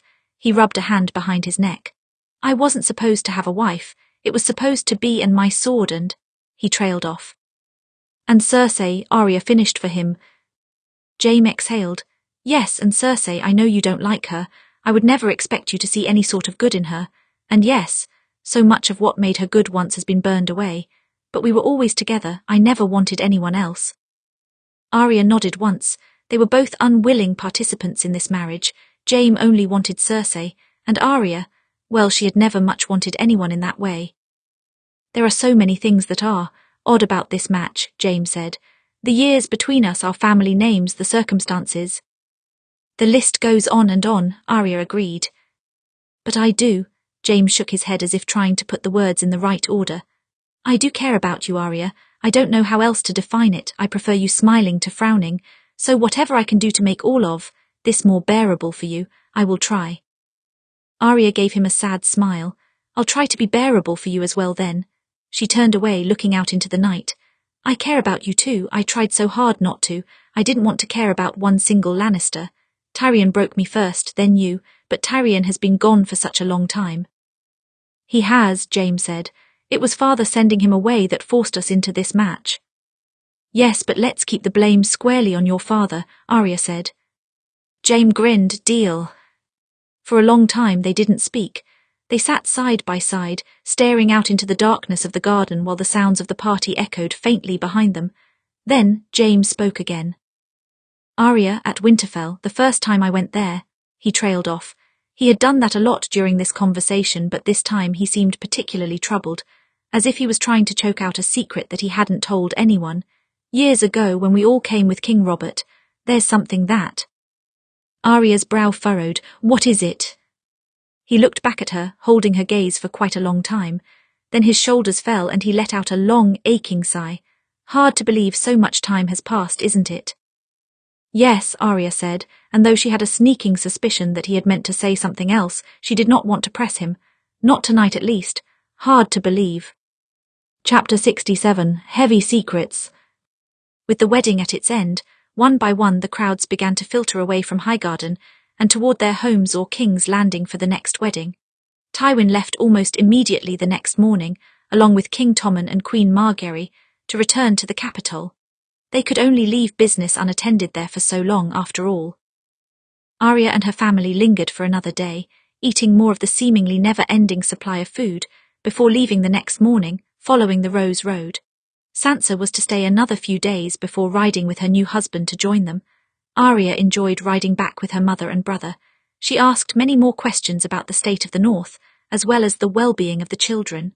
She told Robb some of what she had learned about the West as well. This new alliance between the Starks and Lannisters could provide the North with some much-needed resources, which would be needed in the aftermath of such a rebellion. Sometimes she raced ahead of them all, urging her horse into the fastest of gallops. The open country was perfect for such riding, though Robb warned her not to break her neck before the wedding. That's one way to continue to put it off, Arya pointed out. I can't very well wed with a broken neck. Can't very well live either, Robb replied. More than anything, Arya treasured what time she had left with her family as a Stark. Each day that passed, she grew closer to the name Lannister and a cloak of red and gold about her shoulders. Soon enough the Red Keep came into view, and Arya was back in its shadow. As they passed through the mud gate, Arya noted that it was the first time in a long while that so many Starks had entered the city. The last time she and Sansa had been travelling with her father, long before they knew the true horrors of war and politics. Preparations for the wedding were already underway. The King's Landing gardens, while not as lavish as those of Highgarden, were still the ideal place for a feast. There were banners and tapestries sewn with both wolves and lions in the design. What a surreal thing it was to see them together. 2 days after their arrival, and on the same morning that Sansa came to King's Landing, Arya tried on the final version of her wedding dress in case it needed any last-minute changes. It was nearly pure white with both golden and silver designs stitched all the way up the skirt. A beauty to behold, perhaps, but it was the heaviest item of clothing Arya had ever worn in her life. How am I supposed to walk in this without tripping over the hem? Arya asked as she studied her reflection. And who decided that wedding dresses should be so difficult to move in? Is it to keep the bride from running? The elaborate dress is to bring attention to the bride, her mother said from her seat, but the fancier the dress becomes, the more extensive the fabric. I would marry in breeches if they let me, Arya muttered. No doubt, Sansa said. She was standing just behind Arya, peering at her reflection over her shoulder. But it's only for a day, then you never have to wear such a heavy dress again. Well, there's plenty of room up my sleeves for knives at least, Arya sighed. How many knives do you really need at your wedding? Catelyn asked. 2 at least, but I think I can fit 4 just in case, Arya said. That seems fair, Sansa said. 1 for each assassination attempt you've been caught in the middle of. I was only caught in the middle of 2, Arya said, and I was the subject of 1 if we count Joffrey's early attack on me. Oh, is that all? Sansa played with Arya's hair a bit. It had grown to the middle of Arya's back now, and she planned to chop several inches off just as soon as the wedding was at its end. It was beginning to annoy her. We can count your kidnapping as a 4th time. Sounds fair enough, Arya said. I can only hope that you will have less near-death experiences after this wedding, her mother sighed. You're marrying a Lannister. Most people are hesitant to challenge the Lannisters because of Lord Tywin. True, but those who are brave enough to challenge them are often more dangerous, Arya said. When she caught sight of her mother's worried expression in the mirror, she smiled and turned. It's fine. I'm sure things will calm down for a while. She was not sure of that. She was very far from sure of that. With the Martells perhaps plotting vengeance on the Lannisters and Daenerys Targaryen and her 3 dragons still conquering across the sea, there were all too many threats that could disturb this new peace. But hopefully those threats would focus on the south and let the north alone for a bit. Her mother smiled sadly and stood from her seat, packing over to her. She lifted her hand, cupping Arya's left cheek. She felt her thumb swipe across the scar Ramsay put there when he hurled needle at her. "Does the Meister say this one will be permanent?" she asked. "It's too soon to tell," Arya said. "It won't be very visible in a few years' time." "It's barely visible now," Sansa said. "I know you don't like the dress, Arya, but it looks very beautiful." Her sister rested a hand on her upper arm. "You look beautiful." Arya smiled. "Well, I won't match you on your wedding." "Since when is it a contest?" Sansa asked. "It's not," Catelyn said. "You're both beautiful and that's that." She smoothed down her skirts. "I'll fetch the handmaidens back. They wanted to experiment with Arya's hair before the day." Arya made a small, disgruntled noise in the back of her throat as her mother left the room. For a moment she and her sister were silent, then she cautiously glanced up at her. "I'm sorry I wasn't nearby during the bedding." Sansa shook her head. "To be honest, I had no idea who was around me. It was such a rush of movement." "I saw it from afar." Arya shifted from foot to foot. "Were you nervous at all?" "Of course I was," Sansa said. "I was laughing because that was all I could really do, but no one was too forward with me." Arya nodded once, and afterwards... "Afterwards, Willers was very kind," Sansa said. "It really wasn't as terrible as I thought, but I spent so many nights dreading my wedding night with Joffrey. I suppose anything was better by comparison." "Anything would be," Arya said softly. Sansa took Arya's hands in hers, holding them tight.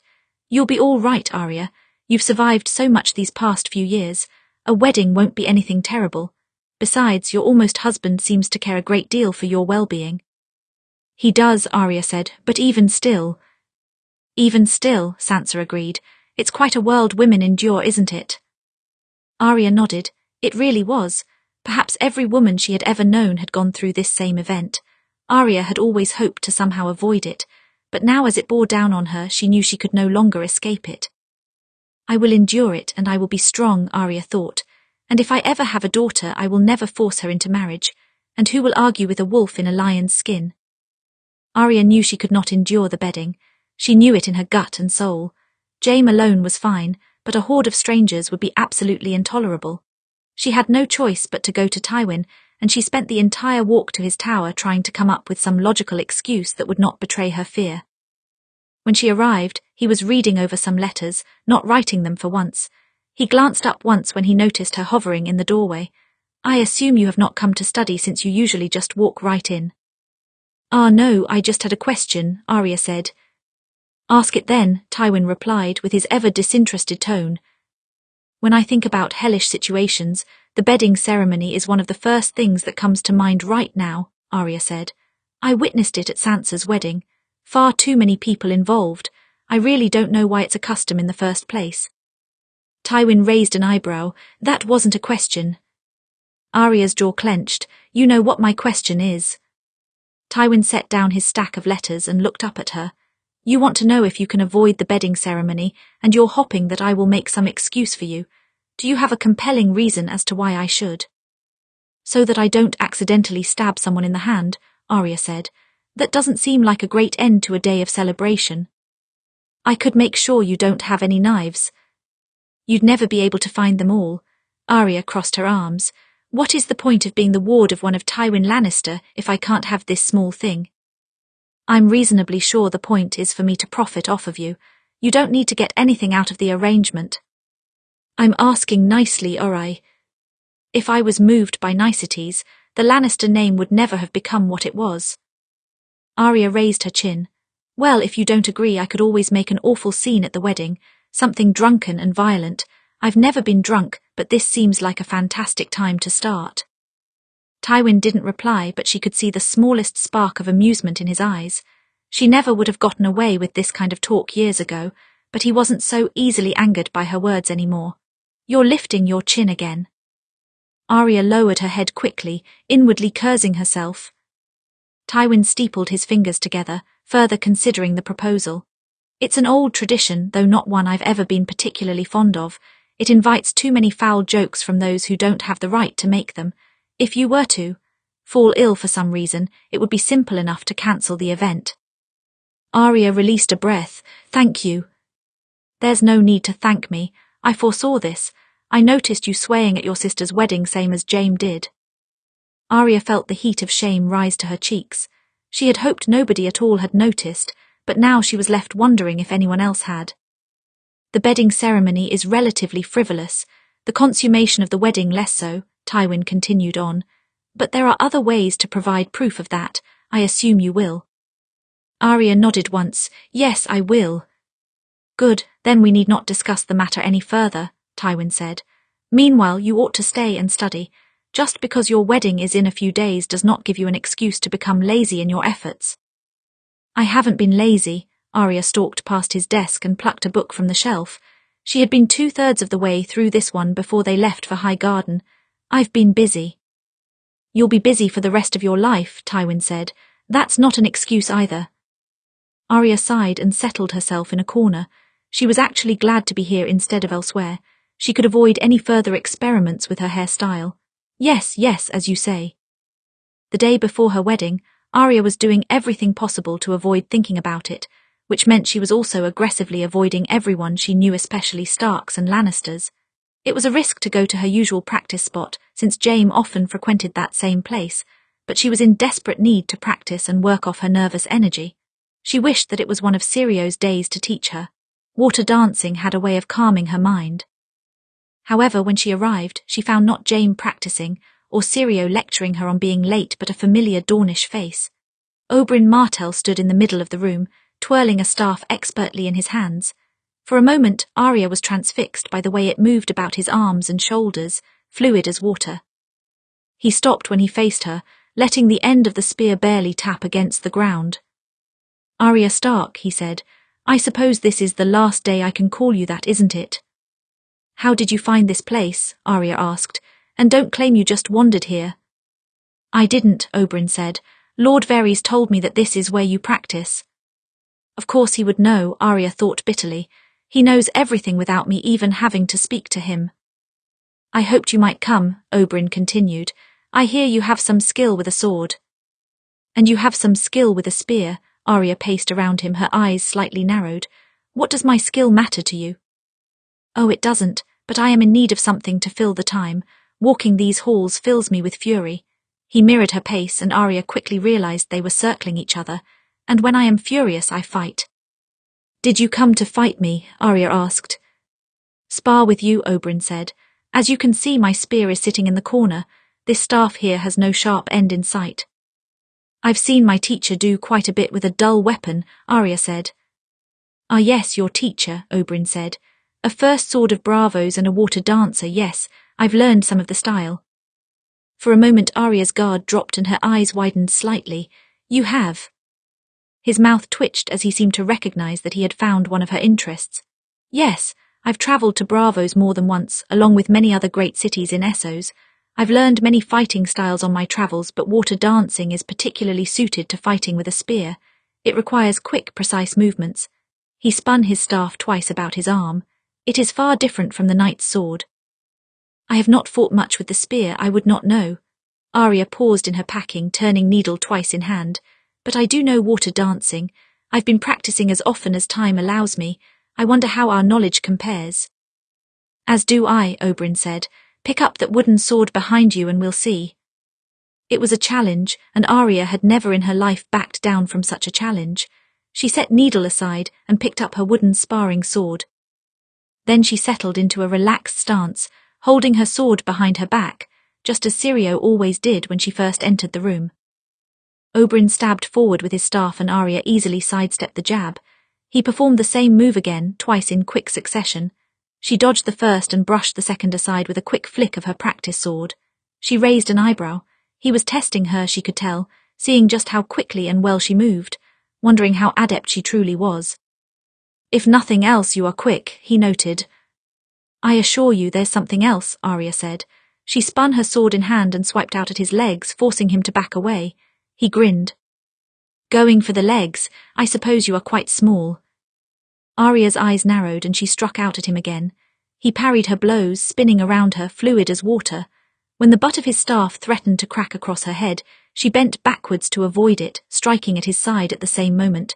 He dodged that as well. It was an exhilarating feeling. Arya learned from Syrio, but she knew she would never be close to his level. He knew all of her tells too well, and while she practiced with Jaime, they had distinctly different styles. This felt almost like fighting an equal, and though she couldn't tell if Oberyn was holding back or not, it was a welcome change. Soon enough they were no longer testing each other. They were flowing in and out of each other's currents, breaking against each other like water on rock. They were dancing through the patches of late afternoon sunlight, and Arya felt her suspicion turn to elation between the clacks of their wooden weapons. Jaime was not surprised to find Arya in her usual practice space, but he was surprised to see her dancing about Oberyn Martell. Even more than that, he was surprised to see her grinning from ear to ear. Her lessons with Syrio had really done her well, as had her intense drive to improve her swordplay. She was keeping pace with the Red Viper of Dawn, and he seemed to be enjoying himself just as much as her. Is he trying to get her to drop her guard? Jaime wondered, but then if he wanted to harm Arya, there were easier ways. When Arya turned around Oberyn again, she noticed Jaime. She broke away from the dance, her breathing laboured. "Jaime, I didn't hear you come in." "Hard to hear over the sparring, I imagine," he said. "You said your bride-to-be was good with a sword. I wanted to see if it was true," Oberyn said. "I see," Jaime said. "Well, don't let me interrupt." "Did you need something?" Arya asked. "No, nothing, that can't wait," Jaime said quickly. "I'll just sit here while you finish." Arya nodded once, smiling at the fact that she could continue this sparring match. Moments later, she and Oberyn were dancing again. Indeed, Jaime wasn't sure what his purpose was in coming here. Maybe it was to spar, maybe it was to talk. Talk about what? Her brother I almost killed. That matter was nearly constantly on his mind these days. The boy who he had so long ago shoved out of a tower was once easily buried in the depths of his memory. Now he lingered on the edge of his consciousness. "You need to tell her eventually." "It's not the right time." There was no right time. Jaime could see that as Oberyn and Arya returned to sparring. If he told Arya now, the wedding the next day would be utterly miserable for her. And with Oberyn circling closer to her like a vulture, knowing that Jaime so nearly killed her brother could push her to aid him in his revenge. And if he told her after their marriage 1 year, 2 years, 3 years down the line she would be trapped in a match with her brother's near killer, and she would be miserable again. There had never been a right time. When they first met, Jaime could not tell her because he did not trust her with that information, and she had been nothing to him. After she saved his life, telling her the truth would have only made her kill him again. He could not possibly tell her in the north surrounded by Starks, and after they left the north, well, she was still recovering from her time as a hostage. How could he add any more weight onto her shoulders? But was that really the reason he had kept the secret for so long? Was it for her benefit? Was it to be kind? Or was it simply because he was trying to protect himself? Am I so much of a coward? Yes, probably. The same coward who had stood silently by and watched Aerys burn people alive. The same coward who had returned to Cersei's bed time and time again, though part of him knew he shouldn't because he needed something familiar. The same coward who had pushed a 10-year-old boy out a window because he worried that he might tell about their affair. He had reasons for it all and always had. He would have died without purpose if he stood up to Aerys. The Targaryens wed brother and sister for years, so how could he and Cersei be wrong? If the boy told, his sister and all 3 of their children would lose their heads. If he told Arya now, it would be like stabbing her in the chest, and it could completely dissolve the hard-won peace between the Starks and the Lannisters. But beneath all of those reasons, he wondered, was every decision he made just for himself in the end? It wasn't the right time. It's not the right time now. It may never be the right time, Jaime thought, and the thought made him hate himself all the more. Arya could not sleep, and instead of her bed, she found herself in the gardens. The night was dark, but the moon was full and cast the setting of the next day's feast in a pale white light. She was content to walk amongst the well-manicured hedges, enjoying the silence. As she walked, she twirled needle in her hand, keeping it close just in case she met with some unsavoury attacker. But nothing stirred in the garden. Only the occasional owl hooted in the night. From down here she could see the balcony of her practice room. She had thought of going there, but she did not want to practice tonight. She had gotten her fair share of that. Really, she just wanted to enjoy the quiet. Her room was too cramped and stifling. The garden was better. She stared up at the balcony a moment longer and was surprised to see something move there. She blinked to clear her vision and saw that Jaime was leaning there, scanning the garden in the darkness. After a moment his gaze caught hers. He lifted his golden hand in a wave and she waved back. Moments later he disappeared from the balcony and somehow, Arya knew he would soon be making his way to the gardens. She wondered if she should make it difficult for him to find her. It would be easy enough to lose him in the hedges. But no, she actually wouldn't mind his company for a bit. Sometime later, she saw his shadow pass through the garden and she glanced up to see him approaching. "I hope you're not awake with jealousy because I sparred with Oberyn," Arya said dryly. Jaime laughed once. "Hardly, I just think you should remain wary of him." "I am wary of him. Sparring doesn't change that," Arya shrugged. "Do you think I could be converted me to his side so easily?" "To be fair, his side is probably the right one. Objectively, I mean," Jaime said. "Objectively, yes," Arya agreed. She leaned up against one of the garden walls, staring out into the night. "So, you couldn't sleep either?" "No," Jaime said. "I'm surprised I didn't find you in your practice room. I decided to mix things up a bit. If someone wants to assassinate me, that's the first place they'll look." "Very true, I'm sorry for doubting you." Arya's mouth twitched. "It's fine." She rested her chin on her hands. "I've talked more with Mircella since returning. I think she likes me. It's very strange though, considering she's so close to my age and she's your niece." "And daughter," Jaime said. "You can say it here, there's no one else around." "They say there are eyes all over King's Landing," Arya said. "Then the owner of those eyes probably knew about Cersei and I long ago," Jaime said. "I imagine it is strange for you. Mircella is a sweet girl, her and Tommen both, good children from the time they were born. I've always loved them dearly." "And Joffrey," Arya murmured without thinking about it. "Did you love him?" Jaime didn't reply for a long moment, then he shrugged. "At the start, maybe even at the end. When he died I did grieve, though maybe it was because Cersei was grieving." He shook his head. "No, it wasn't only her grief. He wasn't bad from the beginning and he was my first son." He laughed once.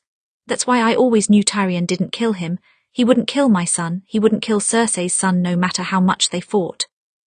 "No, he wouldn't," Arya thought. "Unless he had to, perhaps. I killed him because I had to and Tyrion was blamed for it." Part of her knew she should tell Jaime about that. She had not told anyone except Tywin, but if Jaime was to be her husband. "Joffrey's death was when I lost Cersei, truly lost her," Jaime continued talking. "It sent her past the point of no return. Tommen says she sounds better in her letters, but I think she's only pretending. She'll never be quite as she was. Maybe I mourned just as much for her as I did for Joffrey." "Would you rather him be alive again?" Arya asked. "I don't know," Jaime said. "It doesn't matter what I want, it's over with." He glanced down at her. "Joffrey is a rather odd topic for the night before our wedding." Arya shook her head. "I can't tell him," she decided. "Not yet, at least. This isn't the right time. You're right, sorry, my mind is just wandering." Jaime leaned against the wall next to her, a melancholy smile on his face. "As is mine." The key to a happy marriage is lies. That was what Jaime had said when they were still in the north. It had been a joke at the time, but she wondered if it was the truth after all. After all, it wasn't just that she killed Joffrey. It was that she sent his sister and first loved into a spiral of drunken madness, and his brother was sent away as a scapegoat to protect her. She was in some way responsible for breaking apart his family, even if that wasn't her intention. He doesn't need to know, Arya thought. It's just easier that way. And right now she just wanted things to be easy. Chapter 68, The Wolf and the Lion, Part 1. Arya watched the sunrise from the gardens that morning long after Jaime had departed to get some sleep. He had made her promise to do the same, but it was a promise she had never intended to keep. She watched red flash across the darkness like fire breaking through the clouds and listened to the birds chirping, as if to greet the morning. She watched as the sky changed from black to crimson to orange to pink. It was her last sunrise as a Stark. When the sun went down again, everyone would see her as a Lannister. New dawn, new beginnings, she thought absently. She lingered in the stillness of the dawn for a few more moments. Then, when the blue of the sky became clear, she stood and wound her way back toward the castle to pretend she had gotten some sleep. This was going to be quite a day. Jaime had slept maybe a few hours the previous night, and now he found himself dressed as a groom, staring at himself in the mirror, trying to figure out if he was dreaming or not. The deep red and gold of his tunic marked him as the heir to House Lannister. This was exactly as his father had wanted to see him for so many years, and sooner or later, Tywin Lannister always got what he wanted. Jaime could see his father's reflection in the mirror behind him. He hadn't heard him enter, and it struck Jaime that maybe staying up half the night was not a good way to prepare for a wedding. He could only hope that Arya had managed some sleep, or they might both forget their vows in front of the crowd. Jaime adjusted his golden hand as he turned to face his father. "Well, everything you ever hoped for." Tywin raised an eyebrow. "What are you talking about?" "You've been scheming about this day for quite some time," Jaime smiled bitterly. He knew he was only talking like this due to lack of sleep. This wasn't exactly the time to pick a fight. It's many years in the making. "It has," Tywin said. "It may have happened sooner if not for you." "Well, I hope we're not blaming my bride's kidnapping on me again." "I meant you joining the King's Guard," Tywin said flatly. "Ah yes," Jaime said. "Well, it all worked out for the best, didn't it? If I didn't join the King's Guard, then you couldn't have married Arya into the family." Tywin did not reply for a long moment. Jaime expected him to deny it, to say that Arya only happened to be in the right position with the right family name, but ultimately he didn't bother. "Are you dissatisfied with your bride?" "This has nothing to do with her," Jaime said. "No, just with me," Tywin said. "You've been fighting me for so many years. What was the point of it all?" Jaime smiled bitterly, shaking his head. "Having my own life, I suppose." "You're a Lannister," Tywin said. "You don't get the privilege of your own life. Your life belongs to the family." "Belongs to you, you mean," Jaime muttered. "Did it ever occur to you that you named the wrong child as your heir? I'm not like you, I never have been, and you've always known it. You must have known it." "You're still my son," Tywin said. "That's not enough. I will never be able to replace you." For a long time a silence hung between them. It was a fear of Jaime for so long. He didn't want to succeed his father, but maybe that was because he knew he would never do the role justice. Tyrion could have. Even Cersei had a better chance, but not him, never him. "I did not ask you to replace me, only continue my legacy," Tywin said at last, "and you won't be alone in that." No, he wouldn't be. Arya would be standing next to him through it all, whether she liked it or not. Jaime turned away from his father, facing the mirror again. "You never asked me my reasoning," Tywin said. Jaime's brow furrowed. "What?" "My reason for betrothing you to Arya. Do you know what it was?" Jaime blinked. "I assumed. The official reason was to bind the Lannisters and the Starks in peace permanently." "And that the unofficial reason was that you want Arya for a daughter," he thought but did not say. "Yes, that was part of it," Tywin said, "but I entertained the idea for some time before I told either of you. It first entered my head after you lost your hand." Jaime looked down at his golden hand, rubbing the metal absently. "What about it?" "I thought your time holding a sword was finished," Tywin said. "You never liked practicing, never liked trying anything that didn't come naturally to you. I assumed that the moment you picked up a sword you would give up. Maybe you wouldn't pick up a sword again at all, resign yourself to defeat." Jaime didn't know how to reply to that. In all honesty, it was a fair assessment. He had almost given up. "I was surprised when, not a few days after your recovery, I heard that Arya Stark had beaten you with a practice sword until you defended yourself," Tywin said. "And just like that, you were practicing again." "So you engaged me to Arya because she hit me with a stick?" Jaime asked. "No," Tywin said. "I engaged you to her because she told you to get up, and you did." Jaime was silent. There was nothing he could say to refute his father, nothing he could say to deny it. In truth, Arya had dragged him back to his feet when he thought he might lie down and die. He just never thought his father noticed. He wondered if Arya would have left him in the dark, if she knew she could avoid this match. He would have to ask her some time. "It's nearly time," Tywin said. "We can speak of your doubts later. Put them aside for now. You're a lion and the world is watching you." Jaime nodded once. At the very least, he was used to being watched. Let's give them a good show then. Arya had never looked so polished in her life. The dress alone made her look like a proper lady. But then her hair had been carefully curled and pinned up with silver and gold, pins a far cry away from the rat's nest she used to keep as a child. Every time she looked at herself in the mirror, she barely recognized herself, and she kept playing with her curls. Sansa batted her hand gently away. "Don't play too much, you'll ruin it. Your handmaids worked very hard." "My hair feels heavy," Arya said, "and stiff." "It matches the dress then," Sansa said with a grin. "It's only for a day," her mother said, "and you wear it well." Arya managed a small, nervous smile. Her heart was already racing and she wasn't even at the sept. She would be the center of attention today. All eyes would be on her, watching to see if she made some sort of mistake. Maybe she should have slept for at least a few hours the previous night. Catelyn crossed over to her, taking her hands in hers. "Breathe," she murmured. "The ceremony will feel long, but it isn't really. Just keep breathing through it all. You'll be all right." Arya nodded once, squeezing her mother's hands. "We'll need to go to the sept soon," Sansa said. "Walk with us." "Yes," Arya said, "just give me one more minute." Her mother and sister nodded and trailed from the room. When they had gone, Arya turned back to look at herself in the mirror. Her reflection was a stranger to her. She searched for pieces that she could identify as Arya Stark, the eyes, she supposed, and the scar that cut across her cheek. Maybe she just wasn't used to being beautiful. Arya took in the stranger in the mirror for a long moment, breathing until she could accept that it was her staring back through the glass. Then she exhaled and turned away. She checked to make sure all of her knives were in place. She adjusted her shoes. Then she joined her mother and sister outside. It was time. The sept was crowded with people. Arya could see them all filing in from a small side door. The very sight made her chest tight. She tried to find people she knew in the crowd. She saw her mother at the front and her sister sitting with her new husband. She saw Lady Olenna. She saw Margaery and Tommen, and Lord Tywin, and up at the front she saw Jaime, dressed in red and gold and holding a red and gold cloak to match. "That's for me," Arya thought, swallowing hard.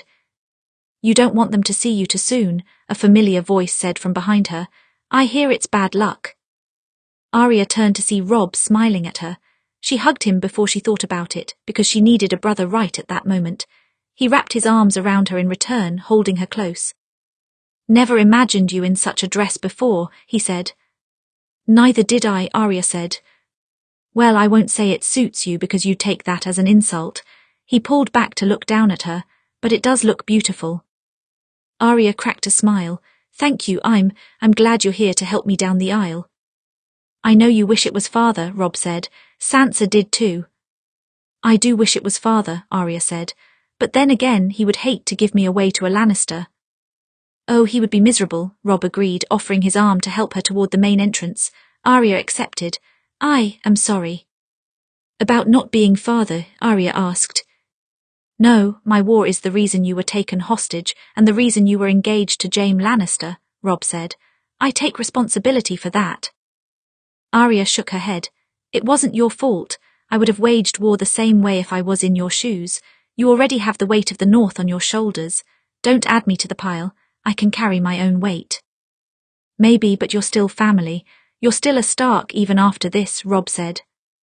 "Yes," Arya said softly. "I'll always be a Stark." They approached the entrance of the sept, stepping inside.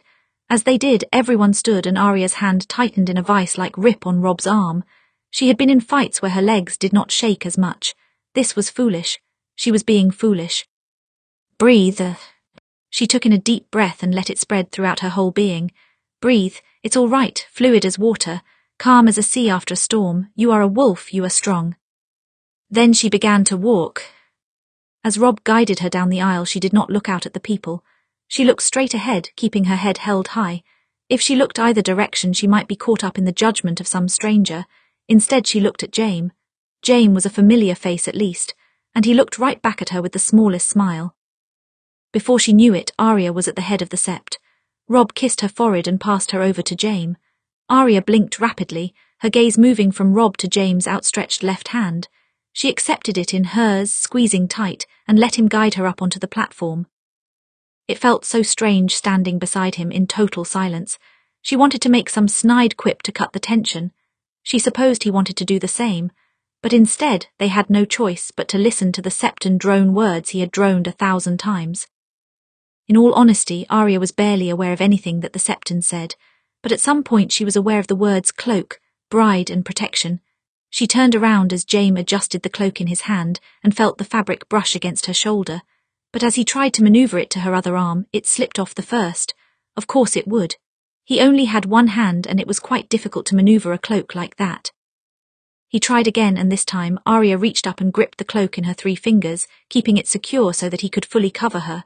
She turned back to him, wrapped in red and gold, and he gave her a small smile of thanks. Then the Septon was talking again, about the Seven, about marriage, about so many things, but none of the words quite made sense in her head. She glanced at Jaime, trying to focus on his face and not the faces of all those watching them. When the Septon paused, she knew it was time for them to speak. Father, Smith, warrior, mother, maiden, crone, stranger, I am his and he is mine, from this day until the end of my days. She had practiced saying the words, knowing that she absolutely could not stumble through them on the actual day, and she was relieved that she got through every word without stuttering at all. Jaime managed the same. They must have looked like a perfectly composed couple to everyone else, but Arya knew they were both sleep-deprived and barely maintaining appearances. Then the ceremony was almost at its end, and Jaime spoke his last words. With a kiss I pledge my love. Arya felt his good hand rest against her cheek, drawing her face to his. He had to bend down a great deal, and she rose just slightly on her toes to accommodate him as he pressed a short kiss to her lips. Arya felt heat burn at her cheeks. But the kiss was over nearly as soon as it started, and the Sept was on its feet applauding the new match. Arya and Jaime turned to face them for the first time, and she released a long breath. The ceremony was over. It was done with. She looked down into the crowd, and the first face she saw was that of Tywin Lannister, the one who had orchestrated all of this in the first place. There was something like pride in his expression, and he gave her the smallest nod. We survived, Jaime said under his breath so that only she could hear, and we didn't stumble at all, did we? It's a miracle, Arya murmured in return, relieved that they could speak without being heard. Neither of us is suited for weddings. No, but here we are, Jaime said. Are you all right? Arya smiled and nodded once. That was really the only correct response. She was Arya Lannister now, Lannister and Stark in one. And neither wolves nor lions showed weakness. Just because the ceremony was over did not mean Arya could relax, of course. There were hours of feasting ahead of them, and with that, hours of every lord in existence grappling for a chance to congratulate the new Lannister couple. Arya knew very well that as she sat at the table, she would have to greet a wide assortment of people with a smile, when she would have much preferred to hide under the table. At the very least, Jaime was next to her, and now they could talk more freely. She was sure most couples felt awfully awkward at their wedding feast, sitting next to each other and trying to make conversation for the first time. But she and Jaime had already been through an awful lot together, and they had both seen each other at their lowest. There was nothing awkward about him, just the rest of the feast. Still, Arya made an effort to remember the names of the lords who came to greet her, especially those from the Westerlands. Tywin had warned her that they would view her as an outsider, so she must make herself one of them if she hoped to govern them. Arya intended to do just that. Harry's swifte, my lady. The latest lord approached and introduced himself, offering his hand. Arya accepted it with a smile. This one she knew. I must offer my sincerest congratulations. Thank you, she said. I appreciate it, Lord Swifte. How is the planting progressing this season? He seemed surprised that she knew of the cornfields, but he answered nonetheless. Quite well, my lady. The winter was kind, so the ground has been kind as well. We were able to start earlier than usual. I'm glad to hear it, she said. Enjoy the party. Jaime was smirking behind his hand as Harry's swifte walked away. You play the role well. It's like you've slipped on a mask of courtesy. It's a bit frightening. I assure you I hate it, Arya said, but I need to make a good first impression, don't I? Father's lessons are sinking in, Jaime said. It seemed like an eternity before the procession ended. Arya greeted friends and family and strangers alike. She was only able to act herself around those she knew. At last she stood, insisting on going on a turn about the gardens. If I don't move for a moment I might explode, she looked down at Jaime. You can handle the courtesies for a bit, yes? Of course, Jaime said. I'm better at them than you. She resisted the urge to punch him in the shoulder. That wouldn't be very graceful. On her turn about the garden, it did not take her long to run into Tywin. He had been keeping his distance at the wedding, watching from afar. It was actually kind of odd. Usually he felt more of a need to insert himself into a situation. Enjoying this wedding you planned, my lord? Arya asked. Tywin inclined his head. Well enough, you seem to have survived it. It seems that way, doesn't it? I am trying very hard to act a lady, Arya said. I thought you would be at the main table more, managing the constant flow of Westerlanders. Tywin shrugged. No need, you're managing them just fine on your own. Arya blinked. Was that a compliment? I give those on rare occasion, yes, Tywin said, only when they're due. Arya grinned and curtsied. Thank you, Lord Tywin. She glanced up. Am I supposed to call you something else now? I mean now that I'm married to Jaime. He was her father-in-law after all, which was quite strange to think about. She wondered if there was a courtesy for that. Tywin shook his head. It really doesn't matter. Lady Arya, you've escaped your table. Arya turned to see Margaery coming forward. I came to congratulate you and you had wandered away. Sorry, my queen, I had to move or I would go mad, Arya said. Well then we'll move and talk. Margaery linked arms with Arya, glancing up at Tywin. I hope you won't mind if I steal her. Not at all, Tywin gave them a nod. Enjoy the feast. Arya opened her mouth to reply, but Margaery had already begun whisking her away. She glanced back over her shoulder at Tywin as they continued down the path. He was, strange today, different from his usual self. If Arya did not know any better, she might even say he seemed happy. What an odd sort of thing that was. Chapter 69, Wine and Peace. It was strange for Catelyn Stark watching her daughter on her wedding day. She could not begin to name half of the emotions that mixed in her chest. They conflicted and contradicted each other with every pulse of her heart. On one hand, a mother always looked forward to her daughter's wedding day. It was a mother's duty to prepare her daughter for marriage and had been since long before Catelyn was born. On another hand, Arya was being married to a Lannister, the family which had nearly brought the Starks to ruin. Ned would have hated this match with all of his heart. He would have protested, perhaps even physically fought back. She expected Arya to loathe it just as much when she first heard of the betrothal from Tywin. Yet besides a natural dose of nerves, Arya seemed content. She had seemed resigned to her fate in the north, but since then she had become determined, like one who refused to be a passive player in her own life. She had accepted the match wholeheartedly. Catelyn always expected a beautiful wedding for Sansa, but she expected Arya to fight any match all the way to the marriage bed and beyond. Her second daughter always battled the expectations of her sex, as if determined to become a boy herself. But she walked down the aisle of the Great Sept with stunning grace, her head held high. She was beautiful, a true lady in every sense of the word.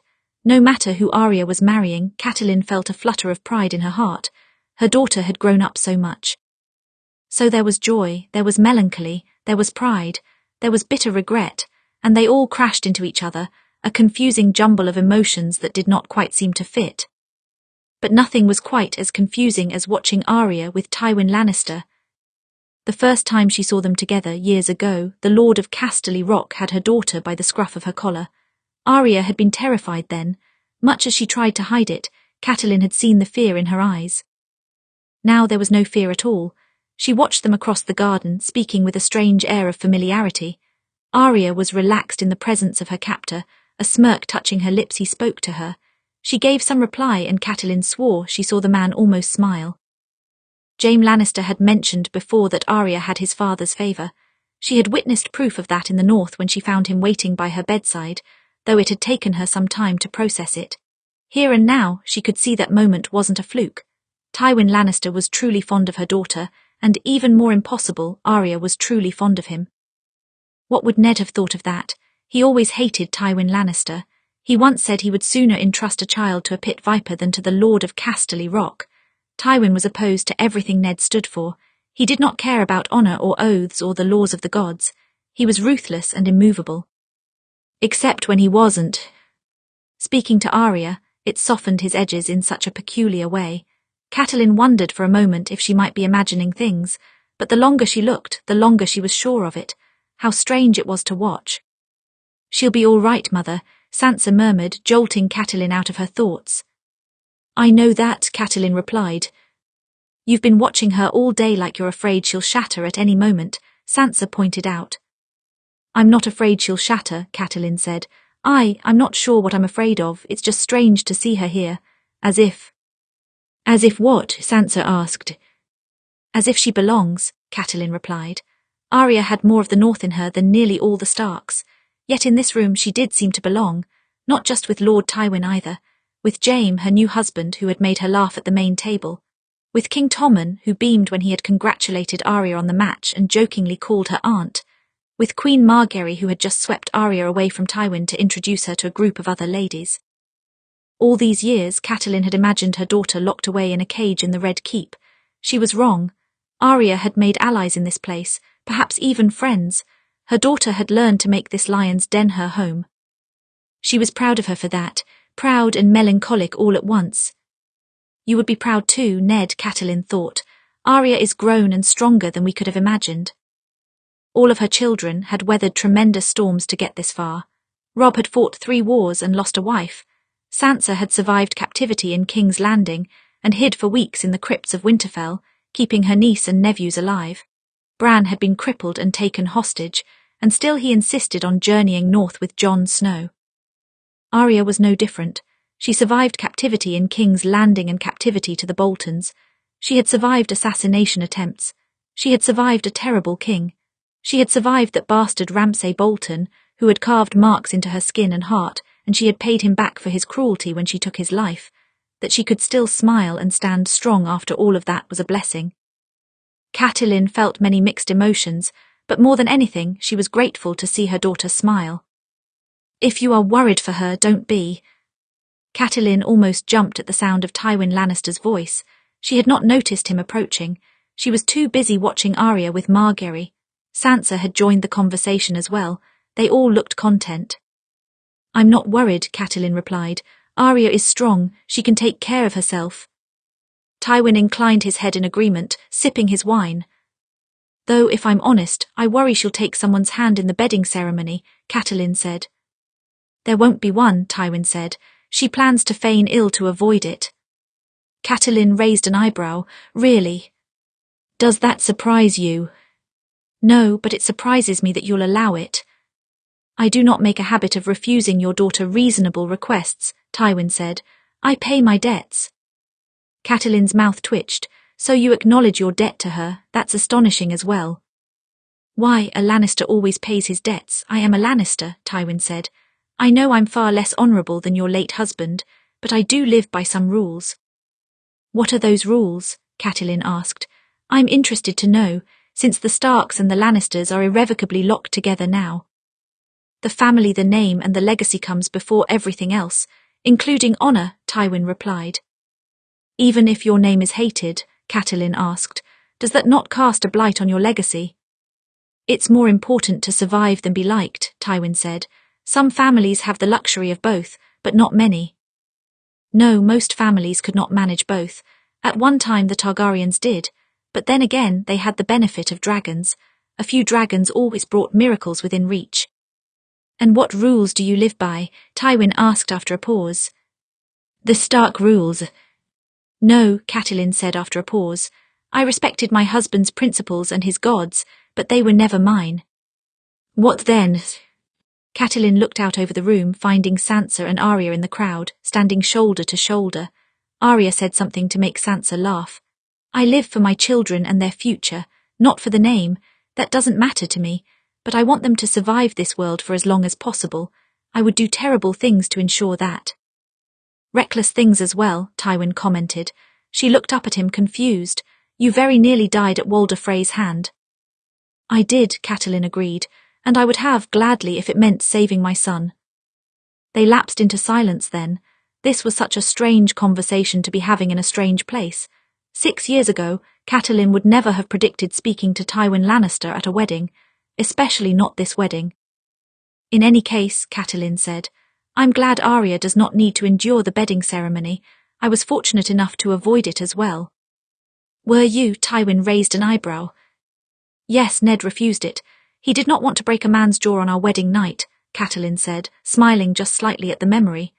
Gods, she had barely known Ned then, but already he had shown his kindness. Wise of him, Tywin said. I very nearly did. One man took far too many liberties. I'm surprised you let the man survive the night, Catelyn said. A shadow of a bitter smile passed over his face. Well, I had no choice. He was king at the time. Catelyn's eyes widened. The animosity between Tywin Lannister and Aerys Targaryen was well known, but rarely did anyone discuss its source. He took liberties with most women, Tywin continued. But her especially. Every time he did, I contemplated the consequences of making him bleed. You knew your wife before you married then? Catelyn asked. Tywin did not answer for a moment, and Catelyn wondered if she had brushed upon some forbidden topic, but after a pause he answered, Yes, we knew each other as children. That must have been nice, being familiar with someone before the wedding day, Catelyn said. I barely knew Ned. I always expected to marry his brother. I wanted to marry his brother. She shook her head. But it was for the best, I think. Ned was more reliable, more constant. Yes, Brandon Stark proved to be outstandingly rash, Tywin said. Riding south to confront a mad king with a habit of burning his enemies, that was a beyond foolish move. He wanted to save his sister, Catelyn said. I don't blame him. Sometimes we all do foolish things for those we love. It's a tremendous weakness for most, Tywin agreed. Catelyn sighed, sipping her wine. That's exactly what I would expect you to say. Am I wrong? Tywin asked. Many men die needlessly for such things. We all die eventually, Catelyn said. Dying for a loved one is not such a bad way to do it. Tywin inclined his head, as if conceding her point. They stood there for a while longer, sipping wine in silence, looking out over the wedding which had joined their families. Catelyn's emotions were still confusing to her. She had every right to hate this day and hate the Lannisters, including the man standing next to her. But hatred took so much energy, and she was to choose one of the day's jumbled emotions. She would rather choose pride for her daughter. So long as her daughter seemed content, she was too. Arya endeavoured to break up her interactions with strangers by latching onto the few faces she knew in the crowd. At one time she found herself with Margaery, at another moment with Sansa. At another, she stopped to talk to the king for a while, and at another she stopped to speak to Robb. They always seemed to show up when she most needed it, like they were watching and waiting to see when she needed help. And she often felt she needed help. Jaime is better at this kind of thing than me, Arya thought, glancing across the room. His smile did not look even a bit forced as he conversed with some Western lord. Ferman, she reminded herself. She had been trying to practice with their names. That one's a Ferman. What was his first name? Does the first name matter, or can I just call him Lord Ferman and never ask? Arya sipped her wine rather than answering her own question. She almost never drank, but today at least she was making an exception. She needed to soothe her nerves. It must be overwhelming, Princess Myrcella said, appearing at her side and looping her arm through hers. Having everyone looking at you, I'm sure it will be the same when Tristan and I marry. Arya exhaled. Good, another person she knew, not that she knew Myrcella well, but she at least knew her name. When will you marry, Princess? In the heat summer, I'm sure, Myrcella said. It's a good thing the Dornish are used to dealing with heat. Will you attend? I hope so. I'm sure I will. Your uncle will want to see you marry, Arya said. That's right, you're my aunt by law now, Myrcella said, so you would have to come. Arya smiled awkwardly. She could do without thinking about being an aunt to a girl a year younger than her. I'll look forward to it then. She looked around. I suppose you know more of the people in this room than I do. Oh, not at all, Myrcella said. I lived in King's Landing all my life and only visited the Rock twice. I don't know any of the Western lords. She sighed. And then I've been away in Dawn for so long that I don't remember most of the others either. So we're in the same boat, you and me. Arya exhaled. Good, you seem like the kind of person who remembers every name and face. Hardly, Myrcella said. I remember what people do and say more often than that. That's true, a familiar voice joined the conversation. Oberyn Martell. I have heard her recall words from a conversation 3 years previous. A very good memory, this one. You'll never get anything past her. Myrcella's face lit up with a proud smile. Arya wondered if she knew how much Oberyn hated her grandfather. The hate clearly did not translate to the princess. She seemed to quite treasure his approval. I'd like to steal the new bride away from you for a minute, Oberyn said, if I may. Myrcella nodded. Of course, she touched Arya's arm. We'll talk later. Arya nodded once, watching her go. Then she turned to Oberyn. I'm afraid I can't spar at the moment. My dress is too heavy. It could be good practice for you to be prepared in any situation, Oberyn said. Not to worry, I didn't come to spar, merely to congratulate you on your wedding. Really? Arya asked. And did that require sending Myrcella away? Oberyn smirked. You also miss nothing, Lady Arya. He tilted his head to the side. Walk with me. If you insist, Arya said, falling into step beside him. I imagine you will be departing for Casterly Rock soon, Oberyn said. To govern while Tywin Lannister remains here as Hand. That's likely, yes, Arya asked, and if Lord Tywin plans to give you any sort of control over the Westerlands, I wonder if we can work out an arrangement. I would like to meet Gregor Clegane. Speak with him, Oberyn said. You may be able to make that happen. I may, Arya agreed. I would love nothing better than for you to speak to him. I may be able to help, just not immediately. When I enter Casterly Rock, I will do so as an outsider. I will need to gain trust there first. She glanced at him. But if you don't mind waiting a bit longer. Oh no, I'm a patient man. I have already been waiting for some time. They stopped by a tall hedge and Oberyn turned to face her. What's a bit longer? I'll have to come up with a way to justify the choice to Tywin. I don't think he will accept the mountain's place on my list as a valid reason. Arya thought. I'm not sure Tywin even knows I have a list. More wine, my lady, a server asked. Please, Arya muttered, holding out her wine glass. This was the only day in the world she wanted to be a bit drunk. I do appreciate your understanding, Oberyn said seriously. Injecting a bit of that Stark honor into the Lannister family might do it some good. If I can make it through this day, Arya agreed, lifting her drink in a toast. Oberyn looked just over her shoulder, then his eyes narrowed and he reached out to stop her from raising her glass to her lips. Don't drink that, he said softly. Arya's brow furrowed and she turned around to follow his eyes. There was wine spilled on the ground not far behind them and a pitcher in the middle. The same pitcher the servant had used. Just beyond the spill, that servant was walking quickly away. Give that to me, Oberyn said. Arya handed it over, her heart pounding. Then she followed him as he hurried after the servant. He tried to duck around a corner, but Oberyn circled the opposite direction, cutting off his escape. The man's eyes widened when he found Oberyn in his path. Forgive me, my lord, but if you're looking for more wine, I spilt my pitcher. I'm a prince, actually, Oberyn asked. It's a shame you spilt such a good wine. Fortunately, we still have a cup. He held out the chalice. For you, you should taste. I'm a servant, I'm not allowed to, the man stammered. But you've been working so hard all day, Oberyn said. It's much more fit for a lady. The servant's eyes darted to Arya.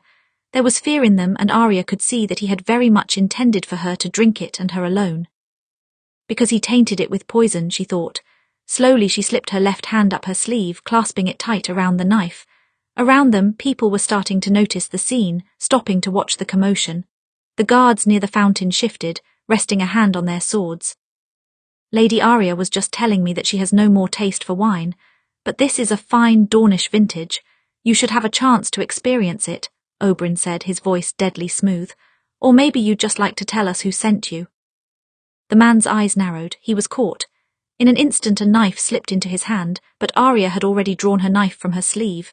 She jammed it down, straight through the man's wrist, pinning him to the table beside them. Fury mixed with fear, and she realized how close she had once again come to death. Who sent you? She snarled. Tell me. The section of the garden around her had gone completely quiet, except for the man's laboured breath. There were guards hurrying toward the scene, and the assassin knew he was almost caught. His eyes flashed. Euron Greyjoy sends his regards. Then he snatched the poisoned cup from Oberyn's hand before anyone could stop him and drank long and deep. Within moments, blood streamed from his nose and his eyes rolled back in his head. He slumped to the ground, his wrist still pinned to the table above. Dead. Arya stumbled back, her vision spinning a bit. A Greyjoy. The Greyjoys were supposed to be dead. Were the gods so cruel as to add yet another threat into her life? There is only one god, and his name is Death, Arya thought to herself. Why is Death trying so constantly to claim me? Jaime, remove her from the garden immediately. She was barely aware of Lord Tywin's voice somewhere close by. Had he been watching as well? A hand rested on her upper arm, and Arya heard Jaime's voice near her ear, soft and calm. It's all right, come with me. My family, Arya croaked out. Don't let them drink anything. After all, there could be more assassins in the garden, and if the Greyjoys were responsible. They won't. Let my father handle it, Jaime said, looping an arm around her and guiding her away. There were guards following close behind them. Everywhere Arya heard murmurs of confused guests wondering what was happening. Arya's gaze darted around, searching for more threats. There could be more, there could be so many more. Then suddenly, the sounds of the garden were gone and Arya was inside the keep, leaning up against the walls. She wasn't quite sure where they were. Her vision had started to black out during the chaos. I'm being foolish, Arya thought. It's an assassin, just another assassin. He's dead. Just another assassin. Why were assassins such a normality in her life? Arya, look at me, Jaime murmured. She felt his hand against her cheek and her vision snapped back into focus. She focused on his face, swallowing hard, slowly steadying her breath. You're not hurt at all, are you? She shook her head. And you didn't drink anything? No, Prince Oberyn stopped me. Arya blinked hard. Did my family drink anything? Are they okay? Guards went to retrieve their drinks. I'm sure they're fine, Jaime said. 7 hells, what are the Greyjoys doing back in this game? Your brother wiped them out. Yes, he did, but Euron Greyjoy was not in Westeros when it happened. Arya looked up when she heard Tywin's voice. He had followed after them and with him came Robb. She let out a breath of relief. Robb, are you okay? Is everyone okay? They didn't. Everyone is fine, Robb said. Who is Euron Greyjoy exactly? Lord Balon's brother. Yes, but he was banished some time ago, Tywin said. They say he went mad on his voyages. I didn't foresee him being a problem. So he goes after Arya. Why? Robb asked. Why not go after me?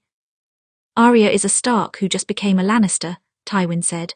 The Crown charged you to end the rebellion. It's likely he wants revenge on both families and he wanted to make some sort of statement. He's not trying to hide, that's for sure, Jaime said. He had the assassin name him guilty. The fact that he's not trying to hide makes him more dangerous, Tywin said.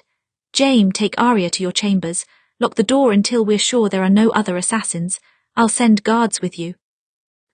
There was fury in Lord Tywin's voice, real fury. Yet another enemy has shown themselves and challenged the Lannister name. Arya swallowed hard. They were both very tired of dealing with enemies, but the enemies never ceased. Arya had not yet seen her new chambers. It was a room built for 2, well furnished and with a very large canopy bed. There was a balcony as well, but Jaime closed and locked it shortly after they entered. It was unlikely anyone could scale the wall, but they did not want to take chances. Once inside, Arya sank slowly onto the bed. Her hands were shaking and she squeezed them tightly together in an effort to make them stop. She watched Jaime move about the room, making sure there was no one hiding in any of the corners. Then at last he sighed and turned to her. Well, that's one way to escape a bedding ceremony, I suppose. Arya let out a single bitter laugh. I preferred my plan of feigning ill. She stared down at her hands. Now I actually feel ill. I know, Jaime crossed to her, kneeling before her on the ground. He rested his hand over her trembling ones. I promise one day our life will know peace. I don't think you can promise that, Arya said murmured, staring at his hand over hers. Starks don't know peace. Lannisters don't know peace. I'm both. I don't think I'll ever get a chance to rest. Jaime let out a long sigh, squeezing her hands. Maybe one day, but until my father lets us leave we have no choice but to stay here. He rose from the ground. Perhaps you can get some rest now. You didn't get any last night. Not a single minute, Arya said with a weak smile. Jaime rubbed his hand behind his head. And here I told you to try to sleep before I left you. You never listen to me, do you? I don't. You'll have to get used to that now that you're my husband. The word fell into a long pause as Jaime seemed to digest that fact. Arya looked down at her hands. That's strange to say out loud, that you're my husband.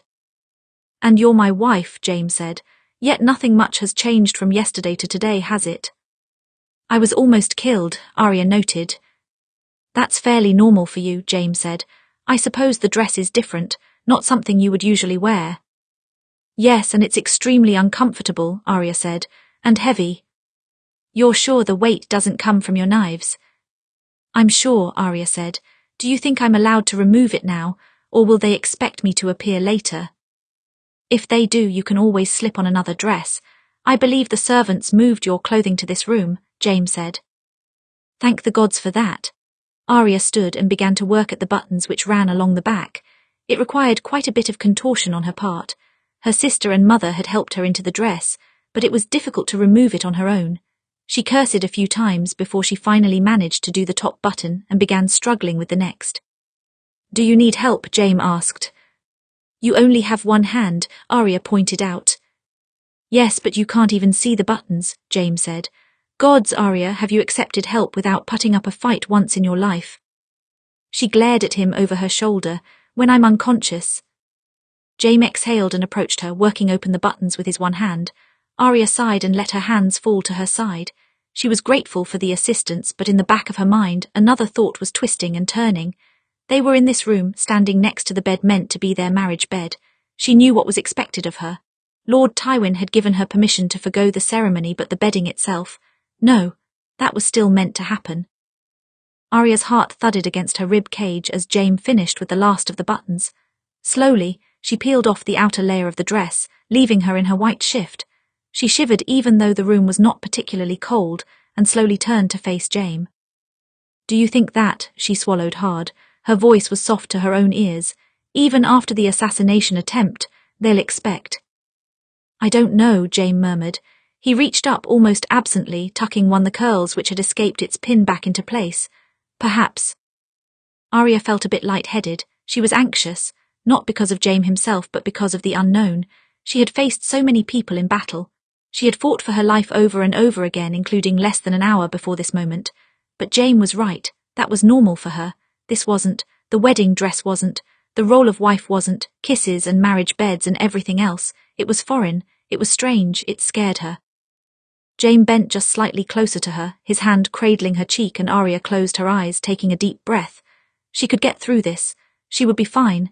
It was Jaime, just Jaime. Why would she show weakness here when her life was not even on the line? She expected to feel his lips on hers again. Instead, she felt them pressed gently against her forehead. Her eyes snapped open in surprise, and when Jaime slowly pulled back, she looked up at him, trying to read his expression. We don't have to do this right now, Jaime said softly. You're tired, you're tense, this can wait, and if father wants to argue about it, he can argue with me. Arya released a breath, nodding once. Good, Jaime said. Now get some rest, I'll stay awake for a bit longer. This time Arya listened to him because she was too utterly exhausted to do anything else. This day had been one nerve-wracking event after another, but at least through it all, Jaime was constant. It was a small thing in this world, but it was enough to help her rest easy. Chapter 70, A New Player. Once Jaime had gotten Arya to safety, Tywin was able to concentrate on searching for more assassins, particularly amongst the servers. Every man with a pitcher was made to sample some of their wine to be sure that it was not poison, and if any one of them hesitated, they would be held as traitors. Every server obeyed and none of them dropped. Tywin had some of them arrested anyway as a show of action, but nonetheless the truth was clear. Euron Greyjoy had only sent one assassin, and that assassin had been meant for Arya. It both infuriated and confused Tywin. If the Greyjoys wished to strike back at the Starks, Robb Stark would be the ideal target. Killing Arya would send a statement, but it would only serve to infuriate two families, both with control over the western coast. Was Euron Greyjoy really prepared for that kind of fight? There have been a few raids on our coast these past few moons, Robb Stark said, packing a small library just off the walkway leading to the gardens. But only from 1 or 2 ships at a time, and they've retreated quickly every time our navy responds. This is too bold. My brother has sent me reports of some Greyjoy attacks as well, Tywin said. The same, a few ships at a time, nothing more, raids on small villages. If this is Euron's play to regain his home, he's not making a good impression, Robb said. Perhaps he really did go mad. Perhaps, Tywin said. Something did feel wrong about this situation, but he had no idea what. There was something else at work beyond Euron Greyjoy. I would call any man who claimed such an assassination attempt mad, a voice said from the door. Tywin exhaled and turned around to see Oberyn Martell leaning against the arch, looking infuriatingly smug.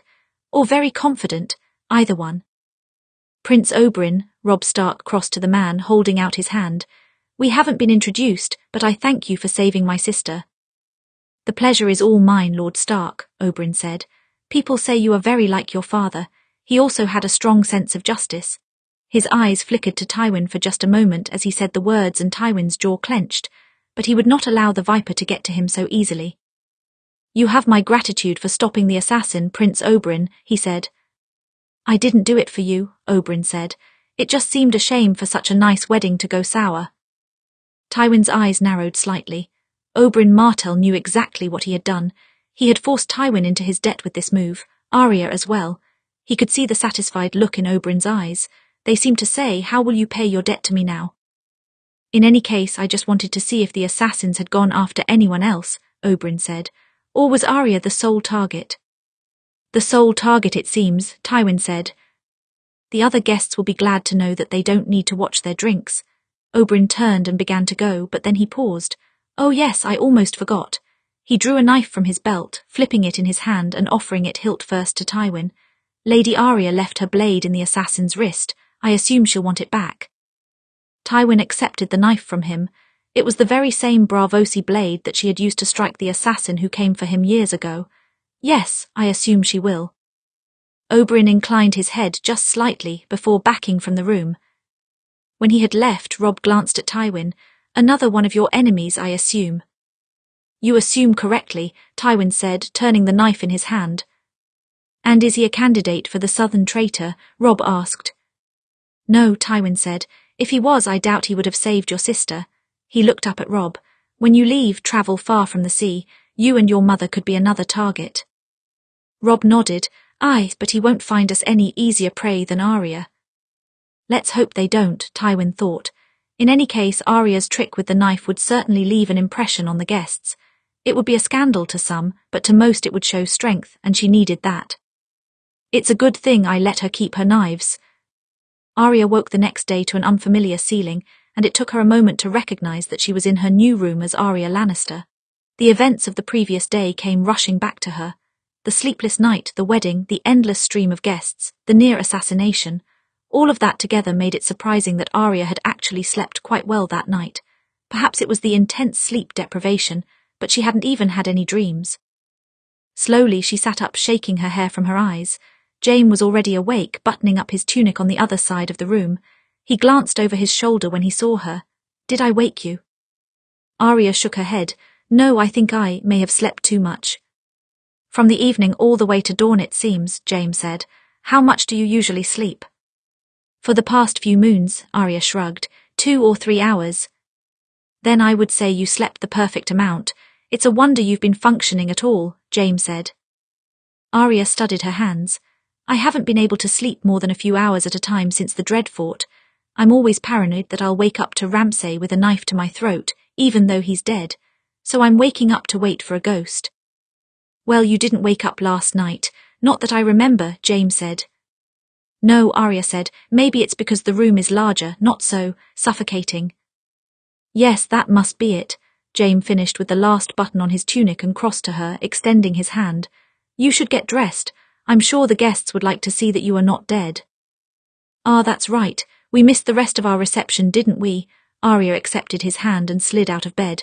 "Mustn't keep them waiting." In the early morning, many of the wedding guests were still asleep. Arya was able to take breakfast with Sansa, Willers and Margaery. Jaime had gone to see to some of the other guests to assure them that nothing was amiss.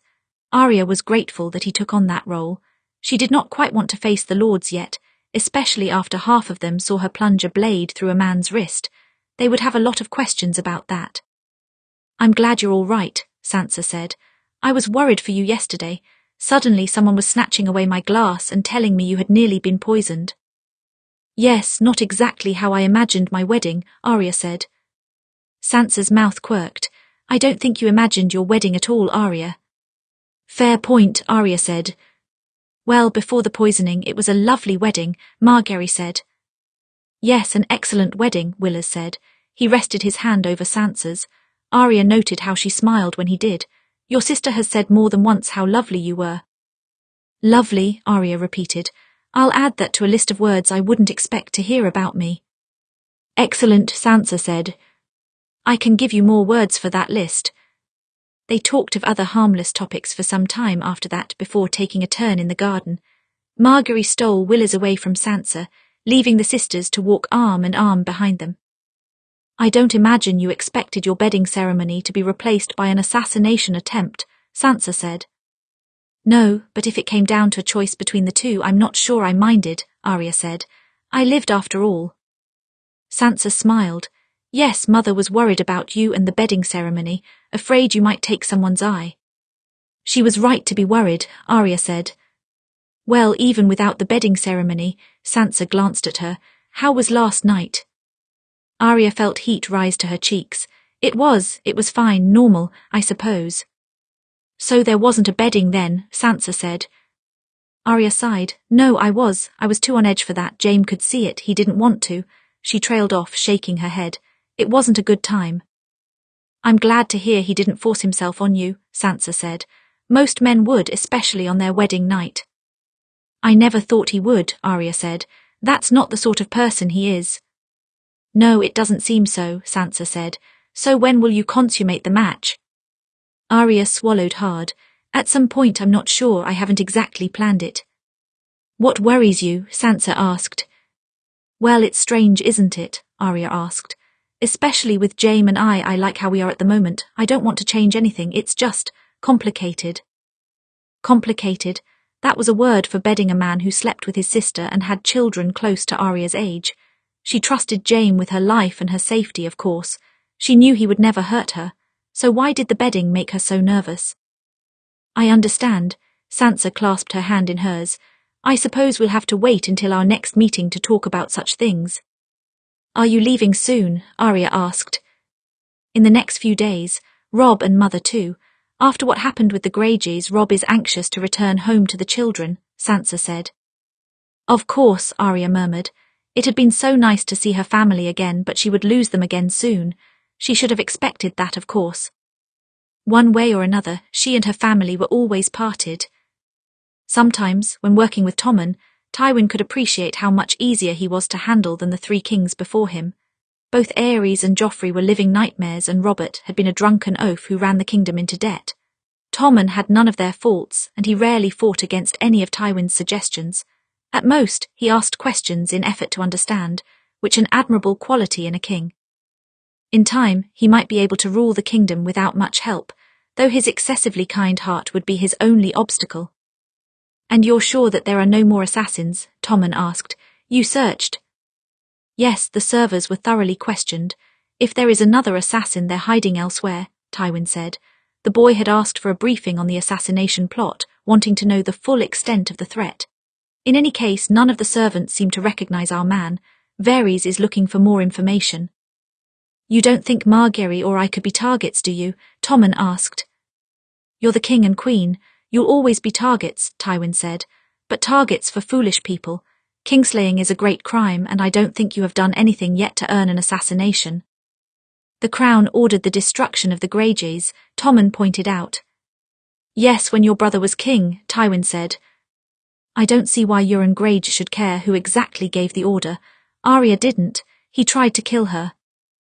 To send a message to the Starks, Tywin said. But if you are concerned, I can always give you more guards. Tommen thought on it a moment before he shook his head. No, my current guards are enough. Good, setting that aside, Arya was clearly the prime target, Tywin said.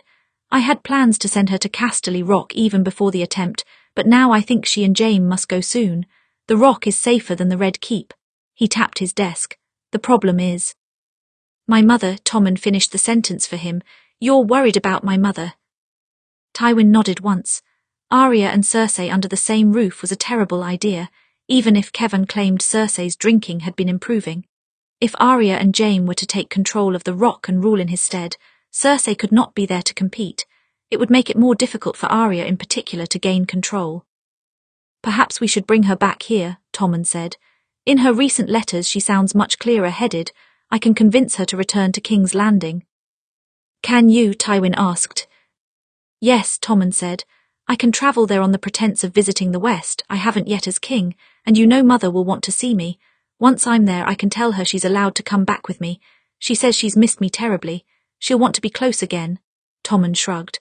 Once we are on the way back to King's Landing, you can send Jaime and Arya. Tywin thought on the plan. It would likely work. If Tywin asked Cersei to return to King's Landing, she would sense some kind of plot and resist. But if anyone could convince his daughter of anything, it was her children. If Tommen simply said he wanted her to be close to him again, she would not refuse him. You'll travel with a large escort to protect from any raiders, Tywin said at last, and send a raven once she has agreed to leave, but don't mention anything of Jaime and Arya to her. I won't, Tommen said, and my escort will be large enough. Mircella wants to visit her too, and I think she convinced some of her Dornish guard to accompany her. Which means Prince Oberyn will probably go with them, Tywin thought. Fine. If he does, then Arya can find a way to repay the debt which she arrives at the Rock. She would be able to deal with the Viper more effectively than him, at least. You'll leave in a few days' time then, Tywin said. When the other Western lords begin to filter back to their keeps, you can join them on the road. They'll like that. Tommen smiled brightly and nodded. He seemed thrilled that he had come up with a plan on his own, and it was a good plan. After Tywin had sent Cersei away in such a manner, he knew he had driven a permanent wedge between them. It was best to deal with her through her children from now on. She was always difficult to handle. Cersei knew Casterly Rock like the back of her hand. She knew how to sneak in and out without being seen by the guards. All it took was knowing the right passageways. It used to delight her to sneak out of the keep without her father's knowledge. Any small rebellion she could muster was a victory in her mind as a child. Now, as an adult, she had a few more rebellions in mind. She had used the passageway to sneak Euron Greyjoy into the castle. Now he sat across from her sipping wine, an intrigued smile on his face. He was a tall man with a slightly wild look in his eye, just the kind of thing she would expect from a pirate. But if he tried anything, she had her guards close at hand, guards completely loyal to her who would not dare to reveal this conversation to anyone. I hear that I almost poisoned a young woman at her wedding, Euron said. But that my assassin failed. You understand that it was surprising to get the news, considering I didn't even know this woman's name. Arya Stark, Cersei said. They'll be calling her Arya Lannister now, but make no mistake, she is still a Stark. Your family has a grudge against them, yes.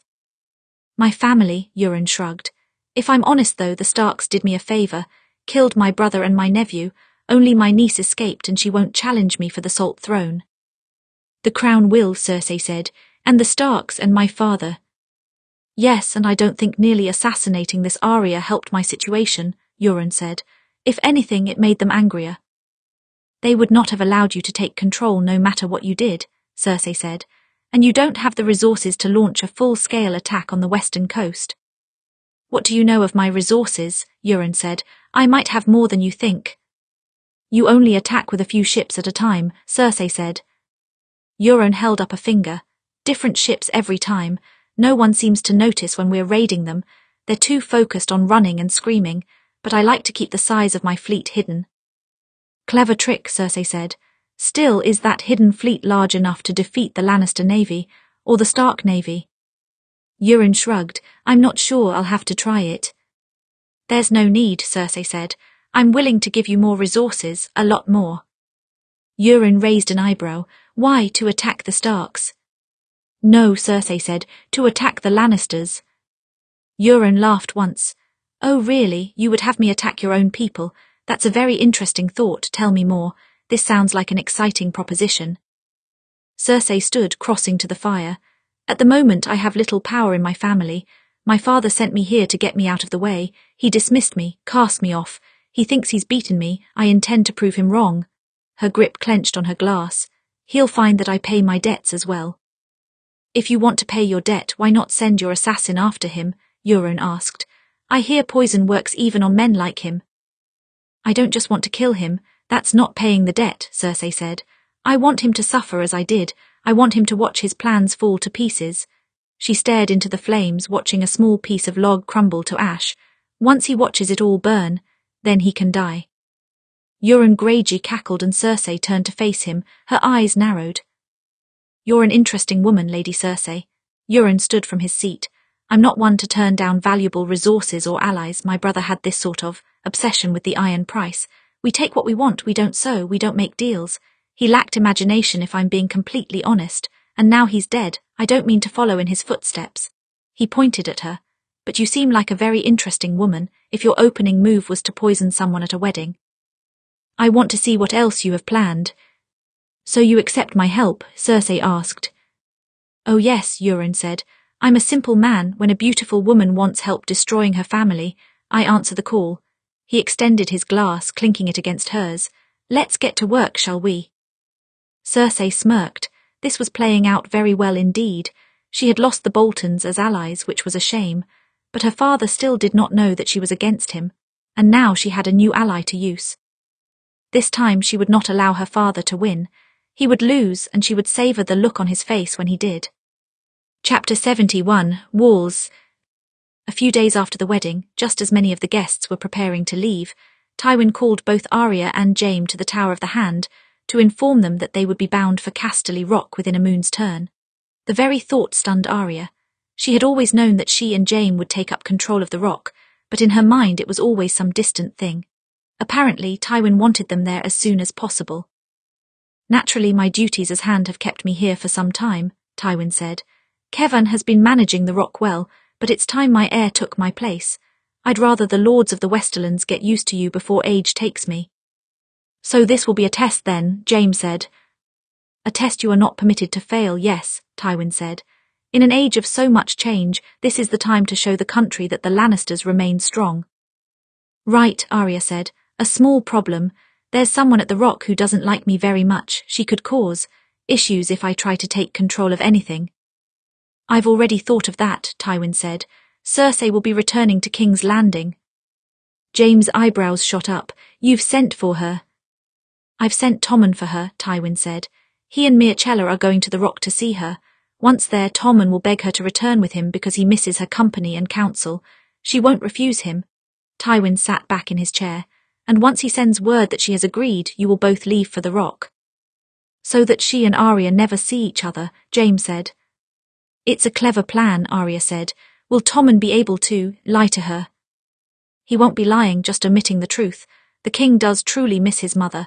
He simply won't say anything about you and Jaime, Tywin said. In any case, Tommen is the one who suggested this plan. I merely approved it.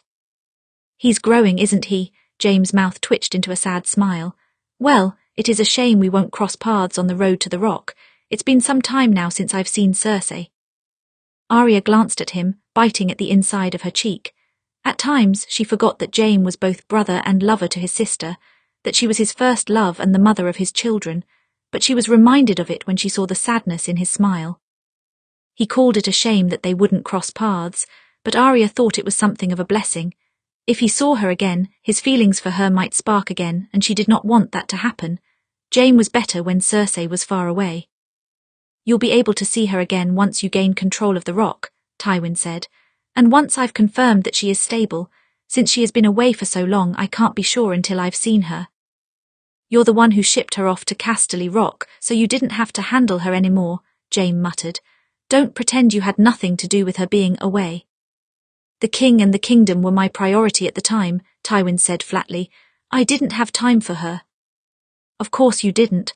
You never did, and she always noticed, Jaime said. Maybe if you had, she wouldn't have become unstable in the first place. You're blaming me for her dependency on wine, Tywin asked.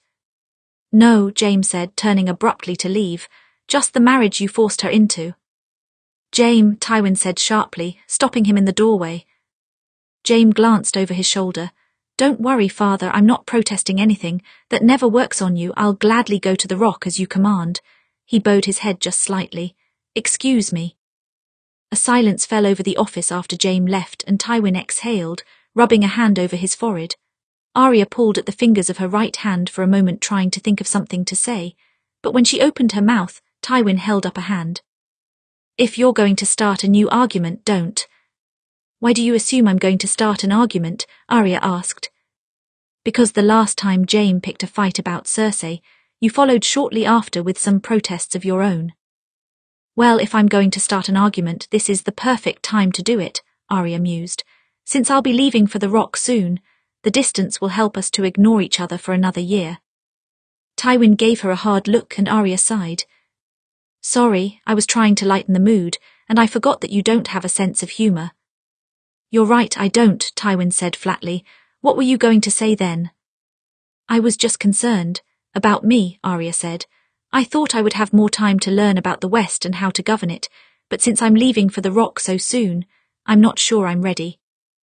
You likely won't be sure for many more years, Tywin said, but you're ready enough. You've been a dedicated student ever since we returned from the north. I'm not concerned about you. Arya swallowed hard. A vote of confidence from Tywin seemed a rare thing, and she would not debate him here. If he had any worries about her taking over the rock, he would tell her honestly. I almost forgot. Tywin set something on the desk. You left this in the garden. Arya looked down to see her knife. She had wondered if anyone had retrieved it. Right, I did, in an assassin's wrist. She accepted the blade and slipped it into her belt.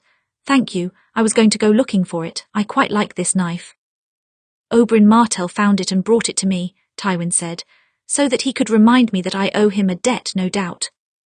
I'm the one who owes him the debt, Arya said. Then I'll leave it to you to pay it, Tywin said. He will be going to Casterly Rock with Princess Myrcella. Before he leaves, tell him that you will arrange time for him to speak to the mountain. Arya's eyes widened. Arrange, really? Yes, Tywin said. It's the only payment he will accept, and he will take it better from you. I will never be able to smooth things over with the Martells, but it's possible that you might. This is a good first step. I was planning on giving him the mountain without your permission, Arya thought, but with your permission is better. And you won't miss your attack dog? Arya asked. There are others like him, Tywin said. Though not many as large, be careful when you arrange the meeting. Sir Gregor might not take it well. He tapped 2 fingers against the desk. And don't let Oberyn have too long for him. I don't want him to have time enough for an interrogation. Of course he didn't. If the mountain told the truth about his orders, then it would only make relations between Dorne and the West tenser, even if they had every reason to be. Arya didn't argue, though. She was just glad she would have a chance to remove another name from her list. I'll handle it. Good, Tywin said. You'll have to handle Euron Greyjoy as well. Find a way to stop his raids on the coast.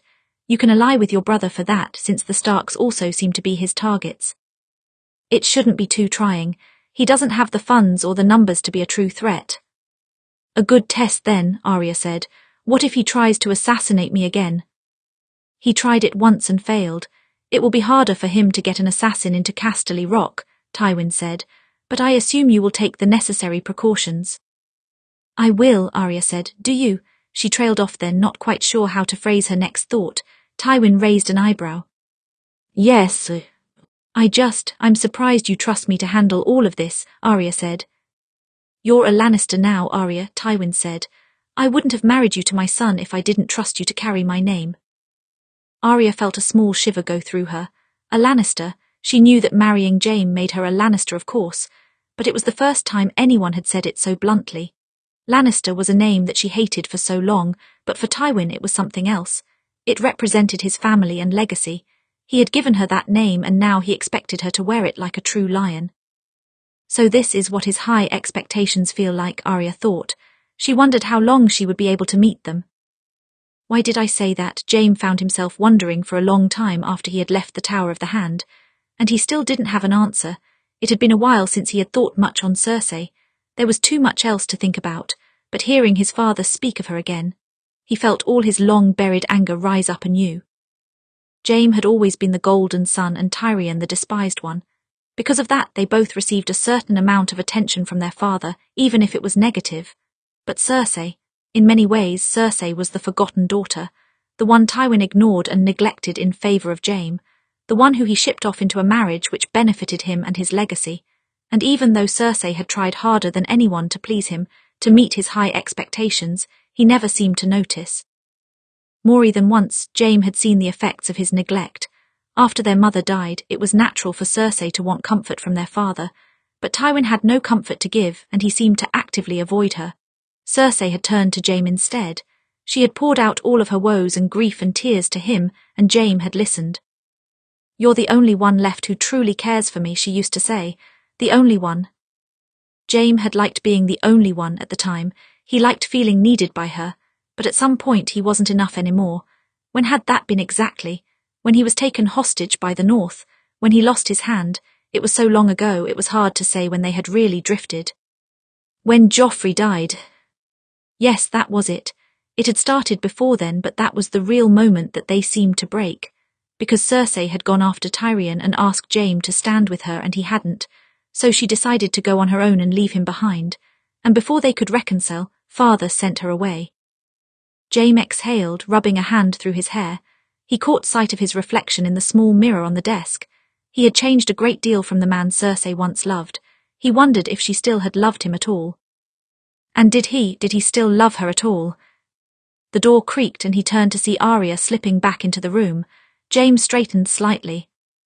Well, was my father particularly enraged at my exit? Annoyed is a better word for it, Arya said. Are you all right? Fine, Jaime said. I really don't know what came over me. She's your sister, Arya said, rubbing her thumb over the flat side of her Bravosi knife. His father must have returned it to her. You felt defensive. It makes sense. Jaime nodded absently, sinking down onto the edge of the bed. Do you still love her? Arya asked. The question was abrupt and Jaime blinked in surprise, not sure he had heard it correctly. What? You heard me, Arya kept studying her knife. Do you still love her? Jaime was silent for a long moment as he tried to think of how to answer. Not in the same way. Cersei and I have changed so much. We can't return to what we had, but yes, in some ways I still love her. Arya nodded once. Her expression was completely detached and impassive, but somehow that felt like a mask. Jaime had become familiar enough with Arya's expressions to know she was trying to remain collected. So if you had a chance to be with her, if the world accepted it and you could go back to how you were, would you? I don't think it matters, Jaime said. That's impossible, like I said, there's nothing left for us. Arya looked up at him. That wasn't what I asked. Jaime's brow furrowed. Why did this feel like a trap? If I could turn back time and make us both as we used to be, maybe I would.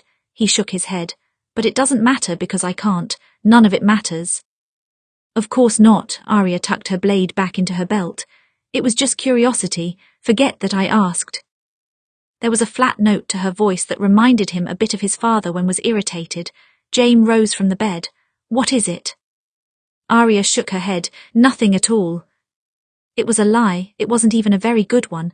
Jaime reached out for her shoulder, but she backed out of his way. Actually, this room feels a bit cramped right now. I need a bit of air. She forced a smile. I'll be back soon. Then, before he could reply, she ducked out of the room again. Jaime let out a long sigh and sat back down on the bed, rubbing his forehead. Even after everything, there was still a wall up between him and Arya. There had always been so many walls, and each time he got past one, she erected another in its place, all while pretending there was no wall at all. Cersei had always done the same thing, so Jaime thought he would be used to it by now. But then, he and Arya weren't quite like Cersei. They weren't like anyone. Everything about their relationship felt like uncertain ground that neither knew how to tread. Walls were to be expected, he supposed, but he was getting very tired of them. Arya didn't know why she had left the room so abruptly. She just had a sudden need for fresh air. Now that spring had truly come, the nights were pleasant, and at that moment her chambers had seemed stifling. She entertained the idea that maybe she had left because of something Jaime had said, but she dismissed the thought quickly. His past relationship with Cersei didn't matter because it had been broken beyond repair. They wouldn't even see each other anytime soon, so it didn't matter. None of it mattered. Arya strode around the corner, nearly knocking into someone in the process. Her hand went immediately to her knife, though she did not draw it. She did not want to harm some poor servant. Lady Arya, that was Oberyn Martell's voice. Arya looked up at him, blinking a few times. Prince Oberyn, my apologies. No apology needed. You didn't even pull a blade on me this time, Oberyn studied her. Are you well? Arya swallowed hard. Yes, I just needed a bit of air. She shook her head, trying to clear her thoughts. I'm glad I ran into you, actually. I haven't gotten a chance to thank you. If you hadn't noticed that man, I would have drunk the wine and been dead before anyone could help me. Oberyn's mouth twitched into a smile. There's no need to thank me. I couldn't very well let a bride die on her wedding day. He leaned against the wall. Besides, it was a particularly gruesome poison, the kind that can drop an opponent in an instant. My father used to say that poison was a coward's weapon, Arya said. Or a clever man's weapon, Oberyn said. Sometimes, when the fight is stacked against you, a blade is not enough. Poison can save your life. It can ensure your opponent's death even if they kill you or slow them down. It can drop them before they have a chance to draw against you. Arya studied him. You know a lot about poisons. I studied them for a time, yes, Oberyn said. And you coat your blades with them, don't you? Arya asked. Oberyn shrugged. When I have a need, it can help you in close quarters, you know. When you feel trapped, getting one hit on your opponent can save you. Arya swallowed hard. Yes, she imagined if she had just a bit of poison when she faced Ramsay, she could have ended him much sooner. But she hadn't even had a knife, much less poison. You mentioned poisons that could slow an opponent down. That one seems intriguing. Does it? Oberyn raised an eyebrow. It's a poison with many names in many different languages. In the common tongue it translates loosely to weighted blood. Weighted blood, Arya repeated. Why is it called that? Because if it gets into your blood it makes your whole body feel heavier, Oberyn said. In small doses it isn't deadly, but it does make one's opponent slower. In great doses, well, it shuts down everything, makes it versatile. Sometimes your opponent won't even know they've been poisoned before you kill them. That would be an ideal way to even a fight against someone faster or bigger than her, and maybe a way to subdue the mountain if she needed to. Arya entwined her fingers together. Interesting, and, theoretically, where would I find some poison of that sort? Theoretically you could always ask the Grand Maester, Oberyn said. It is not as common here as milk of the poppy because it is more dangerous, but he might have some. Who would you, theoretically, use it on? Anyone who tries to attack me in a tight space, Arya said, or perhaps a very large target. She raised her chin. I hear that you are making a trip to the Rock with Princess Mircella. I am, though I thought about leaving my men to take the journey, Oberyn said. I am not so anxious to go the west. You should, Arya said. I'll be heading west soon as well, and I think if you go there I might be able to pay my debt to you very soon. Oberyn raised an eyebrow. Really? Yes, Arya said, if you can endure the trip. Oh, I think I can, Oberyn smiled. It's very kind of you, Lady Arya, to make good on your debt so quickly. Well, I'm sympathetic to the reward you want, Arya said. You'll wait for me to arrive then. I will, Oberyn said. Good, Arya said. She felt her head clear a bit and some of the tensions leave her shoulders. There were many uncertain matters occupying her. Her marriage, the Rock, her new name. But her list was an old, familiar thing, and it was comforting to think of crossing off another name. Chapter 72, The Peace in the Shadows. Over the next few days, Arya once again found herself in the position of having to say farewell. The first of her goodbyes went to Sansa, who needed to return soon to the Reach. After all, she was a new member of the Tyrells, and she hadn't had much of a chance to meet all of the lords and learn the politics of the region. Now that the weddings were over with, it was time for the real work to begin. Best of luck when you go to the Rock, Sansa murmured as she hugged Arya. Send me a raven once you're there and tell me what it's like. I will, Arya said, and if you need anything just ask. Now that I'm married to Jaime I suddenly have a lot more authority.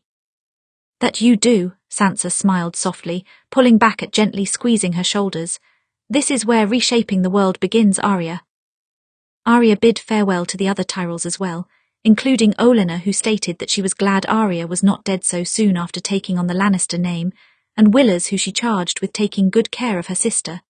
Then she watched them depart from the courtyard, hoping that she would be able to visit High Garden again soon. It wasn't very far from Casterly Rock after all. The next day her brother and mother left as well. Of course, her brother was anxious to return home to deal with the Euron Greyjoy problem, since Euron had attacked Northern Shores more than once, but that did not make the goodbye any easier. We'll deal with him together once I go west, Arya told Robb as he prepared his horse. The Lannisters and Starks have a shared enemy again. That seems to keep happening, doesn't it? Robb sighed. At least it keeps us at peace. I'm not eager to fight another war against the Lannisters. You'll never have to, Arya said. I won't allow it. Robb's mouth twitched into a small smile. Be careful, her mother said, embracing her. Whether you're in a castle or on the road, Euron Greyjoy came after you once and he could try again. The same to you, Arya murmured against her mother's shoulder. He could be after Starks in general as revenge for his family. Travel safely and send a raven when you arrive home. We will, Catelyn pulled back to look at her, cupping her face between her hands. Ah, I'll miss you very much.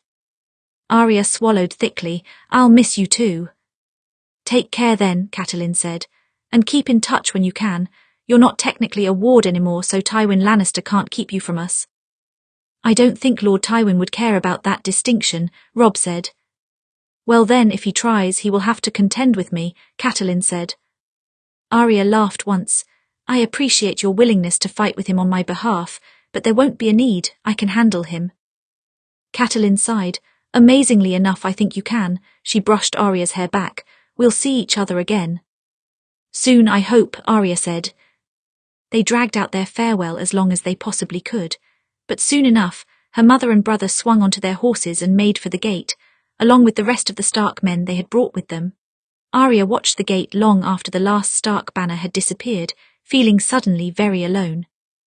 Saying farewell was never going to get easier, no matter how many times she practiced, because in the back of her mind, she always wondered if it would be the last time she would see them. She had not valued her last conversation with her father because she had not known it would be the last. Now she was so paranoid that each time she said goodbye was the last time. No, not the last time, she thought, not today. Soon after her family departed, King Tommen, Princess Mircella and their sizable escort left for the Rock. Margaery elected to stay behind in the capital to attend to matters in Tommen's absence. Usually it would not take long to travel to the Westerlands, but since Tommen planned to make many stops at the various keeps along the way, Tywin estimated it would take about a moon's turn. While they waited to hear if Tommen would convince Cersei to return to King's Landing, Arya returned to her old practice. She worked with every weapon in her arsenal, from the bow to her knives to both of her swords. She sparred with Syrio and Jaime and even the heir when neither of them was available. And when she was not fighting, she was studying the Westerlands, making use of Tywin's knowledge for as long as she could before she left. She continued to grow stronger and steadier, and she was sleeping much better. She wasn't sure why, but since the wedding she had not had nearly so many nightmares, perhaps because she was no longer anticipating the dreaded event. It was over and done with now. There was still the matter of the bedding, of course, and she and Jaime both seemed to be diligently avoiding that subject. Arya knew that the consummation was important and a natural step, and yet every time she thought of it she grew nervous. If Jaime felt any such nerves, he did not show it, but he also did not attempt to suggest the bedding. She appreciated that at least. Most husbands would have insisted on the bedding by now. Most husbands would not spar with me either, Arya considered, and she and Jaime did an awful lot of sparring. When they did not have words to say, they picked up their swords and any uncomfortable silences turned to easy quips and contagious laughter. Their marriage was forgotten. Their pasts were forgotten. The persistent questions like, what happens now and how will things change between us were forgotten. And for a short while it was just them, together in that familiar room, trying to hit each other with sparring swords. Arya cursed herself for entertaining the notion that things might be quieting in her life, because it was on a very peaceful day that the letter was delivered to Tywin in his office. Arya looked up from a book on the Western economy as Tywin turned the letter in his hand. "Is it from Tommen?" she asked. "From Kevan," Tywin said, splitting the seal with his thumb and unfolding the paper. Then he began to read. Arya studied his face as he did, watching his brow wrinkle and anger burn behind his eyes. She closed her book. "What is it?" He did not answer immediately. He set down the note and unrolled some parchment of his own, beginning to write. Arya stood, packing over to the desk. "Lord Tywin, is the king all right?" "The king is fine. This isn't about him," Tywin said. "Euron Greyjoy has attacked Fair Isle." "The Firmans," Arya said. "He has enough ships for that. I thought he only attacked with a few at a time." "It's not just Greyjoy ships. He has mercenaries as well, expensive ones. I can't imagine how he could afford them." Tywin did not pause in his writing. "But then, no one knows what Euron Greyjoy has been doing during his banishment. Perhaps he came across considerable wealth.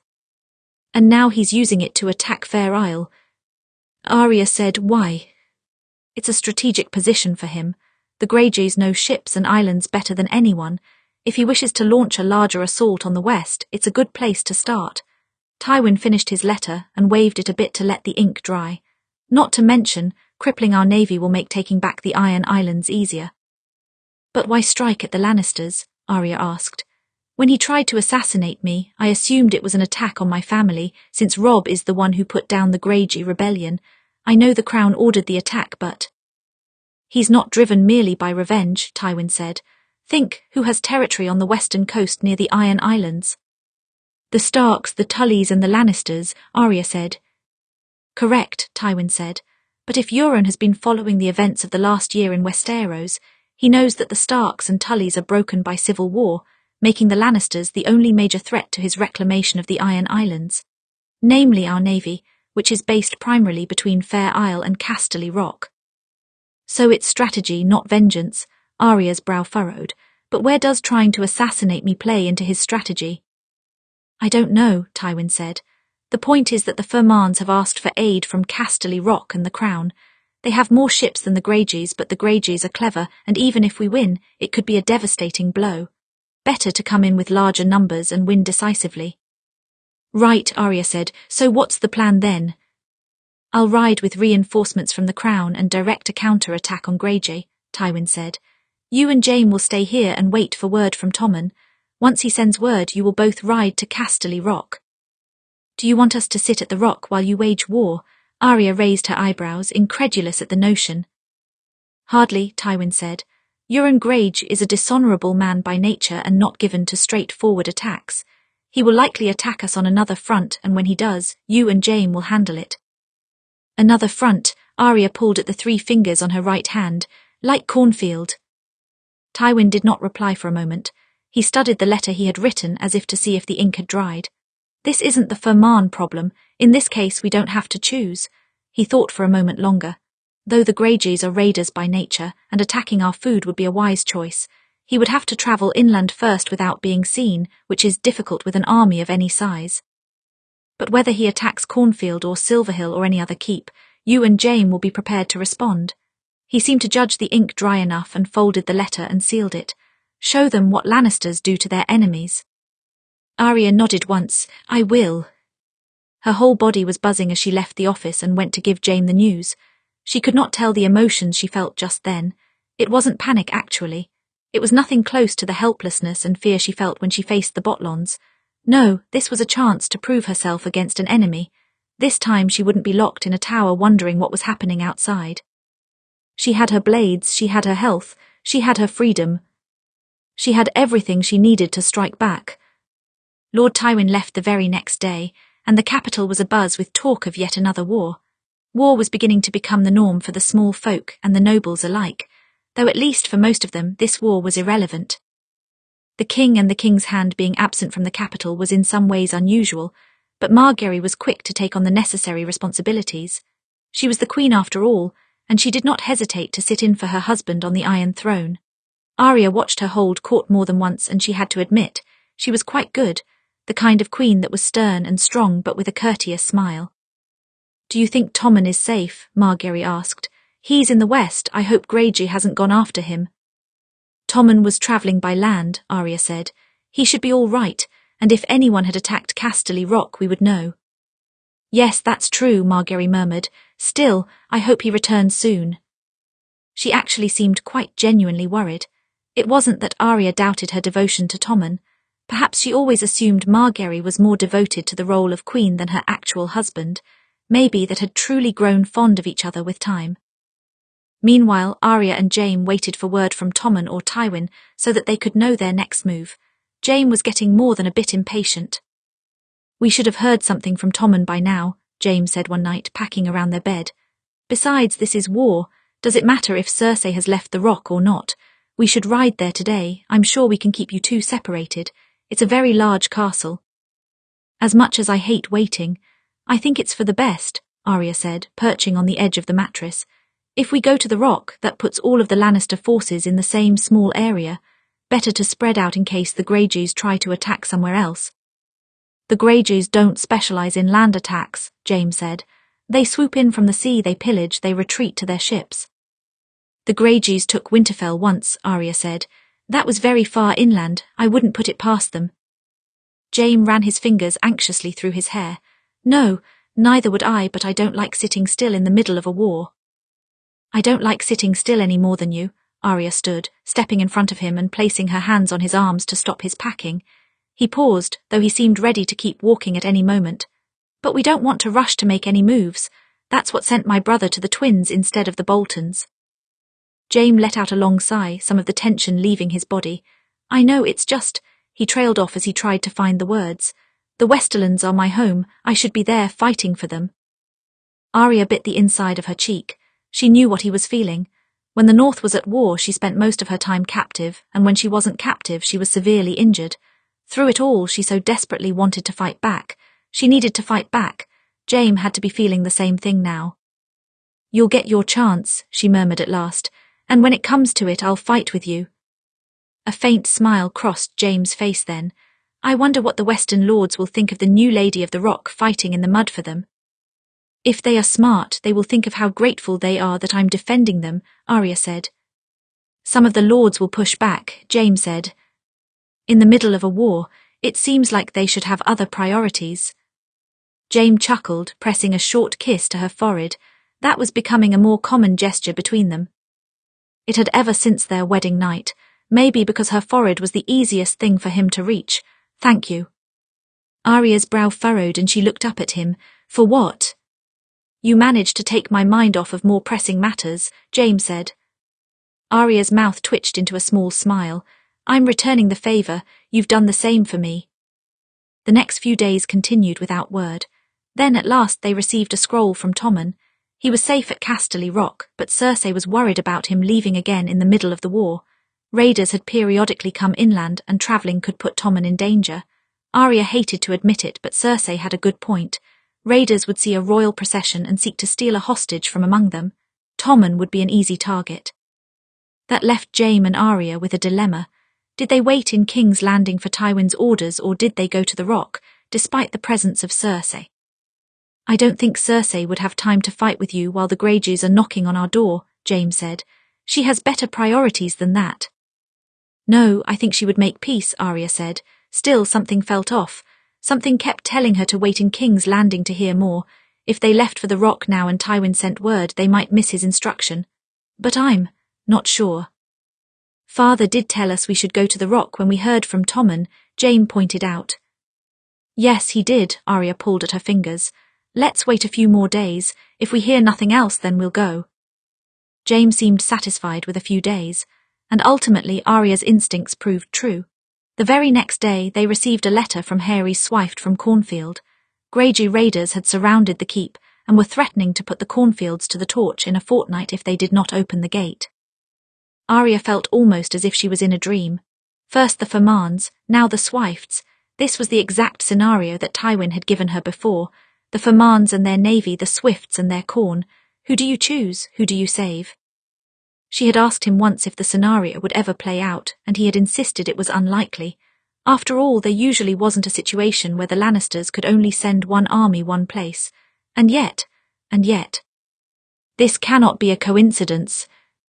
This really is exactly like the Ferman problem, Jaime sighed from where he was packing his things. They were meant to ride out that night. There was no time to rest. I suppose my father really does plan for everything. Arya blinked and slowly turned to look him. Did your father test you with the Ferman problem too? Oh yes, he tested all of us with it at one point, Jaime said. One of his favourite trick questions. Gods, it's been years since I thought of it. Did he really test you with that same dilemma? Yes, Arya said, her voice a bit soft. Yes, he did. A choice between food and military, Jaime said. I got the answer wrong, which wasn't much of a surprise. Jaime exhaled. And then he used it as a moment to lecture me on how I valued military strength too much. Arya rubbed her palms together. Did he give Cersei the Ferman problem? Oh yes, he tested Cersei as well. She got it wrong just like me for much the same reasons, though I recall father was harsher with her. She raged about the problem for days afterward, Jaime said, about how he would have called her wrong no matter how she answered, about how it was a foolish question, about how I couldn't find the right answers either, so why should he be so cruel to her? Jaime exhaled. I can't believe I forgot about that whole ordeal. It seems a long time ago. Yes, a long time ago, but Cersei seemed like the kind of person who would remember such a slight. Another lecture from her father about how she could never be his heir, she would never forget it. She might even use it against him. It was like the last piece of a puzzle that had been tormenting Arya for many moons. Suddenly it clicked into place and she saw the whole picture. The mysterious southern traitor working with the Boltons, the plot to marry her to Ramsay, the assassination attempt, the current attacks. Now she understood, and she hated herself for not seeing it sooner. How had she not seen it sooner? Cersei was the southern traitor. She was one of the few who knew about Jaime and Arya's engagement right from the beginning. She had a motivation to strike at the north. She had motivation to strike at her father after he had sent her away. She had reason to believe that Arya's abduction would provoke her father into action. She had been at the Rock without much supervision and had the resources to fund the Boltons in their rebellion. The Martells, the Tyrells, Varys. None of them had quite fit the mould, but she did. It explained so many other things as well. An attempted assassination on Arya seemed like a vengeful move because it was. Cersei was working with Euron Greyjoy, but she was the one who wanted Arya dead. She even had the assassin blame Euron to cover up her part in it, because she knew if the assassin's employer was left mysterious someone might suspect her. And now the Greyjoys attacked the Fermands and the Swifts, just like in the old trick question her Tywin gave to her many years ago. This was Cersei's challenge to him, as if to say, "You tested us. Now it's your turn to solve the Ferman problem, father." The knowledge absolutely rocked Arya to her core, and she stood absolutely still and silent in the corner, unable to process all of the emotions she was feeling. Shock, confusion, anger, hatred. Cersei was the reason the Boltons had taken her. She was the reason that Taliesin had been killed and her home split by civil war, because she gave them resources, because she gave them a push to act on their anger. Jaime seemed to recognize her silence, and he looked up from his packing. "Arya, what is it?" Arya nearly blurted it all out, but she stopped herself when she remembered who she was talking to. No matter how much he had changed, Jaime was still the same in some ways. He still cared for his sister, and he would not be able to accept that she had betrayed the family. If it had taken Arya so long to see it, he would be completely blind to it. They didn't have time to argue. They didn't have time to fight. So quick as a flash, she pulled every one of her emotions back inside of her and shook her head. "Nothing. I was just thinking that I got the question wrong too. I guess no one got it right." "Something's wrong," Jaime said. "Arya, you're shaking." She felt his hand on her upper arm, gentle and comforting. She wanted to tell him, but she was afraid to say anything. She was afraid he would not be on her side if she said it now. Arya had to think of a believable lie, and she had to think of it fast. Her mind raced for a long moment before she sighed. "I guess. It's just settling on me that I'm about ride into a battle. The North doesn't count. I was injured and unable to fight. I've never actually done this before." She smiled weakly. "And now your father expects so much from me. It's intimidating." Jaime's mouth twitched. "Now you know how it feels." He squeezed her arm lightly, then stepped back to organizing his things. "You'll meet his expectations. You have a better chance than any of his children." It took everything in Arya not to let out a breath of relief. He had bought it. Thank the gods he had bought it. It wasn't as if she didn't plan to tell him. Of course she did, but she needed time to process her theory on her own to make sure that it was infallible before she told Jaime. He would accept nothing less than certainty, and if Arya sowed the seeds of doubt into Jaime's mind now, he would not be able to focus on saving Cornfield. He would want to rush immediately to the Rock to see if Arya was right.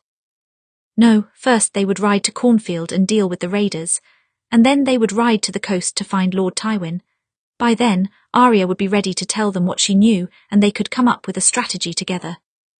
But for now she set to packing, trying not to let any of her thoughts show on her face, but the truth still staggered her.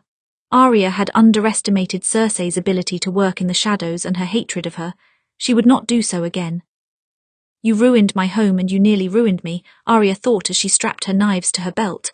"But I'm a Lannister like you now, and I'm going to pay that debt." Chapter 73, Enough. Arya did not have much time before they left King's Landing, no more than an hour, so as soon as she had a chance she slipped away from Jaime and went to the Tower of the Hand. There she wrote a letter to Lord Tywin, detailing her theory about Cersei. As she wrote it out, it only seemed more likely, and yet she knew that Tywin would be easier to convince in person. She did not intend to send this letter right away. It was only in case of emergencies. After she wrote the first letter, she wrote two more, one to Sansa and one to Robb. It explained her suspicion of Cersei, but in fewer words. She knew that they would not need any convincing at all. When she had finished the letters, she went to the Queen's chambers. Margaery was fortunately still awake, though quite surprised to see her there. "Lady Arya, what brings you here at this time of night?" "I don't have much time," Arya said. "May I come in, please?" Margaery nodded and stepped aside, murmuring a few reassuring words to her guards before she closed the door. "I thought you and Jaime were meant to leave tonight." "We are, but I needed to give you these first." Arya handed her the 3 sealed letters. "If anything should happen to me in the battle to come, it is vital that you send these. One to Lord Tywin, one to my brother Robb, and one to my sister." "What do these letters contain?" Margaery said. "I won't say yet," Arya said. "With any luck you won't need to deliver these letters. I hope to speak to Tywin in person, but I won't leave it to chance. As I said, if something happens, I'm trusting you to send them." I will. Margaery took the letters into her hands. Does this have something to do with the war, or something to do with Tommen? No, nothing to do with Tommen, not directly anyway. Arya's brow furrowed. You've been very concerned for him lately. Margaery straightened slightly, lifting her chin. He is my husband. It's a wife's duty to be concerned for them. Please, Your Grace, I know the difference between duty and genuine worry, Arya said. You're good at blurring the line. Most people can't even tell, but I can. Margaery exhaled, dropping her gaze, her hand pressed against her stomach. I'm pregnant, that's the reason. Arya's eyes widened. She supposed it wasn't a surprise. Tommen and Margaery had been married for a few years now, and producing an heir was important in any royal line. She glanced from Margaery's hand to her face. Have you told anyone? The Grand Maester knows, but it hasn't been announced. I hoped I might be able to tell Tommen in person, she said. You will, Arya said. He's not the one in danger. Even if Cersei was trying to rip apart the Lannister family, she knew the woman would never hurt her children. She was keeping them at Casterly Rock until after she had won her game, but they were not her intended targets. Margaery nodded once, pressing the letters to her breast. You can leave it to me. If anything should happen to you, I'll send these letters. But be sure that nothing happens to you, Arya. Tommen would miss you dearly. She swallowed hard. And so would I. Arya gave her a small smile. I will do my best, she bowed shortly. I must go. Once she had delivered the letters, she went next to Grand Maester Pycelle. The old man was still in his office when she arrived, bent over a very large book. He had blinked a few times when she entered. Lady Arya, how may I help you? I need something from your stores, Arya said. I believe it's called weighted blood. I hoped you'd have some. The Maester looked taken aback. A dangerous substance. Why would you ever need such a thing? Because I will take every possible weapon into this fight, Arya said. I won't make the mistake of playing fair when I'm dealing with Cersei. But she knew she could not say that, so instead she shrugged. Lord Tywin's orders. He said I should deliver him a vial. I don't know what he needs it for. I did not presume to ask. Well, if Lord Tywin needs it, of course. The Grand Maester stood slowly to his feet and creaked over to a long shelf. He had vials of all different shapes and colours. His wrinkled old fingers closed around a small red one with a silver top, and he passed it to Arya. Travel with it carefully. There is only a small amount, but it is potent. Can it do damage just through the skin? Arya asked. No, but it is most dangerous when passed through the blood. If it comes in contact with any open wound, the effects will set in quickly, and the victim will be dead within an hour, Pycelle said. It works in a drink as well, but the effects take longer to set in. A few drops will only paralyze someone briefly. Any more will be deadly. Good, Arya thought. It will go well on one of my knives. She would have to thank Oberyn for this suggestion later if it happened to save her life. Thank you, Arya said. I'll be careful. With the poison in hand, she returned quickly to her room to gather the rest of her things with only a few moments to spare. And despite the fact that she was about to ride out to war, she felt calm. Even if she died, Cersei's treachery would be known to the people who mattered. And if Cersei made the mistake of trying to take Arya alive at any point, well, she would have a poisoned knife up her sleeve. She would not go down without taking Cersei with her. Cornfield was 3 days of hard riding from the capital, and they stopped only for brief breaks to rest and eat. The Greyjoy raiders had promised to burn the fields in a fortnight. Considering the time it took the Raven to deliver the letter, they likely only had a week remaining to them. Maybe more, but they did not want to take the chance. Arya did not complain on the trip. She was used to functioning on little sleep ever since the Dreadfort, and thoughts of Cersei kept her alert and determined. She spent many hours of the ride turning over her theory in her mind, trying to find any possible holes. Anything that Cersei couldn't have known or something she wouldn't do. But this all fit her perfectly, and Arya could not find any gaps in her theory. She rehearsed arguments in her head nonetheless. She knew exactly the kinds of things that Tywin would counter with. He would deny that Cersei would ever stand against him. He would ask why it should matter to Cersei that her brother marry. He would ask why, if she was so angry at him, she attacked the North first. And for each theoretical argument, Arya created a counterpoint in her mind. When they had no choice but to rest, they stopped and made camp. There was no time to visit any keeps along the way, so usually they ended up just outside small villages. Whenever they were paused, Arya could always sense the soldiers sneaking glances at her over their shoulders. It was strange for a lady to travel with the army. No doubt they had expected her to take a gentler path toward Casterly Rock. What purpose, after all, could Jaime have for bringing his wife along to war?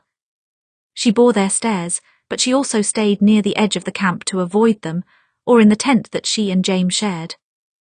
None of them have questioned me directly, at least, she muttered. It's the lords that will give you trouble, not the soldiers. They would never question a Lannister, Jaime said. Well, not out loud, Arya said. Jaime inclined his head but did not argue. Arya did wish that she had more of an opportunity to take in the landscape of the West. This was the place she had been reading about for many moons now, and it was the land she was meant to govern. The mountains against the sun, the rocky terrain racing beneath her as she rode, the sparse forests and the little villages set between them. This was a place unfamiliar to her, and yet she would soon call it home, and the people who populated it would be her subjects. She could not help but watch the small folk, trying to see how they went about their days and lived their lives. The small folk were just as interested in her as she was in them. Of course, Lannister soldiers attracted attention and most could recognize Jaime just from the stories. He was a very distinctive man, but Arya was an unfamiliar noblewoman travelling with an army, wearing breeches rather than a long, beautiful gown. She wondered if they knew who she was. Did they know of Arya Stark or Arya Lannister, or was she just a passing face to them? When they reached the southern corner of the westwood one morning, Jaime commanded that they stop and make camp, even though they had only been riding for a few hours. While Jaime gave orders to a few of his men, Arya paced to the edge of the perimeter, taking a long draught of water from her canteen. They had stopped very close to a ruined little village that was only half standing. A few paces away, a carriage was overturned, but Arya caught a flash of movement from beneath. There was a wild-haired little girl there, peering out at her with large, frightened eyes. Arya tilted her head to the side, studying the girl. She looked half-starved and perhaps was hopping to steal some food from the soldiers who had just arrived. Arya did not like to think of what would happen to the child if she tried. The soldiers would. Someone bumped into Arya, and she was distinctly aware of something slipping into her pocket. In a flash, she spun, catching the wrist of the culprit, only to find a boy not much older than the girl under the carriage. He squirmed, his eyes wide and desperate, staring up at the hand that might be cut off if he was turned in for thievery. Arya looked from the boy to the girl under the carriage, who watched the scene with bated breath. Then she exhaled and fished a coin out of her pouch. You tried the wrong pocket. She pressed the coin into his hand. Get something to eat for you and your sister. The boy stared up at her in wonder, taking a few steps back. Then he turned and scrambled back toward the cart. His sister joined him and they disappeared from sight. Making friends with the small folk, Jaime asked from behind her. Arya stuffed her hands in her pockets. They were hungry, that's all. Yes, they were hungry. I suspect the raiders took everything of worth, Jaime said. So they were here, Arya said. Oh yes, burnt-out buildings, villagers who look like they've seen hell, starving children. The Greyjoy raiders certainly paid this unfortunate town a visit, Jaime said. Which makes it ideal for camp. You and I will ride with a small group from here. The others will stay hidden in the trees. Why? Arya asked. I suspect the raiders are hiding somewhere where they can watch the keep. Best for them not to see us coming with any sort of army. They could panic and set the field ablaze too soon, Jaime said. The chance of being discovered here is low since the village has already been attacked. It's unlikely they'll attack the same place twice. Nothing valuable to take.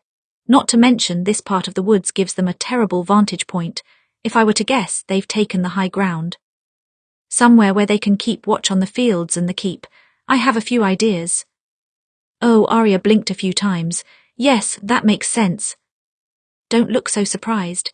Jaime grinned. This is my home, remember, same as the north was yours, and I used to come to this forest to hunt when I was a boy. I know it well. The Greyjoys don't. A few moments later, Jaime and Arya set out again with a small party of soldiers, riding at full speed for Cornfield. It took them a little less than an hour to reach the keep.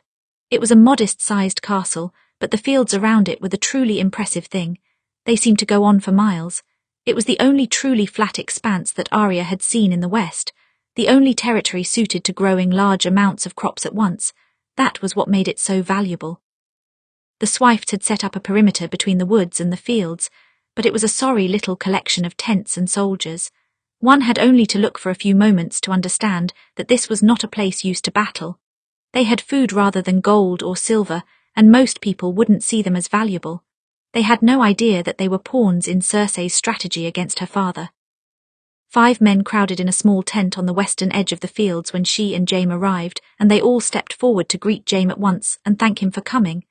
They greeted her as well, though there was more than a little confusion in their tones. She had met only 2 of them before, Harry Swift, the head of Swift House, and his eldest son Stefan. The others were strangers to her. "We were just discussing how to handle the raiders. Your help will be welcome in that," Harry Swift said. "They're hiding out somewhere in the woods, and any scouts we have sent have not returned alive." "No, I imagine not." Jaime leaned over the map, tracing his finger along the edge of the forest. "The Greyjoys have no doubt picked a point where they will see scouts coming." "They have the advantage as long as they are hiding in the damn trees," Lord Stefan said. "If we want to get eyes on them, we could always use fire to burn them out." "You'll burn out all the game as well," Jaime said. "We won't burn the whole forest, just a part of it," Lord Stefan said, "and better to lose some game than our crops." "No," Arya spoke up. "There are many small folk in the woods, you could kill them as well." "Not many," Lord Stefan said, "and death by fire is better than death by those Greyjoy bastards. If you can't stomach it, I insist you make your way to the keep and stay there." Arya's eyes narrowed slightly. "And what makes you think that you can insist I do anything?" The man faltered for just a moment at the look on her face. "I only meant, you'll be more comfortable there." "I did not ride 3 days and nights for the comfort of your hall," Arya said coolly. "This tent suits me fine. Continue, my lord." "There really is no need for you to be here," another man spoke up. She didn't know this one. "I understand you wish to involve yourself in Western politics as soon as possible, but you will learn more in the keep than on the battlefield." Arya did not reply, nor did she move. She stared at him, calmly though her insides burned with fury, and the man had the gall to turn to Jaime. "My lord, if you could reason with your wife." "That's an intriguing notion, Sir Humphrey," Jaime said. He glanced at Arya. "My lady, do you want to go to the keep?" "No," she replied without any pause. "Well, there you have it. I suppose she'll have to stay because I insist." A cold sort of smile crossed his face as he turned back to the knight. "Don't ever question my wife like that again." The man faltered and stammered out an apology. A strange sort of pride welled up in Arya's chest. Even if she could stand on her own, it was comforting knowing that Jaime stood with her. "My apologies for my sons," Harry Swift said quickly, though he seemed to apologize more out of fear for losing support than any actual guilt.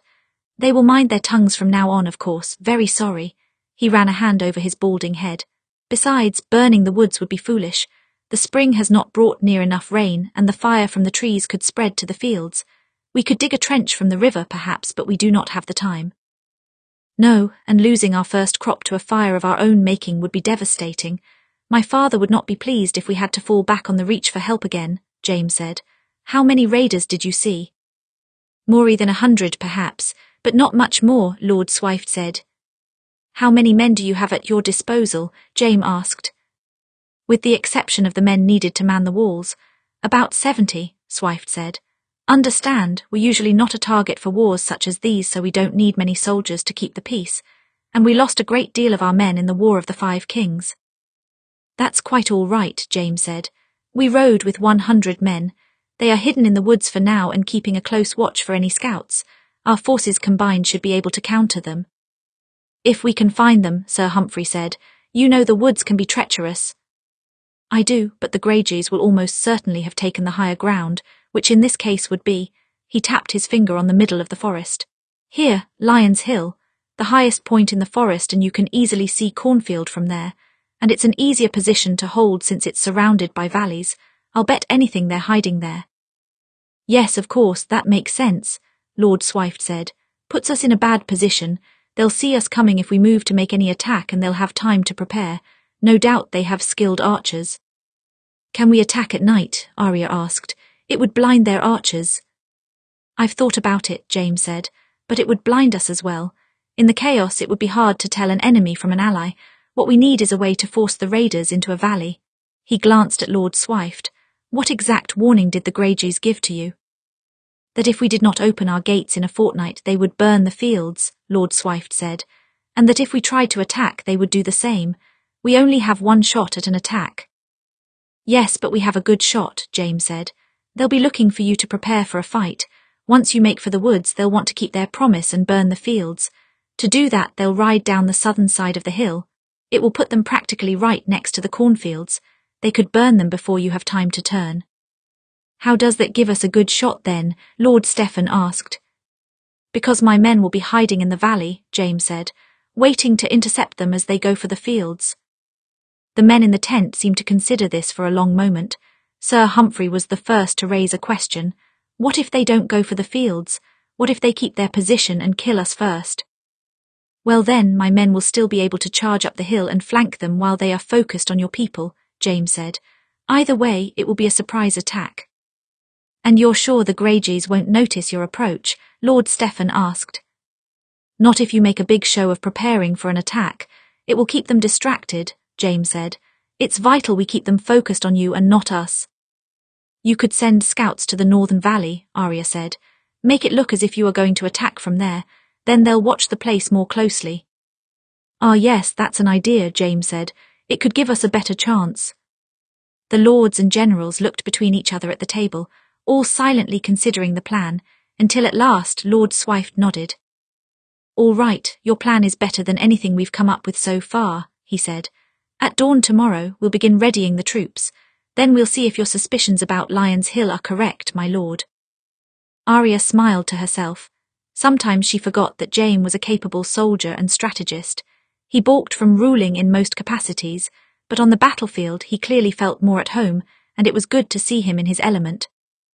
She had made the right decision by not telling him about Cersei. If she had, he wouldn't be able to think about anything else, and he deserved a chance to prove himself to his father. Jaime spent that evening studying the map, trying to make sure he hadn't forgotten an important detail about the woods. He knew this was a crucial moment, and his father would be looking for him to succeed. No mistakes, no falling short of his expectations. He was tired of doing that. You're good at this, you know. Jaime looked up in surprise at Arya. She was sitting cross-legged on the ground, arranging her weapons in front of her. 2 swords, 4 knives and a bow and quiver. She really had come prepared. What do you mean? Planning a battle, leading, you're good at it, Arya said, adjusting one of her knives. Your men respect you, so do the lords. They were more than willing to let you take control of the meeting, and then your strategy was, well, it was a good strategy. She looked up at him. Your father would be proud. Jaime wasn't sure why, but his chest tightened at the words. I'm sure he would see a flaw in my plan. He always sees some flaw, too reckless, too obvious, too foolish. It's not your fault that he sets his expectations too high, Arya shrugged. Maybe you're reckless sometimes, but you're not foolish. You've never been foolish. Jaime swallowed hard. Those words. Had he ever actually heard those words before? His father had called him foolish more than once, and Cersei, well, she had always insisted that she was smarter than him. It was one of the reasons that she thought she should be their father's heir, because she was smarter and because she took it more seriously. Jaime had always agreed with her, but Arya. You're not foolish. You've never been foolish. How strange it was to hear that from someone. Arya seemed to notice Jaime's silence, and she looked up at him. Did I say something wrong? Jaime shook his head. Ah, no, He took a deep breath. Thank you, Arya. Arya smiled, then returned to organizing her weapons. He wondered if she even knew how much her words had meant to him, how rare they were.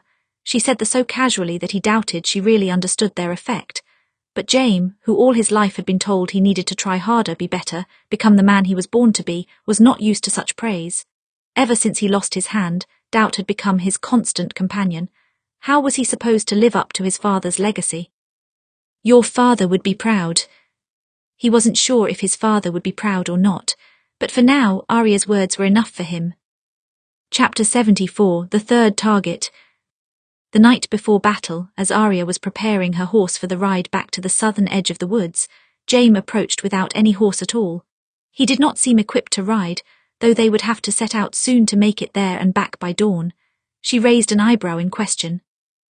Did you plan to ride on the same horse? No, Jaime said. I'm staying at Cornfield to ride with Swift's men tomorrow. I'm too conspicuous a person. If the Greyjoys see me riding away, they might grow suspicious and follow. Someone has to lead your men into position, Arya said. Yes, Jaime agreed, and that someone will be you. Arya blinked in surprise. She expected to fight in this battle, but she hadn't anticipated leading any part of it. Jaime had far more practice in that area, and all of her studying with Tywin could not make up for experience. "I'm sorry to spring such a thing on you," Jaime said, "but I imagine you'll insist on commanding an army eventually. 100 men seems a good place to start." "What makes you think they'll listen to me?" Arya asked. "You're good at making yourself heard. They'll listen. Invoke my name if you must, or my father's, but I don't think there will be a need." He grasped the reins of her horse as it shifted, steadying the beast. "They obey the Lannisters. You're a Lannister." "I don't know the woods," Arya said. "You've studied the map, and the valley is at the base of a great hill, impossible to miss. Ask some of the soldiers to help guide you to the exact place." Jaime tilted his head to the side. "You've been fighting for this for some time, haven't you? Why do you doubt yourself now?" "Because Arya swallowed hard. "I don't want to be the reason this fails." "You won't be, I trust you." The words swelled inside of Arya and made her stand a little straighter. She had been trying to cope with her new high expectations, but trust was something different than that. There was no doubt in Jaime's voice or expression as he pressed the reins into her hand. He believed wholeheartedly that she could do this. Arya's fingers curled tight around the reins and she nodded once. "Then I'll do it." Jaime smiled, dropping his hand. "Tomorrow at first light I'll ride with the Swifts. Hopefully by then you'll be in the valley. Set the men at every potential blind spot and instruct them to surround the Greyjoys when they fall into the trap. If they don't fall for it, lead them in a charge up the hill to help us." "Consider it done." Arya swung up onto her horse. Before she could urge her mount forward, she felt Jaime's hand slide into her own and she looked down at him, wondering if he had forgotten to give her some instruction. "Ride carefully," he murmured. "I'll see you again tomorrow when it's all over." Arya's chest felt suddenly tight, and for a moment she did not want to release his hand. "Yes, you'll see me. I'll be the only lady for miles with blood on my sword." Jaime grinned, pressing a quick kiss to one of her knuckles. Then he released her and stepped away. Arya held his gaze for a long breath, wondering if she should say something else. But in the end, words failed her and she turned away, urging her horse forward. "Go, boys, fly." The horse took off at a gallop, tearing across the craggy fields toward where the Lannister army waited. She did not look back. She didn't have time for that. At dawn, the Sylpht camp was abuzz with activity. Per Jaime's instructions, they were making a great show of preparing to ride for battle in order to keep Greyjoy eyes fixed squarely on them. With any luck, the Greyjoys wouldn't have even noticed Arya leaving. A single cloaked rider moving in the opposite direction of their target. She was unlikely to draw their eye. Or so Jaime hoped. If they had noticed her or she had been captured or killed then, he shook his head. No, he wouldn't think about that for now. She was a good rider. She would have made it to their men in time. "You're sure your people will be there?" Harry Swift asked, riding up beside Jaime. "I'm sure," Jaime said. "Good, because if they're not, we're outnumbered," Harry Swift said. "And even if we beat them, those bastards will reach the fields and light them up. Are you quite sure your wife will be able to handle this?" "She's handled worse than this." Jaime glanced at Lord Swift. "Were you in the north, my lord, during the rebellion?" "No, we were among those who stayed behind to guard the west," Lord Swift said. "If you had been in the north, you wouldn't question her," Jaime said. "It was her strategy that won us the battle against the Boltons. And she killed the Bolton bastard herself when she was too injured to even stand. She can handle a few Greyjoy raiders." "We'll see," Lord Swift said. "I hope you're right." As the sun broke over the horizon, they formed ranks and began their march toward the tree line. Now came the real test, whether or not Jaime was right about the hill. He was nearly certain, but he knew better than to assume. He had done that with Robb Stark and bitterly regretted it for a year as his prisoner. Lord Swift commanded his men to charge and Jaime rode with them, into the tree line and toward the slant of the great hill. He listened for enemy soldiers. He waited for them to give themselves away. Any moment now, if he was right, there would be an. To his left a horse squealed and fell as it took an arrow to the eye. Jaime's whole body swelled with fire. He was right, they were here. "Forward," he called out. "Do not let them stop you." More arrows rained down upon them, and Jaime kept his head low to avoid them as they whizzed overhead. The screams of dying men echoed through the trees, but he did not let his horse slow. They crested the hill, launching themselves upon the enemy camp, and the Greyjoy raiders met them, steel against steel. But there were not 100 of them, only 30 perhaps. The others, James swung his horse around to look down the hill. The raiders were fleeing into the valley, already turning as if they intended to make it to the fields. "Here's your chance, Arya." The Greyjoys crashed into the valley. For a long moment nothing there moved, and Jaime felt a moment of doubt and fear.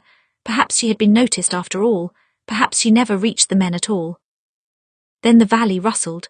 At once soldiers rose from the brush, raining arrows down upon the retreating raiders. And Jaime saw Arya herself spin from behind a tree, putting an arrow of her own through a man's eye. He let out a breath. She's been practicing with the bow as well, he thought. Is there a weapon she doesn't use? He didn't have time to contemplate the question for very long. This battle wasn't done yet. With the few men he had kept, he charged down the hill in pursuit of the raiders, leaving the Swifts to deal with the men still on the hill. He cut through the scattering troops. Trying to escape the jaws of death, he did not have much time to see where he was going. In the heat of battle, one only knew to look for enemies and kill them as quickly as possible. A war cry tore from his throat as he slashed his sword up and cut through a man's skull from lip to crown. When he fell back, another hulking soldier moved into his place, and Jaime narrowly blocked a strike from his sword. A second blow forced him to roll from his horse and into the mud, and he had only moments to get on his feet as the man came at him again.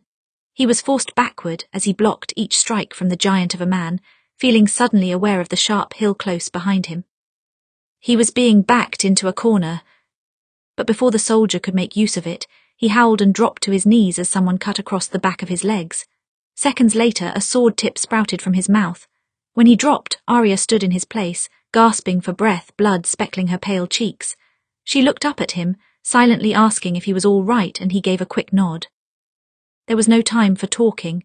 Moments later they found themselves back to back, fighting off the scattered attackers. Jaime did not pay attention to how many they killed. He shifted into a familiar mental space, that of a soldier, a killer, a survival, and his sword did the rest. His left hand, after many years of practice, was beginning to serve him well. At some point the fighting died and Jaime's sword no longer found purchase on either steel or flesh. Bodies were strewn about the woods, but none of them moving toward him, and blood rolled down the edge of his blade, dripping onto the forest floor. Toward the top of the hill he heard a cry of victory. Victory of the Swifts and Lannisters. He couldn't help but let out a laugh of relief. At the same moment he felt relief, worry came rushing in and he turned to look for Arya. She was turning back to look at him as well, an exhausted grin on her face. She swayed for a moment and he sheathed his sword so he could steady her. "All right?" he asked. She nodded, sheathing her sword. "Yes, all right, you." "Just fine," he smoothed down her wild dark hair. "That was your first true battle, wasn't it?" "Oh, so we're not counting Winterfell because I was injured?" Arya asked. "And barely conscious," Jaime reminded her. "We can count it if you'd like. It's just a bit different being in the midst of the fighting, don't you think?" "Different," Arya nodded once. "That's a word for it." She looked up at him with a cheeky sort of smile. "It seems we've beat the Ferman problem." Jaime laughed once, pulling her into a firm embrace, and she gave to it easily. He could practically feel her buzzing as his arm pressed against her back. He knew the feeling of a first battle. It made one's blood sing, and when it was over one could not help but feel lucky to be alive. And he was. They both were. Somehow, through every trial, they kept pulling each other along.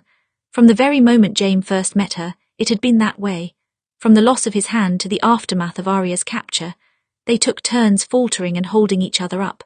But it was nice for once to both be standing strong, back to back against this new storm of swords. Harry swiped through a lavish victory feast following the battle, and Jaime and Arya had seats up on her at the high table. The food was excellent, and even though the focus was on Arya once again, at least this time it was because of a battle and not a wedding. Now, when the lords and ladies whispered about her from afar, she knew they spoke of how she fought right alongside her husband, and that was a rumour that Arya did not mind in the least. Jaime received the bulk of the praise, but Arya did not take issue with it. He had come up with the plan this time, and she was glad to see him recognised. So many people knew him as a Kingslayer before anything else. The people of Cornfield would look at him as their saviour. Of course, that was not to say that the people ignored Arya. Sir Humphrey inquired on how she had fared in the battle, and she told him that she had fared well enough. No injuries to speak of. He still seemed confused and mystified by her, perhaps a bit afraid, and Arya was content with that. Harry Swift's granddaughter, Joanna Swift, was equally fascinated. She was only a few years younger than Arya, with wide, doe eyes and a tittering little laugh. She and her friends managed to corner Arya when she took a turn about the room to ask about the battle. "Is it true you rode with the soldiers?" Joanna asked. "That's what everyone is saying." "I did," Arya said, "and fought with them too." "I can't imagine that," one of her friends said. "Was it frightening? Were you hurt?" "I suppose it was a bit frightening, yes," Arya said with a small smile. "But fear keeps you sharp in battle. I wasn't hurt." "You could have been though," Joanna said. "Why not stay in the keep with the rest of us? I know men have to fight, but you didn't have to. Why choose it?" "It's something I've always been good at, I suppose," Arya said. "And I've never liked waiting. It begins to drive me mad." She shifted from foot to foot, now slightly uncomfortable beneath their wide-eyed stares. They still didn't seem to understand her reasoning, so she threw in something that might satisfy them. "And, of course, I didn't want to be parted from my husband. We only just married.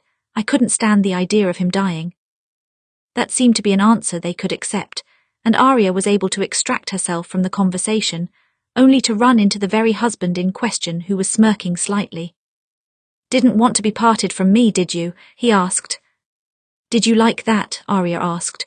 "I don't think it sounded convincing." No, it was very good." James sipped on his wine. "What a doting wife you are." Her eyes narrowed slightly. "I'm going to take that cup and pour that wine over your head." "Oh, my lady, we both know you can't reach my head." "Isn't that what chairs are for?" "I suppose all the same you shouldn't waste this cup. It's a fine vintage," James said. "Would you like some? It's not poisoned, I checked." "Perhaps it's just a slow-acting poison," Arya said, "and I should wait to find out." "But it would be much more dramatic for us to die together, don't you think?" Jaime extended the cup. "They'll sing songs about us." Arya rolled her eyes and accepted the goblet, drinking long and deep. She was actually acquiring more of a taste for wine, though slowly. "You did well today," James said. "Your line didn't let one Greyjoy through to the fields." He took back his goblet when Arya passed it to him. "Did our men give you any trouble?" "I wouldn't say trouble.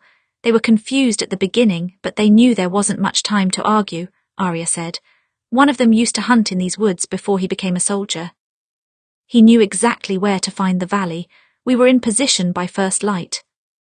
"Good," James said. "Let's hope father is handling the Fermands.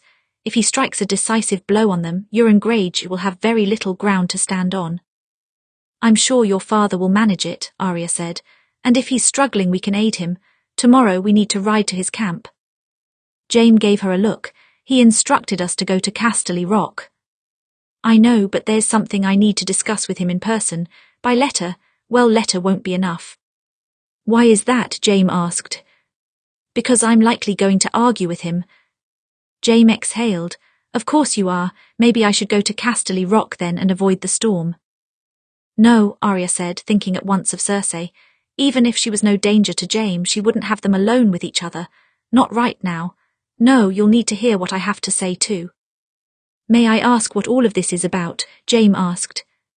"It's a theory," Arya said. "But if it's all the same, I'd rather not tell you until we reach your father." "Am I not trustworthy, my lady?" Jaime raised an eyebrow. His tone was joking enough, but Arya responded seriously.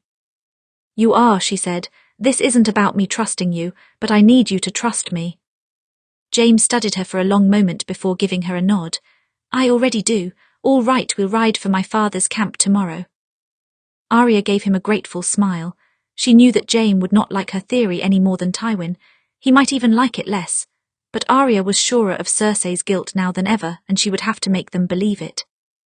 There was one confusing piece of the puzzle regarding the swifed part of the Ferman problem. Why didn't the Greyjoy raiders burn the fields from the start? It seemed more like Cersei to spitefully gloat that Tywin could not save the food supply when he was put in the same position. This attack, on the other hand, seemed designed to draw in an army. Was it to force a choice? Did Cersei really believe that Tywin would not send aid and would focus on the military just like all of his children? Arya didn't know the answer. She didn't claim to know everything about Cersei's motives. She just needed to know enough to convince her father and brother that she was a traitor. The following morning, Jaime and Arya bid farewell to the Swifts and gathered their remaining men. There had been few casualties in the battle, and most of them were still well enough to travel and fight. If nothing else, they could provide reinforcements when they reached the coast. I suppose my father can't be too irritated with us for showing up unannounced, Jaime said as they readied their horses. We did help him solve the Ferman problem, first ones to do it. Oh, that's right, I never did ask, Arya said, adjusting the straps on her horse's saddle. How did Tyrion answer the question? I'm actually a bit surprised he didn't guess the answer. Well, Tyrion was a bit of an odd case, Jaime said. See, father never tested him with the problem. He had no interest in teaching Tyrion about war tactics. He didn't want anything to do with him most days. But I mentioned it off-handedly to Tyrion one day, and he was offended he had never been asked. So he resolved to come up with a counter-argument that might stump our father. Oh, please tell me more. This sounds interesting, Arya said. It was so long ago. Let me see if I can remember exactly what he said. Jaime looked up at the grey morning sky as he tried to recall. It was a rare sort of family dinner. Cersei was visiting Casterly Rock from the capital, and I went with her as an escort since I was King's Guard. It was the first time we had been back at the Rock in some time. He stroked the mane of his horse thoughtfully. We were sitting at dinner and Tyrion asks about the Ferman problem. And what did your father say? Arya asked. I think he completely ignored him, Jaime said. So of course Tyrion kept talking. He said, I'm curious about this little choice. A choice between military and food, it seems, with food being the more valuable. But say for a moment that the enemy wasn't attacking 2 targets. What if they attacked 3? Jaime laughed once. Then he proposed that perhaps the attack on the Swifts and the Fermans was just a distraction to divide the army and spread them thin, while leaving Casterly Rock open. He asked how father would choose between military, food and the Rock itself. Arya's smile faded a bit as a worrying little thought stirred in the back of her mind. And, what did your father say? He said it was an irrelevant question. The Rock could not be taken by only 1/3 of any man's army, Jaime said.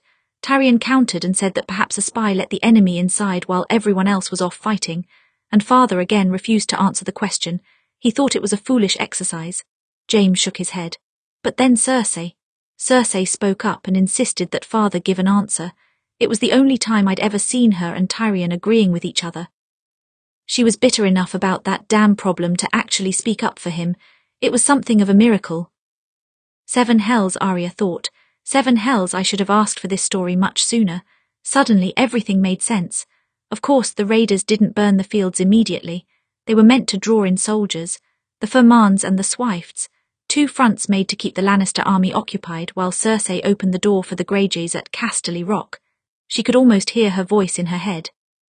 Is the question irrelevant now, father? And what did your father say? She asked at last. I don't remember, Jaime said. I don't remember if he answered or if he just dismissed them. Seeing Cersei and Tyrion as a united front was so strange that I don't think I even listened to what father said. He seemed to notice her expression then and he tilted his head to the side. Arya, are you all right? I'm fine, Arya said. I think we need to go now. Jaime laughed once. Arya, you don't need to worry about the Rock. Father was right, it's impregnable. Greyjoy would have to have someone on the inside, and I assure you that an exiled Kraken has no friends in the West. No, Arya thought, but he has an ally with a common goal. All the same, she murmured, we should go. I need to speak with your father as soon as possible. Jaime's brow furrowed. Arya. I told you to trust me, Arya said. Do you? He hesitated, but only because he seemed surprised by the severity of her voice. Yes, you know I do. Good, she swung up onto her horse. Then let's ride. Chapter 75, An Impossible Debate.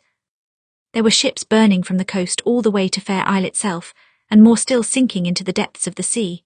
Some bore Lannister colours, others Greyjoy, and amongst the rubble, soldiers were drowning or already drowned. This was not the kind of fight Arya would expect an exiled Greyjoy to put up, even with hired sell swords. He must have had some sort of backer who wanted to ruin the West, or ruin Tywin Lannister. Seeing the aftermath of the battle only added more evidence to the already heaping pile that Cersei had betrayed her family. Presenting Cersei as the traitor should have made Arya happy. She was, after all, a name on her list, and she had caused a civil war in the north with her vile manipulations. This was an excuse to bring her down without repercussion from Tywin, but no part of Arya was eager to tell Tywin that his daughter had so utterly betrayed him, and even less of her was eager to tell Jaime that his sister, his lover, was the enemy. Jaime had already lost his brother because of her. Because she killed Joffrey and Tywin needed someone to blame. If Arya was correct, he would lose his sister as well. Quite a battle, Jaime said, but it seems we've won. I see ships with our flags standing but nothing from the Greyjoys. His horse shifted a bit. Still, it's strange that Euron Greyjoy was able to muster so many men. Who knows if that's even all of his men, Arya murmured. I can't imagine him going at the Fair Isles with only half his forces, Jaime said. He only attacked the Swifts with 100 raiders, but rest assured, the bulk of his army was here. You don't think he sent any soldier anywhere else? Arya twisted the reins of her horse around her hand. She asked the question while already knowing the answer in her heart. Euron Greyjoy was already in Casterly Rock. She was sure of it. If he has, I'm sure we'll find out soon. Jaime glanced at her. Are you all right? Arya nodded once but did not reply. Jaime sighed. For future reference, Arya, if I ask that question, I already know you're not. If you already know, then don't ask, Arya muttered. I think that if you tell me what you intend to argue with Father about, I could help you, Jaime said. No, Arya said, you can't. If anything, you'll be harder than him to convince, she thought, but did not say. Instead, she urged her horse forward and down the hill. Come on, we've delayed enough. They rode through scores of tents and past fields of wounded men. One boy was hollering for them not to cut off his leg, but the leg was already gone, likely lost to the sea, and the men were just trying to stop the bleeding. Arya hadn't seen this kind of carnage since the siege of Winterfell, and it made bile rise up in the back of her throat. Cersei was the reason for that siege. For the slaughter, she reminded herself, but she pushed the thought back. If she allowed anger to consume her, she knew her argument would not convince Tywin. At last they reached Tywin's tent. He was speaking with his brother Kevan, leaning over a map rolled out on the centre table. Arya knew Kevan had been helping to manage Casterly Rock. She imagined he had brought soldiers from the castle, leaving it all the more open to attack. She could practically hear Cersei in her mind, insisting that her uncle go to help her father. She would manage things at the Rock. She could handle it on her own. Tywin looked up from a map when they entered, his gaze flicking between Arya and Jaime. What are you doing here? I believe I told you to ride for Casterly Rock and wait for my instructions. Arya insisted on coming here first, Jaime said. The good news is we handled the cornfield situation. The harvest is safe. I heard of that last night, Tywin said. Apparently it was a decisive battle. Yes, well, they made the mistake hiding in the westward. Unfamiliar to them, very familiar to me, Jaime said. There were few casualties. Tywin nodded once. Good, we can use the fresh men here. He glanced between Arya and Jaime. And you have my thanks for handling the situation. Jaime deserves most of the credit, Arya murmured. It was his strategy this time. Jaime's mouth twitched into a small smile, and Tywin inclined his head in acknowledgement. It was the closest he usually got to open approval, but it seemed to be enough for Jaime, who was so often starved for it. The battle here was less decisive, Kevan said. We forced them into a retreat and sunk many of their ships on the way, but we lost a fair bit of our navy, more than we have lost in many years. And Euron Greyjoy, Jaime asked. Nowhere to be found, Tywin said, and no sight of him in the battle. He may retreat to the Iron Islands and attempt to hold them against our wounded navy, or he may attack again. Or he may be in your keep, Arya thought. She pulled at the fingers of her right hand. Gods, she did not want to have this conversation. We'll beat him back if he does. I suspect he's worse off than us when it comes to men, Jaime said. I won't make the mistake of underestimating him again, Tywin said, looked to Arya. Now, why exactly did you come here before Casterly Rock? Arya felt her own chin lifting, but she didn't try to stop it. I needed to speak to you about something important. You and Jaime, actually. Kevan glanced between the three of them before he stepped back from the table. I'll go, speak to the other generals. Tywin nodded once, watching Kevan pass from the tent. Then he exhaled. Is it something that could not have been communicated by letter? It could have been, but it's better this way, Arya said. I think I know who the southern traitor is, and you're not going to like it. For a long moment there was silence. She could tell that neither Tywin nor Jaime expected that to be her reason for coming. Behind her, Jaime's armour clinked as he shifted. I doubt I would like to hear the name of any traitor, Tywin said at last. No, maybe not. But you especially won't want to hear this one, Arya said. I want you to understand that I wouldn't make this accusation unless I was sure. Tywin studied her for a long time before he nodded once. Tell me then. It wouldn't be wise to blurt out the name at once. She needed to build at least some of her evidence first in order to help her case. The longer she could keep Jaime and Tywin listening to her, the better. Once they grew defensive, it would be an uphill battle. With every suspect you've thought of, there has always been something lacking, Arya said. The Dornish had no reason to strike at the north. The Tyrells had no reason to start a war while they have such an ideal position. The Brotherhood without banners doesn't have the resources, the connections or the motive to strike at the north. Now there's the Greyjoys, and they might have a good motive. But where could they have found the resources? On top of that, not one of them knew about my engagement to Jaime. Olenna Tyrell suspected perhaps, but whoever was working with Roose Bolton knew and they told him. Yes, I'm aware that none of the previous suspects make sense. Make your point, Tywin said. My point is that there is someone who has a motive to go against you and the North, and the resources to back the Boltons and the Greyjoys. Someone who was one of the first to know about my engagement to Jaime, Arya said. She saw Tywin's face shift just then. It seemed to harden and she could tell he already knew who she meant to name. No, that's not possible. It is, Arya said. There's no one else that makes sense. What are you talking about? Jaime asked, stepping forward to the table. Who? She believes the traitor is Cersei, Tywin said. His voice was flat and Arya had not seen his expression so icy in a long time. Jaime blinked. Arya, that's not possible. I'll grant you that Cersei doesn't like the North and she doesn't like you, but she wouldn't so far as to attack her own country. She wouldn't go against family. She was perfectly happy to go against Tyrion in the past, Arya said. I know she hated him, but I wouldn't say she's overly fond of your father at the moment. Not after he sent her away from the capital and her son. She's never acted against me like this, Tywin said. And she wouldn't. Even Tyrion, spiteful as he is, never made the mistake of truly opposing me. But she is the only possibility, Arya said. We know she would gladly attack the North. She hated my father and she hates me. She was against making peace. But she wouldn't do it as herself because she didn't want you to know, so she used the Boltons instead. I imagine she hoped to increase tensions between the Crown and the North again, but when I unexpectedly came to Winterfell, it gave her the opportunity to take me out of the picture. I'm nearly sure that it was her who suggested marrying me to Ramsay Bolton, which would have been a stupid move for them, but it's one that would have suited her. It would have ended the possibility of a marriage alliance.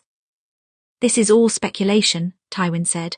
I won't deny that Cersei disliked the North, but she did not stand to benefit from a civil war. The Greyjoys hate the North as well. They could have easily stirred up trouble, hoping to weaken your brother to improve their chances of taking back the Iron Islands. They wouldn't have known about the marriage alliance, Arya countered, trying and failing to keep her voice from rising. She had to stay calm, but Tywin's refusal to see the truth was beginning to anger her. Knowledge alone cannot make Cersei guilty, Tywin said.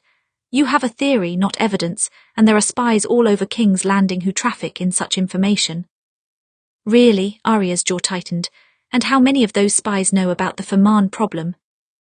Tywin did not have an immediate answer to that.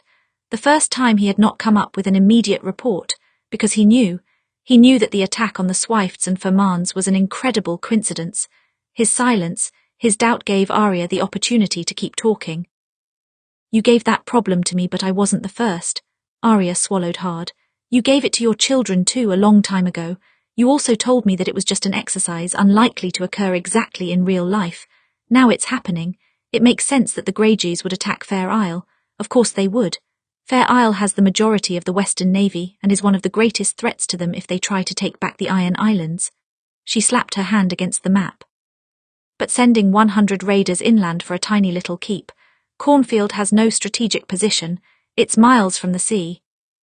It's a coincidence. Cersei wouldn't set Greyjoys on the west.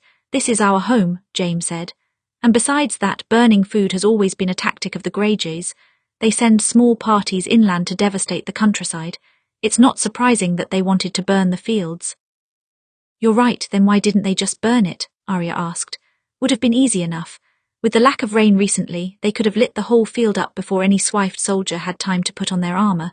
Instead they waited outside the gates and told Swift that they had a fortnight to surrender, as if they wanted the castle.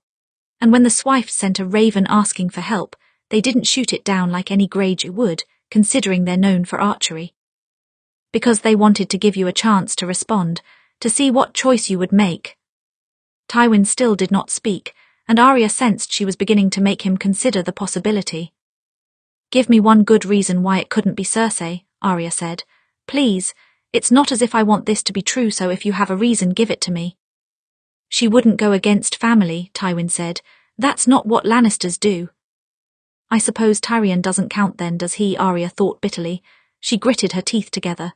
"She's not going against family, not against Jaime and not against her children. She's going against you, and she has every reason to do that." "Does she?" Tywin asked coldly. Arya was treading dangerous ground again, just like when she came to Tywin's office years ago with a Syvas piece in her hand and rage in her heart. But despite that, she could not back down. "You sent her away," Arya said. "You've been sending her away her whole life because she was too much to handle. Doesn't it occur to you that she might hate you for it?" "Children hate their parents from time to time. It does not usually lead to this," Tywin said. "And if she's striking at me as you claim, why go after the North? Why go after you?" Arya shook her head. Was he blind? Was he truly that blind? "Because everything she's ever wanted you've given to me," Arya said. "She's your eldest daughter, but I'm the one who is going to be Lady of Casterly Rock. Me, a northern girl. You've been teaching me how to rule for months and you never did the same for her. You married me to Jaime who—" She paused to look at Jaime, whose eyes were wide and panicked, and quickly changed course. "Who is her? Twin. Of course she hates me." "I don't blame her for it. And if I had died or if I had been married to Ramsay, it would have spoiled all of your plans. That's all she's trying to do. If she can't win your respect or approval or trust, she at least wants to beat you at your own game." Tywin shook his head, glaring down at the map. He was still grasping for more arguments. Anything to keep from accepting the truth. That was fine. Arya had prepared for every argument and she was willing to speak for a while yet. "If it's a matter of revenge or spite, Cersei is hardly the only candidate," Tywin said. "I have another son, and we have not been keeping a close eye on his activities." "No," Jaime protested. "It's not Tyrion either, it's neither of them. For God's sake, why can't we just accept that it's the Greys out for revenge and be done with it? They have a motive, and it's possible that Euron accumulated quite a bit of resources while he was in exile. Life is full of coincidences. This attack on the Fermans and Swifts, stranger things have happened." "It's not Tyrion," Arya agreed. "You don't get to blame him for this too, and you know he would never target me, he was my friend." She looked at Jaime. "But Cersei would, you know she would, Jaime." After all, Jaime had one more piece of evidence that Tywin didn't. He knew that Cersei loved him and he knew of her jealousy when he was engaged to Arya, but he didn't want to see it. He didn't want to accept it.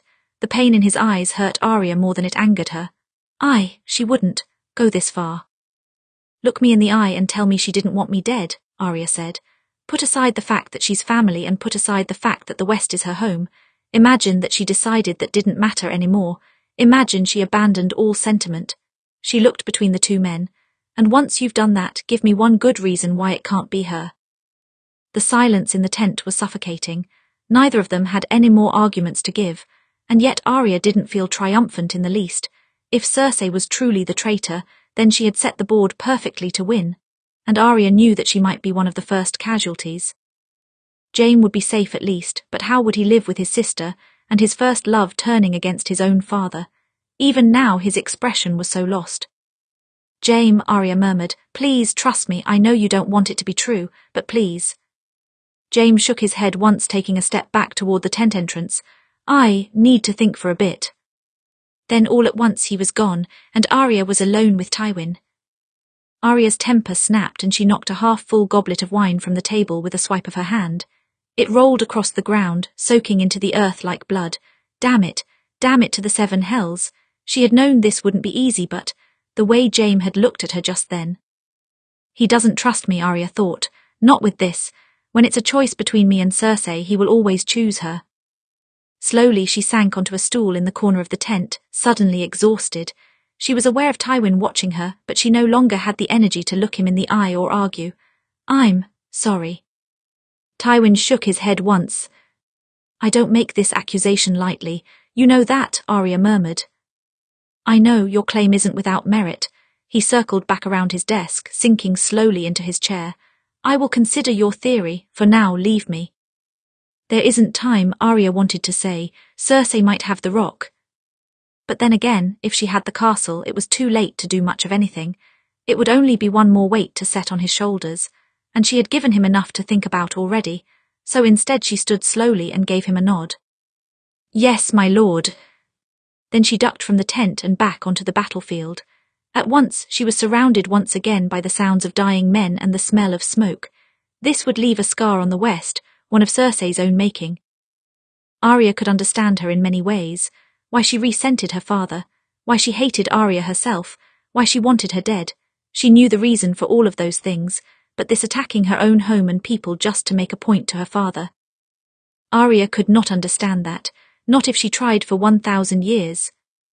When Jaime and Cersei were children, they used to make a sport out of defying their father. They liked to see what they could get away with.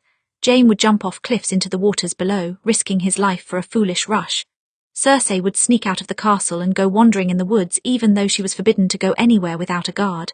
And their relationship, well, that had been a sort of rebellion in and of itself, they knew from the moment it began, father wouldn't approve. Father would hate the idea of his children committing such a crime against his legacy. They could break all the little ones as much as they wanted. They both knew they couldn't truly defy their father. So no matter how many times Cersei wandered the woods or kissed Jaime in the privacy of one of their chambers, in the end there was nothing she could do when their father wed her to Robert Baratheon. Jaime had a better time of defying him, of course. He joined the king's guard, successfully avoiding burden of marriage, but for his trouble he endured a vicious king, a drunken king, a sadistic king who was his own son, and finally, his father brought him back into the fold once again. Rule-breaking had been a game to Jaime and Cersei when they were younger, but that was all it was, a game. When the real world came knocking and their father with it, they set aside their childish whims and they followed his orders, because they feared him, partially, but it was even more because they longed for his approval. They could play rebellious, but they were never true rebels.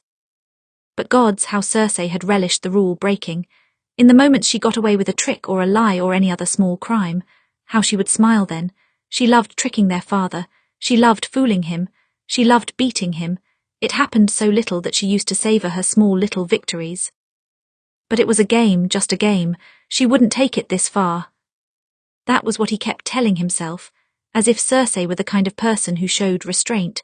Sometimes it was easy to forget the darker parts of her, how she once threw a handmaiden down a well where she broke her neck, how she used to blame others for her crimes and watch them be whipped, the lengths she would go to in order to win. More than one person had died. But this is too much, too far, it has to be too far. So much of what Arya had spoken of made sense. Cersei did want Arya dead, and she did want to beat their father. She wanted revenge on them for having so much stolen from her. She wanted Jaime to herself. Jaime knew what she wanted because she was his twin, his other half. He knew her better than anyone. I must. It had been years now since he had seen her. He wondered if he would even recognize her if he saw her now. He had some time ago accepted she would never return to the way she was when they were younger, before so much war split the 7 kingdoms apart. But if Arya was right, Cersei will die. Of course she would. If she had turned on them and betrayed them, what else could their father do? Tywin Lannister had never been one to let treachery stand. Cersei was his daughter, but that would almost make the offence worse. And how could Jaime lose her like that? He had already lost Tyrion across the sea. How could he bear to see Cersei die as well? He was tired of seeing his family crumble. He wanted it to stop. Jaime paused. He sensed someone was watching him and he looked up from staring at his hands. In the distance, through the crowd, his gaze connected with Arya's. Her brow was furrowed and she was making herself smaller than usual. When they saw each other, she only held his stare for a moment before she ducked her head and disappeared into the crowd. I told you to trust me, do you? He did trust her. Jaime had trusted Arya for quite some time, but all the same he wished more than anything else in the world for her to be wrong. Tywin found himself staring blankly at his desk as he turned over every piece of evidence that stood against Cersei. He had thought through Arya's accusations many times now, and each time it became harder and harder to make any sort of excuses. Cersei was always a willful child, always hopping to get the last word in any debate, but Tywin had always seen each of her rebellions as childish something she would grow out of in time, and indeed for many years it seemed she had. After she married Robert and took her place as queen, it seemed she had accepted her role. There was complaint initially, but that all faded with time. Then Robert died, and since then a new fire of rebellion had grown in Cersei. Not the childish sparks of someone lashing out, but a well-fed blaze of a woman who was tired of playing a role. Joffrey's death had only stoked those flames, made her wilder, drunker, and angrier. Tywin told himself at the time that sending her away was for the best. It had worked the first time when he married her to Robert. Why shouldn't it work again? But he was a fool to leave her unsupervised at the Rock and assume she would meekly accept her fate. She was a lion. She had always been even more a lion than either of her brothers, and lions did not bow easily to orders. She would not turn against her children. Of that Tywin was certain. She would do everything in her power to keep Myrcella and Tommen safe. Jaime, he doubted she would turn on Jaime either. They had always been close, and Jaime had always been the best person to talk sense into her. But him, it was not so strange to imagine her turning against him, especially since he had turned his back on her. In all honesty, he should have foreseen this long ago, and he should have suspected her the moment Roose Bolton breathed word of a traitor. He was furious at himself for not seeing it sooner. And what will I do if this is all true, Tywin thought. What is my course of action then? He did not have an answer, because part of him hoped that some new piece of evidence would drop from the sky and disprove Arya's theory. Evidence not come, but his brother did. Kevan brushed aside the flap of his tent, panting for breath, a scroll clutched in his hand. "A rider, it's for you." Tywin accepted the scroll, unrolled it. He read the scroll 3 times before he truly absorbed the words. Then he crumpled the parchment in his hand. "Find Jaime and Arya, bring them here," he muttered. "What happened?" Kevan asked. "What news?" "The Greyjoys," Tywin said. "They have Casterly Rock." Chapter 76, The Path Forward. By now, her father would know about the rock, and that made Cersei gleefully happy. Just imagining his face when he realized that he no longer had the seat of the Lannister family in his grasp. Oh, she wished that she could be there to see it in person. It had been all too easy to sneak the Greyjoys inside of the keep. Uncle Kevan took much of the Lannister forces with him to meet her father. He left behind just enough to man the wall, but once the Greyjoys were inside, well, there wasn't much they could do. Cersei kept the men who were loyal to her without question and let the rest of the guards die. After all, it had to look like a convincing takeover, and who would believe it if the Greyjoys didn't spill any blood? The most important thing, of course, was securing Tommen and Myrcella, along with their Dornish escorts. Cersei had been overwhelmed with joy when they arrived. It was the first time in a while she had felt any real happiness. Her boy had grown since she last saw him and Myrcella. Well, she barely recognized her daughter. She had left a child and come back a young woman. Of course, by the time they arrived, it was too late to stop her plans. The Greyjoys were already preparing to move on the Fermanagh, so she would just have to make do with this new twist of fate. Cersei knew better than to harm any of the Dornish men or let them get caught in the crossfire of the siege. She wanted to strike at her father, but she didn't need the Martells to hate the Lannisters anymore. She had Myrcella to think about as well. She seemed very taken with her betrothed, and Cersei was not sure she could bring herself to rip her daughter's happiness away from her. So naturally, she made a point to meet with Oberyn Martell as soon as she could. "Last time I was here, we were both children," the Dornishman noted when he met her on a secluded balcony. "Up here, the wind drowned out most noise, so they had no need to fear prying ears. And my sister was with me." "I recall," Cersei said. "You have my condolences, of course, for your sister's death. I'm not sure I ever got to tell you that." "Oh, I take no offence. I don't look for condolences from Lannisters," Oberyn said with a sharp smile. He spoke as if every word was a thorn that he hoped would prick her. "I am a Baratheon by law," she reminded him. "By law, yes, but your hair is still golden, your dress is crimson, and you wear a lion round your neck." He leaned back against the balcony. "Let us not pretend you truly gave up your name on the day you married." "No, I didn't," Cersei agreed.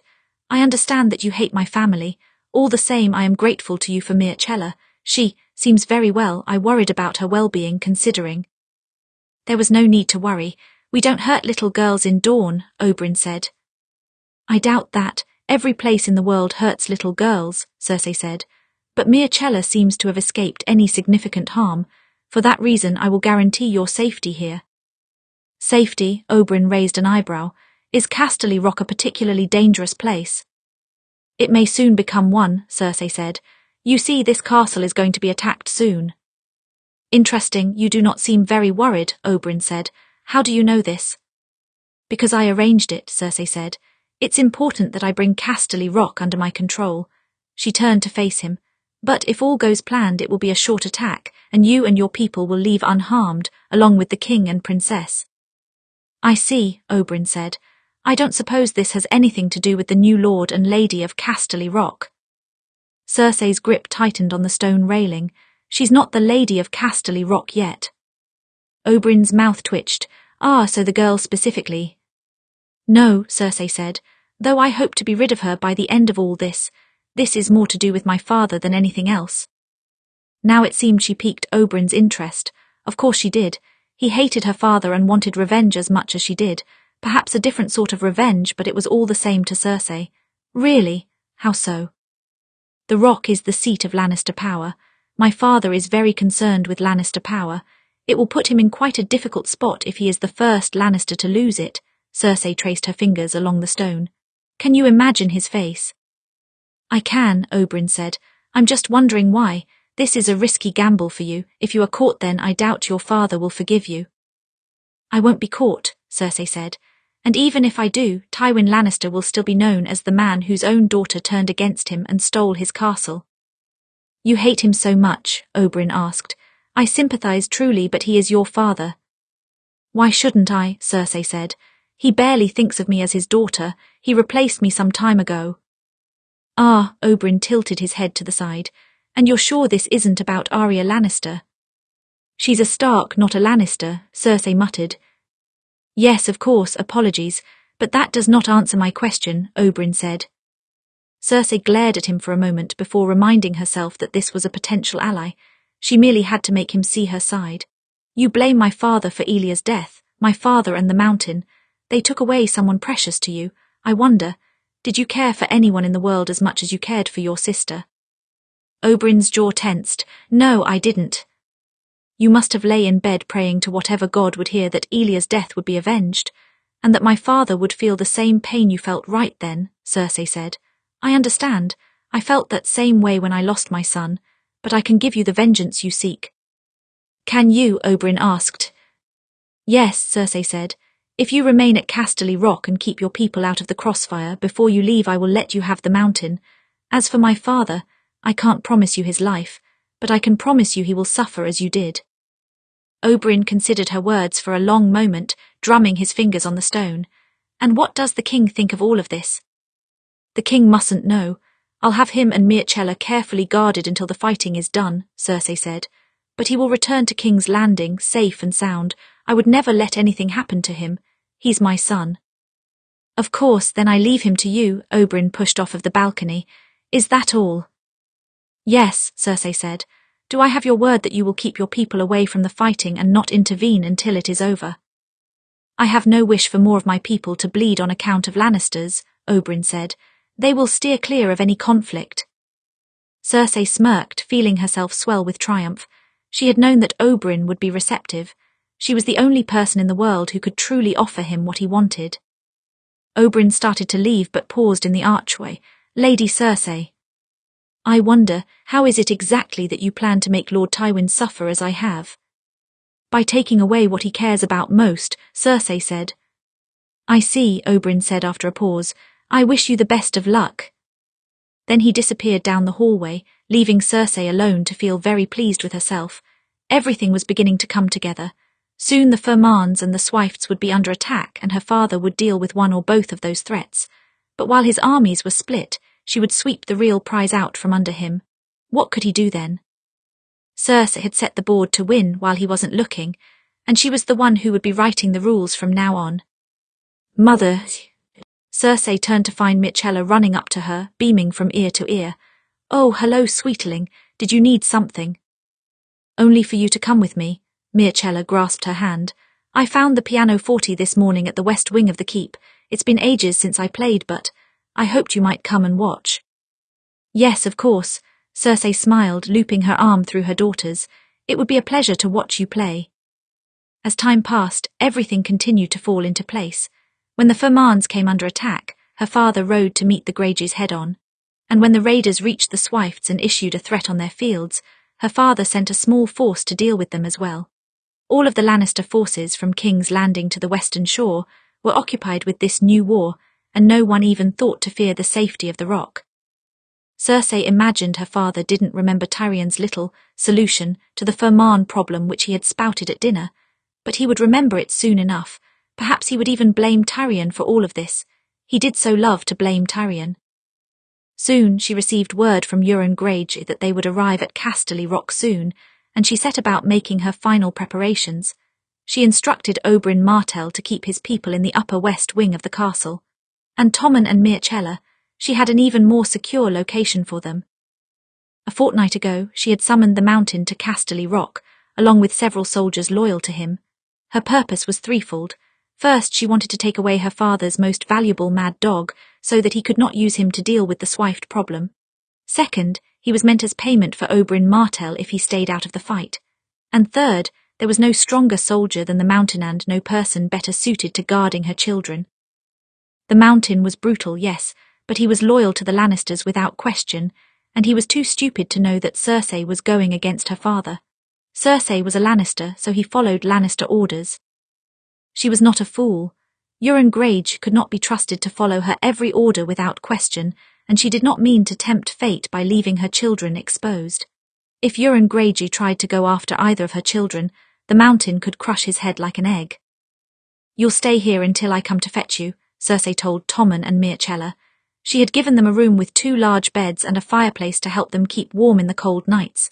They would be comfortable enough, but until then, it is important that you do not leave. "Mother, what is this?" Tommen asked. "If the castle is under attack, I can help." "Of course you can," Cersei smiled, resting a hand on his cheek. "But these are orders from your grandfather. The Greyjoys are proving more dangerous than expected, and we worry they may have spies in the castle. I won't have an assassin take you, so you must stay until I have sorted out the problem." "Why must I stay too?" Myrcella asked. "Do you really think the assassins will come after me?" "Of course they will," Cersei said. "You're a Baratheon by name, but you have Lannister blood. These people hate our family, and when they see your golden hair," she sighed, smoothing down Myrcella's curls. "You trust me, don't you?" "Yes," Myrcella said, "of course." "Then listen, I know you're both nearly grown, but please listen to your mother just this once." She smiled sadly. "I could not stand to see you die like your brother." "We won't," Tommen promised her. "Are you sure this is necessary?" "I'm sure, Tommen," Cersei smiled. "Then we'll stay," Tommen said. "But please keep me informed on what's happening outside. I'm the king, I should know." Cersei was very proud of her son in that moment. He was beginning to stand more like a king, beginning to talk more like one. How much he had grown. "Yes, of course, I will visit as often as I can." She drew them both into her arms, hugging tightly. "Stay safe, sweetlings, I'll be back when it's all over." And that had brought her to this moment. This triumphant moment in which she and Euron Greyjoy controlled the keep of her childhood. For once it did not belong to her father or either of her brothers or her uncle. It belonged to her and her alone. She was the only Lannister in the Rock, and its fate rested in her hands. The seat of the Rock, 2 great golden chairs, set at the top of great stone steps, were empty, waiting for the Lord and Lady of the West. "I am the Lady of the West," she thought. "It was always meant for me." "Why don't you take a seat?" Euron Greyjoy asked from behind her. "That golden chair is what you wanted, isn't it?" Cersei smiled to herself.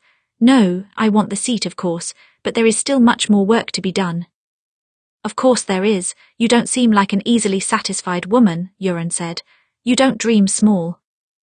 "Small dreams are for small people," Cersei said, climbing the steps. She let herself savour every one of them until at last she turned and sat in the chair meant for her father. She exhaled, gripping the arms tightly, feeling the power of the great seat. But Euron Greyjoy was right. It did not begin to satisfy her. "A chair that fancy looks good on you," Euron said. "What now, Lady Lannister?" "Now you send your demands to my father," Cersei said. "It's his turn now. Let's see what moves he makes." "I have your rock hostage and all the gold beneath.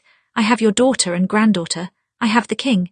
If you wish for them to keep their throats, send the soon-to-be Lord and Lady of Casterly Rock to negotiate. I want the Iron Islands. If you want your castle, you'll give me back mine, or Lannister blood will stain your halls." Arya listened in silence as Tywin read the letter, feeling her heart ram against her rib cage. At once she saw Cersei's plan take shape. Of course she wanted Arya and Jaime to come to the Rock. Then she would have Jaime to herself and could cut Arya's throat without much trouble. How perfectly she had set the pieces. How perfectly she had rigged the board. "Did you suspect this would happen?" Tywin asked her as he tossed the letter onto the table. Arya nodded once. "Jaime told you of Tyrion's solution to the Ferman problem, didn't he?" "Yes, that was what sent me riding here so quickly," Arya said. "I should have told you earlier, but I was tired of arguing." "It wouldn't have made a difference. The castle was already taken," Tywin said. "I remember when Tyrion spoke of something like this. What if they had a third target, he said. What if the Ferman problem was just a distraction? I remember that night clearly because it was one of the only times Cersei stood with Tyrion. Usually they disagreed out of principle. Not then." "So you believe me?" Arya asked. "Yes, I do, unfortunately," Tywin said. "We don't have any more time for doubts. We need to act quickly before this gets out of hand." "How?" Arya asked. "They have the rock, not to mention the king. If we attack the keep, we put Tommen in danger, and putting the castle under siege isn't handling it quickly." "Nonetheless, the Greyjoys can't hold it forever," Tywin said. "And Tommen isn't in danger. If Cersei is indeed behind this, she would never harm him." "Euron Greyjoy would," Arya said. "That letter isn't a lie. I believe he does want the Iron Islands, and if he gets impatient, he might steal this game away from Cersei. We can't risk that. We need to get Tommen back to King's Landing and to Margaery." Tywin gave her a strange look then, and Arya realized that she hadn't told him yet. Of course she hadn't. There were far too many other things to tell. "Margaery told me before I left," Arya said. "She's pregnant." Tywin exhaled. "I suspected that would happen soon enough. We'll get Tommen back to King's Landing in good time, but I see your concern. Euron Greyjoy can't be trusted with his life." "From what I've been reading, this isn't the first time a king has been held hostage," Arya said. "Didn't you send in someone to rescue King Aerys?" "I sent Barristan Selmy on a suicide mission that happened to work, yes," Tywin said. "I would not do the same to you." "They let me into the castle," Arya pointed out. "And kill you," Tywin said. "If Cersei is behind this, she will kill you. You understand that, don't you?" "I understand that if I don't go to the keep, Cersei will find some other way to reach me," Arya said. "Sometimes you have to play into your opponent's strategy to get them to lower their guard." "No, I'm not sending you or Jaime to the rock, and that's final," Tywin said flatly. Arya bit at the inside of her cheek, looking around. "Where is Jaime exactly?" "Kevan could not find him. I suspect he's wandering," Tywin said. "This truth can't be sitting well with him." "He doesn't believe the truth," Arya said. "No, he does, somewhere in the back of his mind. He believes you," Tywin said. "That's why he's taking this so badly. You knew would. That's why you waited to tell him." Arya nodded once. Yes, she knew. "And I'm a fool for not treating Cersei as a possibility earlier," Tywin said. "All of the signs point to her, but I didn't even allow myself to think it." "She's your daughter," Arya said. "I don't blame you for that, even I didn't think of her immediately, and I hate her." "It seems she returns the favor." Tywin sat back in his chair, rubbing a hand over his face. "Arya, don't do anything foolish." Arya nodded once, though she was already thinking of many foolish things that she could do. "Yes, my lord." Sometime later, after Arya had left, Jaime wandered back into Tywin's tent, looking rather defeated. For a long time, neither of them said anything. Neither of them knew what to say. Jaime glanced down at the note on Tywin's desk. "Is that the demands from Euron Greyjoy?" "I suppose Kevan told you about them," Tywin said. "He did," Jaime said. "You never should have sent her back to the rock like that." Tywin did not respond. He studied his hands grimly. "You shouldn't have ignored her at all. She wanted to learn from you. She always wanted to learn from you, and if you had just let her." "I know," Tywin said, and Jaime paused as if he hadn't expected his father to agree. "But there's nothing I can do about that now. We have to fix the situation at hand." Jaime exhaled and crossed to the desk, picking up the letter and reading it over a few times. "Is there any way past these demands?" he asked. "Our best option is to lay siege to the castle," Tywin said. "You know that will only cause more trouble," Jaime said. "It will make us seem weak, and a siege on the rock could take a year. The throne can't be empty for that long." "It's not ideal, no," Tywin said. "The only way to end this quickly is to have someone on the inside," Jaime said. "I can go to Cersei. I might be able to talk sense into her if..." if she's truly behind this, you know she won't hurt me. I don't know that actually, Tywin said. If she was willing to take the rock, why shouldn't she be willing to hurt you, Jaime? What makes you think you know her so well? Jaime fell silent and looked away. I told Arya the same thing. Both of you are the future of Lannister House. I'm not going to risk your lives, Tywin said. Nothing will happen to Arya, I promise. You cannot promise that. You couldn't promise that in the north and you can't promise it now.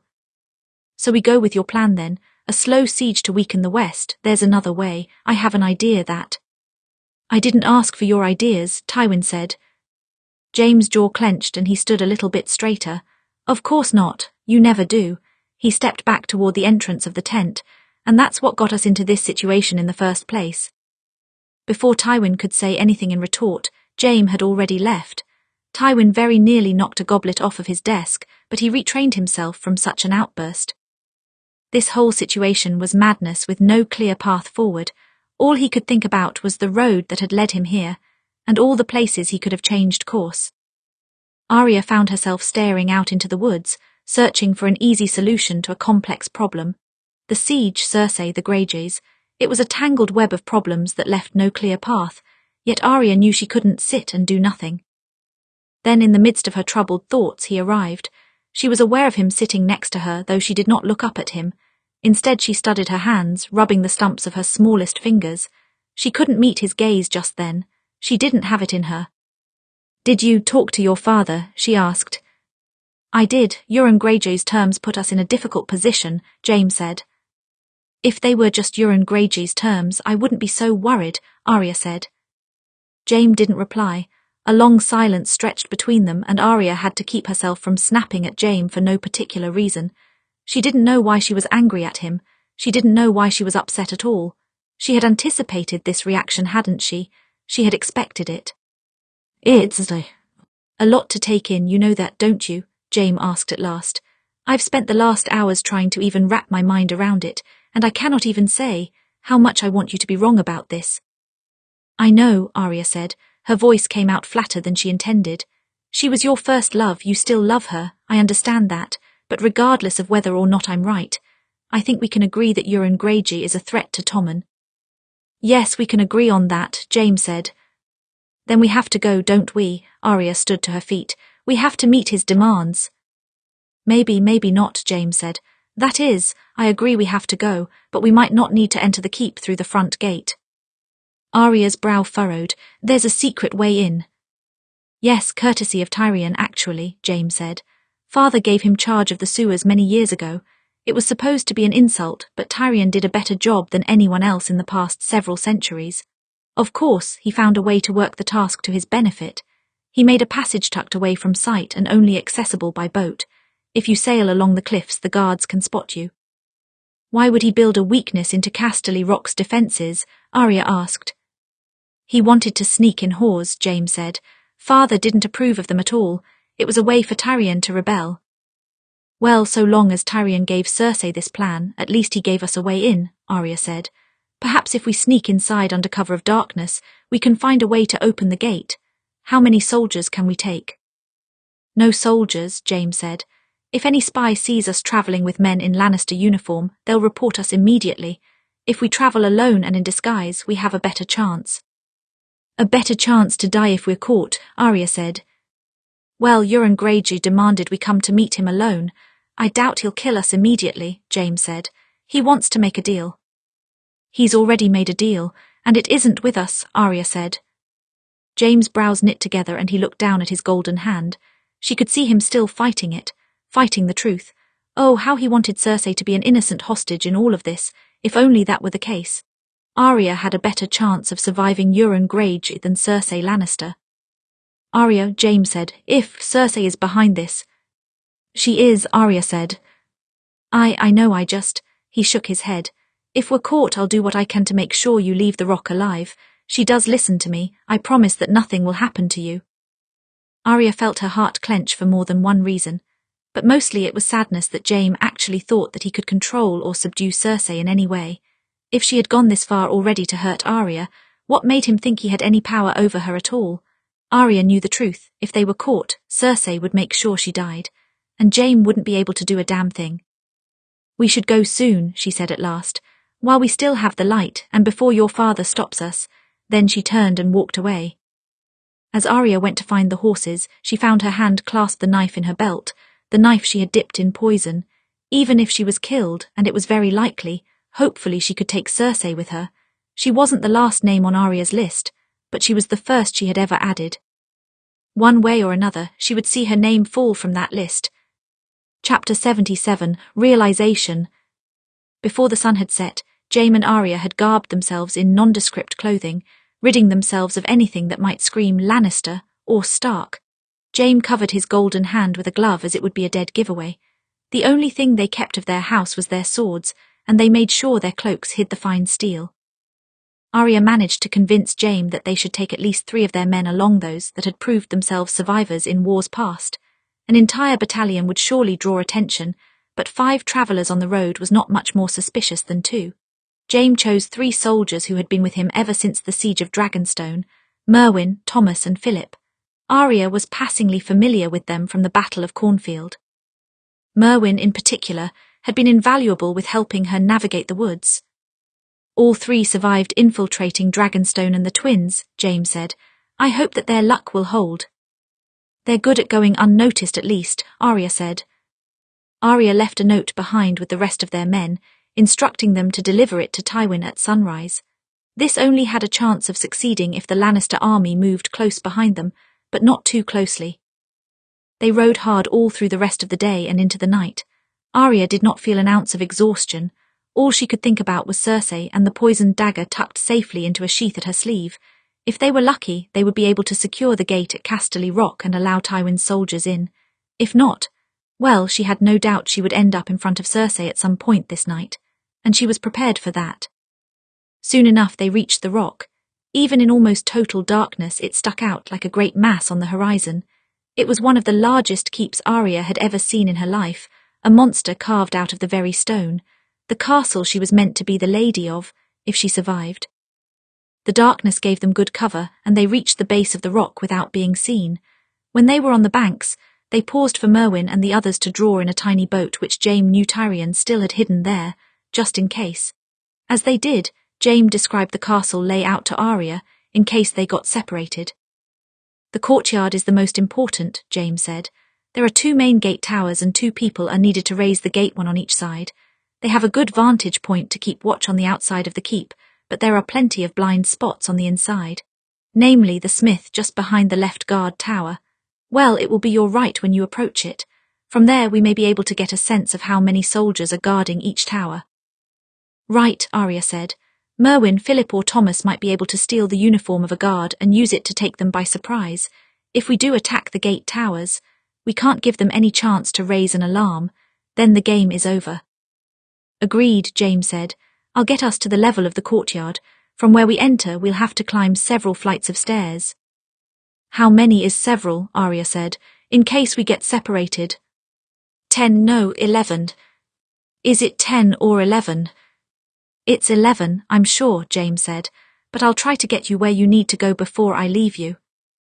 "Try not to leave me at all," Arya suggested. Jaime's mouth twitched into a small smile, but he did not reply, and a spike of worry shot through her. At last the boat was at the bank and they climbed carefully inside. It was meant for 3 people at most, so it tipped dangerously in the waves, but Philip was able to steady the vessel. Then they began to row. It was the dead of night, and the thin sliver of moon was covered by clouds. They could barely see anything, and they could not light a torch without risking the guards above noticing them. Instead, they used the rocks to guide them, and sure enough, Jaime bore them safely into a little crack in the cliffs, just large enough to allow a few people inside. The passageway was narrow and it stunk of shit, but once inside they were able to light torches to help them see. Then Jaime led the way forward. "Tyrion showed me this place proudly once when I visited the rock," Jaime said. "It's been some time, but I remember the way." They wound their way through the passage until they at last reached a dank cellar, which may have once been used for storage, but was now abandoned. Merwyn checked the hall outside the door for guards, then motioned for the rest of them to follow. They made their way up a series of winding stairs.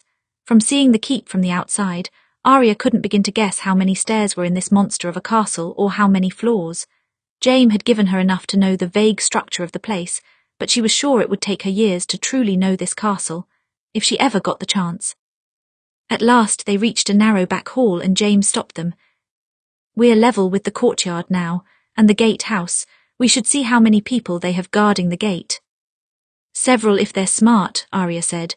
"More than can be taken by 5 people." "Yes, probably, but we should still know exactly what we are facing." "Hush," Thomas muttered. "Someone is coming." They all fell silent and pressed back against the wall, listening to the sound of footsteps across the stone. Moments later, a shadow rounded the corner, and Merwin stepped forward, seizing him and pressing a knife to his throat. "Wait," Jaime said. "He's a Lannister man, he may be useful to us." Sir Jaime," the man's eyes went wide. How did you?" "I grew up in this castle, I know it well," Jaime said. "I wouldn't call for help. If you do, my friend Merwin here will have to slit your throat." "I won't," the soldier said quickly. "Just, thank the gods you're here after your sister, and the Greyjoys." He shook his head. "She threatened to kill us if we didn't swear loyalty. I didn't know what else to do." "All right, slow down," Jaime said, stepping forward. "Tell me exactly what happened from the beginning." "Your uncle left just enough of us behind to man the castle," the soldier said. "He knew that even if the Greyjoys attacked, they wouldn't have the forces to overwhelm the castle. But then one night I woke up to screaming, and when I arrived in the courtyard the gate was wide open and there were Greyjoy soldiers pouring in. I thought that we were all done for before your sister came out to meet them. Then she said, any Lannister soldier who pledged loyalty to her would be spared. We realized that she had opened the gate for the Greyjoys." The soldier swallowed.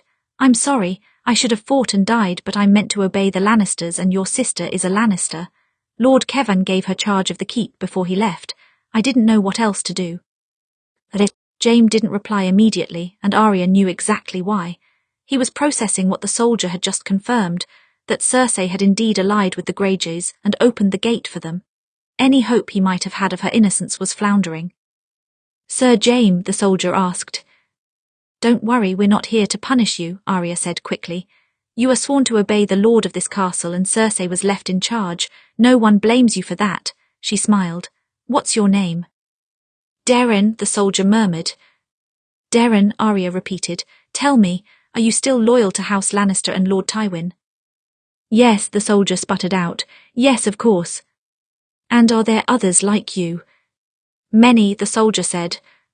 "Good, then you should gather those others," Arya said. "Lord Tywin is on the way here now with a great force of soldiers. You know the castle will fall eventually, even if it takes a year, and if it does he will show no mercy to those who helped the Greyjoys hold it." She paused and let the fear of Tywin's wrath take hold in his eyes before she continued. "But if you were to help open the gate for him as Cersei's men did for the Greyjoys, he would forgive you then. He would know your loyalty."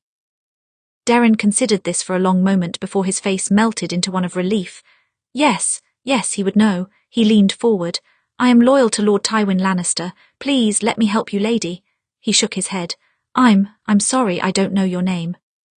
"It's Arya," she replied. "Arya Lannister." "Oh, my lady," the soldier bowed his head. You shouldn't have come here, she's looking for you." "Then we can't let her know I'm here," Arya said. "Can you gather those loyal to my father?" Jaime asked at last. It seemed he had finally found his voice. "Gather as many as you can, but quietly. Then meet behind the smith. Don't make a sound and don't draw attention. If you are seen, play drunk. Can you do that?" "Yes," Darren said. "Good, Merwin, Thomas," Jaime looked at their men. "Go with our new friend here. If you begin to suspect he is lying, cut his throat. We will meet you behind the smith in half an hour." He looked to Philip. "And you, scout ahead and find the quickest, safest path to the smith. We don't want to run into any guards. Once you've found a way, come back and join us." All 3 of the soldiers nodded, and Merwin pulled his blade away from Darren's throat. Then he pulled the soldier off the wall and pushed him down the hall. "You heard him. Don't try anything clever. We're all better fighters than you." Arya watched the 4 men hurry down the hall and out of sight. "We may have more allies than we thought." "It seems so," Jaime murmured. She glanced at him. "Are you all right?" "Yes, I'm fine," he exhaled. "Wait here until Philip comes back. If he doesn't return in half an hour, well, you remember where I told you the smith was." "Just behind the left gate tower," Arya said. "But why are you asking me if I remember? You're coming with me." Jaime shook his head. So long as you're making a play to open the gate, it's important that we keep Cersei distracted. Arya's eyes widened as she realized what he was saying. No, Jaime. No, I understand you think that you can convince her to stand down, but you can't. A woman who is willing to go this far, she won't stop now. She gripped Jaime's sleeve. Come with me, we secure the gate. We wait for your father. We open it for his men, please. Jaime gave a sad smile which broke something inside of Arya like glass. Don't worry. I'll tell her that I came alone. That might give you a better chance. I don't want a better chance. I don't want to lose you, Arya hissed. Jaime stared at her, as if he had just realized something both very important and very surprising, though Arya could not begin to guess what. Arya. No, Arya said, you're staying with me, we're staying together, do not. She didn't get any further. Mid-sentence his head bent and she felt his lips press against hers, swallowing her protests. A spasm of emotions crashed through Arya. Fury, grief, joy, and 1,000 other unnamed little feelings. Her thoughts died away, and for a moment there was only him, and the warmth of his hand on her cheek and his lips on hers. When he pulled back, she found herself entirely mute. What had she been about to say? She didn't remember, something about not being foolish, but all she managed was his name. Jaime. It's all right, Jaime murmured. Trust me. Then he stood and hurried off in the opposite direction, leaving Arya sitting alone in the corridor. She felt her vision blur as tears of confusion rose to her eyes. What in the 7 hells? He picked that moment. Out of all moments, that was the one he chose. Arya sat back against the wall, drawing in a shuddering breath. Part of her wanted to run after Jaime right then, and knock him over the head with his own hand and ask what made him think he could do that, then run. But there wasn't time for that. She had a job to do, and if she couldn't find a way to open the gate, she might never get to snap at him about his poor timing. So she took a deep breath. She waited in the darkness for half an hour, just as Jaime said, until Philip finally returned. Where's Sir Jaime? He asked. He has another objective, she muttered, standing to her feet. You found a safe path. Yes, Philip said. Good, Arya said. Then let's get to work. When they were children, Jaime and Cersei's mother had caught them together, exploring strange feelings they did not yet understand, and she had promptly moved Cersei to the other side of the castle. They were lucky she had not told their father at once, but the distance was quite unbearable to Jaime. Naturally, he got very good at sneaking through the halls at night, using narrow backways and hidden stairs and unguarded windows. Soon, he became an expert at finding his way to Cersei's room without anyone noticing, and he became an expert at sneaking back before the break of dawn. Time had passed, but the keep had not changed. The same halls and stairs and windows led Jaime exactly where he wanted to go, until at last he reached Cersei's balcony and landed in a soft crouch just outside the doorway. Her curtains were gusting in the breeze, and just past them, Jaime saw her form glide just behind them. It was familiar to him, and yet so distant at the same time.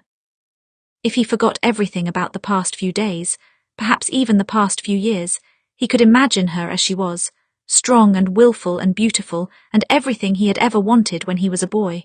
But Jaime's memories plagued him, and all the evidence was against her.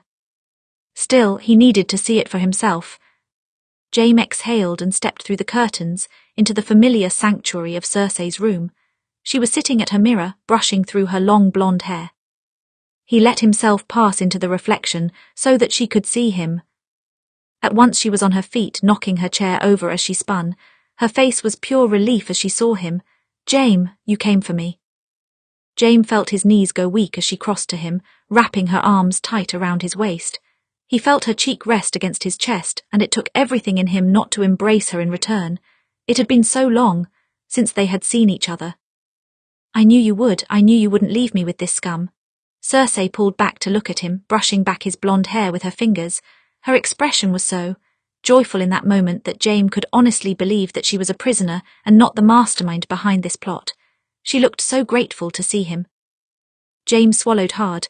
The children, where are they, Tommen and Myrcella? I don't know where they put them, Cersei said, but they're alive, I'm sure of that. She shook her head. Gods, I've missed you, Jaime. She leaned up, drawing his face down to hers, kissing him deeply. Jaime's whole body shuddered at the touch of her lips. It was like some distant dream kissing her again. He had nearly forgotten what she tasted like, nearly forgotten the feeling of her body pressing against his. For a long moment he wanted nothing more to lose himself. But he didn't. With every bit of willpower he could muster, he grasped her shoulder and pulled back to look at her. She looked up at him surprised, as if she could not fathom him breaking the kiss. "Cersei," he murmured, "how did the Greyjoys get inside?" "They're raiders and thieves," Cersei said. "I assume they have ways. Perhaps they climbed the walls." "Casterly Rock is not an easy keep to climb," Jaime said. "You've never tried it. I suppose you wouldn't know." Cersei pulled away from him, packing to the other side of the room. "What does it matter how they got in? They're here now and we need to deal with them." "I agree," Jaime said. "Cersei, do you remember the Ferman problem?" Cersei paused in her path but did not answer immediately. The silence was a barb in Jaime's heart, and he kept talking to fill it. "It was a stupid little question that Father gave us once a long time ago. I'm sure you remember it," he said. "You were so upset after you got the answer wrong, and you've always been good at holding grudges, haven't you?" "Why are we talking about one of Father's old riddles?" Cersei asked flatly. She did not turn to look at him. "Just tell me if you remember it," Jaime said. Cersei exhaled. Jaime wanted her to deny knowing anything about the Ferman problem. He wanted her to swear that she didn't know what he was talking about. Instead she turned to face him, her green eyes hard and her smile like poisoned. "Who figured it out? Was it you or Father?" Jaime swallowed hard. It was all true, every bit of it. Cersei had turned on the West and before that caused a civil war in the North, all for revenge. "I suspect it was Father." Cersei crossed to her dresser, pouring herself a goblet of wine. "You didn't exactly inherit his mind. When did he find out exactly? Did you see his face when he realized?" "I did," Jaime said, "but Father wasn't the one who figured it out. Neither of us did." Cersei's brow furrowed, then it twisted as anger crossed her face. "Ah yes, your little wolf wife. I should have known Father gave her the Ferman problem." Her words dripped like acid. "Did she get it right? She's so perfect, I imagine she did." "No, she got it wrong," Jaime said. "I really don't know why that problem ever mattered to you." "Of course you don't," Cersei said. "You're the firstborn son, how could you possibly understand?" She took a long draught of her wine and Jaime watched a tiny drop roll down the corner of her mouth. His whole world felt as if it was crumbling to ashes. He wanted this to be a nightmare and he wanted to wake from it. "Is she here?" Jaime blinked. "What?" "Arya Stark," Cersei emphasized the family name. "Is she here with you?" "No," Jaime lied. "I came alone. I was hopping to reason with you." "That's very sweet, Jaime, that you still had faith in me." Cersei's smirk softened into a smile. "I suppose you always have. That's why I love you so much." "Please, Cersei," Jaime said. "You have to end this. The game has gone on for too long." "No," she said. "It's only just beginning." "You don't have the resources to win in the end," Jaime said. "And you certainly can't keep the king here throughout an entire siege. If you surrender now, Father—" "No," Cersei said. "No, I'm not interested in letting Father win again. He always wins, not this time." "It's not about winning," Jaime said. "I don't want to lose you, Cersei." Her face softened, but with pity rather than regret. "My knight in shining armor, you really did come to try to rescue me, didn't you? Well, I'm the one who is going to rescue you." Jaime blinked. "What are you talking about?" "You never wanted to be Father's heir," Cersei said. "And you never wanted to marry. That's why you joined the King's Guard in the first place. You just wanted to fight, and you wanted me." She smiled gently. "Father pulled you away from all that. He's been pulling the strings on our lives for so long. I can set you free from that." "How exactly?" Jaime asked. "You're not seriously thinking of killing our father. Tell me you aren't speaking of that." "Of course not. No, I don't want him to die. I want him to watch all of his carefully laid plans burn," Cersei said. "He's not the one I need to kill." Jaime's jaw clenched. "Leave her be, Cersei. She hasn't done anything to deserve this from you." "Oh, I think she has," Cersei said. "Are you protective of her, Jaime? One worthless Stark girl that you never wanted to marry. I know you like to play at being honorable, but you don't have to pretend with me." "If you let her go, I'll stay here with you," Jaime said. "That's what you want, isn't it?" "It's one of the things I want," Cersei said. "I understand. You've tried to make the best of your circumstances with that girl. Perhaps you've even gotten a bit attached to her. But sometimes we all have to make hard choices." She tilted her head to the side. "So where is she, Jaime?" "I told you she's not here," Jaime said. "She's with Father." "You're not a very good liar," Cersei said. "She's somewhere in the keep, isn't she? Tell me where." Jaime shook his head. "Just let her go." That's all right, you don't have to tell me, we'll find her. She crossed to the door and knocked twice. Moments later, 6 Greyjoy soldiers armed with bows and pikes swarmed the room and surrounded him. I'm curious, Jaime. Do you think she's gotten attached to you as well? Don't do this, Jaime pleaded. He was losing his grip on her, on everything. Once his words could calm the storm in Cersei, but he had never seen her quite like this. Still, he begged her. You don't have to do this. I suppose we'll find out soon enough if she has. Cersei stepped aside, leaving the doorway open. Escort Sir Jaime to the Golden Hall. I'll be there shortly. Jaime opened his mouth to respond, but before he could, the Greyjoy men were upon him, disarming him and marching him from the room. At one point, Jaime could have cut through every one of them, but with only one hand and a clouded mind, he barely even managed a struggle. In his heart, Jaime knew this had gone past the point of no return, and before dawn broke, he was sure someone he cared for would be dead. Chapter 78, The Golden Hall. In the courtyard behind the smith, Arya found 10 men waiting for her. Merwin looked up as she and Philip crouched behind the wall, resting a hand on his sword for a moment, then relaxing as he saw their faces. Sir Jaime, he asked. Doing something foolish, Arya thought, but did not say for fear to stirring up doubt in the soldiers. Elsewhere, he sent me to help you all. Merwin paused for a moment to consider this before he nodded. After all, Jaime had done the same thing in the Battle of Cornfield. It would not be so strange to him. Good, I have 10 here. Thomas has another 12 in a blind spot behind the right guard tower. How many in each tower? Arya asked. Hard to see from here, Merwin said, but one of the soldiers reports that 6 is the usual number for each. So we outnumber them, Arya said. We'd beat them in a straight fight, yes, Merwin said, but it needs to be a quiet fight too. If they raise an alarm, it's over for us. Yes, Arya said. It's fortunate that we have soldiers who are supposedly loyal to Cersei. Besides Merwin, Darren shifted nervously. What do you want us to do? Can you pretend to be the next shift of guards? Arya asked. No, it's mostly Greyjoy men defending the gate, Darren said, and a few soldiers truly loyal to Cersei. They'll know we're not supposed to be there. All right, Arya said. In that case, which of you can play a convincing drunk? Arya's strategy was not foolproof, but it would hopefully be just enough to catch the guards by surprise. In that surprise, they would have a very small window in which they could kill them all and secure the tower. If they failed, there would be no opening the gate and no salvation from Tywin's armies. Over the next hour, each of their men moved quickly and quietly to the guard tower, piling into the empty stairwell as quietly as they possibly could. Arya was the last of them to enter the tower, and she held her breath in the darkness before nodding to 3 of the soldiers who had agreed to make themselves a distraction. They started up the stairs and near the top began to make a great drunken ruckus, stumbling as they stepped and laughing too loudly. Arya heard one of the Greyjoy men snap about how they shouldn't be here, and a soldier replied that they just came up for the view. They shut the door behind them, and at once, Arya surged forward, leading the other soldiers up the stairway and to the door at the top. They waited for a few breaths, listening to make sure that the Greyjoy watchmen were completely distracted. Then Arya gave Merwin a nod. Merwin shoved the door open, darting into the room and driving his knife through the eye of one of the soldiers. Arya followed immediately after, cutting the throat of a Greyjoy guard just as he was about to call for help. In only a few seconds, their enemies lay dead, and the stone of the guard tower was stained red with blood. Arya held her breath as she waited to hear a horn or a bell or a call of alarm from the other guard tower, but all she heard was silence. She looked out the small window and saw someone waving a torch on the other side. Success! They had been successful. She released a breath and leaned back against the wall. All right, we have the towers, Merwin said. Now what? Now we hold them until dawn, Arya said. Darren, when do the shifts change? It used to be an hour or so before daybreak, Darren said. Now I'm not sure. Well, keep alert, Arya said.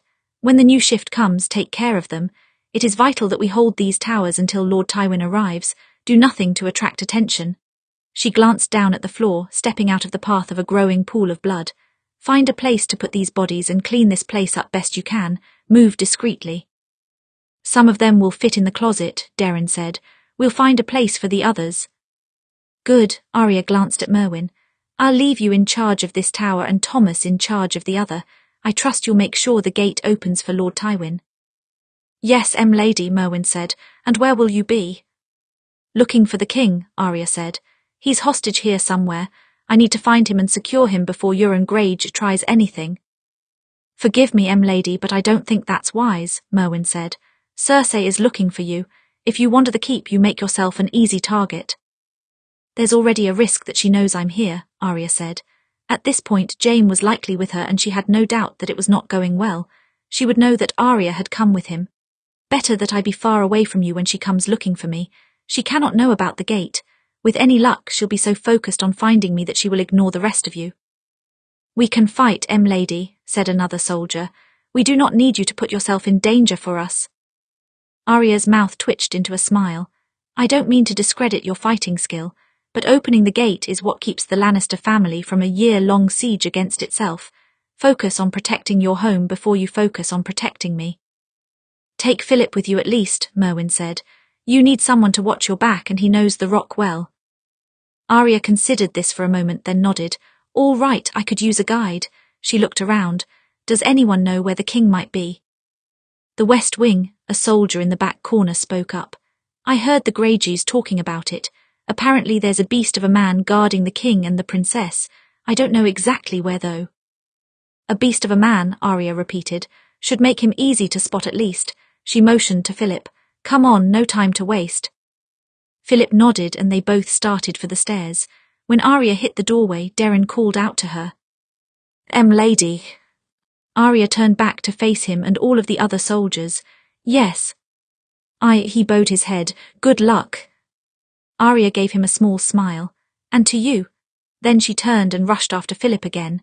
There were still a few hours left until dawn, and she had no guarantee that Tywin would make it in time or that her men would be able to hold the gate. But at least there was a chance. Now she had to hope that both her and Jaime would survive to see that dawn. Philip was an excellent guide for the Rock. Apparently he had lived there as a child. His mother had been a cook in the kitchens, and he often watched her work. Then he spent his free time wandering the narrow back passages of the keep, letting himself get lost, and then working to find his way back again. More than once my mother beat me for disappearing on her, he said. I got lost for too long. Hopefully you won't get us lost here, Arya said.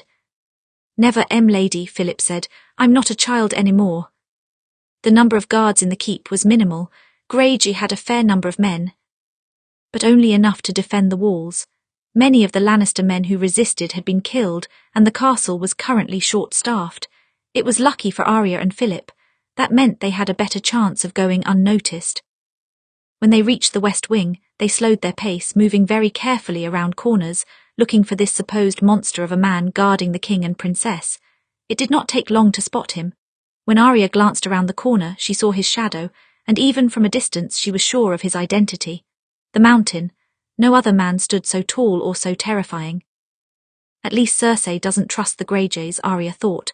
She had given her children the very best guard in the Seven Kingdoms, knowing they could be in danger.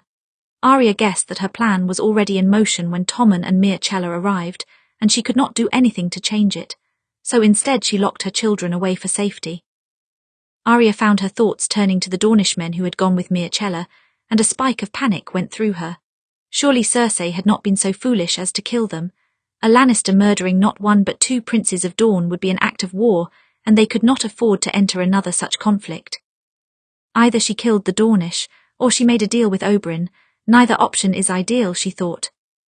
With a long breath, Arya leaned back against the wall, trying to think. Well, Philip asked, I'm not sure we'll get past the mountain to secure the king and princess. No, not alone, Arya said. It may be better to leave them here. I think the mountain is there to protect them from the Greyjoys. That means Cersei ensured their safety. Of course, the Greyjoys could end the mountain with a well-placed arrow. His armor was strong, but there were weak spots.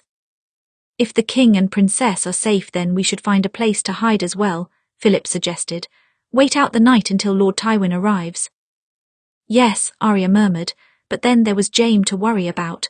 She did not like leaving him alone with Cersei. Still, it wouldn't be wise to run off and find them. Where do you suggest? Philip stood from a crouch. I have some ideas, there's a... He got not further before an arrow sprouted from his eye. Panic spiked through Arya, and at once she rose and strung her bow, aiming in the direction of the culprit. She found 5 arrows pointing right back at her. In the center of those arrows stood a man with a long dark coat and a wide, wicked smile. That smile made her whole body feel cold. For a moment in the shadows, his face had looked like that of Ramsay. But no, he was older than Ramsay and taller, and his skin was not so pale. She repeated those facts a few times in her mind to reassure herself that no ghosts had returned to life. Then she steadied her hands on her bow. "Hello there," the man said. "Arya Lannister, yes, or is it Stark? Your sister-in-law insists that your name is still Stark." "Call me what you'd like," Arya said. "Are you Euron Greyjoy?" Euron gave a little bow. "At your service." "Somehow I doubt that," Arya said. "The poison in my wine suggested otherwise." "That wasn't me actually. It was Cersei," Euron said. "She recruited me soon afterward though, so if you'd like to blame me I don't mind, I've done worse." "I'll be you have," Arya said. "So, do you think I can kill you before your men kill me?" "We've been ordered to bring you alive to Cersei," Euron said. "Where I will soon after die, no doubt," Arya said tightly. "I'd rather deny her the pleasure and rid her of a powerful ally." "I'm sure you would," Euron said, "but if you don't come with us, what will happen to your husband?" A chill went through Arya, and she tightened her grip on her bow. Her 3 fingers trembled where they clutched the string. Jaime Lannister came to see Cersei, to beg her to stop this pointless rebellion. "He was not successful in that," Euron said. "Now he's in the Golden Hall. You shouldn't keep your husband waiting." "Cersei won't kill him," Arya said. "That much I know, his life is in no danger." "Perhaps not," Euron said. "His other hand might be though." Arya's heart clenched. Jaime's hand, his only hand. It had been such a trial for him to learn to fight with his left, but at least there had been a chance to teach him. With no hands he would have no chance, and he would fade to a shadow of his old self. "It would be a shame for him to lose that hand, don't you think?" Euron tilted his head to the side. "Not that he's very good with it, but at least it's something. No one wants to see a knight with no hands. That's just pathetic." Cersei wouldn't hurt him so badly, Arya thought. She wouldn't, she loved him once. She still loves him, she wouldn't. But Arya wasn't sure. That was the terrifying thing. She was not sure enough of Cersei to know whether or not this was a bluff. It had been too long since they had seen each other, and Arya could not gauge how far gone she had become. But if she was willing to turn against Tywin, maybe she would be willing to remove Jaime's other hand in order to keep him with her. Arya could not risk that. She could not risk leaving him to that fate. Slowly Arya lowered her bow. Euron chuckled and waved his men forward. She expected them to rip her weapons from her, but instead they only formed a circle around her, cutting off any route of escape. They took her bow, but not her swords. "You mean to leave me most of my weapons?" Arya asked. "A request from Cersei," Euron said. Arya's eyes narrowed and he laughed. I know it's not very typical, is it? But that's what makes her so fun." He stepped to the side with a grand gesture, encouraging Arya to start walking. "After you." And Arya had no choice but to go. The Golden Hall was a marvellous spectacle that could have rivaled the throne room of King's Landing.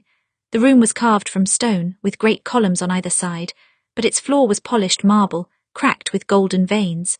Arya had no time to take in the great expanse of the room as the great stone doors closed behind her. She only had time to look ahead, and when she did, she saw the seat of the rock. The golden chairs were set at the top of a mountain of steps, so that any who sat in them could look down on their subjects. Arya imagined it was a trial to climb those steps every day, but it must have made one feel very powerful. It certainly made Cersei look that way. She was sitting in one of the seats, her head held high and proud, and her slender fingers gripping onto its edge.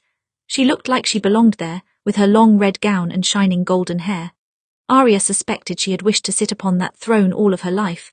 Now she had it, and she would never give it up without a fight. Arya's gaze was drawn downward to the foot of the steps. On one side she recognized Oberyn, perching on the edge of the 3rd step. Carefully cleaning his spear, his hands were unbound and no one guarded him. He looked up at Arya with an unreadable expression and her jaw tightened. So it seemed Oberyn had cut a deal with Cersei. She did not blame him, of course. He had his people to think of. Still, she did not wish to stand against him as an enemy. Arya didn't have time to think on it. Instead, she tore her eyes away from him and looked to the other side of the steps where Jaime stood. He was surrounded by Greyjoy men. His hands were bound together, flesh pressed against gold, and his weapons were taken. At the sight of Arya, all of the colour drained from his face, and he got the most hopeless look in his eyes. "You shouldn't have come," he seemed to say. "You should have left me." Yes, perhaps she should have. Perhaps she should have waited for Tywin's arrival and hoped that Cersei would not make good on her threat. But she could not bring herself to take that risk. Arya exhaled, steeled herself, then began the long walk down the hall. Her footsteps echoed off of the stone, louder than any of the soldiers trailing behind her. She was likely going to die here, but if she was meant to finally meet death in this place, she had every intention of introducing him to Cersei as well. At last she stopped a few paces from the foot of the stairs. She lifted her chin because she had no choice and looked Cersei straight in the eye. "Well," she asked, "here I am." "Here you are," Cersei said. "A clever girl would have stayed far away from me." "A clever girl wouldn't have taken a castle she can't keep," Arya replied flatly. Cersei laughed once. "Sharp-tongued, you always were, not that it makes any difference now." She stood from her seat. "I hear you went without a fight. That doesn't seem very like you. Why did you come here when you know you won't leave this hall alive?" Arya should not have looked at Jaime then. She should have held Cersei's gaze. But her eyes flickered to him for just a half-second, taking in that awful, fearful look on his face before fixing on Cersei again. "I see," Cersei smiled. "Do you love him, Lady Arya? I'm very curious about that. After all, you used to despise Lannisters. But why would you be here unless you did?" Arya swallowed hard. She did not have an answer for that question, nor would she give Cersei the satisfaction of trying to come up with one. "Does it matter why I came? I'm here. Now what do you want from me?" "I want everything you stole which is rightfully mine," Cersei said. "Tell me, Lady Arya, why did my father choose you? Why did he give you so much while he sent me away? I'm his daughter, his only daughter, and yet you—" She shook her head. "I've been thinking so often of why, but I never can come up with the answer." "If you're looking for the answer, you won't find it with me," Arya said. "I don't know why, not any more than you." Cersei gave her an acidic smile, then she glanced down. "That sword, it's the one my father gave you, isn't it?" Arya did not reply, but rested her hand on the hilt. "I was never allowed to take up a sword when I was a child. That was a privilege only for Jaime, because I was a woman meant to learn to be a perfect wife." Cersei came down the steps slowly, one at a time, never taking her eyes off of Arya. "He told me it was the way of the world, and yet, he gives you a sword. That doesn't seem fair, does it?" "No," Arya said, "it doesn't." "Well," Cersei said, "I wonder, are you any good with that blade?" Arya's eyes narrowed. She noticed Cersei drawing closer and wondered if she would come close enough for her to strike her with her poisoned dagger. She would have to wait for the perfect opening. "I'm good enough." Cersei smiled. "Let's find out." Out of the corner of her eye, Arya caught a flicker of movement and heard the scrape of a sword being drawn. On instinct, she drew Winter's Fury from its sheath, turning and blocking the fall of the blade. Her arms rang with the impact. All around her, she heard more swords scraping, and she knew that she was moments away from being surrounded. With a hiss, she leapt back out of the way of the first attacker, positioning herself so that no one was behind her or in her blind spot. She counted 4 attackers, but there were more behind them, waiting their turn, more than she could take alone.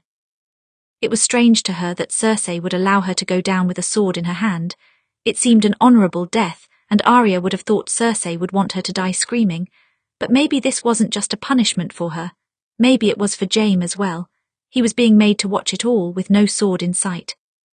Arya would not protest. If Cersei wished for her to show her skill with a blade, she would show her. What had she been training for all these years, if not for this? "What do we say to the god of death?" Syrio Fall's voice echoed in her head. He was far away, still at King's Landing, but she felt him as if he was standing right by her side. Not today, she thought, not for Cersei, not in front of Jaime, not today. The first 2 men lunged at her from either side. Arya ducked beneath the stroke of their blades, dragging her own across the stomach of the first. In the same breath, she drew one of her knives and slashed the second man behind the knee. As he fell, she cut his throat. But before he had even fallen to the ground, 2 more soldiers replaced him. Arya was forced to throw herself to the side to avoid their blades. She rolled and struggled to stand and scramble out of their range. As she did, she felt a sharp pain at her arm as a knife cut her. She spun, throwing out her sword in the direction of the attacker, but Euron Greyjoy danced out of the way, returning to the sidelines with a laugh. Arya blocked another strike, then another. They rained down upon her, and she was moving on instinct, only one thought repeating in her head over and over again. Not today, not today, not today. She felled another soldier by stabbing through the eye with her knife. Then, when his companion tried to take advantage of an opening, she let herself fully drop to the ground beneath the stroke of his sword and roll between his legs before coming up behind him and cutting across the back of his knees. She ended him with a quick swipe of Winter's fury, and his blood mixed with that of his companions on the ground. Arya's arms were trembling from the effort of fighting, and she turned slowly to see that more soldiers were approaching her. Not just Greyjoys. Out of the corner of her eye she could see Oberyn approaching as well, at a rather leisurely pace, turning his spear in his hand. He had made a deal with Cersei. She imagined Cersei had offered him the vengeance he desired, not just against the mountain, against Tywin as well. Perhaps she told him he could have everything he wanted, if he just helped her to kill one girl. She wasn't sure she could blame him for that. Oberyn didn't know Arya well. If anything, she was an obstacle to his vengeance on Tywin. She might do the same if it meant avenging her family. But she could not beat him in a fight, not with this many others around. The soldiers continued to come, one or two at a time, as if Cersei was toying with her. Arya was shocked that Euron Greyjoy was willing to risk so many of his men, but maybe he saw them as tools just like Cersei did, pawns in a fun little game. Soon the white and gold floor was stained red with blood, Greyjoy blood mostly, though more than one had managed to nick Arya's arms with their blades. She was exhausted and gasping for breath, but she had not time to rest. A giant of a soldier came at her then, and when she raised her sword to block, he knocked it right out of her hands, sending it spinning across the floor. Then he kicked her legs out from under her, and she hit the ground with a gasp. Moments later, there were hands on her arms, pulling her onto her knees. 2 Greyjoy soldiers had her pinned between them, and she could not reach her weapons. Her heart raced, and she looked around, hoping for some sort of miracle. "Cersei, stop," she heard Jaime's voice from across the room, though she could not turn to see him. The giant Greyjoy was blocking her vision as he approached, turning his sword in hand. "Let her go, I'll do anything, please." Arya shuddered as she looked from the soldier to his sword, and watched it rise. I'm going to die, she thought. So many times she had come close to death, it was almost like an old friend. She had been prepared to die before when she threw herself from the walls of Winterfell to avoid Ramsay. She had accepted it, but now she did not want to die yet. Jaime, she thought, I'm sorry. Sword fell, but it did not strike Arya. Rather, it clattered to the ground, just as the tip of a spear sprouted from the man's throat. He slumped to the ground, revealing Prince Oberyn, spinning his blood weapon in his hand. Then, before either of the other soldiers could react, he cut both their throats with a smooth strike that brushed just over Arya's head. She felt their grips loosen as they fell away, and she dropped onto her hands and knees, drawing in a shuddering breath she thought she might never take. Prince Oberyn, Cersei's voice was shrill and furious. What are you doing? Perhaps you did not understand me earlier, Lady Cersei, Oberyn said, looking up at her. But we do not punish innocents in Dawn for the crimes of the guilty. He gave her a wicked smile. And I do not need a Lannister to hand me my vengeance. I am perfectly capable of taking it myself in my own time. A relieved smile passed over Arya's face, and she turned to look for Jaime. He seemed to release a breath when he met her eyes, and some of the colour came back to his face. Oberyn extended a hand to Arya, and she gladly accepted, letting him pull her to her feet. Then she looked defiantly back at Cersei. At first the woman was speechless with anger, but then a very troubling smile spread across her face, the smile of someone who had claimed victory. It doesn't matter now, my vengeance has already begun. Arya's brow furrowed, and she looked around, expecting to see another threat. The only Greyjoy soldier nearby was Euron, and he was smirking, twirling his dagger in his hand. It was still stained with her blood. He gave her a knowing look, holding the dagger up so that she could see. Arya's eyes widened, and she was suddenly aware of her arm throbbing where Euron had cut her. Slowly, she looked from the wound back to him, back to Cersei. You understand, don't you, Lady Arya? Cersei said. Understand what? Jaime asked. What have you done? She won, Arya thought, feeling her mind fog with fear. Once, many years ago, Tywin had told Arya that she reminded him of his daughter, a statement she had resented at the time. But now that she was older, Arya could not deny some of the similarities. They were both stubborn and fierce as the animals of their houses, and they were willing to go to great lengths to protect what was theirs. In the end, it seemed they had even thought of the same underhanded trick. Arya had meant to strike Cersei with a poison blade, but Cersei had gotten to her first. Euron Greyjoy had cut poison into Arya's blood, and now her life belonged to the woman she had replaced.